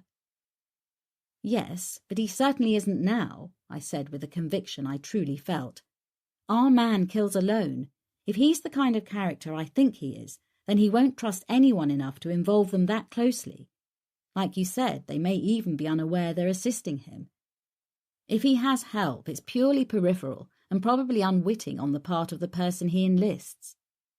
But you can see how they might think you're implicated somehow. The simplicity with which he said it incensed me. What would be my motive? I raised my voice again, despite his warning look to keep a hold on my Irish temper. He shrugged. For what it's worth, I don't think Callum and the team believe it either. He flicked the map with his finger. But they can't ignore this, Joe. Now it's come up, they have to action it. We both looked up as the office door was nudged open, and Jen appeared. Tea? Your timing is flawless, I said, showing her the map and bringing her up to speed. Well, that accounts for your visitor, then. I raised an inquiring eyebrow. Callum's car is pulling down the lane, she said, going down to the kitchen as we all heard the doorbell. Chapter 44. 28th of September, Kingsbury Farm. So that's the long and short of it, Joe. I'm sorry. Callum looked tired, and I could tell this was difficult for him. Well, appreciate you coming. You could have just called.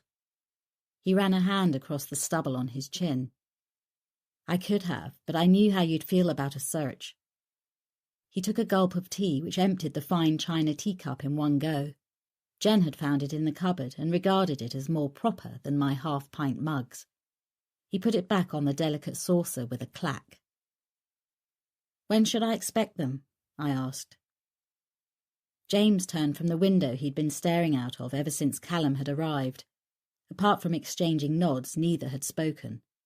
It was evident that Callum had drawn his own conclusions as to why James was here first thing in the morning. He was obviously wrong about any relationship between us, but I didn't have the energy to put him straight. It wasn't lost on James either, but he was enjoying Callum's discomfort far too much to disabuse him. They're here now, James said pointedly. Your guardian angel couldn't give too much advance notice, Joe, in case you disposed of the evidence. When he smiled at Callum, it didn't reach his eyes. Isn't that right, Chief Inspector? Callum stood up. I'd like to think you practice being such a complete bastard, Turner, he said as he went to the door. But you really are a natural. James was unfazed. Coming from you, Ferguson, he smiled, I'll take that as a compliment. James persuaded me to walk with him across the fields while the police searched the farm. I reluctantly left them to it, knowing Jen would keep an eye on things. Harvey tagged along, much to James's discomfort. I've never been okay with dogs, and they seem to sense it, he said. But then we never owned one when I was growing up. Maybe that's why I'm no good around them. I made sure I walked between him and Harvey, who kept up a low grumbling growl. I think all kids should grow up around dogs. Teaches them a lot about responsibility, compassion, love. Love? He sounded bewildered. Or was his tone just curious? I couldn't decide. Only a dog gives you unconditional love and devotion, I said, absently rubbing Harvey's silky ears as he walked beside me. Keeping a dog wouldn't have been practical for us. He held a farm gate open for me. My brother and I were sent to boarding school, and my parents were abroad a lot. I watched him close the gate, stepping carefully round a cowpat in his immaculately shiny shoes. "You're not really dressed for this, are you?" I laughed. "You're messing up your suit." "You're worth the cleaning, Bill." He grinned, turning the full force of his handsome sexuality in my direction. He could charm anyone he wanted, I reflected. No doubt a vital ingredient for success in his chosen profession. Equal measures of charm and intellectual aggression, served up with precise logic and razor-sharp wit. "So you have a brother? I can't imagine another one like you." "Oh, believe me," he said seriously, "my brother is nothing like me." "Is he a lawyer?" He shook his head. "Head of thoracic surgery at a teaching hospital in London." "Done well for himself, then." "Well, he's 15 years older than me, so he had a bit of a head start," he laughed. "What about your parents?" He frowned. "Feel like I'm on the therapy couch, telling you all about my childhood. Isn't that what you shrinks believe is the root of all screw-ups?" I laughed. He usually is. I threw a stick for Harvey to distract him from James. "My mother died when I was young. Originally, she studied Russian literature at Cambridge and then made a career out of being married to my father. He was a QC at a Chambers in London at the time." "Russian literature? Exotic choice." "Not really," he laughed, "considering her family were Russian. She lived in St. Petersburg until she was 12 years old. Then the family came to England. She spoke fluent Russian, so Russian literature wasn't too much of a stretch. My grandmother was a big influence in her childhood. She kept the Russian traditions and language alive, believed it was important for my mother to know where she came from, what her history was. Suppose that's where the interest started." "So, a choice between medicine and law, then?" "Something like that," he said. "I considered medicine for a while. My brother arranged for me to spend one summer at the hospital getting some work experience." We stopped and leaned against a dry stone wall, watching Harvey run around the meadow. It could have gone either way, but after my mother died, it was just me and my father, so I suppose his influence won out.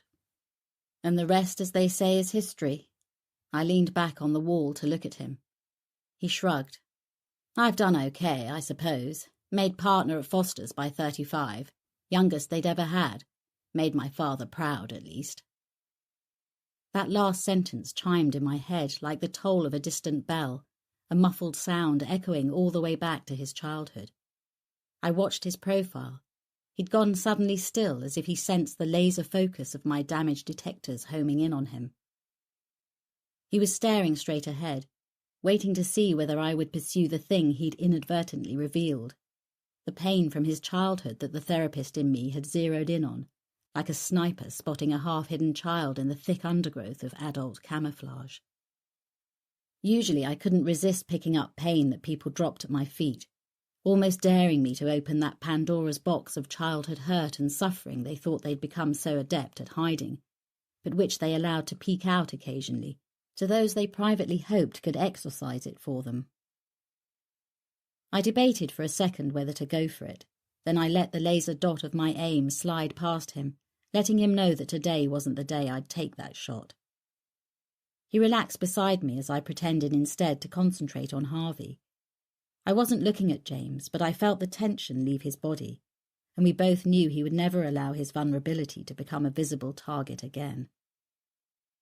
I picked up instead on the humble tone he'd used when speaking about his achievement at making partner at Foster's. It lacked sincerity, and he knew it. "Oh, admit it." My tone was deliberately teasing. "You love the reputation you've got. Hard-ass defense lawyer. First port of call for the rich, famous, and corrupt. Not to mention celebrity forensic psychologists in the middle of the biggest serial murder case since Jack the Ripper."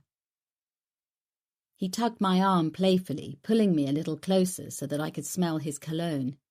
His smile was teasing, but his eyes were looking deep into mine with a sudden intensity that seemed to still the air around us. His fingers felt warm on my wrist, pressing just enough to hold me close. I felt his breath warm against my face as his head dipped towards mine. Intuitively, I turned my face at the last moment, and his lips brushed my cheek. He looked bemused. "What's wrong?" I hesitated, watching his eyes, genuinely not knowing how to vocalize an ephemeral reaction to him, that had taken me as much by surprise as it obviously had him. "I don't know," I said, smiling slightly to take the sting out of the rejection. "Bad timing, maybe." I went to pull my hand away, but he held on to my wrist. I could feel my pulse fluttering beneath his thumb. His eyes were still holding mine with a depth that was almost mesmerizing. I smiled again, gently pulling away from his touch. "A complication I don't need right now. Nothing personal." He let my hand go, and we both looked up as the clatter of the police helicopter shattered the rural peace. "No expense spared," James muttered. "Standard procedure, I suppose." "Don't keep holding on to him, Joe," he said quietly, still watching the helicopter. "He doesn't value you." "Who?" We both knew, but I asked anyway. "Callum." "And how would you know that?" I asked, studying his profile. Looking for telltale signs of jealousy, manipulation? He wasn't giving anything away. The muscles bunched in his jaw as if trying to hold on to something he didn't want to tell me. "Like I said," he turned to me with a half smile, "I have sources." I felt a coldness spreading through my stomach. "And what do your sources tell you?" I asked quietly, almost holding my breath. He shrugged again as he regarded me for a moment, as if debating whether to tell me more. His smile was almost regretful. "He uses you, Joe, and when it's expedient, he'll throw you to the wolves just like he did after the Woodhouse business." He put his hands on my shoulders, turning me to face him, looking down at me like a parent breaking bad news to a child. "You know I'm right. You felt it, but you don't want to admit it yourself." I thought he was going to say more, but then he seemed to catch himself and stopped, looking beyond me to a point in the distance. His hands dropped and he turned to lean back on the wall. "Anyway, you're a big girl, and I'm sure you know what you're doing." He turned his head to look down at me. "I'm driving back to London tonight to prep for a major case, so I'll have to leave you with it, I'm afraid." "Will you be coming back?" I was puzzled at the unaccountable sense of relief I felt. Was it because it removed a potential complication, or because I was struggling to read James, a feeling I wasn't used to? He shrugged. "Being up here was only ever supposed to be temporary while I supervised setting up the new office," he smiled. "But then I picked up Jen's call and got, distracted. Maybe if I thought I had a reason to come back." That was my prompt, but I couldn't think of anything to say that wouldn't launch me back into that complication I'd just avoided, and I wasn't about to be drawn into reciprocating just to spare his feelings. I suddenly saw how good he was at using that mechanism in people, that need to dance in our social interactions with others, to respond automatically and by rote in a way that finds us painting ourselves into corners, then wondering why we agreed to something we didn't really want to do. Even though I knew how it worked, and used it myself to gain a foothold with a patient or get an edge in an interview, it was difficult not to respond to his cues. He was skilled, all right. I supposed it was something he used in his job. I looked down at my feet to break the moment. "You can reach me on my mobile any time," he said. His warm hand cupped my chin and he turned my face towards his. I had to resist the urge to pull away. I couldn't meet his eyes for some reason, so I closed mine. "Any time, Joe," I heard him say. "I mean it." He hesitated for a heartbeat before adding, "Not just for work either. I mean, if Callum—" "I know," I interrupted him, not really wanting to hear any more, despite the clawing curiosity about what else his sources might have said. I couldn't face having my illusions shattered right now. It felt as though everything I'd held on to lately, everything I believed was solid and real in my life, was on shifting sand, and at this moment I needed to focus. We started back to the farm and I let him carry the conversation. My mind was too busy processing the things he'd said, sifting through the unfinished sentences and halting delivery that gave me the sense he knew more than he was sharing. Or had he designed it that way, to keep me off balance and whet my appetite, to draw me in? If so, it was a divisive technique designed to distance me from Callum. to make me question the relationship I thought we had and destroy my trust in him. Or maybe I was overthinking it. The curse of the analyst was to overanalyze everything and create shadows and hidden motives that sometimes weren't there. The paranoia of the professional inquisitor. Maybe everything he was warning me about was true and he genuinely cared. "So I've given notice on the flat in Salford Quays," he was saying. "Can't see I'll be coming back in the foreseeable future. There's too much work back in London at the moment." He laughed. "Unless they found a body in your basement while we've been away. That would keep me busy for a while." Chapter 45. 28th of September, Kingsbury Farm. Thankfully, there were no corpses in my basement or anywhere else for that matter, and the team were leaving by the time we got back. Callum waited by his open car door when he saw me. "I hope you didn't upset George." I heard the serrated tone in my voice, but couldn't stop it. It wasn't lost on Callum either, and he shot a look across my shoulder to James, who had hung back. I wasn't sure what was irritating me the most. The fact that he automatically attributed my mood to the time I'd spent with James, or the fact that he might be right. "He wasn't home," Callum said. "His door was unlocked, and there'd been a fire in the grate. The Land Rover was on the yard with the keys in, but no sign of him. Looked like he'd just gone out on the farm somewhere." That was typical of George. He never locks his doors. Callum looked down at me as I stood by the car. "If you give me his mobile number, I can call him." "He doesn't own one. I'm amazed he even has a landline. I hope he's not going to come back to a mess." I sounded irritable. I couldn't help it. I was. His expression was a mixture of exasperation and hurt that I was being like this with him. He kept glancing behind me to James, who I knew without looking was watching us from the doorway. "No mess. We left a copy of the warrant on his kitchen table so he knows we've been. I left a card with the direct number for the inquiry team so he can call us if he needs to. No laundry blades or spare wombs lying around then. I really couldn't help myself." Callum sighed and got back in his car. "If you need anything, Joe, you know where I am." He sounded resigned and tired, but I was being too bloody-minded to back off. Fuming as much at myself as him, I turned and walked back to the house. 28th of September, evening, Kingsbury Farm. The press were in a feeding frenzy. Apparently, in the early hours of the previous day, Sky News had received a call purporting to be from Jack himself. He'd claimed responsibility for all 3 murders and gave information only the killer would know, such as taking Anne's womb, a fact the police had held back. All the news channels were carrying the story now, and the ticker tape banner at the bottom of the screen updated hourly. Hoyle's face stared back at me from every TV channel, alongside the Assistant Chief Constable. The press briefings assured the public that every resource was being given to the inquiry and that the major investigation team were working round the clock. The murders had inevitably drawn comparisons with the Yorkshire Ripper. In this county, the press couldn't resist citing that history, but it was an uncomfortable association the police didn't want to encourage.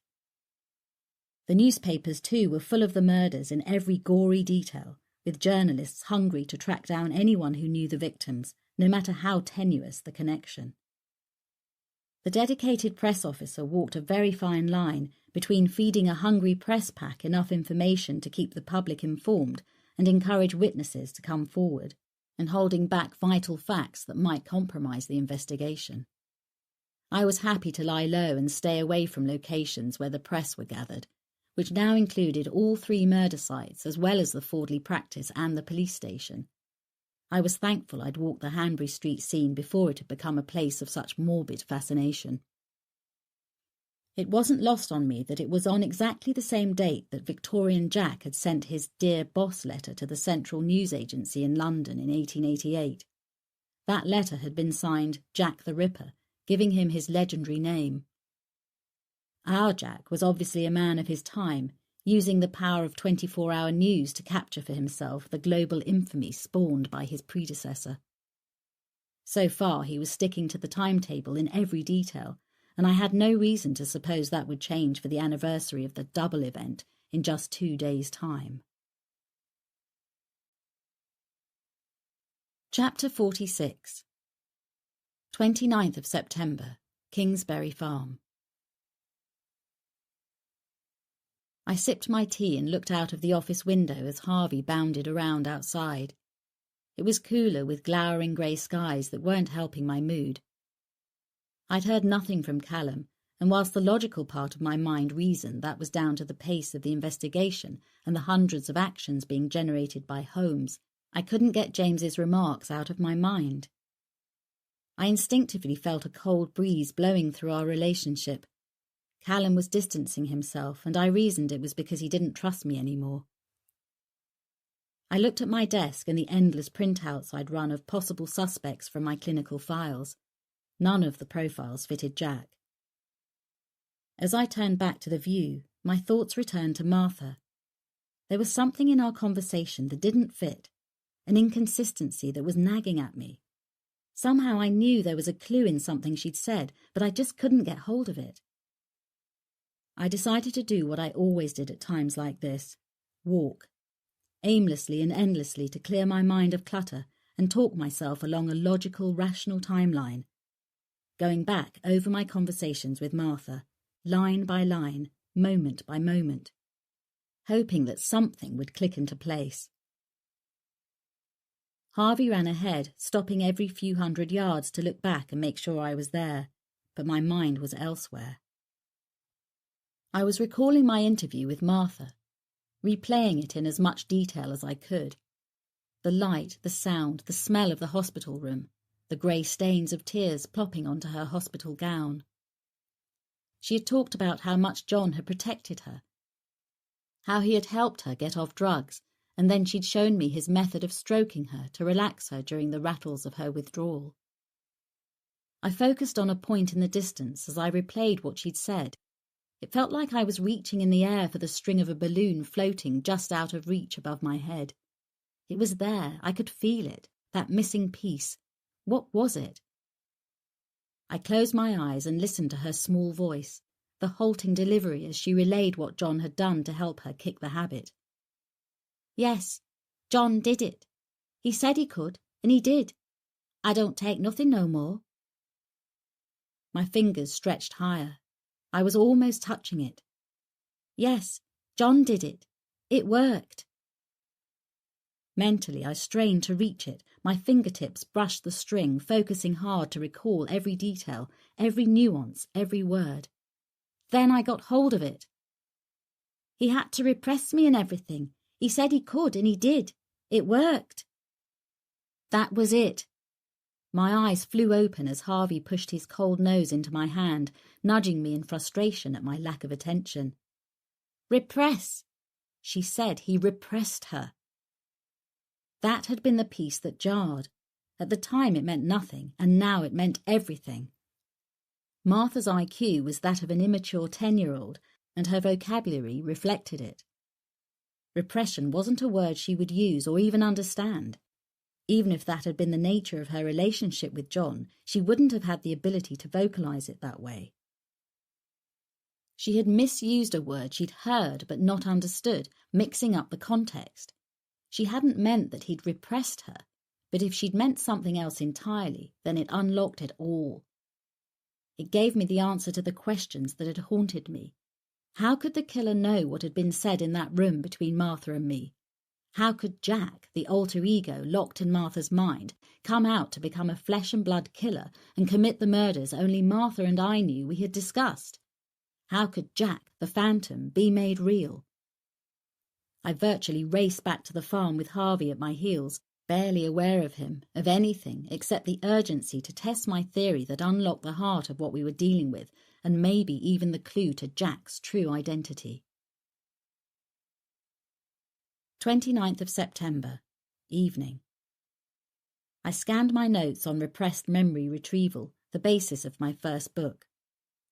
Lister had said what a good hypnotic subject Martha was. When John used to stroke her to help her through her withdrawal, he was obviously inducing a hypnotic state. Was it possible that while under hypnosis, in the fragile and vulnerable mental state that Martha's drug withdrawal had created, John had gone even further? I barely noticed the clattering of dishes coming from the kitchen as Jen cleared up after supper. Closing my eyes instead, I mentally replayed my conversation with Lister. She was tormented by memories of a period when she believed she committed serious crimes. She was having nightmares and believed they were flashbacks to real events. She thought she had committed murder more than once. She thought she had stabbed other prostitutes. "Making progress?" I was so deep in thought, Jen made me jump. I indicated the chair opposite my desk and Jen sat down. I paused for a moment, trying to get my thoughts into some kind of logical order before pitching my theory. "Remember the Gail Dobson case?" "How could I forget? The woman was a bunny boiler." She frowned as she remembered the events a few years before that had landed us in the middle of a legal mess. "It was a complete shitstorm." "That about sums it up," I agreed. Gail Dobson had been a psychotherapist treating a businessman for anxiety and depression. During their sessions, she supposedly uncovered repressed memories of sexual abuse he'd committed against his daughter when she'd been just a child. The daughter was in her 20s by this time, and the revelations had come as a complete shock to her, as well as to the rest of his family. "That was actually the first time we used Fosters," Jen recalled. "Marissa put us onto them when Dobson tried to sue us." "It wasn't James Turner, though. It was before his time at the firm. Can't remember the guy we used. Think he's retired now, anyway." I'd initially been called in by the man's wife and daughter, who were adamant that the abuse had never happened. But the businessman was so racked with guilt once the memories had been unlocked that he'd made a full confession to the police. Gail Dobson had given police statements that supported his claim. We'd become engaged in a battle between the poor man's own confession and the victims, who were fighting to prove his innocence. I assessed him privately, and the report I produced meant the CPS dropped the case before it went to court. The family took out a private prosecution against Dobson, but she didn't go down without a fight, and actually tried to discredit me during the case. She lost and was eventually struck off. For months afterwards, we got anonymous hate mail and a sustained vitriolic campaign on social media. With the help of Marissa's technical wizard, we eventually traced the hate campaign back to Dobson and handed the case over to the police. "I remember it, but what's this got to do with anything?" Jen frowned. "I think the boyfriend installed false memories into Martha to make her believe she committed those murders in Manchester," I said, as if that explained everything. "Why?" Jen asked, going straight to the heart of it. "To what end?" I might be the clinician, but Jen had spent her entire career working with some of the best forensic psychologists in the field. She may not have the qualification, but she knew more about the subject than some specialists I'd met in my time. I valued her input and her opinion, which was why I bounced my theories off her. If she thought I was wide of the mark, she'd tell me, and, just as she had now, she would pin me down until my logic passed her scrutiny. It was a great method for testing our argument before presenting evidence at trial. We'd perfected it over the years, and I knew if my theory stood up to Jen's devil's advocacy, then I could confidently face any QC in court. For some reason, Jack wants me as a central player in all this, which is why he staged his crimes here and not in London. I think Martha was the bait to draw me in. So he'd planned all along to leave her at Westwood Park, and called us to make sure you knew she was there. I nodded, watching her expression as she thought it all through, testing it from all the angles. Lister said they tried to regress her back to the time in Manchester, I carried on, but every time they got near, it triggered her severe abreaction. So? Jen probed. So, when he installed the false memory, he put a tripwire in there so that as soon as a clinician tried to probe into those events using the usual techniques, she'd freak out and they'd not get past it.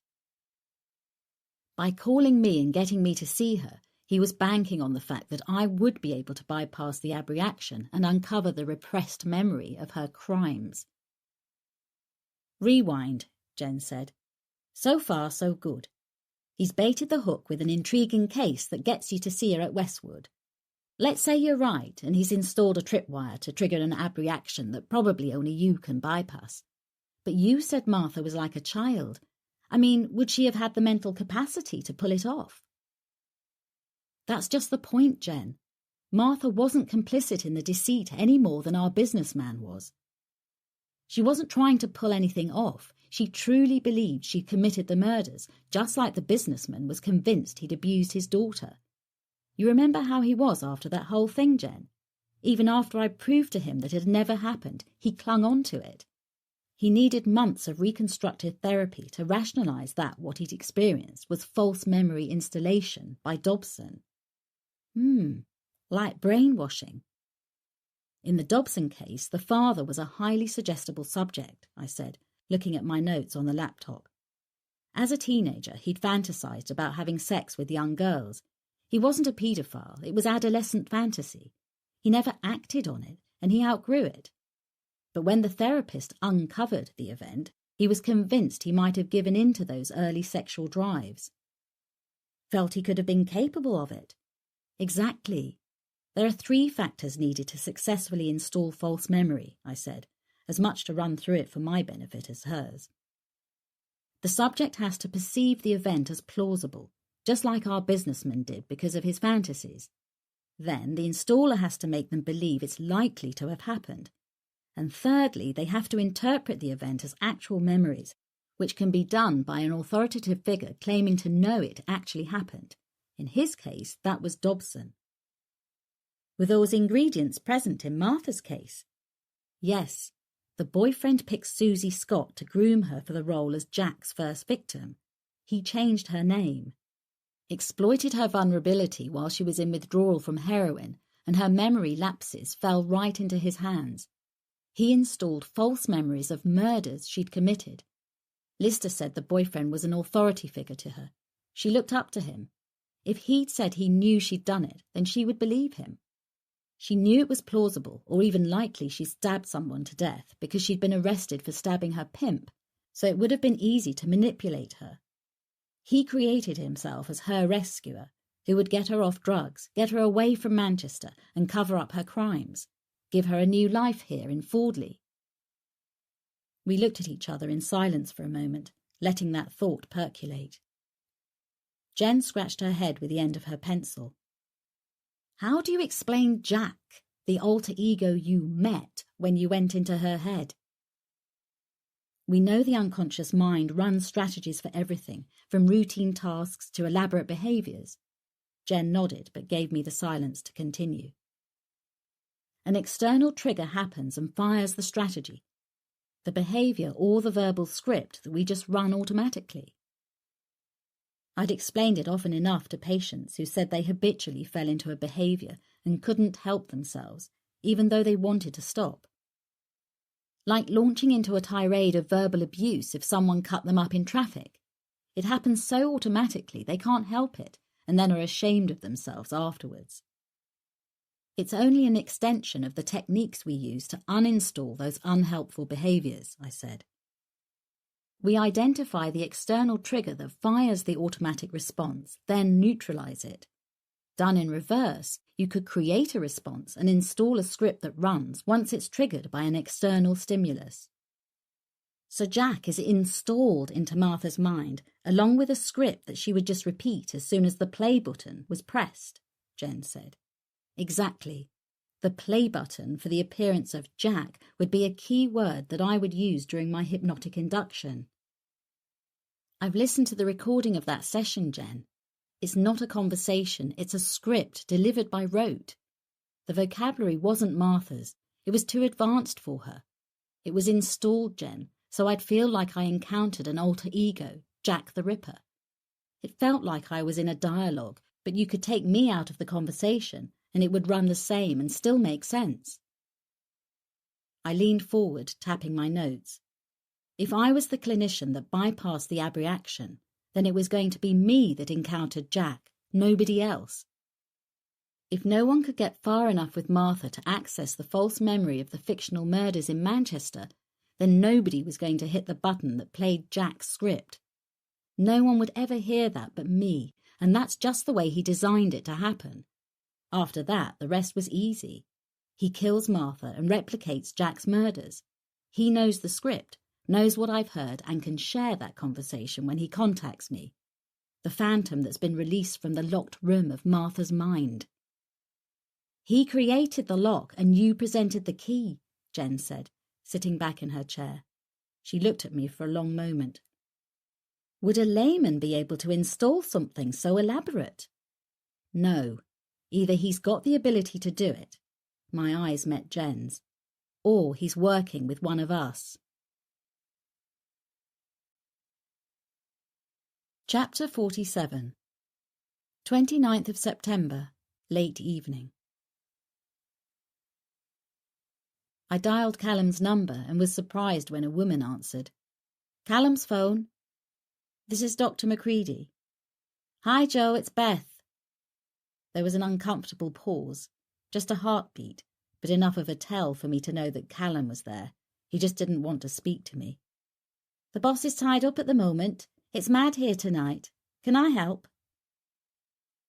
I ran through my theory while she made notes. So do you think Jack and Gail Dobson might be acting together in this? I'm not saying that exactly, Beth. I mean, I don't even know where Dobson is now. Last we knew, she was in London. Her practice was in London when the original case happened. Yes, but she was struck off after the tribunal by the governing body, so she won't have a practice now. At least she shouldn't have. Okay. Beth was speaking slowly, thinking out loud. We've always suspected it was someone from your past, Joe, but we've concentrated on offenders, not clinicians. Sounds like she harboured a serious grudge. Good work coming up with her as a person of interest. It's definitely a line of inquiry. Would it fit the profile if Jack was her boyfriend or husband? Possibly, but even as I said it, I wasn't sure. It would fit with the folie à deux and the accomplice theory. Martha said that the boyfriend had taken her to London to see a therapist for treatment.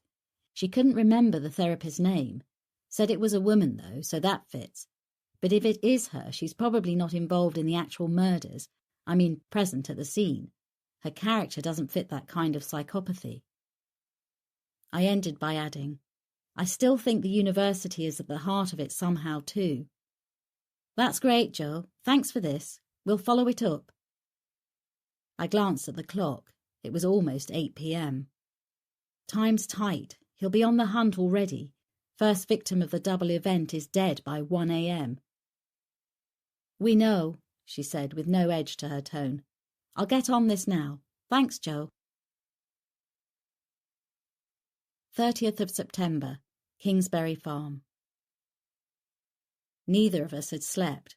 I watched 1 a.m. come and go, sitting by my phone with the news channel on all night.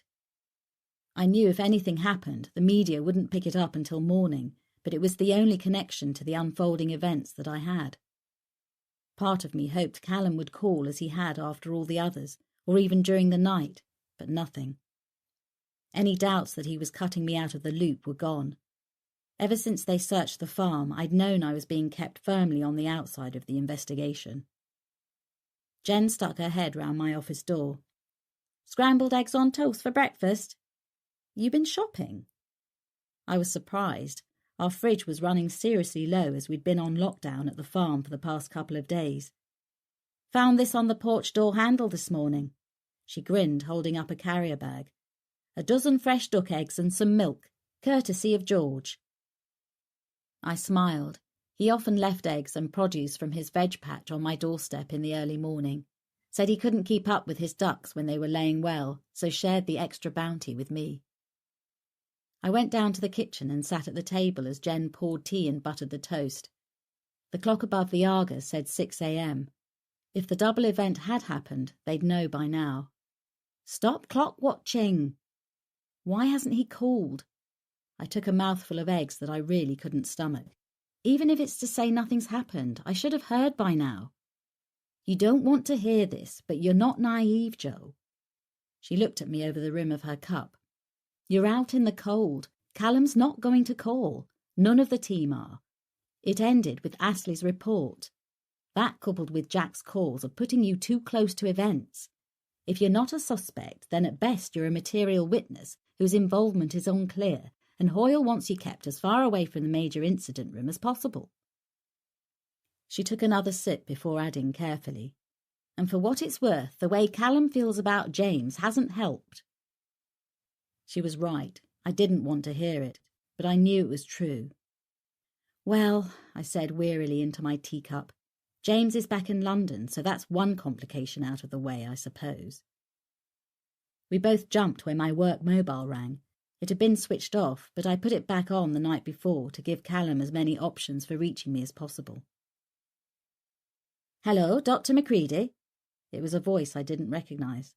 "I'm the on-call crime reporter from the Herald. I'm calling for your comments on the discovery of Lizzie Taylor Kane's body this morning."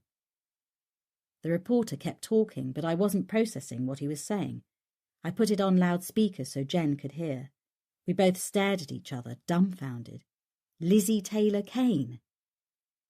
A million jumbled thoughts raced through my mind, jockeying for position in the likely scenario stakes. Had she been with the surveillance teams last night? Had there been an accident? "How?" I finally managed, sounding lame even to my own ears.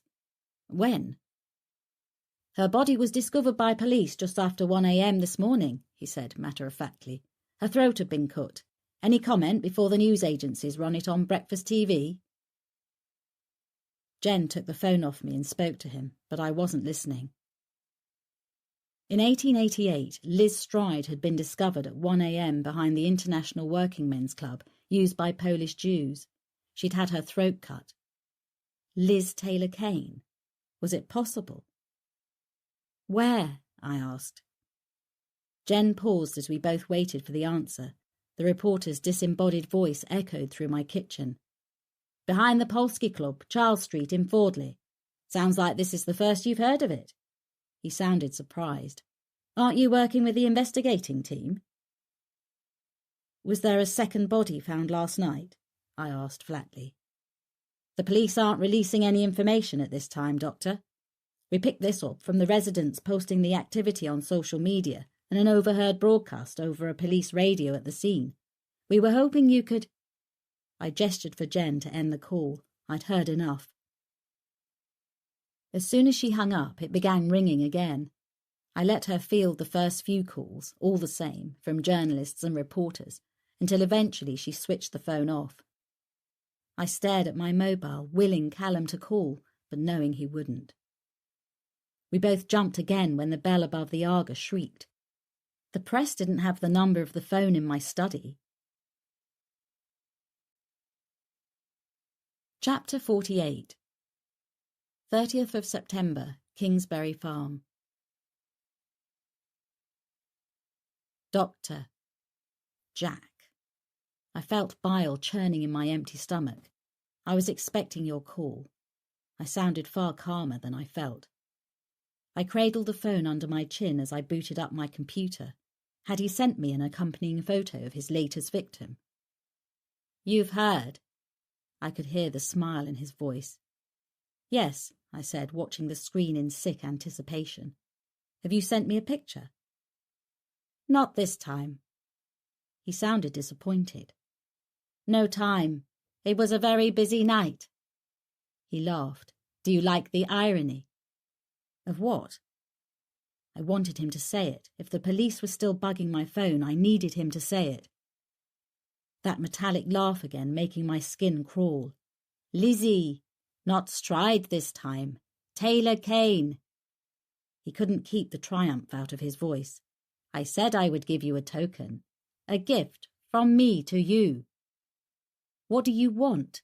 "Thanks." I was gritting my teeth. "Why? Why her?" The volume of my voice was rising, but I couldn't keep my composure. The enormity of it was beyond shocking. He laughed, enjoying the reaction he provoked. "Admit it. You're pleased she's dead. That thorn in your side. If you could have done it yourself, you would have." "No." Jen was beside me, making gestures for me to stay calm, but I'd gone beyond that. The pressure felt like my forehead was about to explode.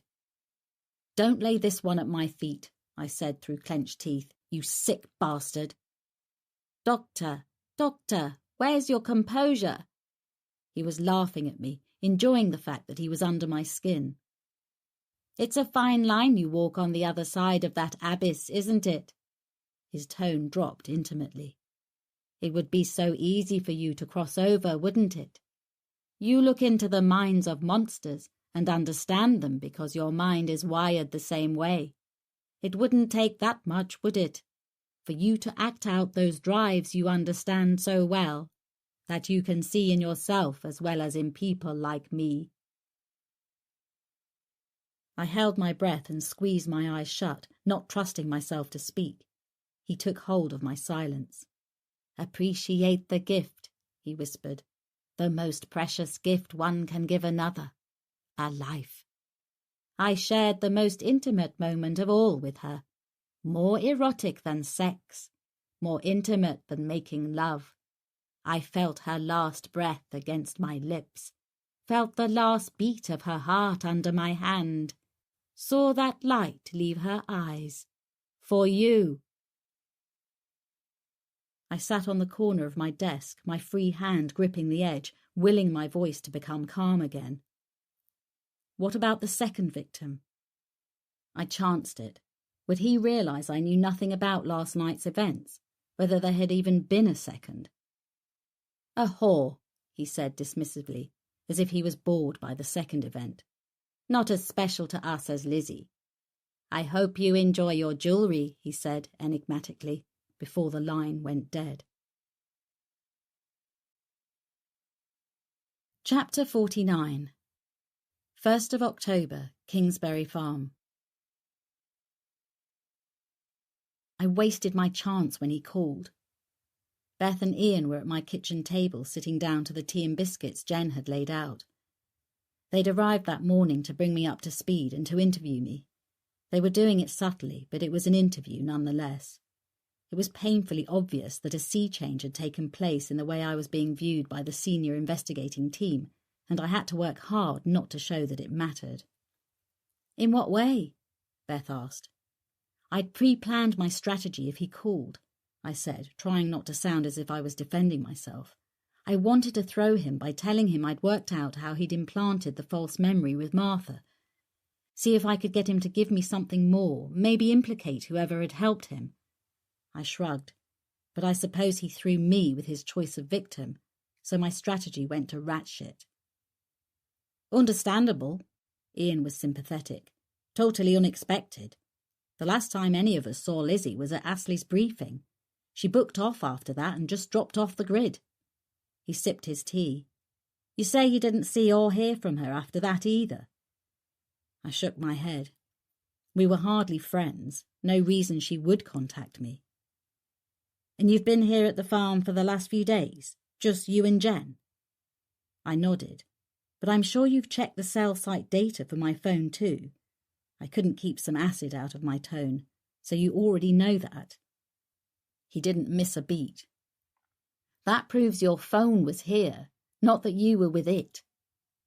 Even though he smiled slightly as he said it, I could feel the iron beneath the velvet. I did my best not to bite. Indeed. He carried on. "We found Lizzie's mobile at her flat.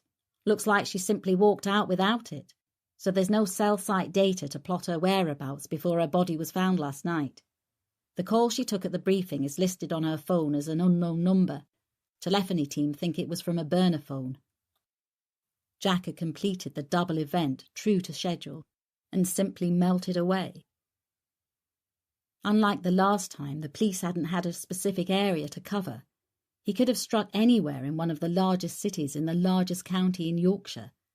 As it happened, despite the increased police presence in the area, on foot and in patrol cars, he'd struck at the edge of the red light district, and no one had seen or heard a thing.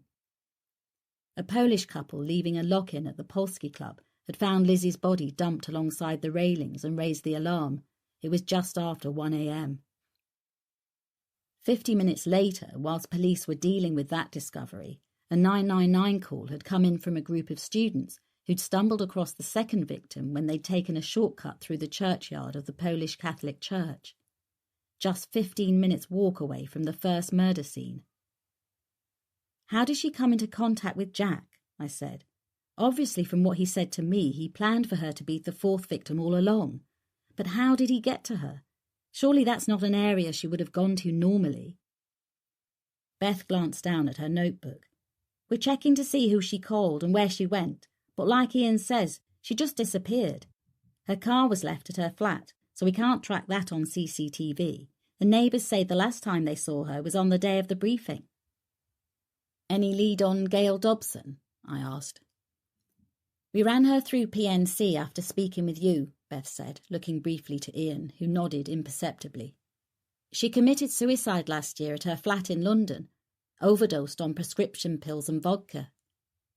I looked down into my cup. Strangely, I didn't feel anything. The woman had caused Jen and I all sorts of pain a few years before, but I wouldn't have wished her dead. She didn't strike me as the kind to take her own life, I said, slowly sipping my tea. Totally narcissistic. Deflected responsibility onto everyone else for the situations she found herself in. I can't imagine her feeling deeply enough about anything or anyone to push her to suicide. Ian helped himself to another biscuit. Well, it wasn't totally cut and dried, he said, dunking the biscuit. The coroner recorded an open verdict. That piqued my interest. Why? He shrugged. There was some doubt thrown on her suicide at the time. Friends and relatives said she'd been planning a holiday, was generally happy, got her life back on track. Plus, Beth added, officers investigating weren't totally happy about the circumstances around it either, but there was nothing conclusive at the post-mortem. The pathologist couldn't find evidence to say it was anything other than suicide, but because of the officers' concerns, returned an open verdict. I nodded, thinking beyond Dobson to Jack's earlier call. Jack said something to me about jewellery. I was coming to that. Ian slipped a photograph out of his jacket pocket and pushed it across the table. It was a picture of something inside a clear plastic evidence bag. It took a moment for me to work out what I was looking at. 2 thin gold rings joined together with blood-stained twine. I looked at Ian, my expression obviously begging a million questions. The 2 gold rings that Anne Stenson was wearing when she was murdered, he said. They were missing when her body was found, weren't they? I looked at them both. We assume the killer took them as trophies, just as Victorian Jack did with Annie Chapman's rings. He did, Beth said. They were found in the wound to Lizzie's throat. Jesus, I managed. Ian cleared his throat. I know, the other end of the string was attached to this. He pushed across another photo. It showed a heavily blood-stained floral gift tag with the words, Joe, from me to you, Jack, kiss, kiss. I could feel a pulse behind my eyes. So after cutting her throat, he... Beth nodded. Pushed those into the wound and left the tag hanging out so we'd find them. I couldn't speak. I just stared at the pictures and shook my head. Jen discreetly poured everyone more tea. We're waiting for the full post-mortem report, Ian was saying. But at first glance, it doesn't look like Lizzie was killed at the scene. I just looked at him, giving him the silence to continue. He was flipping through his notebook. The pathologist thinks she was killed elsewhere. He thinks she's been dead as long as 2 days before being dumped behind the Polski Club. She also doesn't appear to have been killed like the others. No bruising to the jaw or signs of strangulation. She had ligature marks on her wrists. She was bound prior to death, unlike any of the others. He paused for a moment before adding, she had marks on her body that would suggest she'd been tortured. Tortured? I was surprised. He's deviating from the script. Liz Stride had no marks on her, apart from having her throat cut. I sipped my tea to buy some thinking time. Victorian Jack committed the 2 murders 45 minutes apart, I said. Theory has it, the reason Liz Stride only had her throat cut was because he was disturbed and fled the scene, but was in such a heightened state he wanted to finish what he'd started and almost stumbled across Catherine Eddowes 12 minutes later. Her attack was more frenzied, with the removal of part of her womb and her left kidney. Difficult to replicate that scenario, though, if you're picking victims randomly. And unlikely he'd get Taylor Kane to the site at just the right time. More likely he killed her first, somewhere else, then dumped her body that night before killing his second victim. I looked at them both. What do you know about the second one? Kate Lawson, Beth said, flipping through her notebook. 35 years old, a prostitute working the area. Apparently she took punters into the churchyard, which is where she was found. The wounds inflicted on her are identical to those of Catherine Eddowes, including removal of a portion of her womb and her left kidney, neither of which were found at the scene, so he must have taken them with him. Other girls who usually worked with her had taken recent warnings seriously, and most of them were off the streets, so Kate was on her own. No one's so far come forward to say they saw or heard anything, and there's no CCTV around the churchyard. We've got a team looking at footage from the area to see if we can piece together her movements. Mitre Square was the Victorian murder scene, I said thoughtfully. Suppose a Catholic church is a close enough reference. I looked across at Ian. That isn't far from town. He shook his head. Few minutes' walk. He paused before adding, not far from the university either, less than a mile. The university is at the heart of this, I'm sure of it. If I'm right, Jack's profile fits with a lecturer or someone who works in a professional capacity there. It's central to most of the murder sites. It would give him a bolt hole after the murders to change clothes or dump his trophies so he's not spotted walking the streets covered in blood. Your techies say he's using proxy servers in universities around the globe to kick over his electronic footprints. It fits. We're on it, Beth said. There are so many lines of inquiry now. Holmes is generating hundreds of actions, but we're getting through them. Eventually, we will get a breakthrough. Chapter 50. 8th of October, Kingsbury Farm. A breakthrough couldn't come soon enough. The media were in meltdown. The murders had sparked the biggest manhunt in UK criminal history, and coverage was intense. I constantly had 24-hour news on in the office with the sound muted, but I kept an eye on the ticker tape banners scrolling along the bottom of the screen with the latest updates. There were so many lines of inquiry that extra manpower from other forces had been drafted in, and the Chief Constable's face was all over the media as he appealed for calm and reassured the public that everything possible was being done to keep them safe and track down the killer. The fact that one of his last victims had been one of their own fed into the horror of the whole narrative and sent the media into a feeding frenzy. Jack had killed West Yorkshire Police's own criminal profiler, giving a defiant 2 fingers to the police and assuring his infamy as one of the most audacious serial killers in British history. This Ripper wasn't confining his victims to prostitutes. He was everybody's threat, and with Fordley being swamped with the new intake of students for Freshers' Week, there were protest marches through the city by worried students and parents alike, calling for a curfew on men in the city and demanding more police presence on the streets. For those who had lived through the nightmare years of the Yorkshire Ripper, it was all too familiar.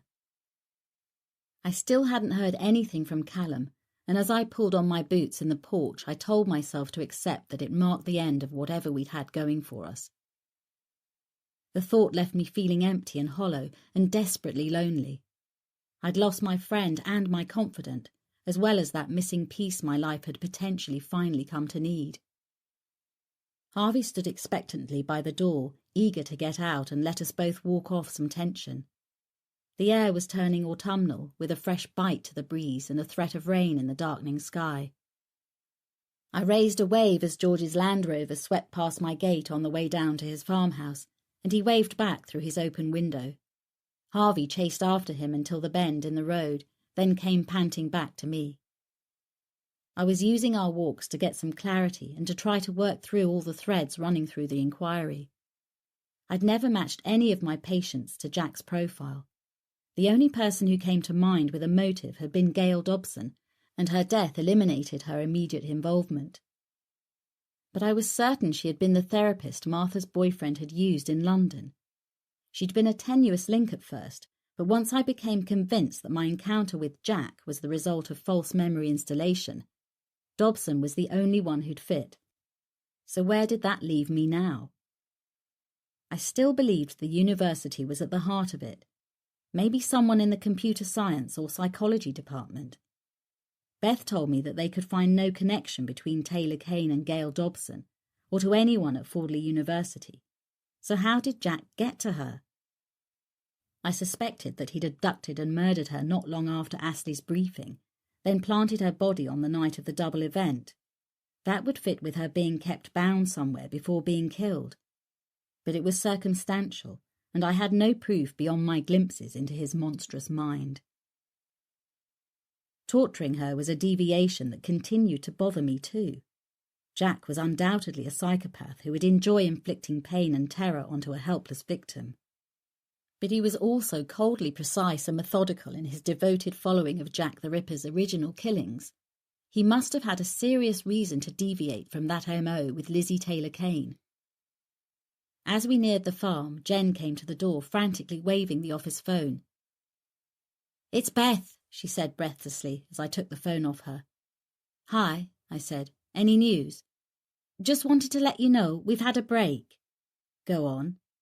"An anonymous call from a student saying that someone asked him to take the DNA test for him." "Who?" "The IT consultant from Fordley University.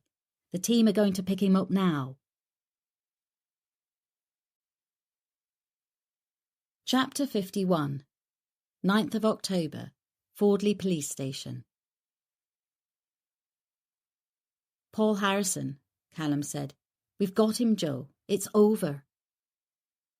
Harrison was the techie Marissa had used in London, the one who'd installed all the software on my computer at the farm and taught me how to access the servers remotely and dial into my messages and email. I was numb with shock. Part of me simply couldn't believe that the quiet, patient young man who'd treated me with such politeness and our modern-day Jack the Ripper could be one and the same. I stared at Callum across his desk. He'd sent for me as soon as they'd had confirmation. Teams of police had raided Harrison's office at the university and his address in Fordley simultaneously the previous day. His office had been empty, but what they found at his apartment left little doubt they had their man. Callum pushed CSI photographs across the desk. The flat looked innocent enough until they got to the spare bedroom. He used it as an office. Apart from the two large split-screen monitors and laptops on the desk, they found a drawer containing several new pay-as-you-go mobile phones and SIM cards. "Techies are still going through it all," Callum said. "But that lot includes a voice digitizer. And this," he pushed another photograph across, "was the back wall of his office." I looked at dozens of photographs of myself staring back. A whole gallery taken from news articles, magazines, and more eerily, surveillance photos obviously taken covertly, presumably by Harrison. Me parking my car at the Fordley practice, entering and leaving the police station, and one even showing me walking into St James's Park in Newcastle on the day of the speaking engagement. I couldn't think of anything to say. "His bedroom's a treasure trove," Callum was saying. "Forensics are still working the scene, but already there's evidence Susie Scott, Martha, was there." I looked again at the photo gallery on his wall as Martha's voice echoed to me. "Don't I know you? I've seen you before. Pictures of you." This was in the fridge. He pushed photos across the desk. They showed Tupperware boxes with their lids opened, revealing their grisly contents. A complete womb in one and a partial in another. "What about the kidney taken from Kate Lawson?" I asked. "No sign of it yet." "What has Harrison said?" "Not a lot. He's dead." "What?" Harrison was a freelancer, employed to look after the university computer system. He repaired the IT infrastructure and rarely spent time in his office, but was mostly in the server rooms that were in the basement. When the team at the university searched down there, that's where they found him. He'd hanged himself. Callum spoke with his back to me as he poured yet another coffee from the eternal pot in his office. "Hanged," I repeated lamely, as much to make it sink in as to confirm it to myself, as if saying it out loud would make me believe it. He wanted to make sure. He ran a hand over his eyes before taking a deep mouthful of strong black coffee, so he slit his wrists as well.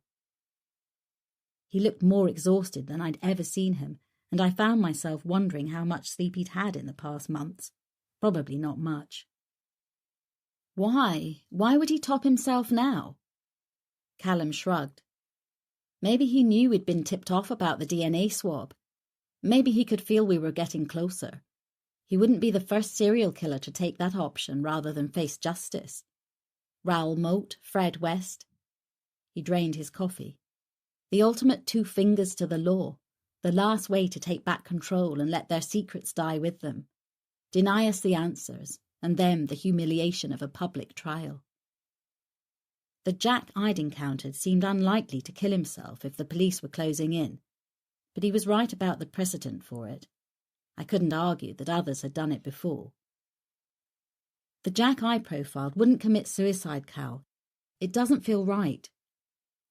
We found the Yamaha bike in a staff bay in the underground car park at the university. He'd covered it with a bike cover, so even though we were circulating its description, a covered bike in a car park where the general public didn't go didn't attract any attention. Out of sight, out of mind. Forensics are crawling all over it, but we're pretty certain it matches the tire prints at Polly's cafe. And now we know what we're looking for. I'm sure we'll link him to it through DVLA records.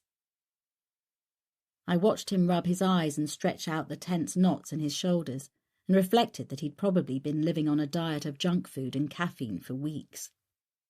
You need to get some sleep, I stated the obvious. Fat chance. Finding him has generated almost more actions than hunting for him did. He grimaced as he attempted to uncrick his neck. Techies have seized his computers, but already they know he installed remote links to your office computer at the Fordley practice and the farm, along with all your unlisted phone numbers. He looked at me, his dark eyes unfathomable. It's him, Joe. No doubt about it. I nodded slowly, taking in all the photographs spilled across his desk. The evidence was overwhelming, that was certain. But the Harrison I'd met and the killer I'd interacted with were such poles apart. I simply couldn't make the connection in my mind.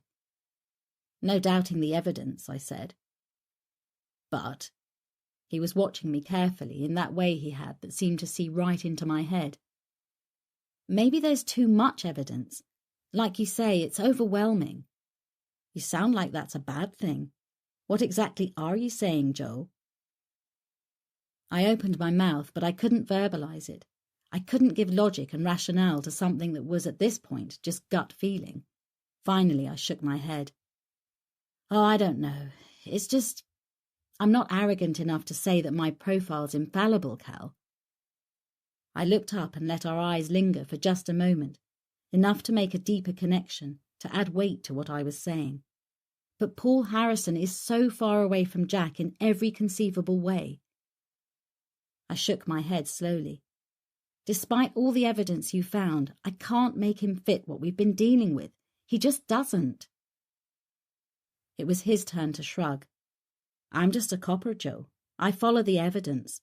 Forensics will fill in the gaps, and we'll go from there. But given this lot... He nodded towards the photos. I know, I conceded, but it still jarred. Chapter 52. 23rd of October, Kingsbury Farm. Marissa had been as shocked as we were when she'd heard about Paul Harrison. The police released his name a few days after his body had been discovered. We'd spoken on the phone almost daily since the news broke, as each new piece of evidence that nailed the case to him was released and picked up by a voracious media. It's been a nightmare down here, she said. I've had to abandon the office. I'm camped out at my cousin's holiday cottage to avoid the bloody media. Know what you mean, I sympathised.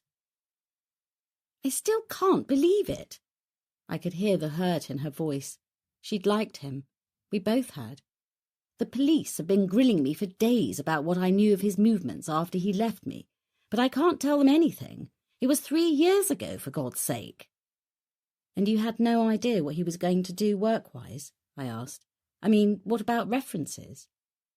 There was no need for references. Her voice echoed over the loudspeaker as Jen and I listened in my office. He was going freelance. And you never heard from him after that? He said he'd been headhunted by a big firm in the city on a consultancy basis. I always knew he was too good to stay with me for long, but was pleased for him. Think they offered him the big bucks, so it funded his startup.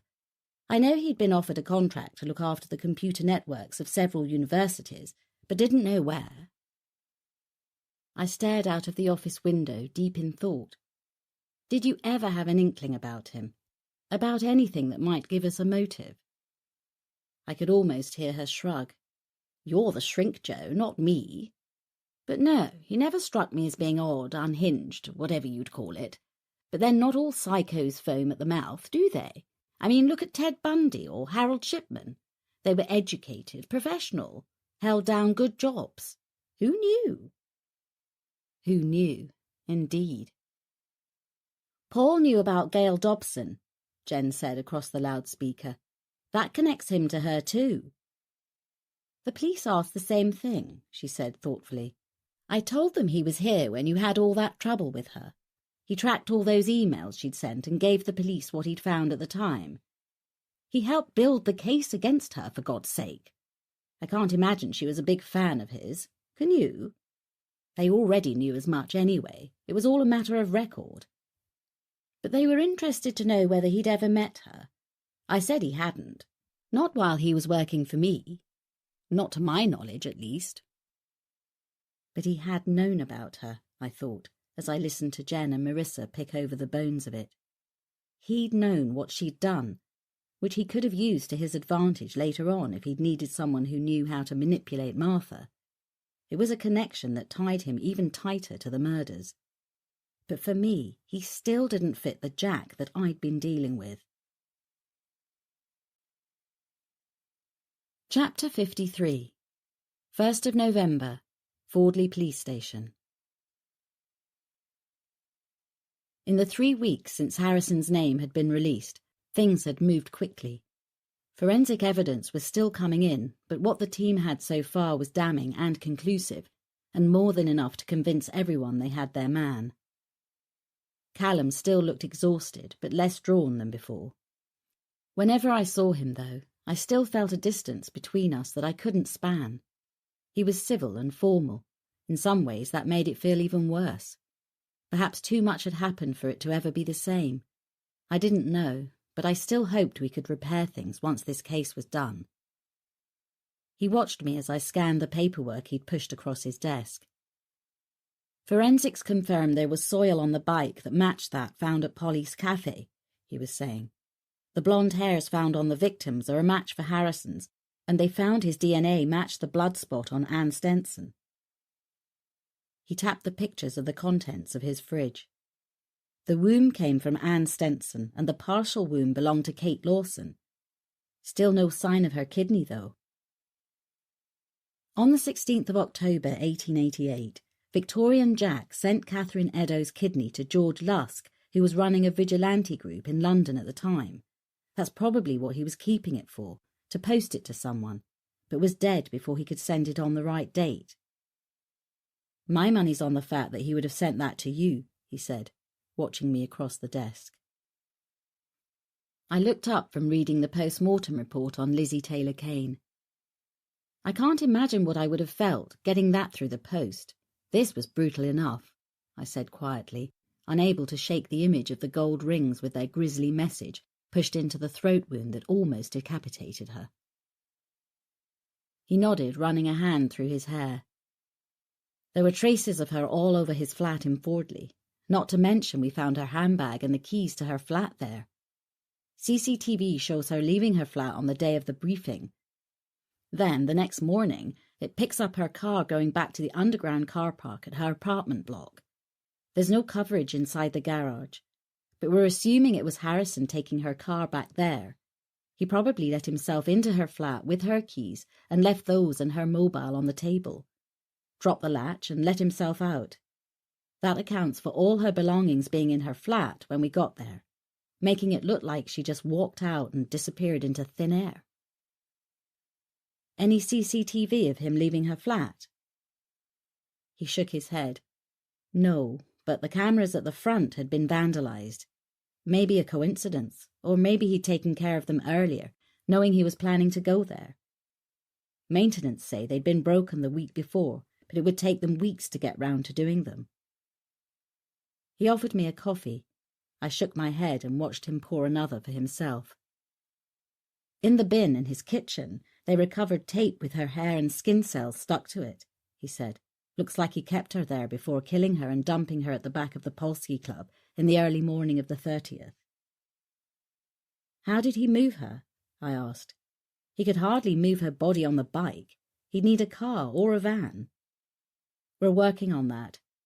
Must have had access to some kind of vehicle, probably stolen. There's nothing registered to him, but we'll find it. He arched his back and stretched, relieving knots. The techies found access to your computer at the farm from the computer at the university. The pictures of Susie, or Martha as you knew her, and Anne are on there. The dates they were sent to you match up. There's also lots of activity on all his computers, accessing your remote server and your messaging service. I nodded, unable to find holes in any of the evidence. When I looked up, he was watching me. But, he asked quietly. I shrugged. All the physical evidence fits, I said, except the evidence I need. Which is what? The evidence in his mind. I don't see Jack in Harrison, I said simply. You met him over 3 years ago, Joe, and only for a few days spread over a period of weeks. I shrugged. It can be enough. But not always, he reasoned. They don't all present that, obviously. You've said yourself there are more psychopaths in business than in prison. Holding down professional jobs with partners, families. We've all come across them. True, I conceded. Maybe it was professional pride, not wanting to admit that I hadn't picked up on anything when I'd been with him. One thing was bothering me, though. The laundry blades. Any sign of them? Not yet. Have to say, that is a loose end that concerns me. It concerned me too. He attached great value to those. He wouldn't discard them. Why would he use the kitchen knife you found with his body and not a laundry blade when they're such a big part of his killing ritual? He shook his head. Maybe that's the point. They were so valuable to him, he wouldn't want them falling into our hands, would rather dispose of them. No, I don't think so, I said with conviction. My profile might not have been right about everything, but I'm sure on this one. Those blades are a vital part of his signature. He wouldn't dispose of them, and he would have used them in his own suicide, if that's what he did. I still couldn't convince myself that Jack had killed himself. It was a massive piece that didn't fit. We'll keep looking, he said. I've got less of a team now, though, and the chief constable is pulling back the resources. I'd seen evidence of that when I'd walked through the incident room that day. Previously, as the body count had risen, so had the number of officers involved. There wasn't a square inch of space at Fordley Nick that hadn't had a desk and a computer squeezed into it. Over 3 floors of the station had been taken up by the major incident team, with officers drafted in from other forces. But in the last few weeks, the team had been stripped back to almost its original size. The press was still hungry for anything connected to the victims or to anyone who knew Harrison, and the coverage was relentless. As if reading my mind, Callum tossed over the latest edition of the Fordley Express. At least we don't have to brace ourselves for that one, he said, indicating the banner headline. What the Ripper had planned for his final victim. It had a sickening image of the remains of Mary Kelly, discovered on the morning of 9th of November 1888 in her own house at 13 Miller's Court, Whitechapel. I looked at the black and white image taken in the early days of crime scene photography. It was one of the most horrific and gruesome murders in the annals of serial killings. The remains barely looked human, such was the ferocity with which Jack the Ripper had brutalised the young Irish girl's body. Both breasts had been cut off and placed beneath her body. She'd been totally eviscerated and her organs placed around the room. Her heart was missing, but there had been a fire set in the grate of the small cramped room during the night, and there was evidence that the Ripper had destroyed her heart in the flames. All the features of her face had been cut off. The rest had been hacked to pieces and was unrecognizable. He had also stripped the flesh from her thighs. Cause of death was the severing of her carotid artery, I said, hopefully for her sake, before he carried out the rest of the mutilations. Why do you think she was treated so much worse than the others? Lots of theories. Some say he knew her, had some sort of personal grudge with her. Others think that it was simply because he had all night with her in the privacy of her own home, so he could indulge in all of his fantasies with her body without fear of interruption. She was the only one of his victims not killed in the street. What's your theory? I looked again at the barely recognizable remains of what had, by all accounts at the time, been a pretty girl. I think she knew him. She obviously felt comfortable enough to take him back to her home. Neighbours said they saw her going into the house with a man voluntarily. They heard her singing during the evening while she was with him. They ate together. The remains of her last meal were still in her stomach at the post-mortem. A familiar punter, maybe? I think she entertained him before and was comfortable with him. And yet he could do that to her, to someone he knew. A natural escalation of his deviance. Classic, really. They get better as they practice their craft. Well, thank God we stopped Harrison perfecting his craft before he got to that victim. Chapter 54. 8th of November, Kingsbury Farm. You're selling? Jen seemed shocked by the idea. It's not realistic to use the Fordley practice anymore, is it? I reasoned. Even when the dust settles, I don't really want to go back there. Too many people know it's our place now. It wouldn't afford us the privacy we need. I suppose clients might be reluctant to go there now it's been splashed all over the news. She cleared the supper dishes from the kitchen table. We could still work up here, though, couldn't we? We'd agreed it was time for her to move back home, and her bags were in the porch waiting to load into her car. I'd become used to having her around, despite my initial misgivings. It had been nice to have the company and the extra help around the place, but I couldn't keep her from Henry any longer. Certainly more convenient than the commute into town, I said. For me, that is. You'd still have to travel on the days you were here, though. She shrugged, opening the porch door with her foot to let Harvey out. Same travel time as going into Fordley for me, but less traffic, and Henry is happier that I'd be working from home a few days a week. Still, feels like the end of an era selling the practice. I knew what she meant, but I felt it was time for changes all round. The publicity surrounding Jack's murder spree had been double-edged. On the one hand, we were inundated with requests for TV appearances and interviews as the press picked over the facts of what had happened and why. Hungry for more insight into the mind of a serial killer and fascinated by my connection to the case. That had also fueled interest in the launch of my next book, due out at Christmas, so we were frantic with engagements with Marissa for that. On the other hand, calls for my expertise on the criminal justice side of things had stopped coming. The circus surrounding my connection with Jack made me persona non grata on the court circuit any time soon. So my work as an expert witness used by police forces and the Crown Prosecution Service had dried up. Jen gave me a peck on the cheek as I hauled her case into the car. Give me a call tomorrow and we'll sort out the diary. Will do. I caught Harvey's collar and watched as she reversed out. She paused to let George's ancient Land Rover go past the gate as he went on his habitual trip for a pint at the local, and then followed him down the darkening lane on her way into Fordley. Just you and me now, boy, I said, as he whimpered at her retreating tail lights. Chapter 55. 8th of November, 11 p.m. Kingsbury Farm. Back in my study, I sat and looked at the reams of notes I'd made on Jack, alongside my assessment of Paul Harrison. It was two different jigsaw puzzles that just didn't fit together.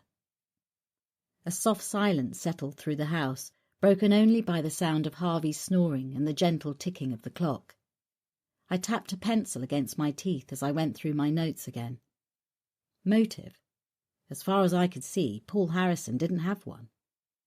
Because of the picture gallery at his flat, the police theorised that Harrison had become obsessed with me, then enacted Jack's crimes in some sort of twisted role-play of UK's most infamous serial killer versus famous criminal profiler.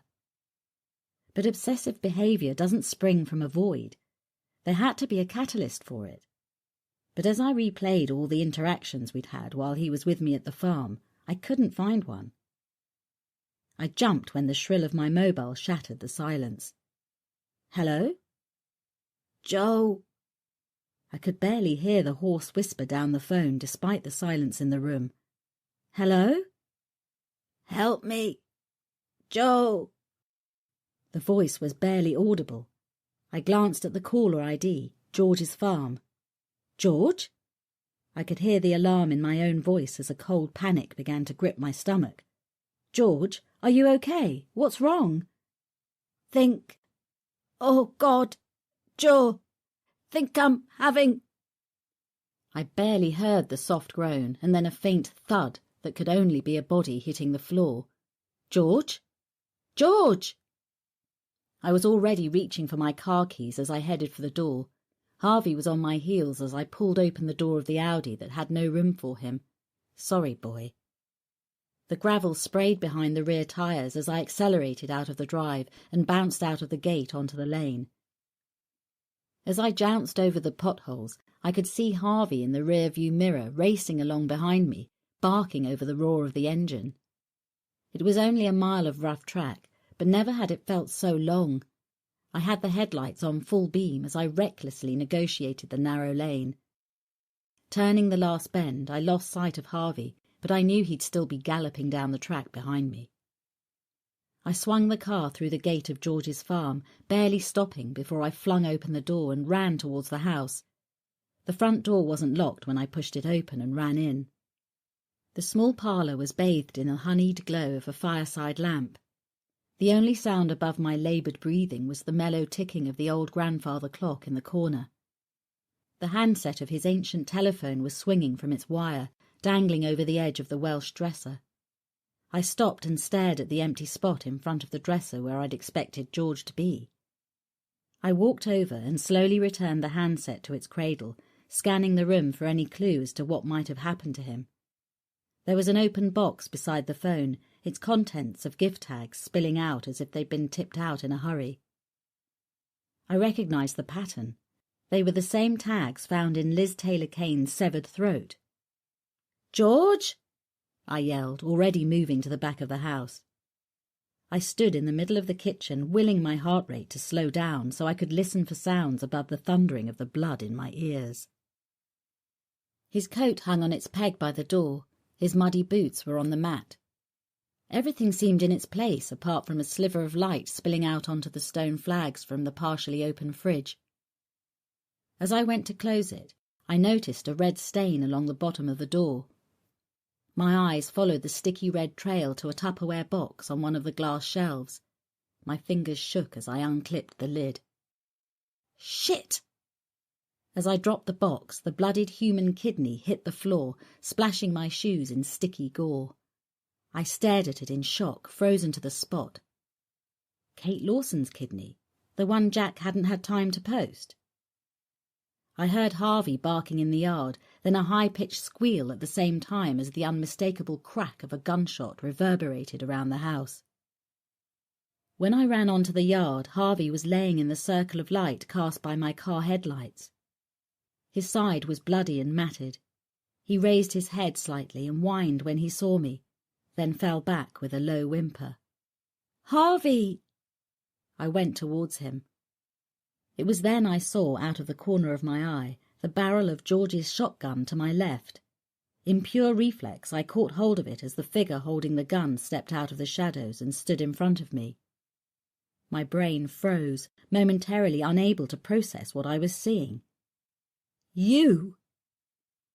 The cold metal of the barrel was ripped out of my grasp as a strong arm brought the hard wooden stock round to hit me across the face with a sickening crack that I heard rather than felt as the ground came up to meet me.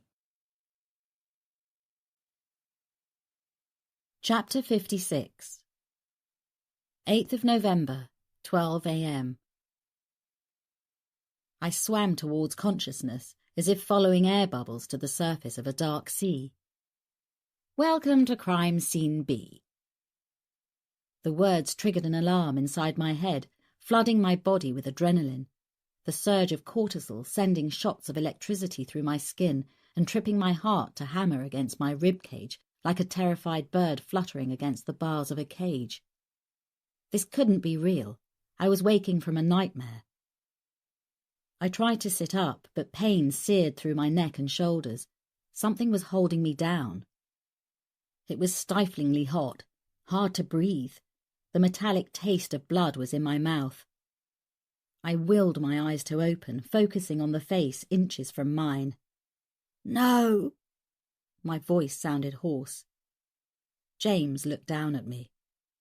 I was laid on a mattress, my arms outstretched, my wrists tied to the brass bed head of a narrow single bed.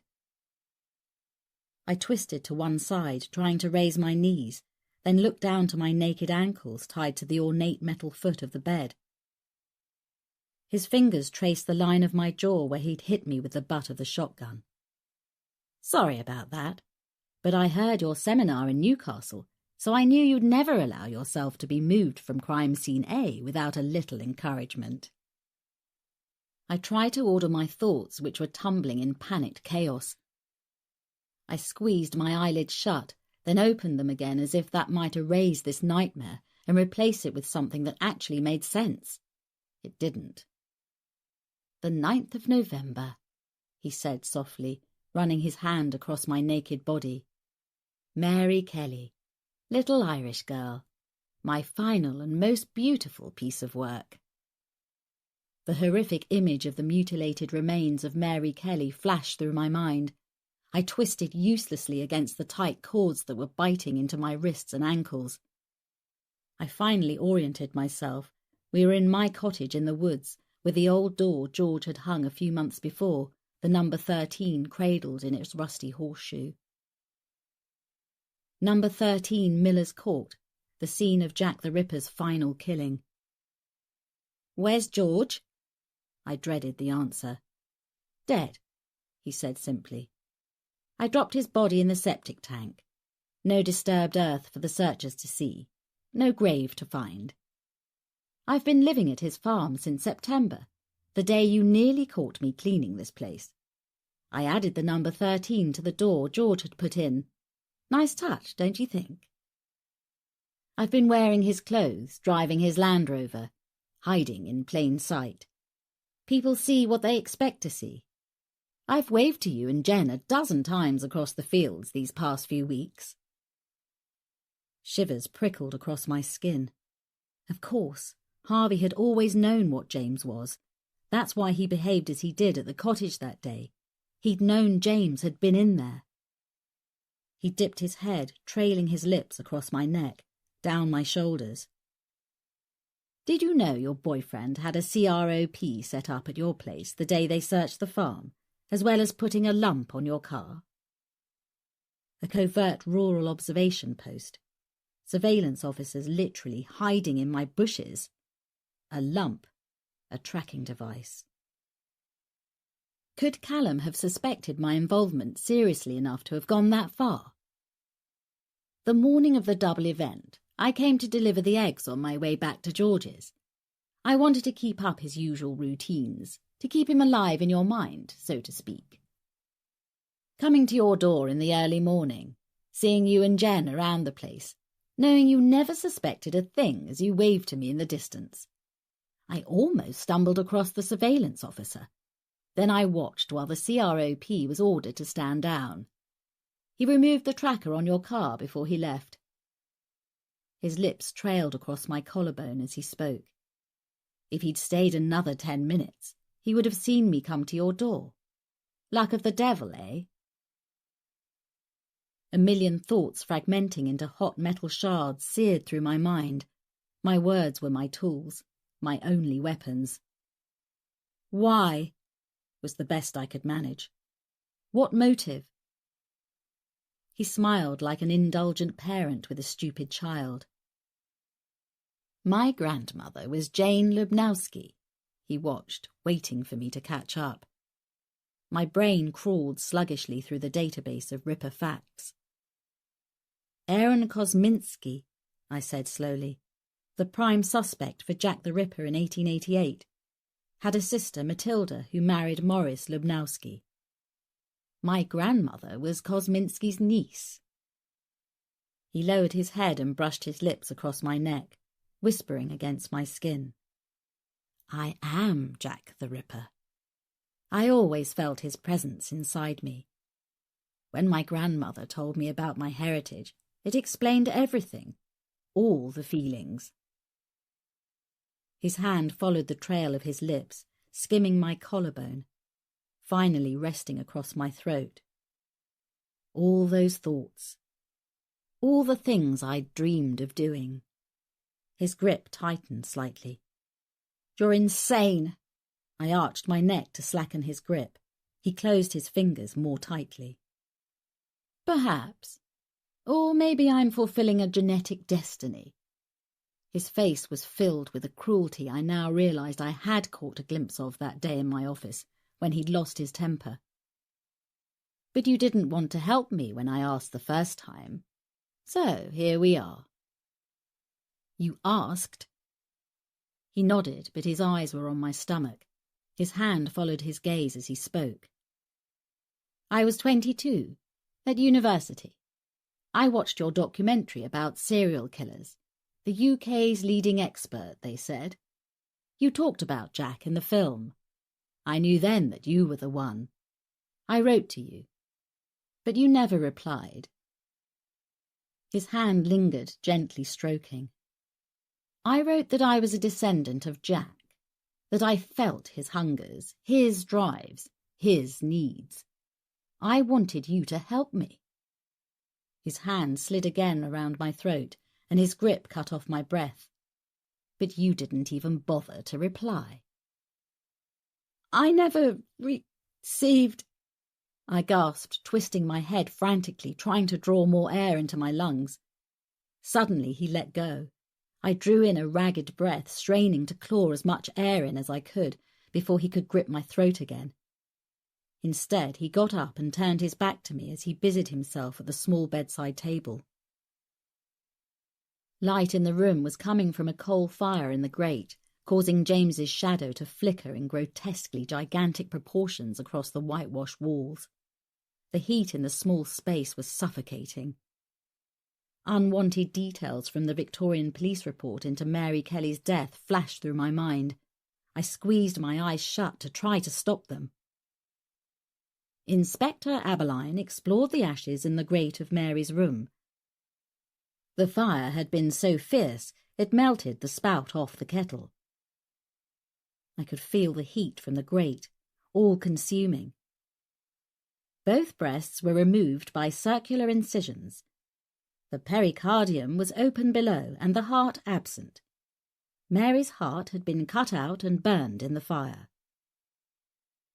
I felt the bed dip as James sat back on the edge. Open your eyes. He grabbed a handful of my hair, jerking my head around so that I had to look at him. In his other hand he was holding the knife.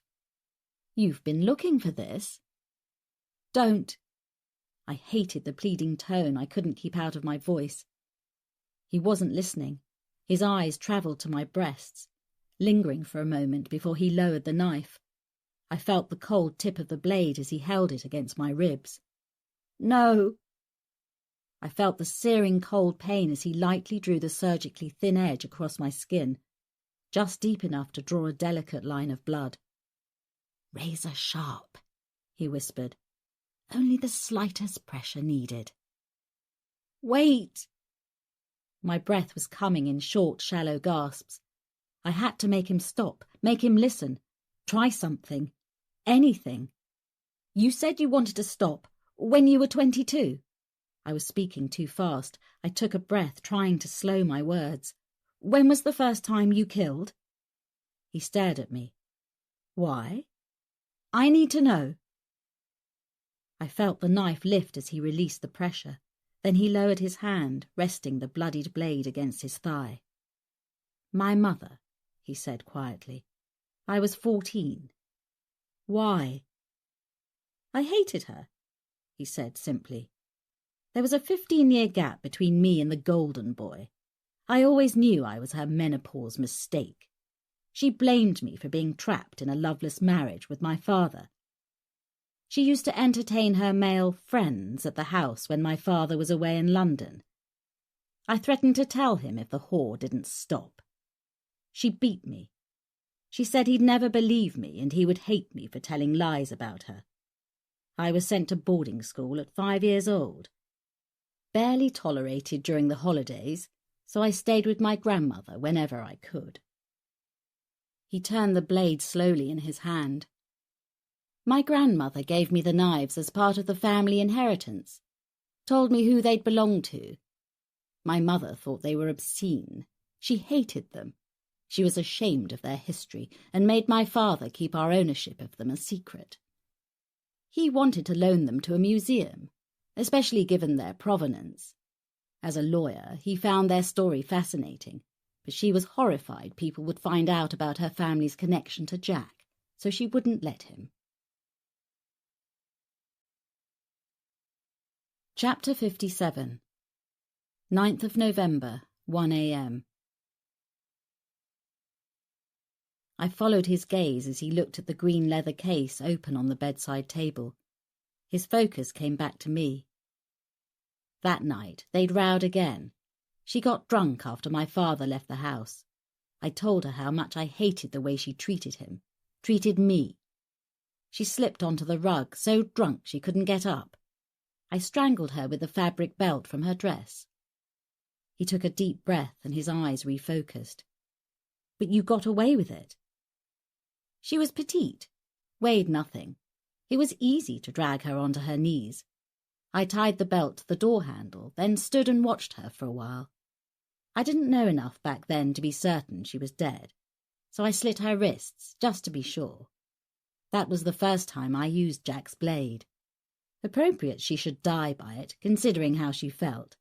Don't you think? He smiled. The memory of it pleased him. It was recorded as a suicide. No one was surprised. She threatened to do it often enough when she was drinking. You were a child, I said, with a calmness I didn't feel. Emotional abuse leaves scars deeper than physical. I shifted, trying to ease the burning tension in my arms and shoulders. It's not too late, I said quietly. I let you down before. I never received your letter, but I can help you now. He looked at me quietly for just a second, giving me a glimmer of hope, then laughed. I think you'll find you're the one on my couch now, Doctor. He held the side of the blade flat against my cheek, the tip of it touching the corner of my eye.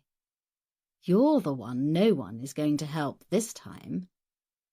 His fingers dug into my chin, tilting my face towards his. Your knight in shining armour thought it was all over. The cavalry have packed up and gone home. Nobody's coming to help you.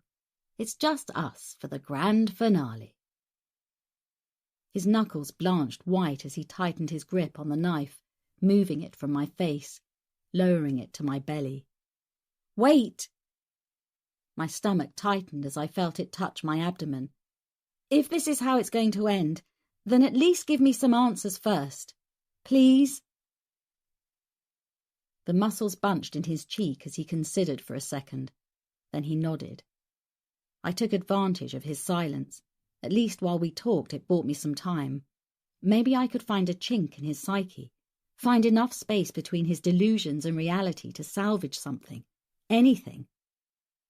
Martha? He smiled. Susie. Ah, yes. Pretty little thing, wasn't she? Trusting. Like a child. She loved you.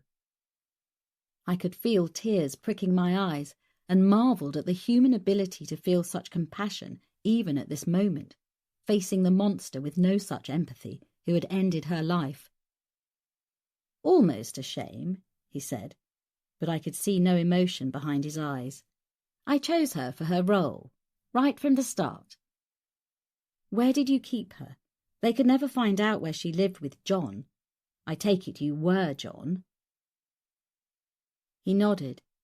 She only ever knew me as John, her boyfriend. He laughed again. The thought of her childlike naivety amused him. I kept her in my apartment at Salford Quays. I told her the police were looking for her, for the murders she'd committed in Manchester. For the period she couldn't remember because of her drug use. Yes, she trusted me, didn't ever question what I told her. I was keeping her safe, hiding her secret. But it meant she knew to stay out of sight when I left her alone, to keep the blinds closed, not go out or answer the door. No one ever knew she was there.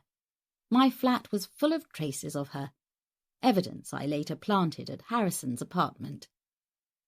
Tell me about Paul Harrison. He rested the blade on his knee. I had to force myself to concentrate on his face. I knew you used Foster's. I'd seen the publicity for the Gail Dobson case at the time of the court case. I applied to the firm when I qualified. I used the position to find out everything about you. It was easy enough to meet Harrison. His name came up in Dobson's case files. His hand absently stroked my stomach as he talked. Everyone has a weakness. You know that, he said quietly. For some it's money or power. For others it's attention, affection, love. His eyes met mine and held my gaze, and for a second I glimpsed that mesmeric charisma I'd seen when we'd first met. People starved of love recognize each other. Don't we, Joe? He would have sounded seductive if it hadn't been for the circumstances. Harrison wanted independence. His talent was stifled with Marissa, but he didn't have the resources to go it alone. So you helped him? He nodded. I got close to him. Then I waited. My chance came when I was made partner and Foster's asked me to recruit for the new Manchester office.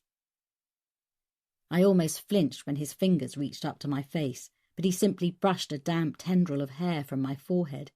His fingers gently traced the curve of my jaw like a tender lover. We needed an IT consultant, so I offered Harrison a contract that would give him enough to finally set up on his own.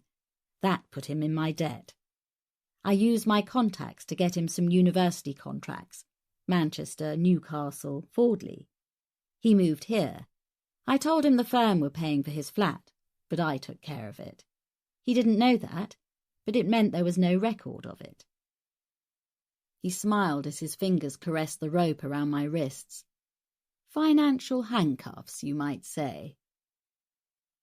But the police didn't find a connection between Harrison and Foster's. I never put his invoices through the books. I paid him myself.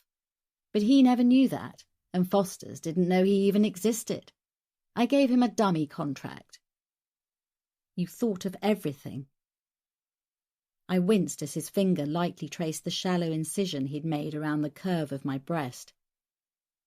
I've had a lot of time to plan. He licked my blood from his finger, his eyes never leaving mine. I told him Foster's needed access to your computer and messaging service, that it was company practice. I said the firm routinely monitored email and messages in case our clients were doing anything that could damage us or come back to bite us in court. He believed he was hiding his electronic footprint to protect the firm. He knew it wasn't strictly legal, but by then he needed the money. What about the burner phones and the voice digitizer? Surely he'd smell a rat when you needed those. He laughed. My client base, like yours, are criminals. Easy enough to learn their tradecraft. I sorted those out myself. Harrison never knew about them. He used the computer in the university basement to access your computers. I'd had copies made of his keys and his passes, so when I needed to send you photographs of Martha and Polly, I'd go there at night after he left and send them myself. He never suspected. He shook his head slowly. I arranged for a lock-up near his flat so he could keep his bike there. But you had keys, so you could take the bike whenever you needed it. You used it to get Martha away from Westwood, and later at Polly's cafe. Bravo! He raised his eyebrows, mockingly impressed. After Hanbury Street, Harrison had expended his usefulness. By then, he'd set up the electronic maze that kept the police from tracing the IP addresses. The only use I had for him then was to harvest his DNA. I took a shaky breath, trying to keep my tone even. So you took strands of his hair and trace evidence from his flat to plant on the bodies? His toothbrush, hairbrush. Easy, really.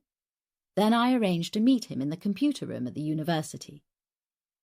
He spoke matter-of-factly, like he was talking about a day at the office. I strangled him with the noose, then hung him by it. He laughed. He was so passive, hardly put up a fight. I remembered Paul, that polite, gentle boy who had shown me such patience, and my throat tightened. Then I made the anonymous call to the police, saying he'd asked me, his student friend, to take the DNA test for him, so they'd find him there, with all the evidence they needed. I could feel a tension travelling through him. His hunger was building, like a starving predator tiring of tormenting its prey. "How did you install false memory in Martha?" I asked quickly. "I used Gail Dobson." "She didn't know who you were?" He shook his head. "She thought I was a patient of yours with a grudge when I took Martha to see her. It was easy to convince her to help me set you up, to install Jack's script and the false memories. She thought I was going to get you involved in a fake case and then humiliate you in the press." "You killed her too?" "I would have done eventually, to tie up the loose end, but she saved me the trouble. Stupid bitch actually fell in love, thought we were in some grand romance. She threatened to kill herself when I ended it. I turned the knife, metaphorically speaking. I knew which cracks to leverage, to make sure I'd destroyed her enough. Then I left the flat." He laughed. "She called me to say she was going to do it if I didn't go back that night. I told her to get on with it." I swallowed hard, but I had no saliva. The calculated callousness of it was horrific. I waited a few hours, then went back. I still had a key. He caressed my neck as he spoke. She'd taken an overdose of sleeping pills and painkillers, all washed down with nearly a bottle of vodka. She was conscious enough to know I was there. He licked his lips. So I helped her along, slit her wrists and watched her die. Not across the wrist, you understand. His finger traced a line from my wrist to my elbow, but down the arm. That's the mistake people make, going across the wrist rather than up the arm. Far more effective. I learnt that from working with my brother that summer at the hospital. "And Taylor Kane?" I asked, trying to distract him from my wrists as I tested the knots. He glanced down at the blade in his hand. "Ah, saving the best for last. She was so easy to play. I called her, posing as a journalist, said I had information about you that she would find useful." He laughed. "She wanted to destroy you so badly she didn't even question it. She was almost too keen to meet with me." "The day of Astley's briefing, it was you she went to meet?" "At a secluded spot in Woodland, not far from the farm. Of course she recognised me as soon as she saw me, but it was too late by then." His face was a mask, devoid of all emotion. He was reliving the images he'd harvested and stored for his own pleasure, to run again whenever he wanted to remember the sick gratification her pain and terror had given him. "I moved her to George's place, crime scene B, nice and secluded. Held her there for a few days. She provided some entertainment while I found out what she knew. Your source in the police. He nodded. That's how I knew about the farm searches a few days before they actually happened. Would have been awkward if I hadn't got that out of her. I had to get my car out of George's barn and get rid of anything that showed I'd stayed there. I killed her just before I came to your place. I thought about how quickly he'd arrived at mine. It made sense. He hadn't had that far to travel. When your boyfriend turned up with the search team, I actually had her body in the boot of my car. He couldn't disguise the triumph in his voice, one up on the police, on Callum in particular. His eyes met mine and he caressed my face gently as he spoke. My gift of her to you. Did you like that?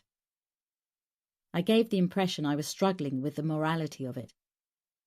I was shocked at first. I looked into his eyes, trying to forge a common bond that would make him hesitate to kill me. But if I'm honest, you wanted her dead, didn't you? I felt his hand tremble against my skin. I nodded slightly, turning my face away as though ashamed. He took my chin in his fingers, turning my face back to his. It's okay to admit it, he said softly. I forced myself to endure it when his lips lightly brushed mine. I chose my words carefully. You said once that you knew it would be easy for me to cross that line. I looked deep into his eyes, and you were right, but I didn't have your courage. I felt him tense and his lips froze over mine. As he looked down at me, his eyes narrowed. Of all the things you could admit to, that's the one I really don't believe. I know you. His words echoed the sentiment of the robotic, digitized voice I'd first heard on the phone. I've studied you for years. We both know that's not true. I felt my momentary advantage slipping out of reach. It is true. I talked fast, my mind racing. I wished my hand was free so I could touch him, create a physical anchor for my words, anything to buy myself extra time. But I didn't have your strength to cross that line, to actually kill. No. He almost spat the word in my face. You breathe a rarefied air, standing on your moral high ground. You and Ferguson, building careers out of examining specimens like me. Like insects in a test tube, you prod and poke at our psyche and decide whether we're insane or not. Your judgments play God with people's lives. His jaw tightened and his breathing became erratic. Beads of sweat stood out on his forehead. But you don't have the guts to play God for real, to hold life and death in your hands. Firelight glittered across the blade as it flashed past my face. I screamed at the searing pain as he drove it deep into my right shoulder. I'm going to die. Alex! Oh, God! My son is going to have to see my body, see what he's done to me, like Mary Kelly. I'm never going to see Alex again. The images of Mary Kelly's mutilated body exploded in my head. Pain shot through my jaw as his fingers tightened their grip on my chin, forcing me to look at him. Severing the carotid artery is how you should die, he said, through clenched teeth. How Mary died. But that's over far too quickly. The edge of the mattress lifted as he got off the bed. His eyes never left mine as he took off his shirt. His torso was slick with sweat. He threw the shirt into the corner of the room and picked the knife up from the table. You don't have to do this. My God, please, no. Yes, he snarled. Right here. Right now. I am God. He sat beside me, grabbing my hair in his fist. My eyes were transfixed onto the blade as he placed it against my groin. He applied the slightest pressure and a droplet of blood appeared on my skin. The femoral artery. He pressed the tip of the blade a little further. I sucked my breath in through gritted teeth as pain shot through my groin, spasms tightening the muscles in my stomach. This takes longer for you to bleed out. He was a predator scenting the kill. I tugged at the cords, trying to turn away, but there was nowhere to go. Pain coiled through my shoulder and around the curve of my rib cage. Rivulets of sweat slid down my arms, causing the cords to bite deeper into my wrists. "Beg me." He said it so quietly I hardly heard it. "Beg me for your life." His face glowed in the surreal light cast by the fire, and when I looked into his eyes, they were black dots, lacking all that was human. In that instant, I felt a certainty that was deeper than my terror or my pain. A knowledge that whatever I said, whatever I did, I could never reach him now. His fractured psyche was being driven by a hunger that had dragged him into the depths of depravity, from which there was no way back. Begging for my life would fuel his sadistic need to inflict pain. Seeing fear in my eyes would feed the monster inside him. Like the thrashing of a wounded fish excites a feeding frenzy of sharks, pushing them to greater extremes of savagery. A calmness suddenly descended on me. "I'd tell you to go to hell," I said quietly, "but you're already there." His face contorted. "You bitch!" He pushed the blade into my thigh. I screamed as a bolt of unimaginable pain ripped through me, convulsing me against the ties, arching my body like a bow off the mattress. I felt him push me back down onto the bed. "It'll take a few minutes for you to bleed out, depending on how fast your heart is beating." His fingers gripped my face, making me look into his eyes. "I'll feel your last breath on my lips. I'll taste your tears on my tongue. And just before you slip into unconsciousness, I'll cut out your heart." "Your father," I said between ragged gasps for breath. "Your brother. Did they ever know?" He shook his head, watching the blood slowly staining the mattress in a darkly spreading pool. A droplet of saliva appeared at the corner of his mouth as his breathing became more shallow in his excitement. Shivers ran through me despite the heat from the fire. He reached out to gently stroke my cheek. "Not long now." I willed myself to breathe slower, to keep my heart rate down. My body wasn't responding to my mind anymore. The pain was receding. My limbs felt leaden. I couldn't move them. Even my head was too heavy for my neck to lift anymore. His face was starting to blur. "Please," I managed, but my words slurred. "Shh." He lowered his head and I felt his lips brush mine. He put his hand on my chest and I could feel the thud of my heart against his palm. "That day we walked across the fields, I held your wrist. I felt your heart beat beneath my fingers, and I fantasized about this moment. You sensed it." His kiss was warm against my ice-cold lips. "Your heightened response to a predator. I tried to make you think it was sexual attraction, but I knew I couldn't fool your instincts for long. So I said I was leaving." He stroked my hair. "I knew I wouldn't have to wait long before we could share tonight." Darkness invaded my peripheral vision. I wasn't cold anymore.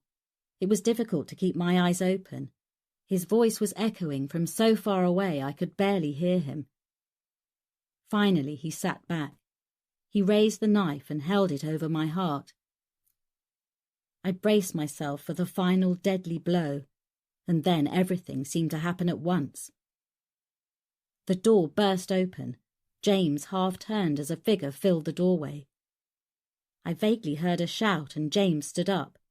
He looked down at me, his hand raised high.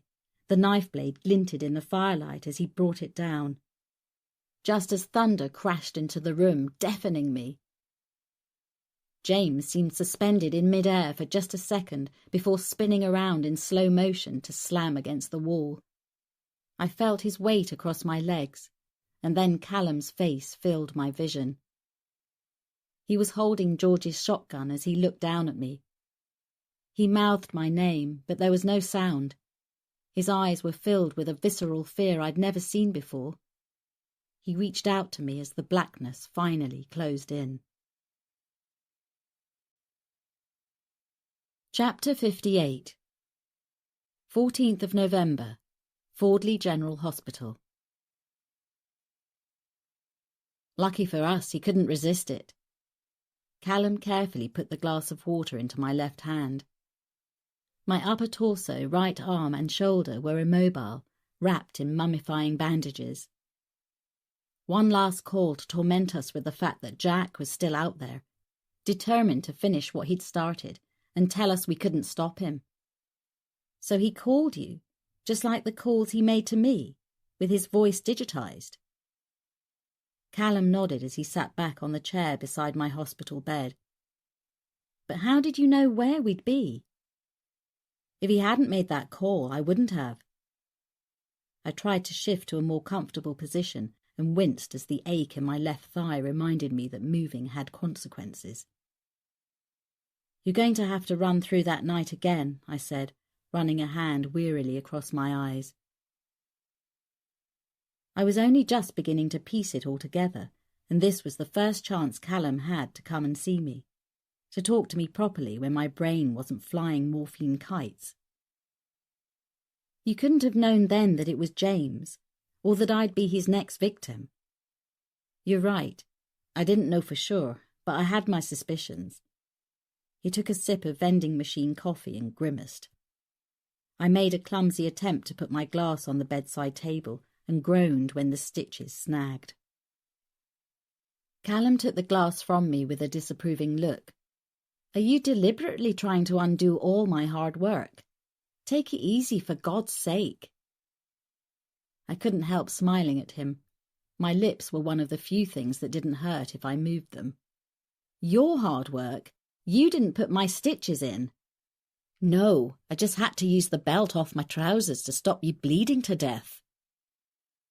He plumped my pillows before taking his seat again, but I could tell he was trying hard to maintain the stern look.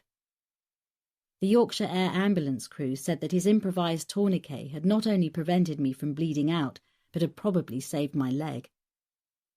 Remember when we searched the farms? I came to see you before we left. You were all standing in the yard when I made a point of telling you that I'd left a card at George's place with a direct number to the inquiry team. I nodded. As far as we were concerned at the time, only 4 people, apart from my team, knew about that card. You, Jen, Turner and George, as we thought then he was still alive. But it wasn't the incident room number. It was the one I'd had set up, and it diverted directly to my mobile. The only way anyone could have access to that number was if they'd been inside George's farmhouse. I looked at him as the implications of what he'd just said began to percolate. He sat in silence while I processed it. When I finally spoke, I chose my words carefully. So you were baiting a hook, but we were the only fish in the pond? He nodded slowly, his eyes never leaving mine. George could have just called it to ask about the search, and that wouldn't have added a damn thing to the investigation. But if Jack had used it to contact us, it would have narrowed things down. You had a CROP set up outside my home and a tracker put on my car, I said quietly. He went very still and looked at me for what seemed an eternity, then ran his hand through his hair. You have to remember, Joe, Astley's geographic profile pointed squarely to that location. I was the SIO. I couldn't simply ignore that. He paused, expecting me to say something. When I didn't, his breath escaped in a low sigh. I had to be seen to cover all the bases. No, I didn't really believe you were involved, but it would either implicate or eliminate you as a suspect, which it did. He lifted his eyes to look squarely into mine. The night Taylor Kane was murdered, the CROP gave you a cast-iron alibi. He was watching me steadily. The card left at George's place was never set as bait for you. Jen, then. I couldn't disguise the sarcasm. He shrugged again. George, possibly, or Turner, or someone unknown to us who had access to the farmhouse. He stretched his legs and looked down at his shoes. It was a long shot. It could have led me precisely nowhere. He looked up and his eyes met mine again. But it paid off, didn't it? But once Paul Harrison was dead, why would you assume Jack would call? Everyone thought it was all over. Why wasn't the number just disconnected? Despite what you thought, his eyes met mine. What you might still think, I trusted you. After Harrison's death, you were adamant he couldn't be Jack. If you were so sure that his personality was totally incompatible with our killer, then I believed you. But we had to follow the evidence, and we didn't have a concrete lead to anyone other than Harrison. But Hoyle was disbanding the major incident team, shutting down all the resources. He thought it was over. He nodded slowly, and I suddenly realized how exhausted he looked. His eyes had a weariness in them when he looked across at me. He was winding things down. The extra officers we drafted in were sent back, but I still had my original team. So I kept some lines of inquiry open. We had loose ends to tie up. It was still an active inquiry, despite our prime suspect chilling in the mortuary. How I allocated the remaining resources was up to me, so I kept that phone line open. What Hoyle didn't know wouldn't hurt him. And when Jack called that night, the call came in on that number. But surely that only told you he'd somehow got the number from George's. It didn't tell you where he was. He could have been calling from anywhere. I had Shah with the telephony team monitoring all the numbers Jack had used previously. We assumed he'd been destroying the burner phones, but some were never recovered, so there was a chance he might still be using one of those. And he did. Callum nodded. And the signal from his phone pinged off the Kingsbury mast, so I knew he was near the farm when he called. I couldn't reach you on any of your numbers, so I drove up to your place and called out the cavalry en route. You weren't there and your car had gone, but you'd left without locking up, so I knew you hadn't gone far. Obviously, my next stop was George's. We sat in silence for a moment, both thinking about the odds that had been beaten that night. But I still had pieces missing. How did you know where he'd taken me? Harvey told me. Chapter 59. 14th of November, Fordley General Hospital. Callum sat forward in the chair. When I got to George's, there was just your car there with the driver's door open and your mobile phone on the seat. In the headlights, I could see blood on the yard. I thought it was your blood. He paused and had to clear his throat before he could carry on. The blood trail went away from the house, so I followed it down the track to the cottage. But I assumed James took me to the cottage in George's Land Rover. I was being slow on the uptake. He did, and as I got to the cottage, the Land Rover was parked outside. It wasn't your blood trail I'd followed, Joe. It was Harvey's. I felt tears stinging my eyes as I thought of Harvey struggling to follow as I was driven to the cottage, still trying to protect me, despite being wounded. Harvey had collapsed beside the Land Rover, Callum continued. He'd obviously not got enough in him to go any further. George's shotgun was in the passenger footwell. I picked it up before I entered the cottage. So when you burst through the door, did you expect to see George? Callum's head was down, looking at the floor. I knew his eyes held a pain he didn't want me to see. Didn't know what I'd see. He looked up and his eyes were moist. I knew what I dreaded, though, that I'd be too late. The lump in my throat blocked my words. He shook his head and took a deep breath. Despite all the circumstantial evidence that night, no, I didn't expect it to be George. For one thing, I trusted your profile of Jack, and George was a million miles away from being like that. But I can say that I wasn't surprised to see Turner. I looked at him steadily, debating whether to ask my next question, but I needed to know. Did you mean to kill him? I meant to stop him. He looked at me in silence, then lowered his head as he spoke, looking down at the floor again. I've never killed anyone. Can't say it feels good, even though it was Turner. He lifted his head and his eyes met mine and held my gaze. I didn't have time to think.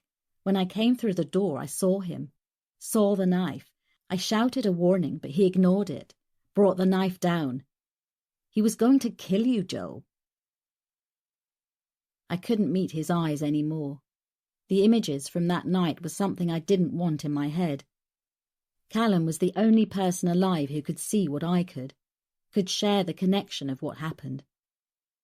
The experience of that night had changed us both forever, in ways we probably couldn't yet imagine, but we both knew it had.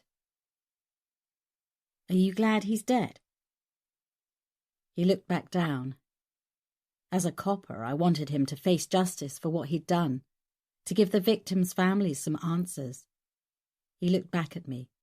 But that night, I was just glad I'd stopped him, and when I saw what he'd done to you, Joe. He slowly shook his head. Yes, I was glad, and if the bastard had moved a muscle, I would have enjoyed shooting him again. Thank you, I said, for everything you did that night. He nodded and we sat in silence for a while. I could feel the dull ache of fatigue spreading like molten lead through my limbs, but I still had questions to ask. I shifted, trying to ease the ache in my leg. You never liked him, but that's not enough to make the leap that he was Jack. Not a leap, more a confirmation of suspicions. Well, you were better than me then. He was the last person I expected to see that night. Don't be too hard on yourself. My suspicions were based on things the team began to piece together, but only after Harrison's death, things you weren't privy to. But you're right, I didn't like him. He made his reputation getting the bad guys off the hook, people we knew were banged to rights. Mr. Loophole would usually find a technicality or miraculously produce an alibi. Was he bent? As a lawyer, I mean. Not crooked exactly, too clever for that, but I always felt that if he swallowed a nail, he'd shit a corkscrew. There had always been something about him that tweaked my copper instincts. I thought he might have been implicated in all this, but I didn't have enough to get authorization to breach his legal privilege. So what, then? He shrugged. I did a bit of digging into his background. His brother arranged work experience for him one summer at the hospital. I know, he told me that. Callum raised an eyebrow. Bet he didn't tell you how it ended, though, did he? It was my turn to look curious. Callum drained the last of his coffee and pulled another face at the taste. Apparently there was an incident in the hospital mortuary. From what I can gather, his brother hushed it up and sent him home. Most of the people involved are either retired or dead now, and the brother's saying nothing. There was never an official record of it, so Turner managed to airbrush it from history. But I learned enough to believe that's where he practiced inflicting Jack's wounds with an amputation knife. I said he would have had some anatomical knowledge. He replicated the wounds from the Victorian victims too precisely. We knew he would have had to practice somehow. Apart from that, his name kept cropping up too often. Coincidences that I didn't like. Such as? He worked for Foster's and they were the same law firm that represented you during the court case with Gail Dobson. Turner didn't work for them then, so there was no connection during that time. But a few years later, while he was there, she commits suicide. I got the intel team to dig into that one. The cause of death was recorded as an overdose. Dig a bit more, and it turns out she slit her wrists, but that didn't cause her death. One of the unusual aspects, though, was the way she'd done it. Up the arm, rather than across. He shot me a look. That's not a lucky guess, right? Let's just say he shared some confidences that night. Callum visibly shuddered. Dread to think. But what really got my baton twitching was that that was the same method Harrison supposedly used on himself. I couldn't help laughing, despite the subject matter. You don't carry a baton anymore. The ghost of it still twitches. Wasn't Gail Dobson's death enough to get authorization to go after James? Circumstantial. Nothing a good lawyer like Turner couldn't wriggle out of. The team were also trying to find his car. That triggered a hit on an ANPR camera near Taylor Kane's flat the day she left the briefing. Then we lost it, and it seemed to have disappeared off the face of the earth. Obviously we know now. He had it in George's barn, but we didn't know that then. Like you say, too many coincidences pointing to him. I put my head back and closed my eyes. Fatigue was beginning to dull my thinking. He stretched his legs out and eased tension from his shoulders.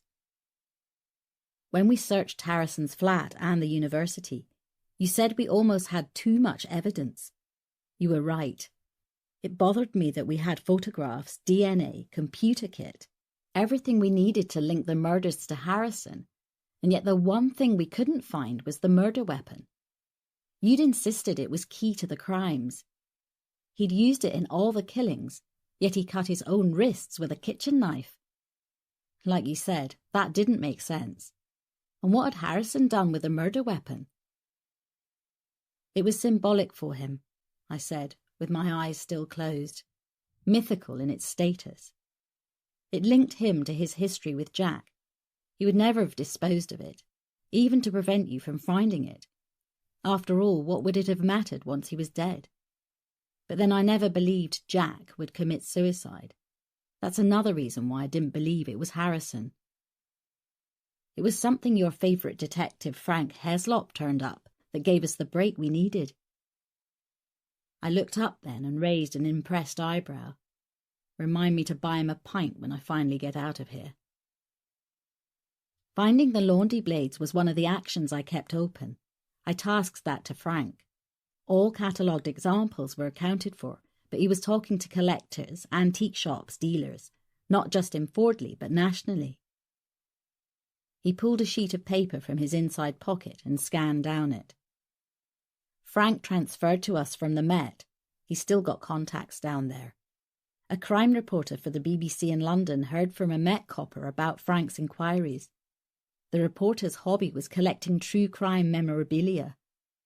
He told us he'd heard a whisper around 10 years ago about a family who owned a complete set of Laundy amputation knives that might have had a connection to Jack the Ripper.